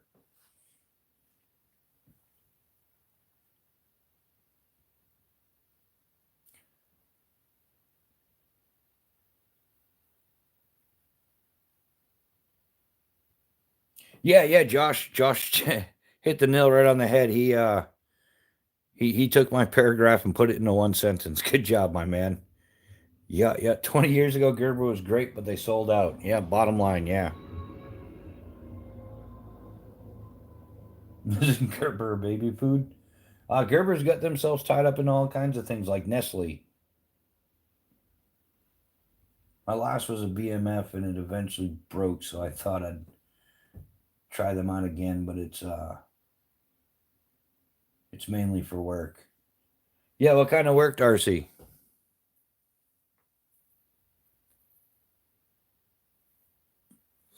Because that could be the game changer. I mean, yeah, I really do. I know that a lot of the companies sold out. Saw, Gerber, Kershaw. I mean, Kershaw still has some American-made stuff, but a lot of companies sold out, and they just aren't what they were back in the day. And I got so sick of breaking knives that I moved on. Yeah. I haven't looked at Gerber, Kershaw, any of that stuff, SOG, in probably the better part of 15 years, if not longer. Yeah.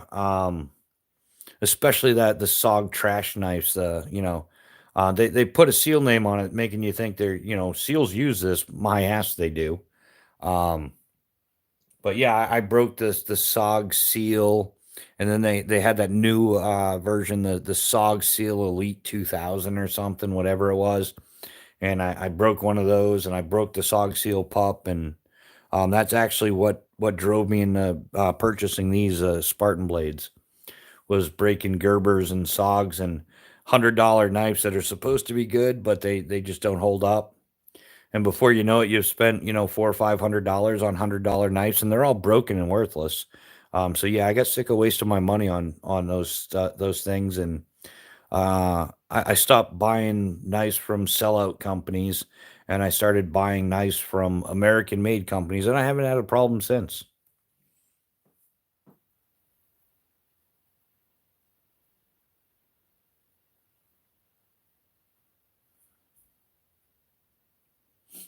Yeah, I don't know. Like I said, yeah, I'm just not that into it.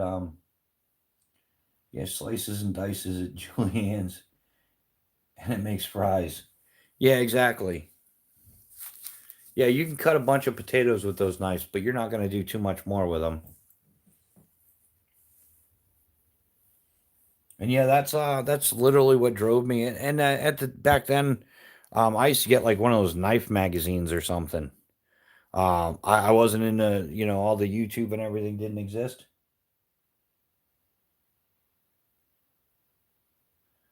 I broke a tip on a pup chip and ice. Both the larger knives I broke light batoning. Wasn't like some like giant, like 10-inch oak or something like that. I was going to notch out something to hold a line, so I was only cutting like a little V notch in, and I just tapped the knife a couple times trying to start it out, and it just ting right in the middle. Um, yeah, and that's a similar situation both times on that, and the get something with S90V blade steel so you don't have to sharpen all the time. Yep.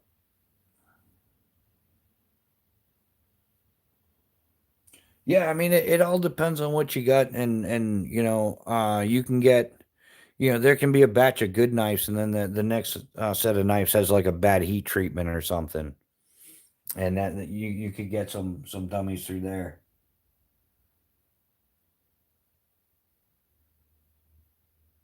Oh, Darcy, where are you at? Or you must be in Canada or something where they don't allow knives, England or something.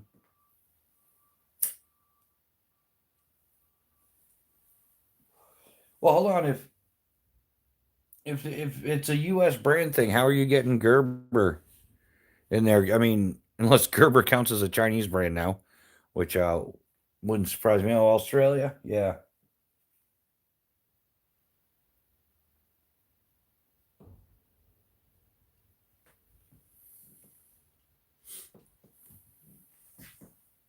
Yeah, LC. I mean, like I said, yeah. I mean, sometimes you get away with stuff, other times you don't. Depends on how lucky you are.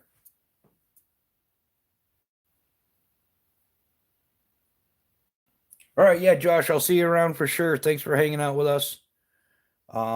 We definitely appreciate you being here. And yeah, if I don't see you on a Sunday here, I'm sure I'll see you someplace else. I know Mick runs his live chats on Sunday, so I might see you there too. I got a Nicholson made in the USA, Memphis Sky Striker. Nice, yeah. I'm not even familiar with that knife, man. There's so many small knife makers now too. It's hard to keep track, and there's so many good small knife makers now. I mean, I don't know if you guys have seen Bless Knives. Donnie over there, he does some amazing work. Same thing, Aries EDC. He makes a lot of pocket fixies, custom pocket fixies, and his stuff is next level as well.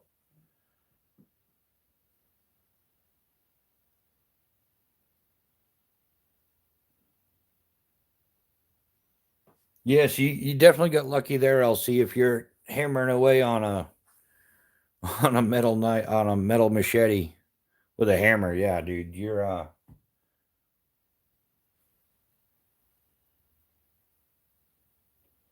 but good luck with that one, my man. Nicholson vintage metal turned. Nice. So yeah, they're like recycling or refurbishing metal into is that what I'm catching on to that?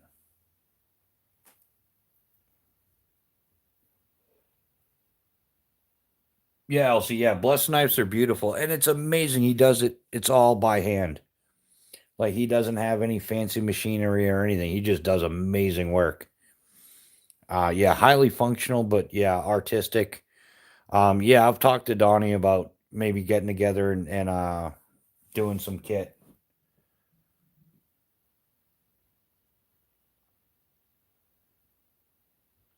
Oh yeah, yeah, the Australian. What is it? Half breed or something? Isn't half breed made in Australia?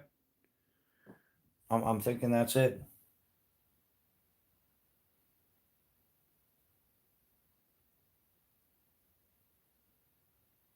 Oh, Memphis, if you want, email them to me. I can't bring them up on here, but I definitely I'm interested in seeing it. My email's on the channel page. It's just Bushcraft Rebooted at gmail.com. And like I said, I can't bring them up during the live, but I'll definitely check them out afterwards. And I could always try to figure out how to bring some of that stuff up next week or something.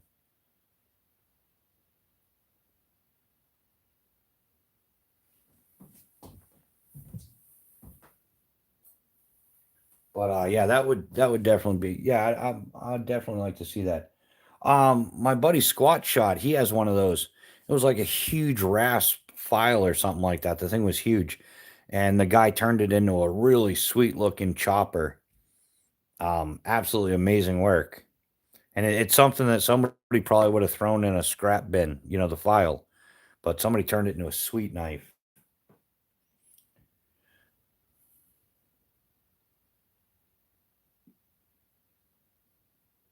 You know that saying, the Dago took my baby, really happened?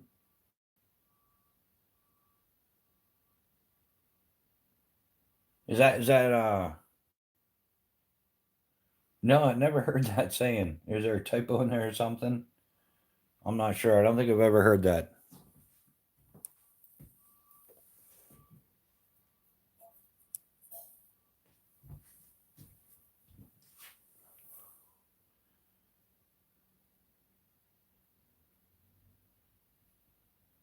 Yeah, they've got a lot on that too.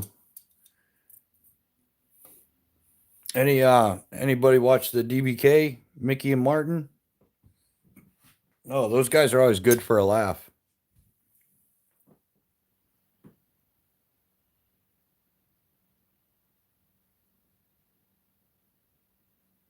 Well, 113 there today.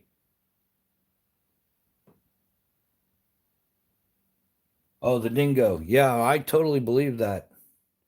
I think half the stuff in Australia wants to eat you. I mean, like, they're outnumbered by the kangaroos. There's more kangaroos in Australia than there are people. There's like 48 million kangaroos. It's just insane. And some of those kangaroos are jacked, man. They got to be on gear.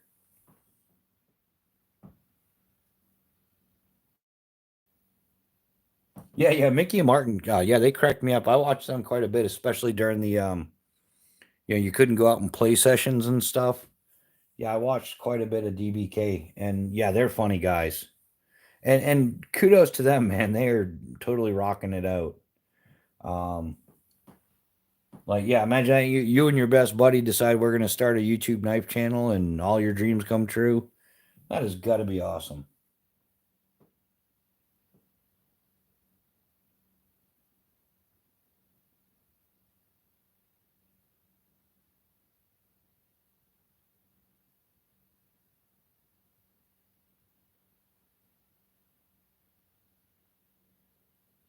Still cops black over it. Yeah, one of those situations where somebody got wrongfully accused, and even after they clear it up, then they're still somehow guilty. Is that it?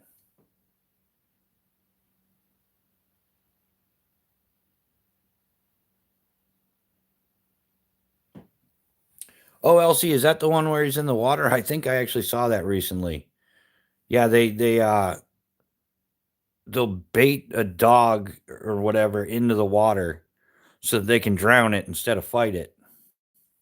And yeah, there was one, yeah, some crazy Aussie dude goes in, let go of my dog mate or something, or I'm gonna punch you in the face. And then yeah, you see it go, the scrap starts, the guy drops his phone, but his dog gets away, he gets his phone and gets away. But yeah, the kangaroo gave him a pretty solid whooping pretty quick.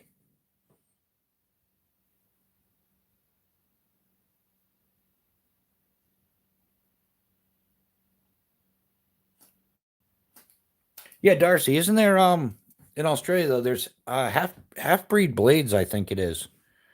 Is that what it is? Half breed? They got some pretty nice knives.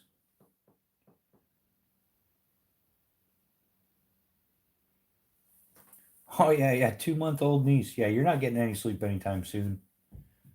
Kangaroos are smart. It's the owners. They want no water, but they understand a man goes after the dog, so basically baits the owner. Oh, so they're actually trying to bait the owner with the dog instead of trying to. Okay, yeah, I heard it was like how they defend themselves from like dingoes and stuff, but you can't believe everything you hear on YouTube. So yeah, that's I pick up my mess a little bit here. But yeah, I was kind of like baffled too to find out that kangaroos outnumber people in Australia. Like there's more kangaroos than there are people. That's some pretty wild info.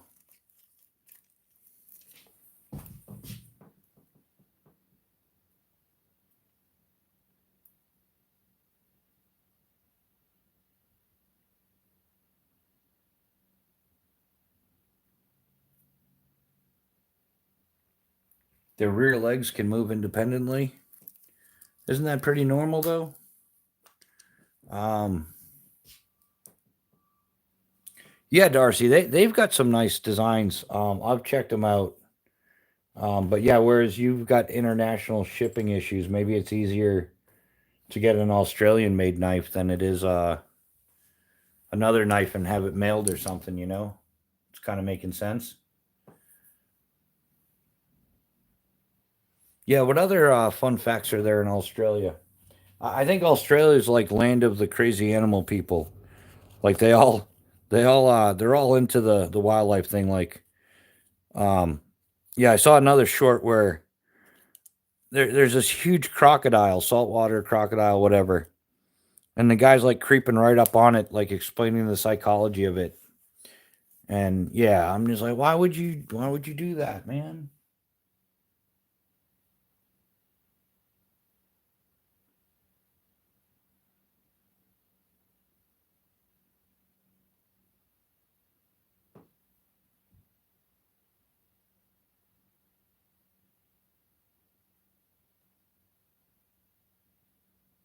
Yeah, did the first Mad Max, or maybe we think that because it wasn't.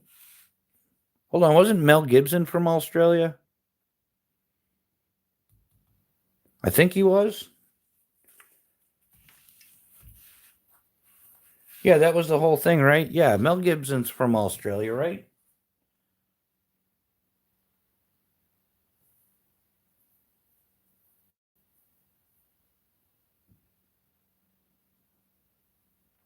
Yeah, did anybody see the new ones? I'm not overly impressed with the new whatever they came out with, the new Mad Max thing. Like the modern version, I think they kind of destroyed it.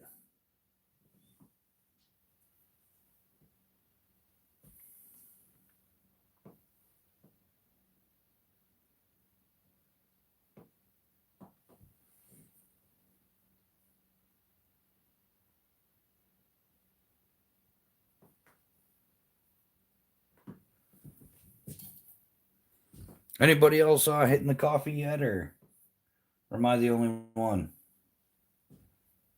Which is cool. I'm cool with that.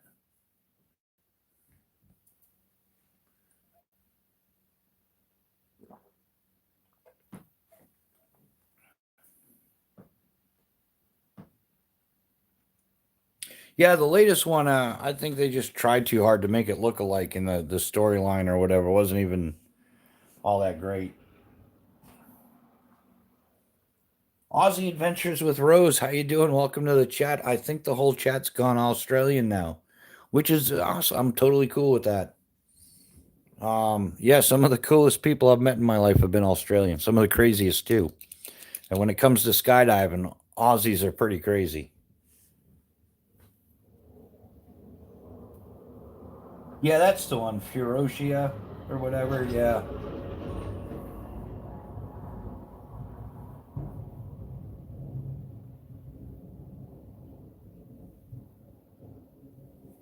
But yeah, there are some pretty awesome Australian skydivers out there.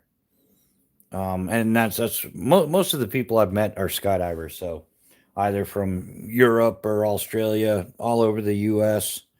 We get some Canadians that come down because they get sick of jumping in the cold. I don't blame them. Jumping in the cold sucks.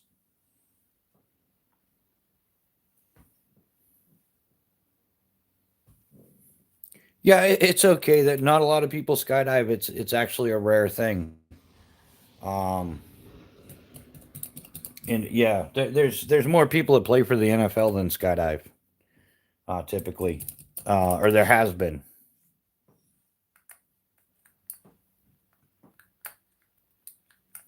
Yeah, rocking that Aussie flag. Oh, who's that? Who's that comedian guy? Um, he narrates the bloopers. Oh, what's his name? Fair dinkum.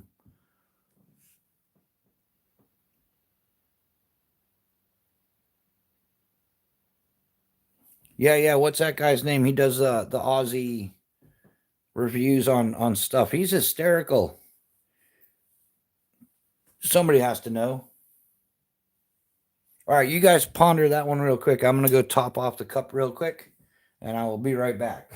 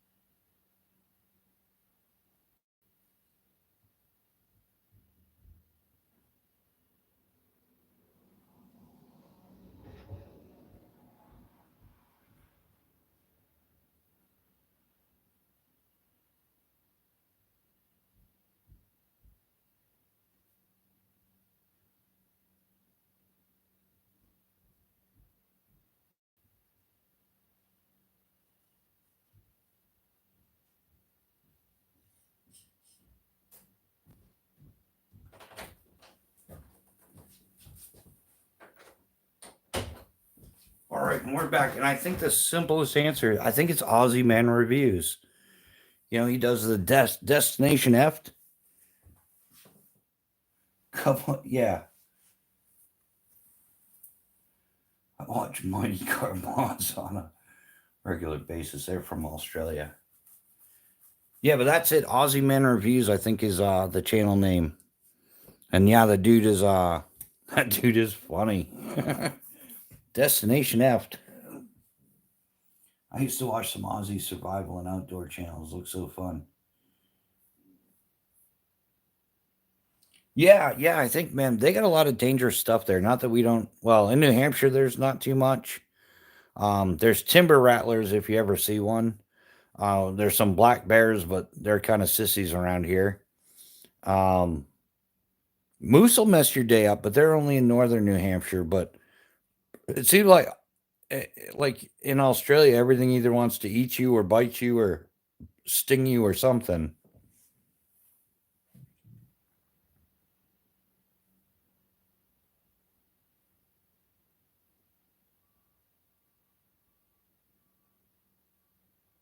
Is it bit how you going? So he's not that cool in real life, is what you're saying? He's just cool in the videos or something.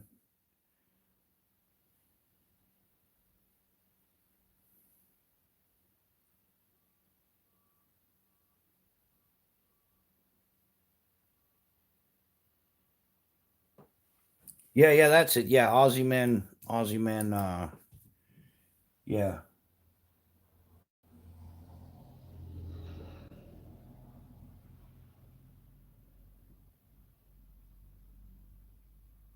yeah, extrasensory snake perception. Yeah, you definitely when you're outdoors, you develop like the spidey senses for the BS. Florida's messed up though.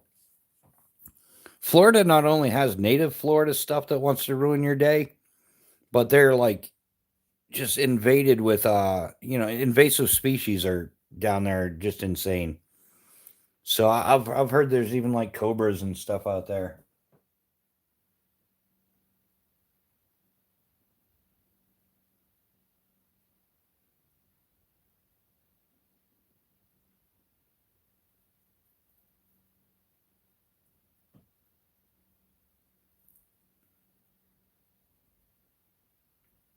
Yeah, Darcy, that I think that happens to a lot of people in those situations. Like you got a little more popular than you thought you were going to, and sometimes you just need to be left alone. Um, yeah, I can I can understand that a little bit. The herpes monkeys, the African snails that will kill you, all kinds of crazy shit. The herpes monkey.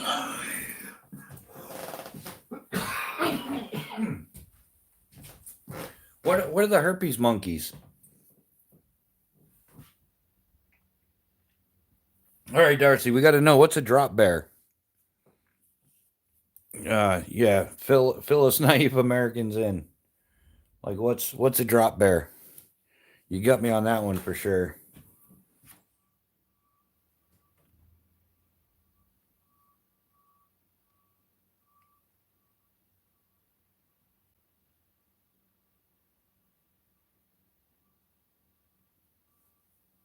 Oh, he did. Yeah. So that's the indigenous peoples there of Australia.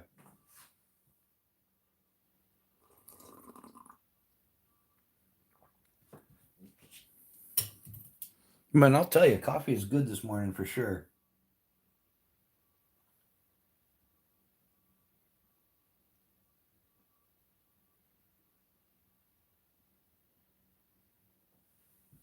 Yeah, some of the iguanas get crazy huge. Yeah, I've seen some like 5, 6 foot iguanas down in the Keys and stuff. Which yeah, iguanas are not native. I guess if you saw pictures of the Florida Keys from back in like prior to the 80s or 90s or something, I think it is. There's all kinds of tropical flowers and lush and colorful and everything. But the iguanas go in and they eat absolutely everything. So it just looks like barren crap. I'll be yeah, and those are the iguanas down there are just people let their pets go and stuff. But they're everywhere, man. I've gone down the trail down old US Route 1, going from like, one island to the next, like Lower Sugarloaf Key to Key West or something. And you can get like 100-yard section where you're like swerving around, dodging nothing but iguanas. They're everywhere. And like the annoying like 2-footers and stuff. They're just a dime a dozen. Oh yeah, lions and tigers and bears, oh my. Yeah, what about the Florida Panthers? Those are real. Those are really down there. Those will mess your day up. They denied for decades. They said they were extinct, but no, they're definitely there. There's been plenty of footage of them over the past like 10 years or so. I mean, now everybody's got a cell phone. It's easier to, pull out the phone and record something and be like, hey, look what I saw, than trying to convince people that you saw, a Florida Panther. Yeah, it's also hoods and hoodlums and thieves. Yeah. Yeah, that's tree chickens. Yeah, it's like yeah, up in New Hampshire we call the squirrels tree rats. At least the city going ones are pretty ratty, but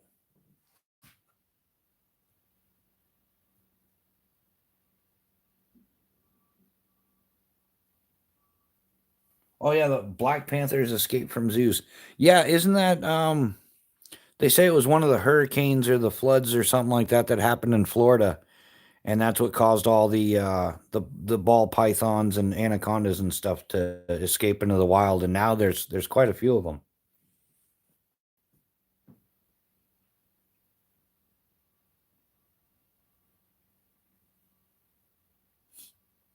Yeah, I've seen a panther in Florida, and I've definitely seen coyotes, lots of alligators, countless alligators. Hell, we had alligators in the swoop pond. Like swoop pond. You fly and then play motorboat, and hopefully you don't sink and fall in. You'd have to look up pond swooping. It's kind of one of those things that's hard to explain. It's aggressively flying your parachute as fast as you can towards the ground, building up as much speed as you can, and then pulling out of that turn at the last minute. And you turn that speed into lift, and then you cruise along the ground. It's what the cool kids do. And when you're pond swooping, you can actually like drop a toe in the pond and drag that toe as you fly along the pond, and it leaves a rooster tail like a race boat. It'll The rooster tails can actually go up above your parachute. That's pond swooping. But oftentimes alligators would end up in the swoop pond. So you're not just like being dangerous with your life with your parachute, because like it's considered a high performance landing, and it's actually how I messed myself up. And most common way to break your femur in skydiving is swooping. But yeah, so you're pond swooping, and at the same time, there's alligators in the pond. So if your swoop goes bad and you end up in the pond, you got to worry about the alligators. Or just cruising by, you got to worry about the alligators jumping out and grabbing your ankle or something. Yeah, Chevy, I've got some Spartan fixed blades. Um, yeah, I do. I just kind of put them away, but we'll grab them again. Um, yeah, so for Spartan fixed blades, I've got the Spartan Blades Horkos, the Spartan Blades Frike. Whoops. You can't be crossing swords like that, man. And the Spartan Blades Enyo is what I have for Spartan Blades. And I carried those for like 5, 6 years off and on. But yeah, that's what I currently have for Spartan Blades, and it's actually I'm selling these ones, so we'll see how that goes. And the other knives are Phobos knives, for operators by operators. It's owned by Eric Hansen. He's a retired veteran, 22 years active duty. He was an 18 X-ray Special Forces medic, and now he's a knife designer, owner of Phobos Knives. So, interesting fact is, all my fixed blade knives are from retired Green Berets. What's my number one go-to for prepping and survival as of today? It is the Phobos Knives Tier 1 BC in Magna Cut. It's got the built-in bow drill divot there. It's also got this little notch. If you can see it, instead of just running your ferro rod on a flat 90, it's notched out, so it increases the surface area to your ferro rod, and it turns that ferro rod into a little flamethrower. The sparks are unbelievable off of that thing. In fact, yeah, we haven't gotten any trouble for a while, so let's play with ferro rods. We haven't done that in a while, right? So we'll do a quick demonstration of the ferro rod here, because this stuff is to you. Maybe if I strike the ferro rod enough, my knives will get used more, and people will be like, "Oh, those are some well used knives." I think part of the problem is these this PVD coating and DLC coatings and these new coatings they have. They outlast all that other previous paint and powder coat and all that. So a lot of people think that your knife doesn't get as beat up or something because you don't have a cheap finish on it. Yeah, I've seen some of those powder coat knives. You use them once and you've most definitely damaged the coating and stuff. Where'd the fat ferro rod go? So I did learn to use a pan because I've burnt the crap out of that mat. I've burnt it quite a bit. So yeah, so let's see if we can get some angles here. So normally you get very little contact on the straight 90-degree edge, but with the ferro rod notch, it grossly increases the contact. So you get way more fancy sparks and stuff.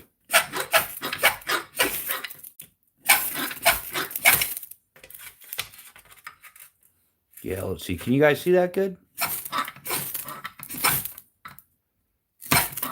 Yeah, and if you were to do the pump thing, shotgun it,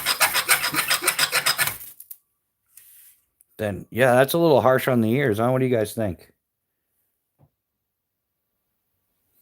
Nice. Oh yeah, how do you type with an Aussie accent? That's the most talented person of the night. When I read that, I'm like, that is definitely an Aussie. Nice. Throw another shrimp on the Barbie, right? Oh, another American said that. You suck. Yeah, I do. Sorry about that. I had to go there. But yeah, so this is by far my one and done. If I could pick one knife, or if I only got to pick one knife, it would be the Phobos Tier 1 BC. Love everything about it. So got a little thing going on there.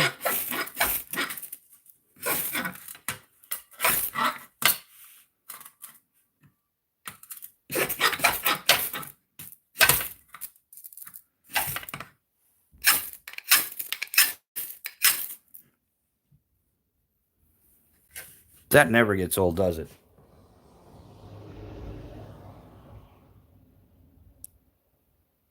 Yeah, LC. As soon as I find out that um the inventory's changed, I'll throw up a community post and stuff, and I'll definitely bring it up in the live chat. Who knows? Maybe I'll have a special live chat just for the sake of those knives are in stock. In fact, I love this knife so much, I would contemplate getting a second one because I dig it that much. And I kind of like to do the 1-2 thing, and maybe it's a skydiving thing. But I kind of like to have some, a training piece, and then the good one. So something to practice with that you can bash on, and then something in mint condition should you need it. But this never gets old. Like, I love playing with ferro rods.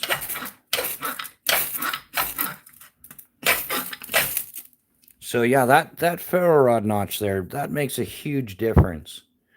And just compared to a standard 90, just a flat 90-degree spine, because you're not getting much surface contact at all. But you can see the difference with this. I mean, it kind of speaks for itself.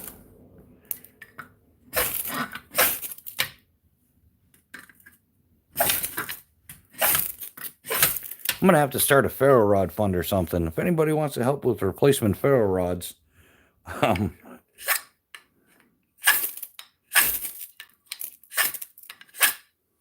anybody else play with ferro rods in the house?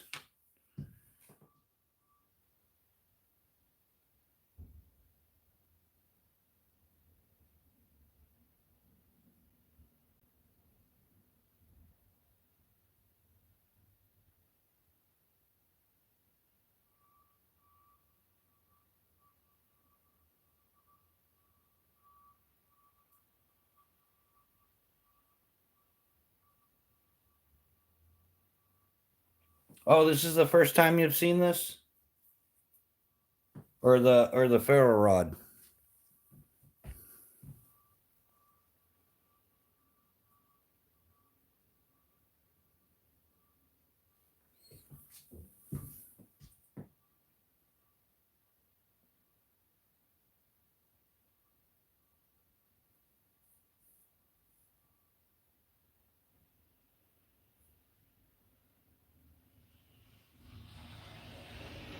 Yeah, Aussie Adventures. Yeah, that's how it's spelt. This ferro rod is from Exotac. It's a U.S. company out of Georgia, the state of Georgia. It's 3.5 inch by half-inch ferro rod. It's got about, I think it's 18 inches of 1 inch Gorilla Tape on here. And you could also use Gorilla Tape if you wanted to as a fire starter, if you know that trick. Also, the top opens up, and this has 4 of their tinder tabs in there. You could fit whatever you want in there. You could throw fishing hooks or, whatever type of tinder you want. You could do some pre-shaved fat wood or something. You could just stick a block of fat wood in there if you wanted to. Just trim it to fit. It is O-ring sealed, so the container is waterproof. So you could put some other stuff in there that you would want to keep waterproof. If you have any medical pills or something like that. Um, and the ferro rod is replaceable, which was a huge point to me because you buy a ferro rod with a fancy handle, it's all glued in and whatever. But then when the ferro rod's done for, you just end up the whole thing's junk. But this they do sell replacement threaded ferro rods for it. So that would be another perk to it. So you're not throwing away the fancy handle. It did come with their geeky little lanyard thing that has the jute tinder or whatever. I don't know. But I replaced it with one I was practicing my snake knot and threw one on here. So but yeah, that's the Exotac Ferro Rod XL, and they're out of Georgia.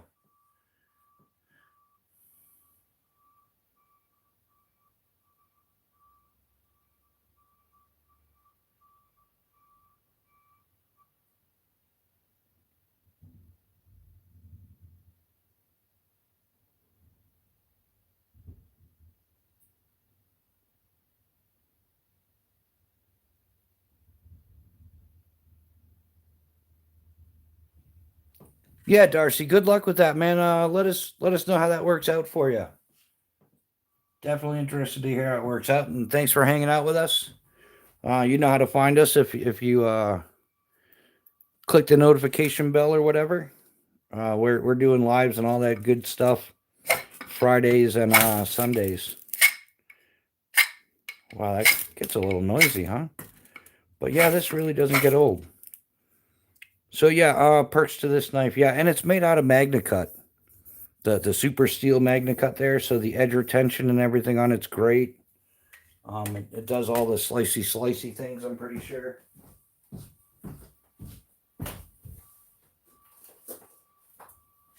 That's one thing I forgot to bring some paper tonight. I didn't grab any paper.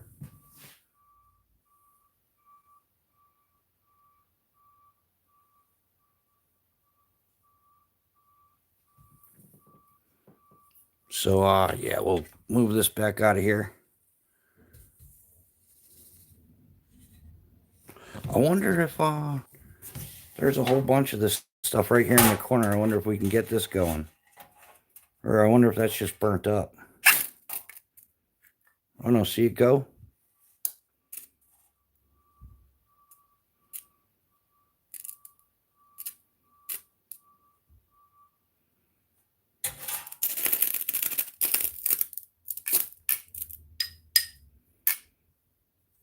Well, that sparked up pretty nice, didn't it?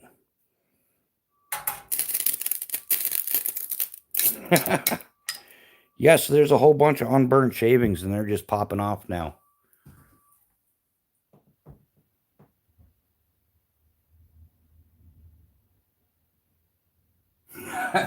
After staring at a drilling rig all week, this has my ADHD in full effect. Sweet. Sorry, I was looking at the knives. No worry, LC. All is good, man.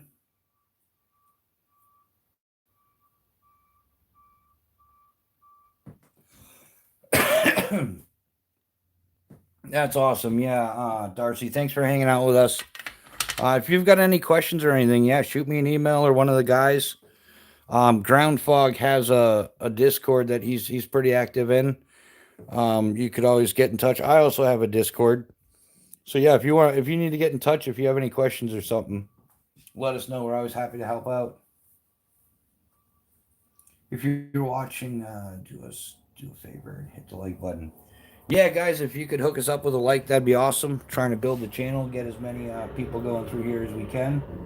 And hopefully, yeah, passing on information from one to the other, which is what I think that's the benefit to YouTube, is the ability to have stuff like this where people can exchange information about gear, how to use gear, different techniques, whatever's clever. A lot of people in here with a lot of different backgrounds with history and all that. So James, do you work on like an offshore drilling rig, or is it a land-based drill rig?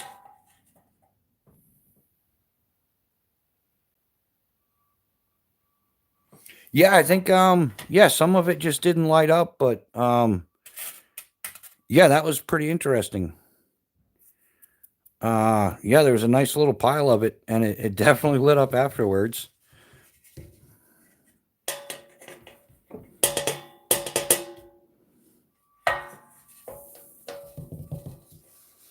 See if we can get it to go again. That was kind of cool, actually. Or it might have been when I was shaving some off earlier. Well, yeah, it's kind of sparking up a little bit. Wow.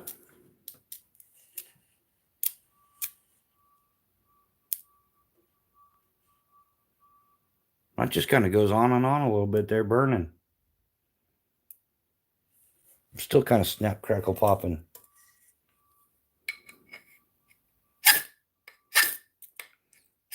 Sounds like me walking across the room in the morning. Snap, crackle, pop. Sound like a damn Rice Krispies commercial that broke so much stuff. Jake, how you doing, man? Welcome back. How have you been, my man?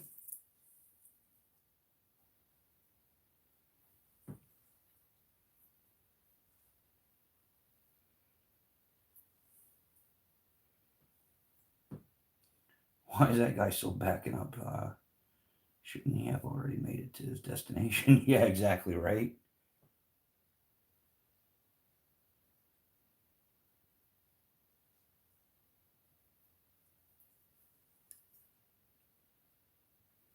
So yeah, that went from what's your one pick knife to we almost burnt the place down.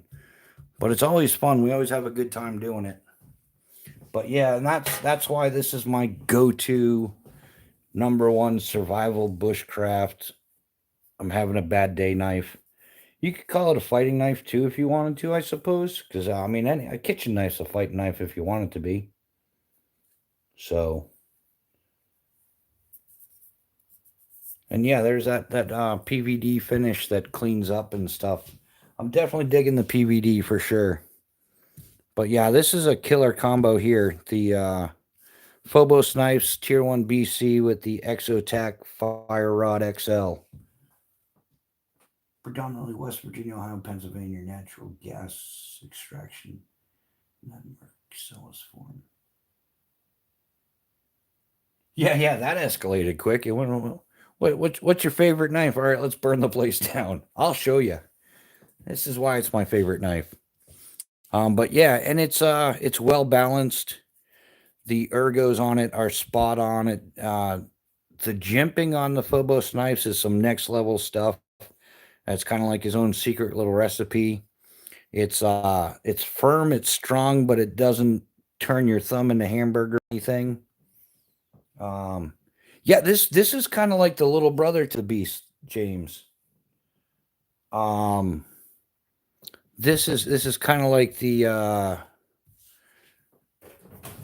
um the next level of the tier 1C.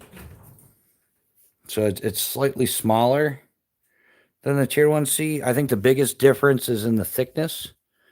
The uh the tier 1C is a full 0.25, and I think this is like 0.18 or something, or close to 0.2. So that's one of the differences. They both have the ferro rod notch. Only the tier 1 BC has the bow drill divot. Yeah, and part of the design on this, James, is this is it's not just lines. This is called a Persian swedge. And what the Persian swedge allows the knife to do is it allows it to flex a little bit without breaking. So which would take a lot of force, but it'll actually allow it to bend some before it breaks. And I believe, let me double check.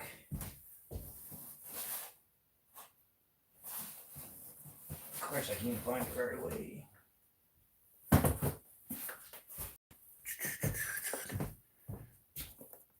Yeah, and it's the tier 1 BC is hardened to a 62 HRC. So it hits 62 HRC for the hardness of the blade, so that's good. The edge retention on it has been good. I've even not stropped it because I'm trying to see how far, just how long the Magna Cut's edge retention is gonna go. Have you John Wick a pencil as a fighting utensil? Yeah, exactly.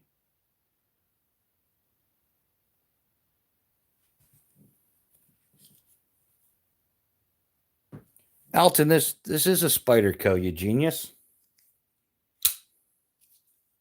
There, I got a Spyderco, but yeah, man, I would hate to be the bearer of bad news, but I will take a Phobos fixed blade over a Spyderco fixed blade any day of the week. Yeah, I got a lot of trust in my Phobos knives, but yeah, we've got the Spyderco for the pocket knife, but I'd be willing to bet that this one cuts this one in half. Not that I'm gonna try, but yeah. I mean, Spyderco makes some nice blades, and I've become a fan of them, but Spyderco makes fixed blades busy, buddy. Yeah, that's awesome. But coming in here saying my knives suck and Spydercos are better, I mean, that's kind of like a crappy way of approaching it. Maybe, I mean, how many Phobos knives do you own? Probably none. So you're comparing something to something you don't have and you know nothing about, but you're going to come in here and tell me that my knives are crap. That's what you said, isn't it? Let me scroll up right there. Those knives suck. Get a Spyderco. It's kind of wrong approach, man. Very wrong approach.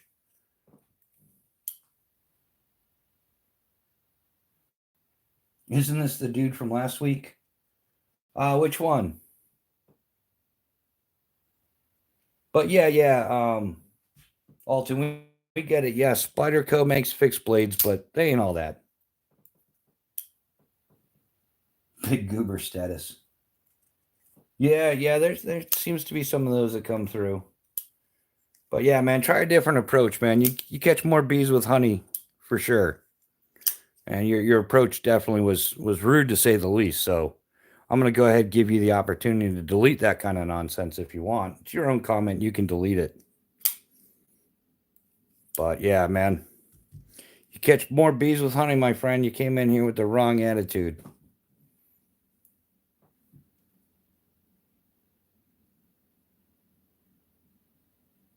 Chaos, you gonna put me in timeout again? Isn't that the third time tonight?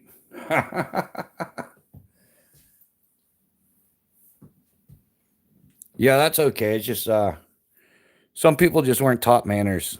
That's all. It is what it is.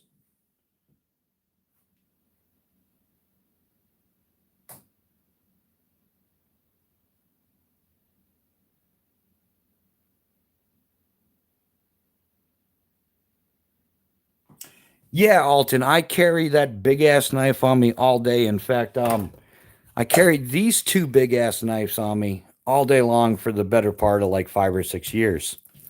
And since then, they've been replaced by a couple other knives. And yeah, I EDC these knives every day on my body, every single day for years on end, my man. Jess Outdoors, how you doing? So we got England joining us and Australia. But yeah, man, I EDC those knives, and you can call me out on it if you want to, and I'll prove you wrong once again. Because yeah, you're just kind of trolling, my man. But it's okay, it's all right, man. Everybody needs a hobby, and yours happens to be trolling, trolling, trolling, trolling. It has a beautiful wooden handle with inlaid metal designs. Oh yeah, those the Gurkha kukris are, yeah, man. Some of those are just pieces of art completely, complete pieces of art. Like yeah, the I think I've never bought a kukri because I almost feel like I'm not that level of a knife guy in general in life, and I've never bought anything that big. But yeah, we're gonna go ahead and we're gonna show how you EDC a fixed blade like this. Now, before any of the know-it-all trolls or whatever are like, oh yeah, but what if you need it for self-defense? My man, I don't carry knives just for self-defense. I think that's a ridiculous concept. Unless you're like military, law enforcement, or something like that, there's really no need to be carrying a self-defense fixed blade every day.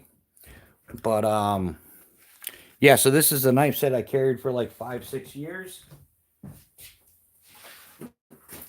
Let's see if we can actually make this happen without breaking anything.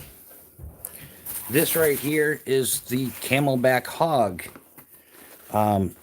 It's a Camelback specifically designed for mountain biking, and this is the center of it, the top here, and this right here is the pouch made for the bicycle pump.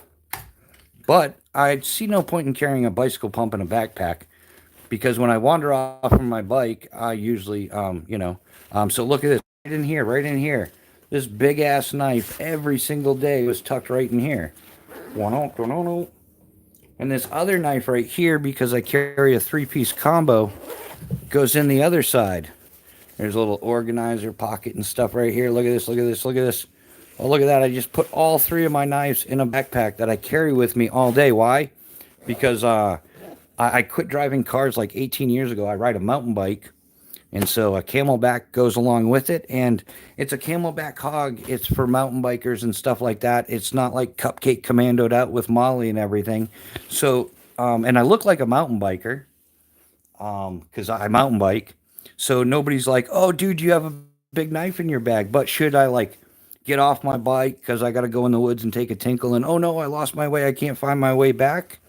The bicycle pump, I realize, does me no good.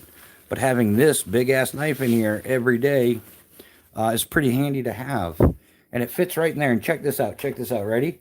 Here's these other big ass knives. This is the Phobos Tier 1 BC and the Tier 1 Mini Mini with the Exotac Fire Rod V2 and the Olight i3T EOS. And check this out. Ready? Right in the same pocket. Right in the same pocket. Completely disappeared, right? Zip it up. It's completely gone. So where's my man Alton? Yeah, that's exactly how I carry those big ass knives. And I lived in a unique world. Unlike the rest of you, I was a professional skydiver, and I think riding cars is kind of weak. And I've had my pilot's license since I was like 15.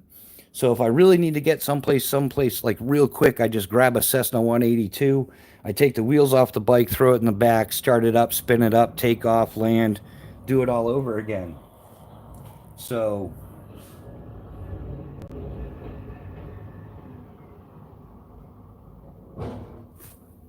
and the plow truck just went by, man. That dude hates me.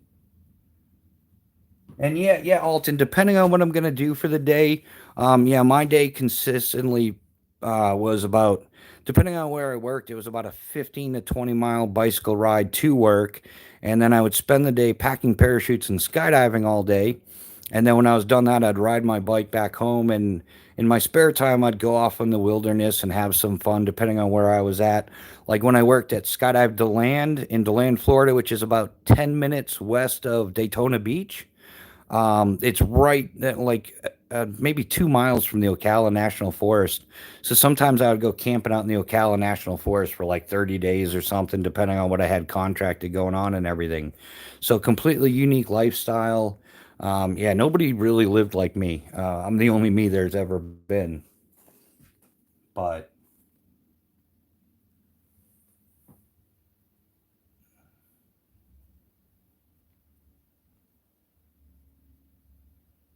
but yeah, that's how you EDC a large fixed blade knife is find yourself a mountain biking pack with a with a nice bicycle pump pouch or something like that. And like I said, this is the Camelback Hog NV, so it's nothing special. I think it was like $130 when I bought it or something. What's that? How can I afford to do what? Been to DeLand, not bad at all that way. Yeah, James, DeLand isn't too bad. Just be careful at night. There's some undesirables that come out at night, and a lot of them. There's a lot of blue tarp people in the Ocala National Forest, like homeless encampments and stuff, and they've gotten bad over the years, and they're the ones you got to worry about. But they come out at night, like trolling around DeLand and stuff, looking for whatever was left out to bring back to the woods or whatever. T-Shade, the way I afforded to skydive is I joined the army and I went to airborne school and realized how much it sucked. And then when I got out of the army, I went to the local drop zone and said, "Hey, I'd like to do this. What's it take?" And I started my path down that road. I started packing main parachutes, learning how to skydive and everything like that. I never really made any. I mean, I got paid well as a professional skydiver, as a parachute rigger, but it it's not that bad. Ozzy, you taking off? We'll catch you later. Thanks for hanging out with us. Yeah, stay out of that heat. I heard it's hot that way nowadays, but yeah, so that's how I started skydiving, and it just developed from there, and that's all I knew up until 2020. I lived on skydive centers. I worked on skydive centers. So I had access to most private airports have large wooded areas around them that's owned by the airport. And so I got to do my bushcraft stuff and everything because of who I was at the airport. And that was my spare time thing. Believe it or not, being a parachute rigger is extremely stressful. So you need a way to decompress, and for me, decompressing was either usually both, but either going for a bike ride or just going out camping in the woods and stuff. I would even on a work night, I'd go out in the woods and like set up a camp and camp out for the night and get up early the next morning and go to work just to detach from the situation. So sounded like he took your mailbox.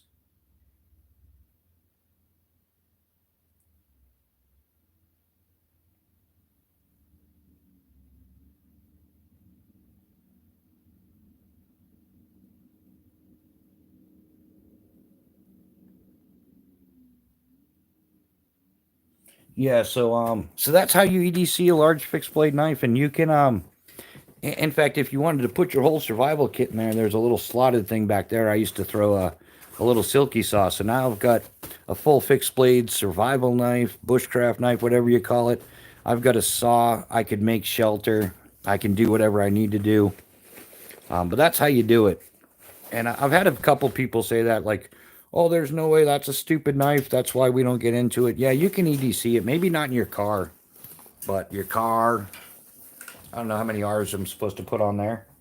Um, but yeah, that's how simple it is. That's how I EDC large fixed blade knives.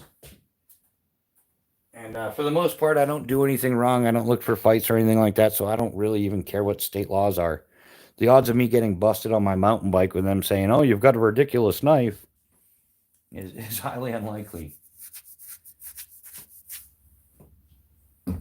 Yeah, and that's how simple it is. And like I said, I carried that for years and years. Uh, actually the first half I had a different bike bag. It was Decine. It was a Decine Nomad mountain biking bag. Was the first one I ended up with, which was a great bag. And I love the company Decine, but I'll never buy anything from them because they sold out. They completely sold out. And the kind Nomad pack that I was using, I bought that in Boulder City, Nevada at All Mountain Cyclery. Um, and that bag was awesome. And then a few years later, it kind of wore out. It was getting pretty beat up, but rightfully so. I used it daily, every day, all day in the Florida sun, all that stuff, out mountain biking. And so I replaced it with the exact same bag to find out they sold out to China. And what was a nice high quality bag was now second rate stitching, second rate materials. They used the cheap elastic on it that you stretch it once or twice and it just stayed stretched out. It was garbage. So that was a huge game changer for me.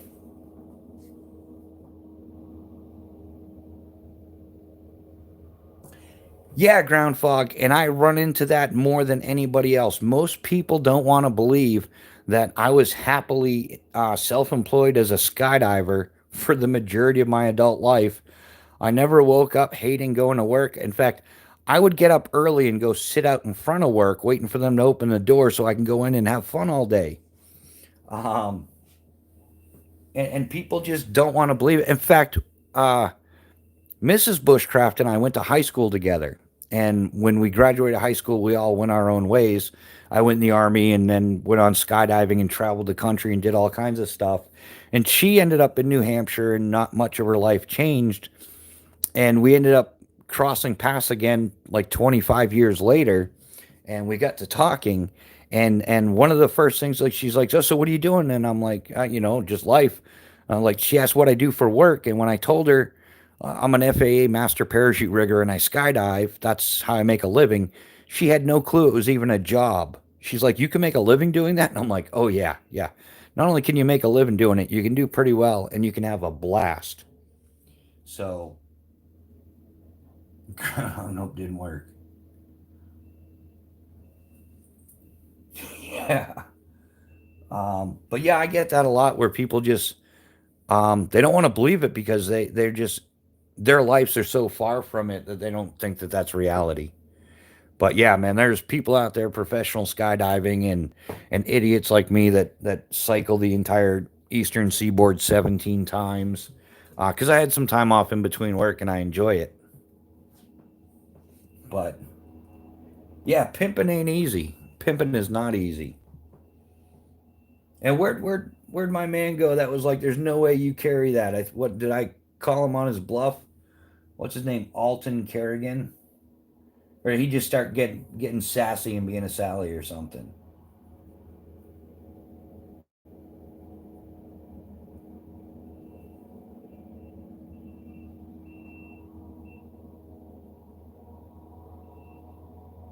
Yeah, Alton Kerrigan. I'll remember that moron. Like, where'd he go? Where'd he go? Let's go to his channel and see what he has to say. Oh, let's see. No subscribers, no videos, no nothing. And here he is. Those are the people I get sick of. I'm not gonna lie. The people that got everything to say about somebody else, but they got no proof of anything. They cowardly, weak, feeble words they can't back up. Yeah, Elsie, I remember you saying that. Yeah, you walked all the way from Tampa to Tallahassee. Yeah,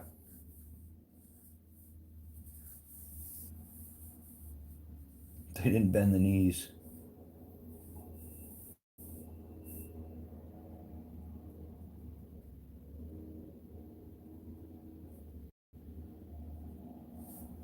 Yeah, James, but I think the thing is in order to get caught carrying something concealed, you've got to have a reason for them to come at you. And I've never had that happen. Yeah, Alton was excommunicated. Yeah, he's a putz. You found my knife on eBay? Hold on, what knife on eBay? I don't have any knives on eBay. I have one on I have those on Discord and that's it. I don't have anything at all on eBay.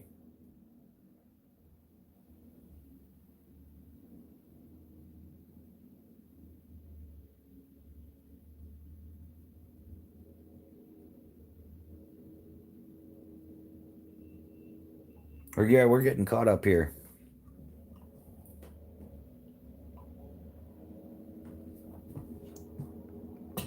But yeah, what do they call those guys? Like shithouse lawyers or something? The little yeah, man. I think that's something I try to convey to everybody. I'm no expert on any of this stuff. I have no SEER certifications or no super survival certifications or anything like that. I've just got a lifetime of experience doing it. And yeah, the things that I am an expert on typically, technically don't apply. But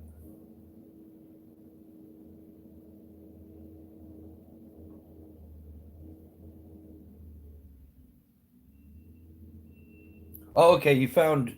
Oh, okay, Chaos has a knife on eBay. Is that it? Good riggers are hard to get, man. I had a buddy do a JTO down in Fort Benning, Georgia, um, that had a failure on his pack. Static line blew out, unfortunately. Yeah, if the static line blew out, that's 100% preventable. That's just that wasn't getting properly inspected for sure. We don't do a lot of static lines in the civilian world.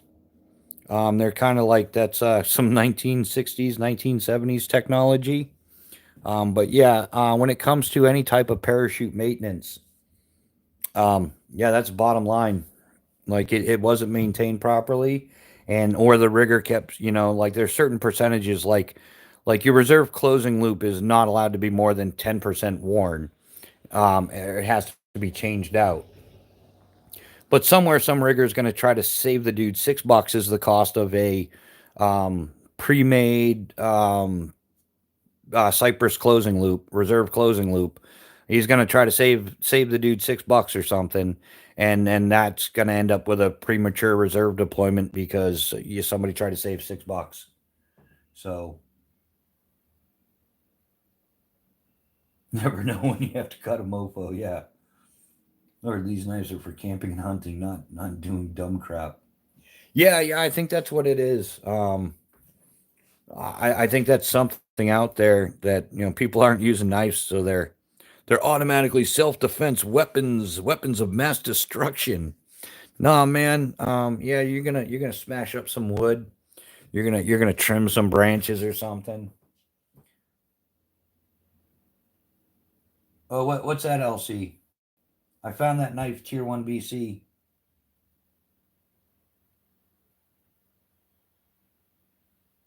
Oh, is that what you found on where'd you say, eBay or something?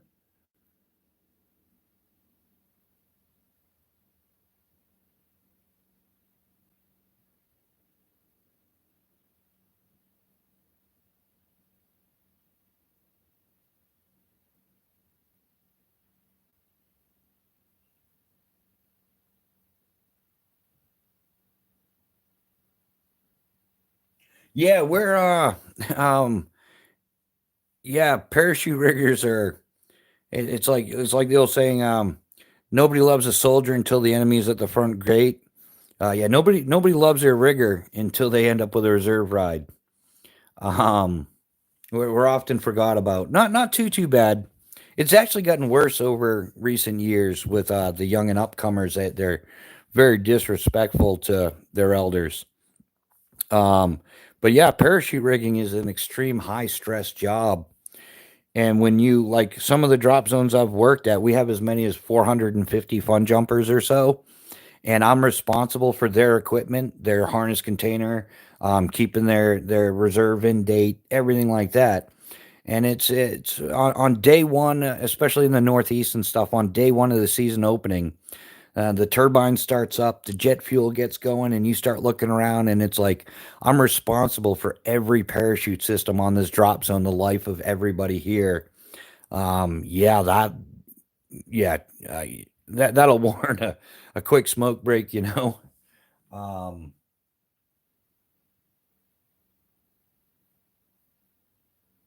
yeah, James, it can get to be. I got a lot of white hairs, man.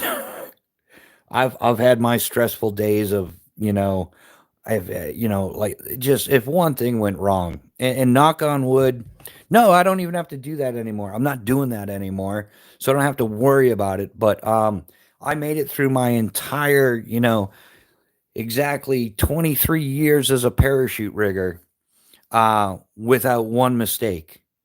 Not one name. I don't have to carry one name to my grave. So I won that. If I can say I did one thing perfectly in life, damn, that's what I did. Nothing else matters. Like it is wow. Yeah, and we're not talking small numbers. I did like over 8,000 reserve pack jobs. I've packed well over 150,000 mains, not even including my own. And they all worked and everybody went home and had dinner and yeah. So in a way that's I'm actually relieved that I'm out of skydiving incident free accident, like nobody bounced on my watch for sure. So how do I email? LC, it's at Bushcraft Rebooted at gmail.com.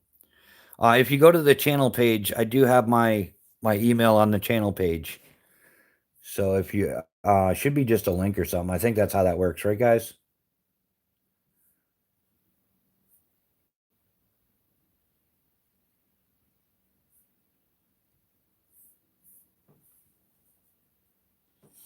Yeah. So it's I think can I type it out here?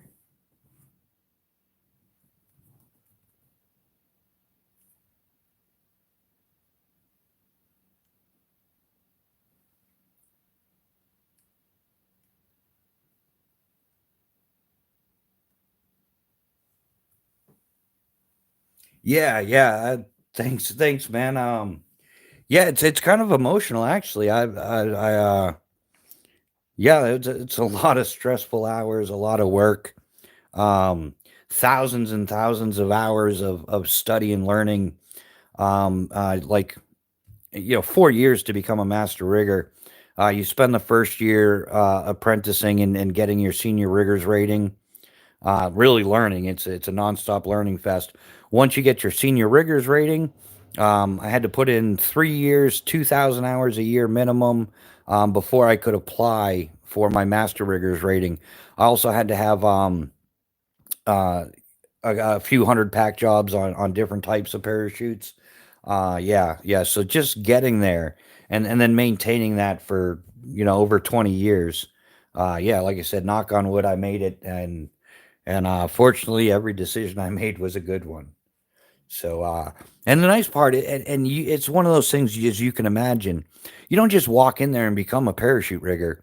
Like, there's a tremendous amount of work, like earning people's trust and respect, which is not gained easily in that line of work.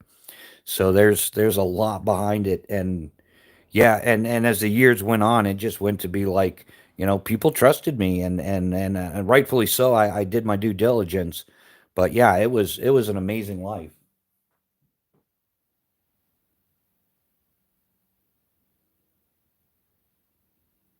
James, yeah. What did I miss something?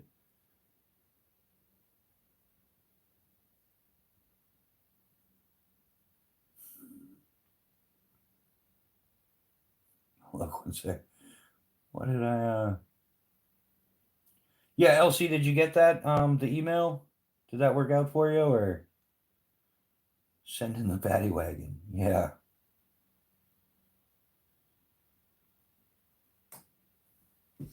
Yeah, but that's how the cookie crumbles. So, yeah, and that's I understand that's what I'm doing here on YouTube is it's going to take me time to gain people's trust and respect in what I'm doing, what I'm trying to do, and hopefully that all works out.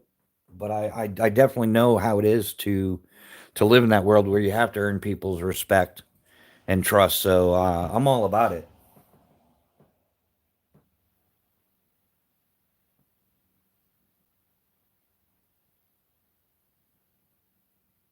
Oh, what, somebody just dig up a power line or something?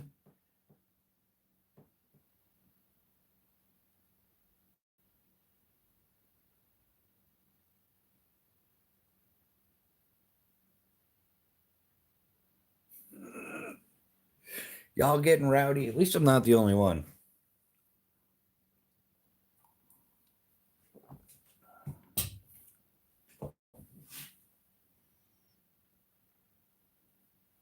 So yeah, yeah, I get that a lot. I get a lot that people don't believe what you did for a living, and I catch a lot of BSers too, because there's a lot of people out there who have skydived, and they try to talk their way through the story, and there's yeah, if it smells like bullshit, it's probably bullshit. But yeah, you're not tricking me.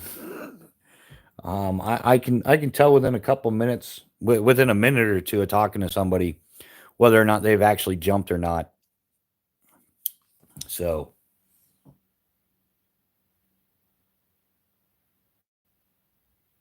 yeah, yeah, you're right. In fact, yeah, Judge Grady there, he enforces it. Like, hey, if you guys could just shoot the bad guys, you'd save us some time.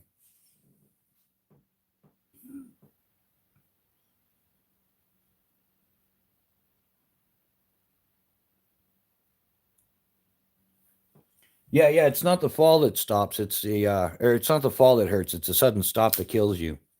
But it doesn't always work out that way. Usually people actually when they bounce, they usually live for a while. Like I've known a couple people that bounced, they had like partial malfunctions and stuff, and they made it for another 1 or 2 days, 3 days or something. I know one guy down in Rocheron, Texas. He got on the last load, the last jump of the day, and he's normally his job was to count the jumpers. Accountability, like when they exit the airplane, we make sure, if there's 20 jumpers on the airplane, we make sure there's 20 open parachutes. And then as they come off the landing area, you make sure that all 20 of them come back because they might have had an off-field landing or something. Well, the guy that did that job had an off-field land, like hard landing, and he ended up they asked the coroner figured it was something like roughly like 12 to 14 hours later is when he passed. So he hit the ground, he shattered his pelvis and broke some other stuff. But it actually took quite a while for him to pass on. And there was actually he was close by the road, not too far. So he was trying to crawl back to the road to get some help, even though he was all broken legs and everything. And he ended up not making it all the way. And it was later on, a truck driver, he had a little bit of elevation off the road, saw the leftovers of his parachute like floating up, and he saw it and he figured he'd go and check it out. And yeah, it ended up being the dude.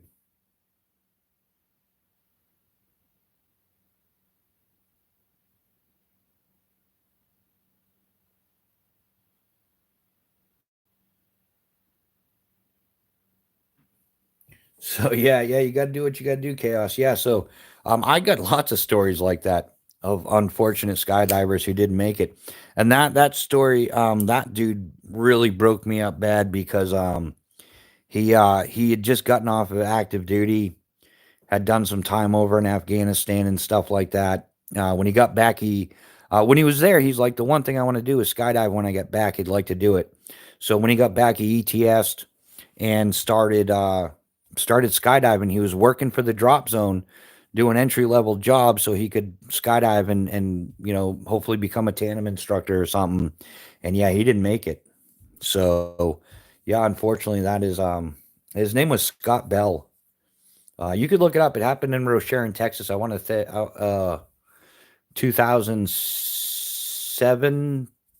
Yeah, yeah. I want to say it was 2007, like summer 2007. Because right after that, I went from Spaceland in Rocheron, Texas, and I went and worked out at Skydive Las Vegas for the winter. So I was there 2000, yeah, and then Jumptown. So 2006, 2007. So yeah, that absolutely sucked, and I had nothing to do with the parachute or anything like that. So but yeah, I've seen enough stuff like that. It just wow, it never caught up to me until I stopped doing it all the time. Like everything was just so regular and in the pace, and I never really had time to think about it. I was always busy. So when I finally was out of skydiving, because I couldn't because of 2020, that's when stuff started really kicking me in the head. Like it's like, wow, I've probably lost half my friends to skydiving, and I have almost no reaction over it. So it messes you up in the head a little bit. So I think, and that's one of the reasons why I've kind of like, maybe it's time for me to do the YouTube thing, my man. I've done enough of the other stuff, and I don't need any more kicks in the head. And YouTube isn't all that bad. There's some trolls, but we roast them. It's fun. So, but yeah, I don't have friends bouncing on the weekly anymore.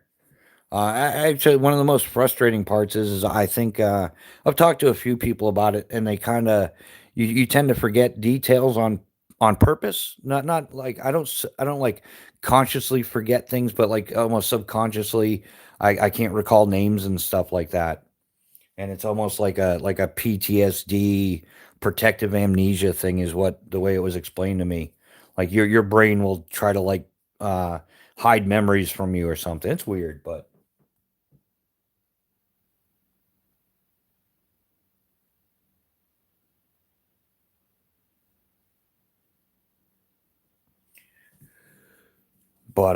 yeah.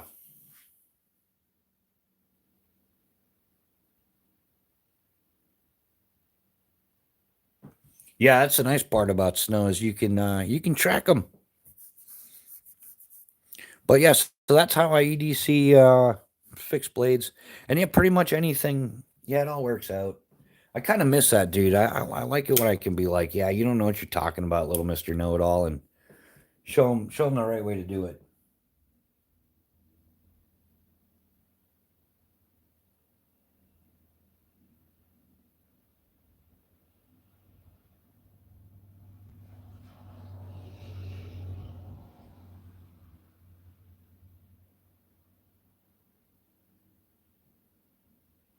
Who's that Sergeant Wolfgang Wolfk Vinegar?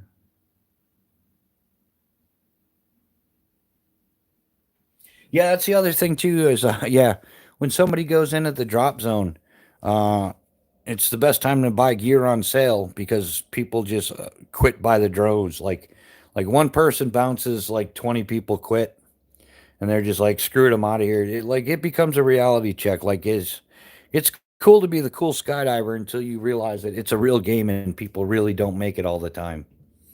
So gotta love the cocky people that don't know anything about anything. Oh yeah, yeah. I think that's the scariest thing is stupid people that don't realize they're stupid. Like they're cocky and arrogant and they know it all and they come barking orders and stuff, but in the end they don't know anything. They're some of the scariest people around. Yep, there's nothing scarier than a stupid person that thinks they're smart.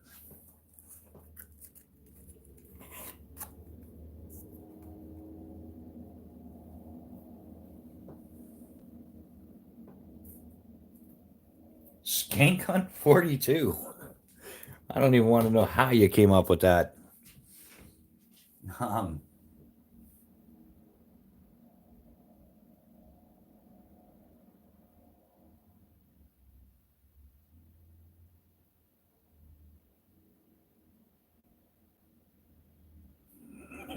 yeah, I believe life is strategically placed idiots on my path to test me.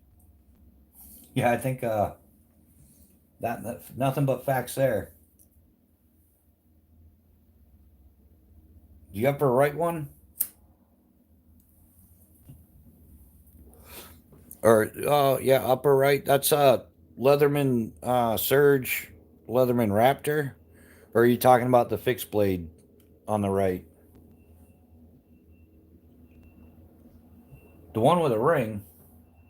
It's not a knife, my man. There, there you go. You could cut yourself some snowflakes with it or something. Hang those up, or do a little trimity trim. But not much of. Well, there is a hook knife on here, but it's not really a knife per se.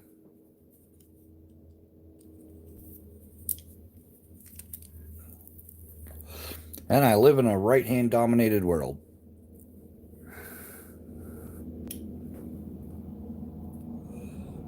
Where the first 40.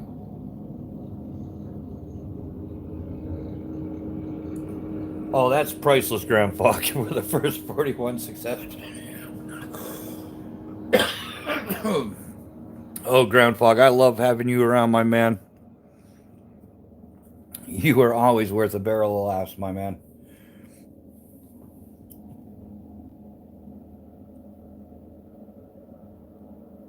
Oh yeah, yeah, they're highly useful, man. I couldn't agree with you more.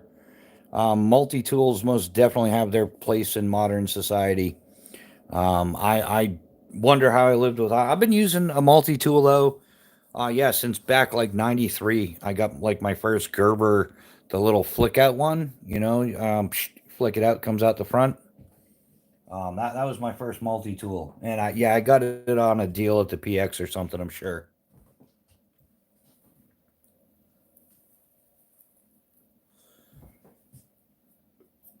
Well, we broke one record tonight. I'm pretty sure this is officially the longest live so far. It's officially 5 a.m. and we started at 8 p.m. yesterday. So yeah, we just smashed through the 9 hour mark. This is what all the cool kids are doing tonight. But yeah, I completely agree on Leatherman, man, or multi tools. Maybe I'll just start saying multi tools instead of brand because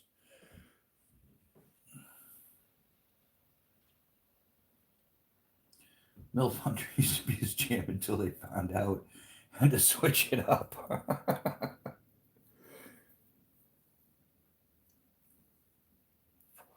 That is absolutely priceless, guys. Absolutely priceless.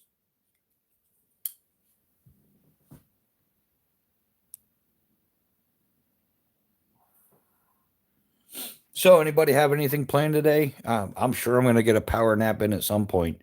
But I'm older now. I'm over 50, so I just use the old guy card. Like, I'm getting old. I needed a nap. Everyone has a daddy. Some people just don't know until they find out. Who's your daddy? Let me find out. Just give me 1 minute. Or you find out the other way. How does that work?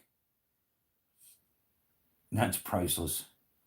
In general, yeah, but I always like to go for something made of 440C steel, which is a pretty good usable working steel. Yeah, it's easy to sharpen. It dulls quick though.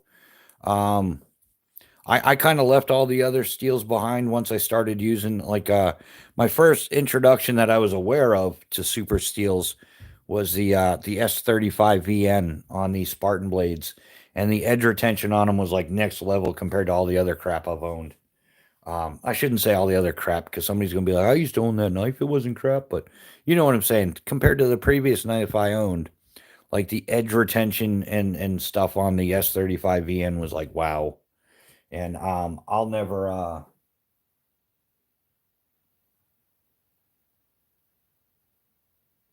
or who else? You want me to look up the tier one BC? I don't. I have one.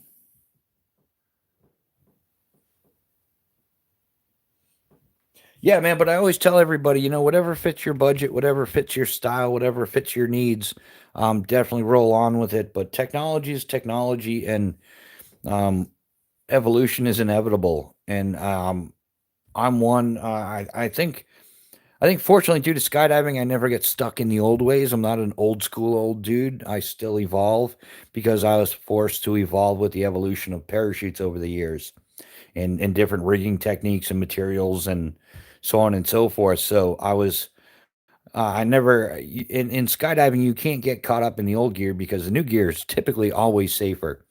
99.9% of the time, the improvements are safer. So the evolution it just makes sense. And I just apply it to other things in life. Like I'm not I like the bushcraft stuff, the survival stuff, whatever you want to call it, but I'm not a fan of the reenacting 1800s with the wax canvas and the old wool blanket bedroll thing with this piece of rope you put over your shoulder or something. Like it's like I don't know. To me, a lot of what I see on YouTube is reenacting. It's not real. It's let's go out and play Grizzly Adams for the weekend or something like that. Oh, look, let's dress up like Huckleberry Finn and play survival. We'll call it bushcrafting. Yeah, I mean, I guess if you're a MILF hunter, you still might get naps in a juice box, maybe lunch. Yeah, hey, yeah, when I go out MILF hunting with it and get a Lunchable, sounds like a bargain. Isn't that like a double win situation? Or is it better if she makes you a burger or something? Oh, I hear you couldn't agree more with it.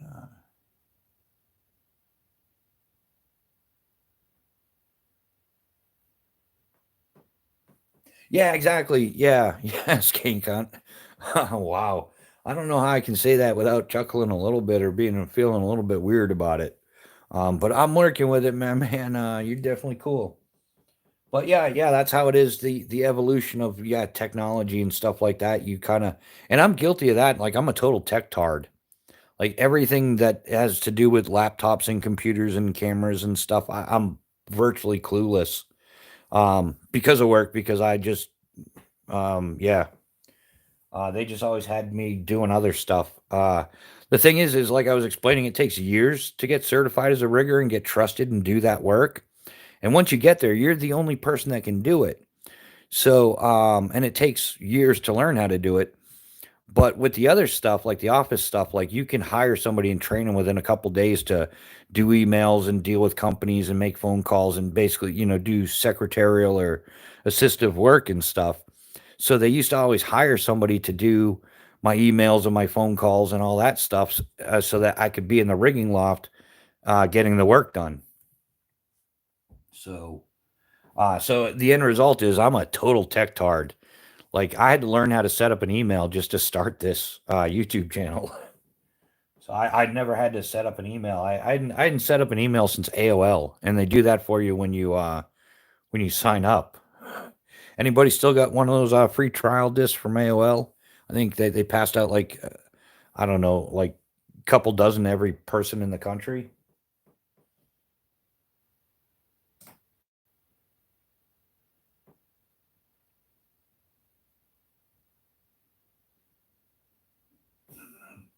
I have another account. Oh, yeah, no worries, man. We don't mind if you say that, but okay. So five string theory. So that's some science based stuff, right? Am I guessing right?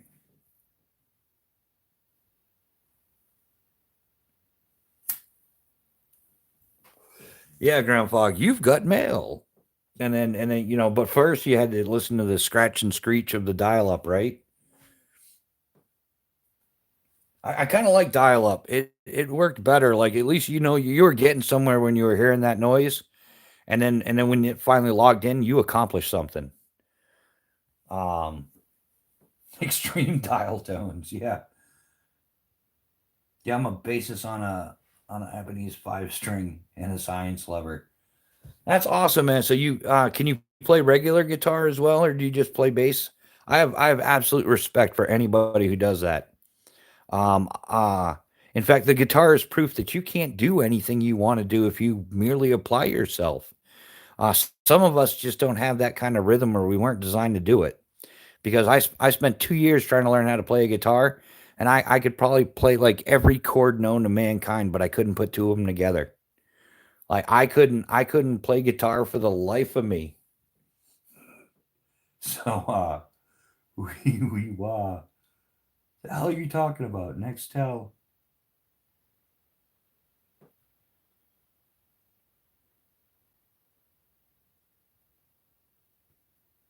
Yeah, yeah. So it's probably good that I didn't even try the bass. I just tried the six string guitar. I had a chord acoustic and a Yamaha electric acoustic backpacker, and I took lessons and everything, and I could tell, like I teach people how to skydive and pack parachutes. So I could tell, like dealing with my teacher, that I sucked. He wasn't even having fun teaching me. I just wasn't getting it. I was not meant to play a guitar. So, but out of it, out of a whole bunch of wasted money on guitar lessons and all that stuff, I did have fun trying. But I learned that, yeah, not everybody can do whatever you want if you just apply yourself. Some of us are musically challenged, and I'm one of them. I suck. I should never touch a guitar again as long as I live. But in the end, I developed an awesome appreciation for those that put the time in and learn how to play guitar and can do it.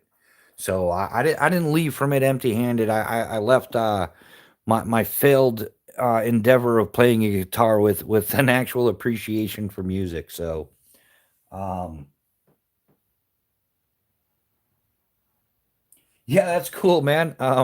Yeah, thanks for subscribing, man. It is we try to keep it pretty chill. The the trolls get me a little riled up every once in a while, but usually ground fog or chaos theory takes care of it. But yeah, I just wanna maybe it's my lack of understanding, but when the trolls start trolling, I'm like, what's wrong with you, man? Like what makes you do this? I want legitimate answers. Like I really want to know what makes a troll troll. So I think Bush needs a nap, lots of more coffee. Yeah, I'm getting there, man. We're 9 hours. So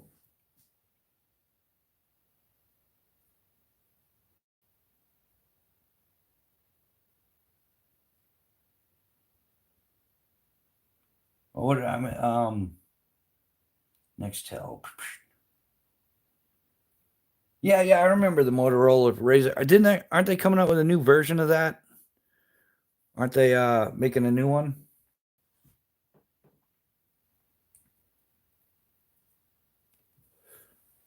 I thought I saw something about that. They were making a new Motorola Razor. I thought.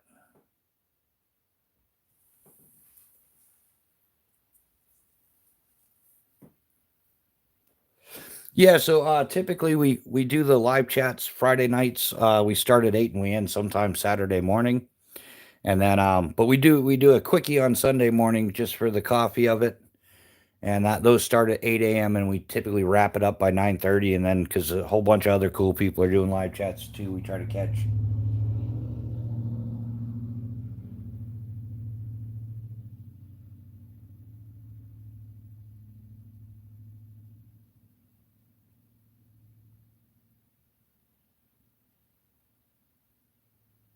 Hello Moto. Yeah, I remember that one too.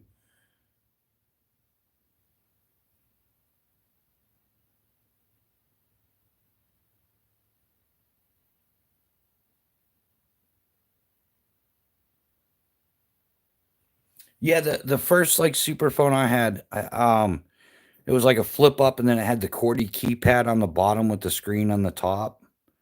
And it even had like it was by Verizon. It had a little antenna that came out for reception. And Verizon was pushing some little TV shows or something. There was like 10 shows on there you could watch. It sucked.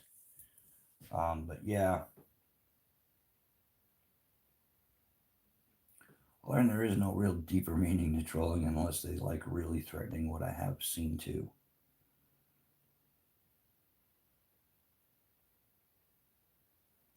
Yeah, there's no real rhyme or reason to it. I don't understand those people, and yeah, I just chalk it up to it's another case of that mommy and daddy didn't give you enough attention as a kid, so now you're starved for attention, and any attention, even negative attention, is better than no attention. So they go around trolling so that people recognize them as somebody, but really we just recognize them as trash. So remember the Nokias you could practically play hockey with and still. Yeah, man. I got into the Nokias. They had the rubber armored one and everything. And I got into that specifically for skydiving because a lot of people would throw our cell phones in our jumpsuits, and that way there, if you have an off field landing or something, you can call and say, "Hey, I'm injured," call in a med flight or I'm fine, just come send me a ride or whatever. But yeah, the Nokia, the indestructible Nokias. That yeah, you could pretty much play a hockey game with it using the phone as a puck and it'd still make it. Yeah, those things were priceless. And yeah, I remember that they had the little antennas you pulled up. I wonder if that antenna actually did something.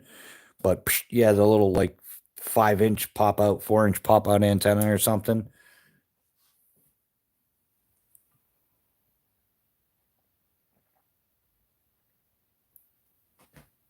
So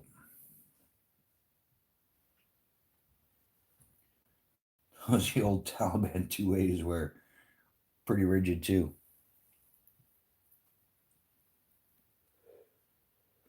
But yeah, I've heard that they're supposed to come out with another Motorola Razr. I think they just did or something, didn't they? Like they reintroduced it or something.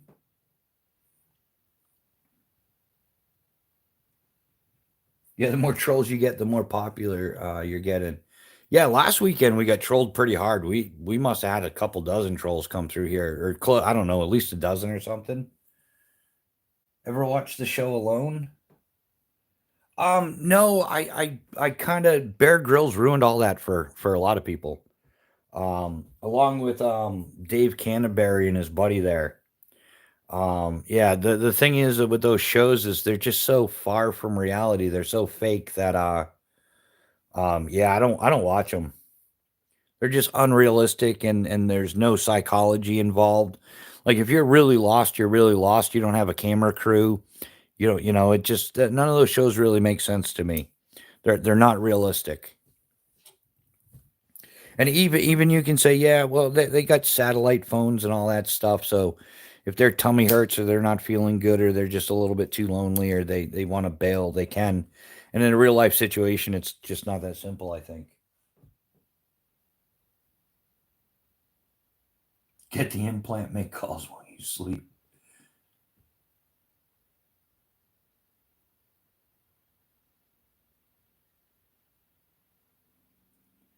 But yeah, I'm not a fan of all the shows. They've just proven time and time again that like that show that Dave Canterbury was on with what's his name, barefoot guy. I can't afford shoes, or I refuse to wear shoes, and it's just not logical because for some reason his feet are immune to frostbite and stuff like that.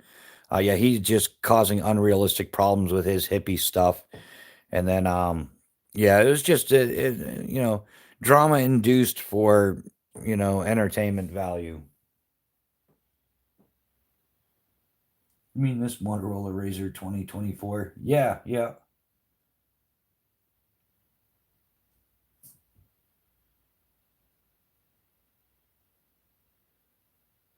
But yeah, and then all this stuff, Bear Grylls is trying to convince us that he's sleeping out there in some absurd weather when really he's staying at a 5-star hotel with the camera crew and stuff, and then going back out in the morning and stuff. So yeah, it's just yeah, too many lies on television to enjoy those shows. There's just so much crap behind them. Although the interesting part is all the people that come off of those shows end up with pretty good YouTube channels. I know a bunch of them have done well. Like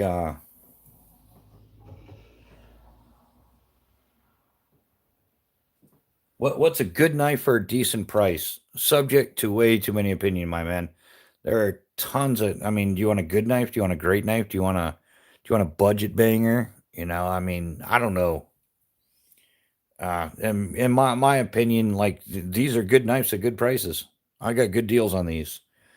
So yeah, and I paid full retail and stuff, but I still get good deals because they're still here. Unlike most of those $100 things that break. So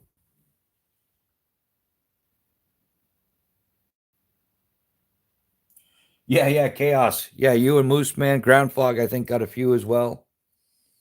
Yeah, they were coming out in droves last week, like little troll squadrons, hobbling around. Let's find the next live chat and say something mean, and they'll think we're cool.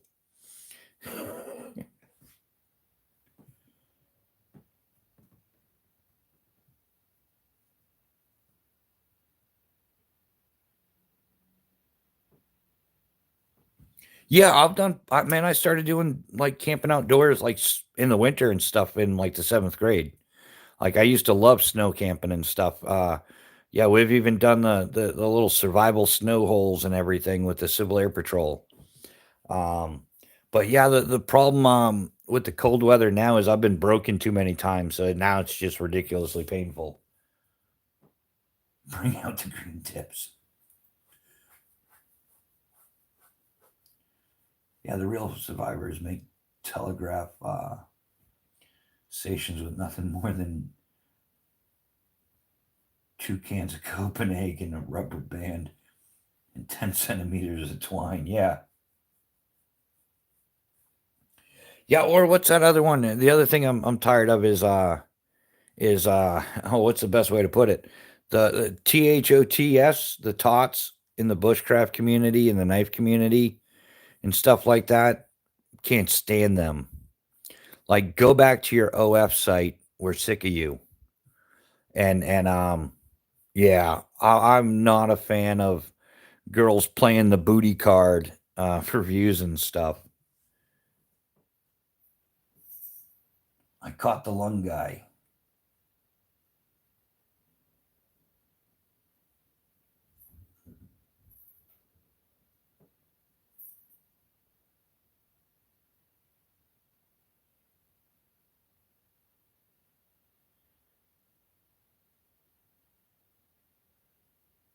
Yeah, yeah, that guy Cody London. Yeah, not a fan of him, Mister. I can survive it. Like, what? The dude's delusional. He's not right in the head. Like, I saw some of that winter stuff where he's out there with no shoes on, and it was Dave Canterbury at the time that was doing the show with him, and like they're arguing back and forth over you got to put some shoes on, but yeah, Cody London's like, I don't need to. It's like, what? Why? How do you defeat physics? Like, how do you think you're not going to get frostbite? Like, you're going to suffer from exposure. And then finally he gives in and they got to make him some improvised foot gear or something. Like, you stupid moron, you knew you were going out in those conditions. Bring the right gear. So look up, yeah.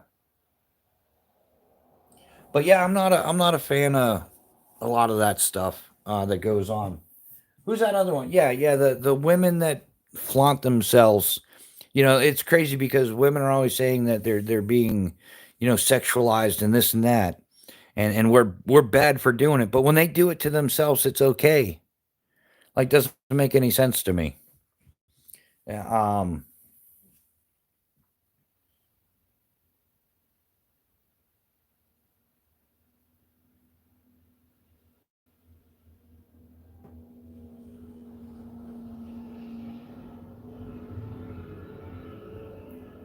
Yeah, yeah, they were asking just like, oh, could you stab somebody's lung with that? It's like, what's wrong with you? What?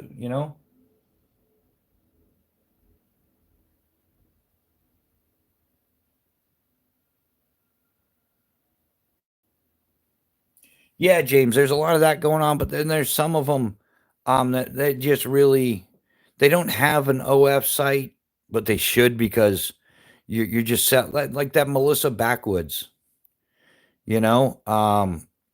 She just selling her rack and that's it. So you also said it's good to drink your own pee. Yeah, you have fun with that, man. I'm gonna get myself a coffee, Cody. It's all perversion of internet. Yeah, that's what it is. And some chick with a rack is getting more views because there's that many sad and lonely men in this country that they're gonna watch them fake some bushcraft stuff and maybe it's so if their girlfriend or wife walks in and be like, "Oh no, she just showing me a knife, honey." People watching Melissa Backwoods aren't watching for her expertise on knives because I really don't think it exists. Um, she just she was made famous by taking her clothes off on television, and then she did YouTube afterwards, and I guess now she takes off less clothes, but she's still just selling the same old crap. And she's another one. She'll show you three different knives in the same day and tell you they're all awesome EDC knives. And yeah, she's getting a hefty little paycheck for it too. So yeah, I don't take her opinion or people in her position's opinion at all. It has no value, no merit with me whatsoever.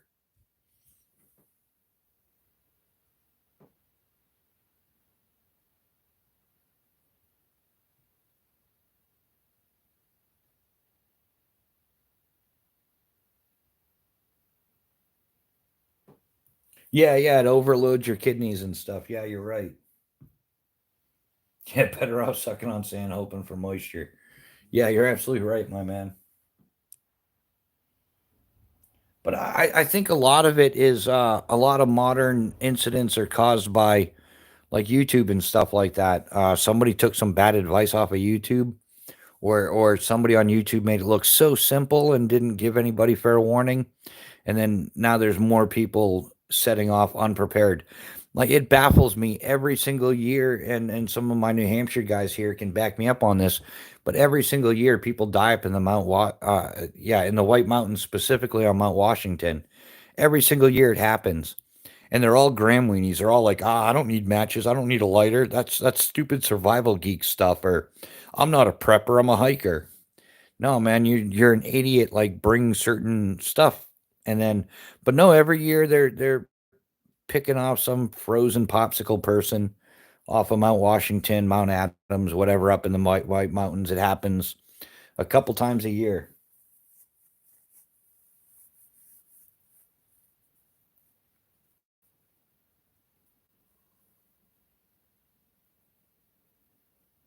Yeah, James. Yeah, people starving out there, and there's plenty to eat. You could be, yeah, but nobody has knowledge of that stuff anymore because they've made it. They like villainized it throughout the 80s and 90s. That's why you have bushcraft now instead of survivalists, because survivalists became affiliated with militias, and that whole movement against them. And like they pinned Timothy McVeigh as a survivalist or whatever. So the term survivalist got a bad rap because um, so that's where you got bushcraft. If you were to, I've told people a bunch of times, go buy a couple of bushcraft books and go buy a couple of survivalist books and compare the shelters, compare the information. And it's basically the same information, just a different title on the book. Like is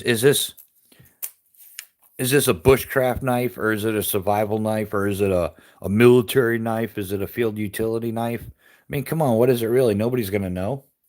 It's whatever the maker labels it, but it's going to do all of those things.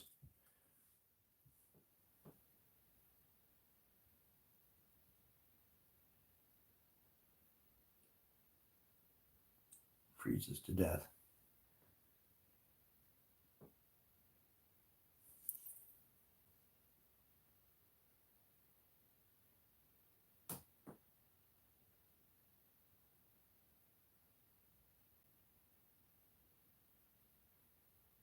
Yeah, we'll see. That's priceless. Yeah, the know-it-all Boy Scout uses poison ivy as toilet paper. Yeah, that sounds priceless. Like I saw a thing, some a bunch of little stoners where they was out of their smoke, so they went around looking for stuff in the woods to smoke, and they ended up rolling up some poison sumac, which caused some massive lung inflammation, and they didn't make it. So yeah, stupid is as stupid does. That's for sure. But that's pretty interesting. Yeah, that's not ragweed. Yeah, yeah. How stupid you got to be to roll up some poison sumac? Not just you. I'm sure you could find that. I think I'm. Oh, I might have seen that. Maybe it was television or whatever. I don't know. I don't watch enough television. It might have been YouTube, but it was a couple years back. I saw it. It was priceless. I'm like, wow, that's, yeah, Darwin Award of the Year there. Hey man, we're all out of toke, so let's go wander around the woods and twist some stuff up. Yeah, natural selection. Yeah, exactly. That's like people got on me. Like I said, I was well respected in the skydiving community in my work as a parachute rigger. And people really question it when I said that nobody in skydiving should get an altimeter until they have 500 jumps, until you get your D license. Then, when you get your D license, you should get an altimeter. Because if you jump out of an airplane and don't remember to open your parachute, we don't need you. If you're looking down at the ground when the ants start turning into people, like, open your parachute, dumbass. And if you don't, we don't need you. So I don't think that you should get an altimeter in skydiving until 500 jumps you get your D license. Um, but yeah, that's a little far fetched. But yeah, natural cleansing of the gene pool is what I call it. Yeah, plan a little bit for every contingency. Exactly. Yeah, yeah. So I think that's one of the things that, like I said earlier, it's the Graham Weenie movement. The concept of the more you know, the less you carry has gotten way too far, because a lot of them think they're smarter than they are, and they carry less than what they need, and they end up frozen popsicles in the end, frozen people popsicles. So yeah, that's something that needs to change. Gene pool needs chlorine. Yeah, exactly.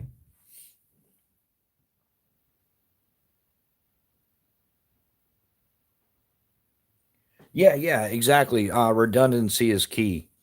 But yeah, you get so many of them now that, like, oh, what's the point of carrying that? You realize that that weighs like 3 ounces.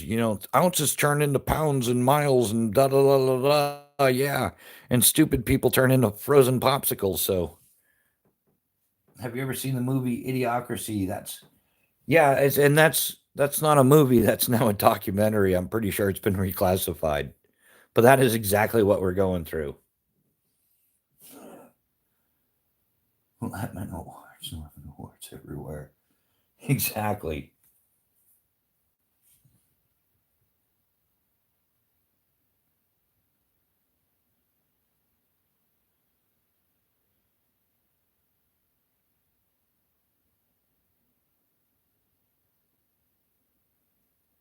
Yeah, lemon awards like it.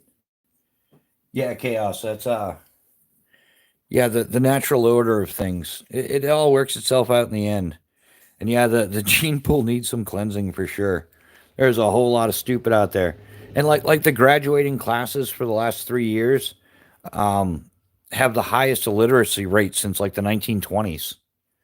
Like kids graduating college now or graduating high school now are dumber than they were in the 1920s. So yeah, we've taken some steps back for sure. My dog ate my mushrooms. Now he's flying. Um,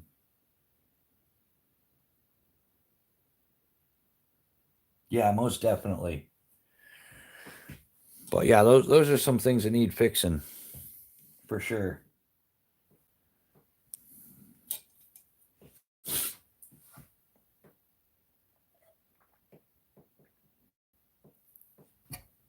But definitely game changers.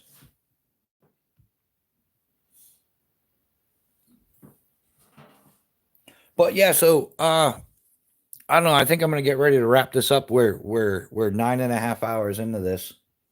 Aries EDC, good morning, man. Another Florida resident. How are you doing down there? Man, I need some of that weather. I need some palm trees. I'm okay with the iguanas eating the flowers, man. I just need some warm weather. So for those of you who don't know Aries EDC, he also has a channel. Aries, if you want to drop your link, my man, by all means, feel free. But Aries, I mentioned him earlier.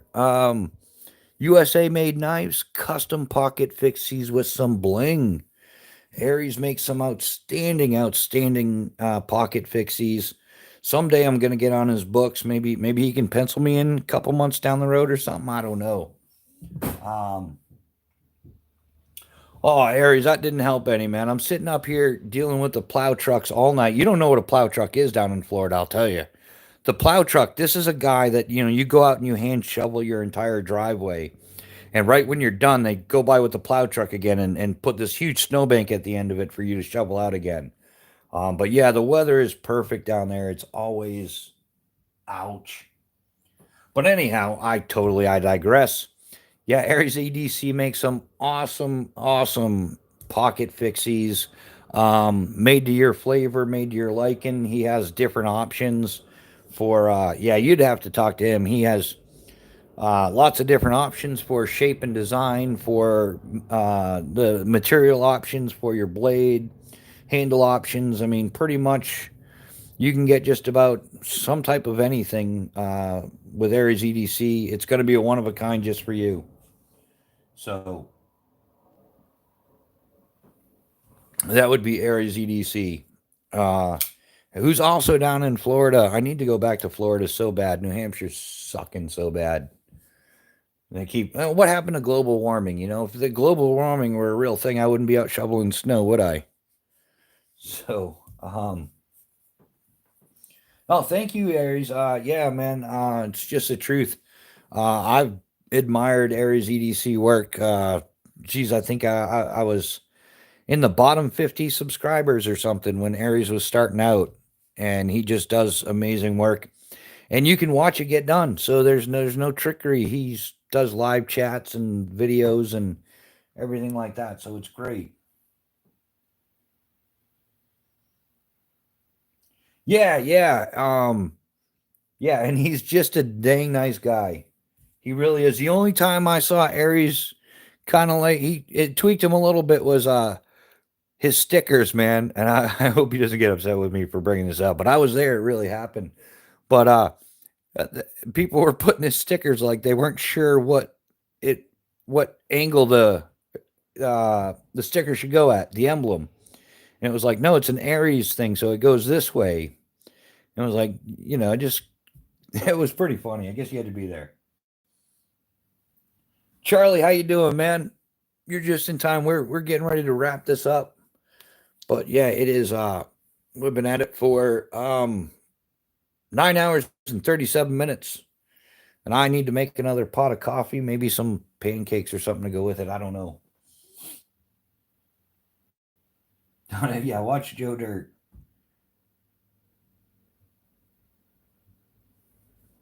Oh, did we have another genius in here?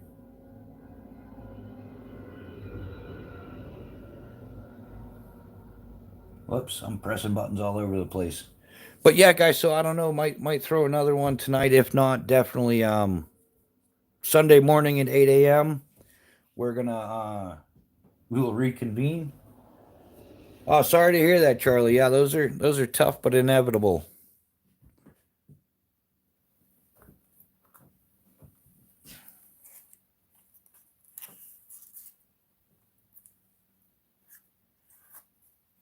Too late, Schwert.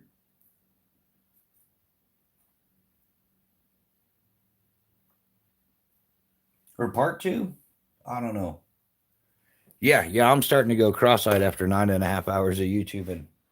So we'll work our way up there though.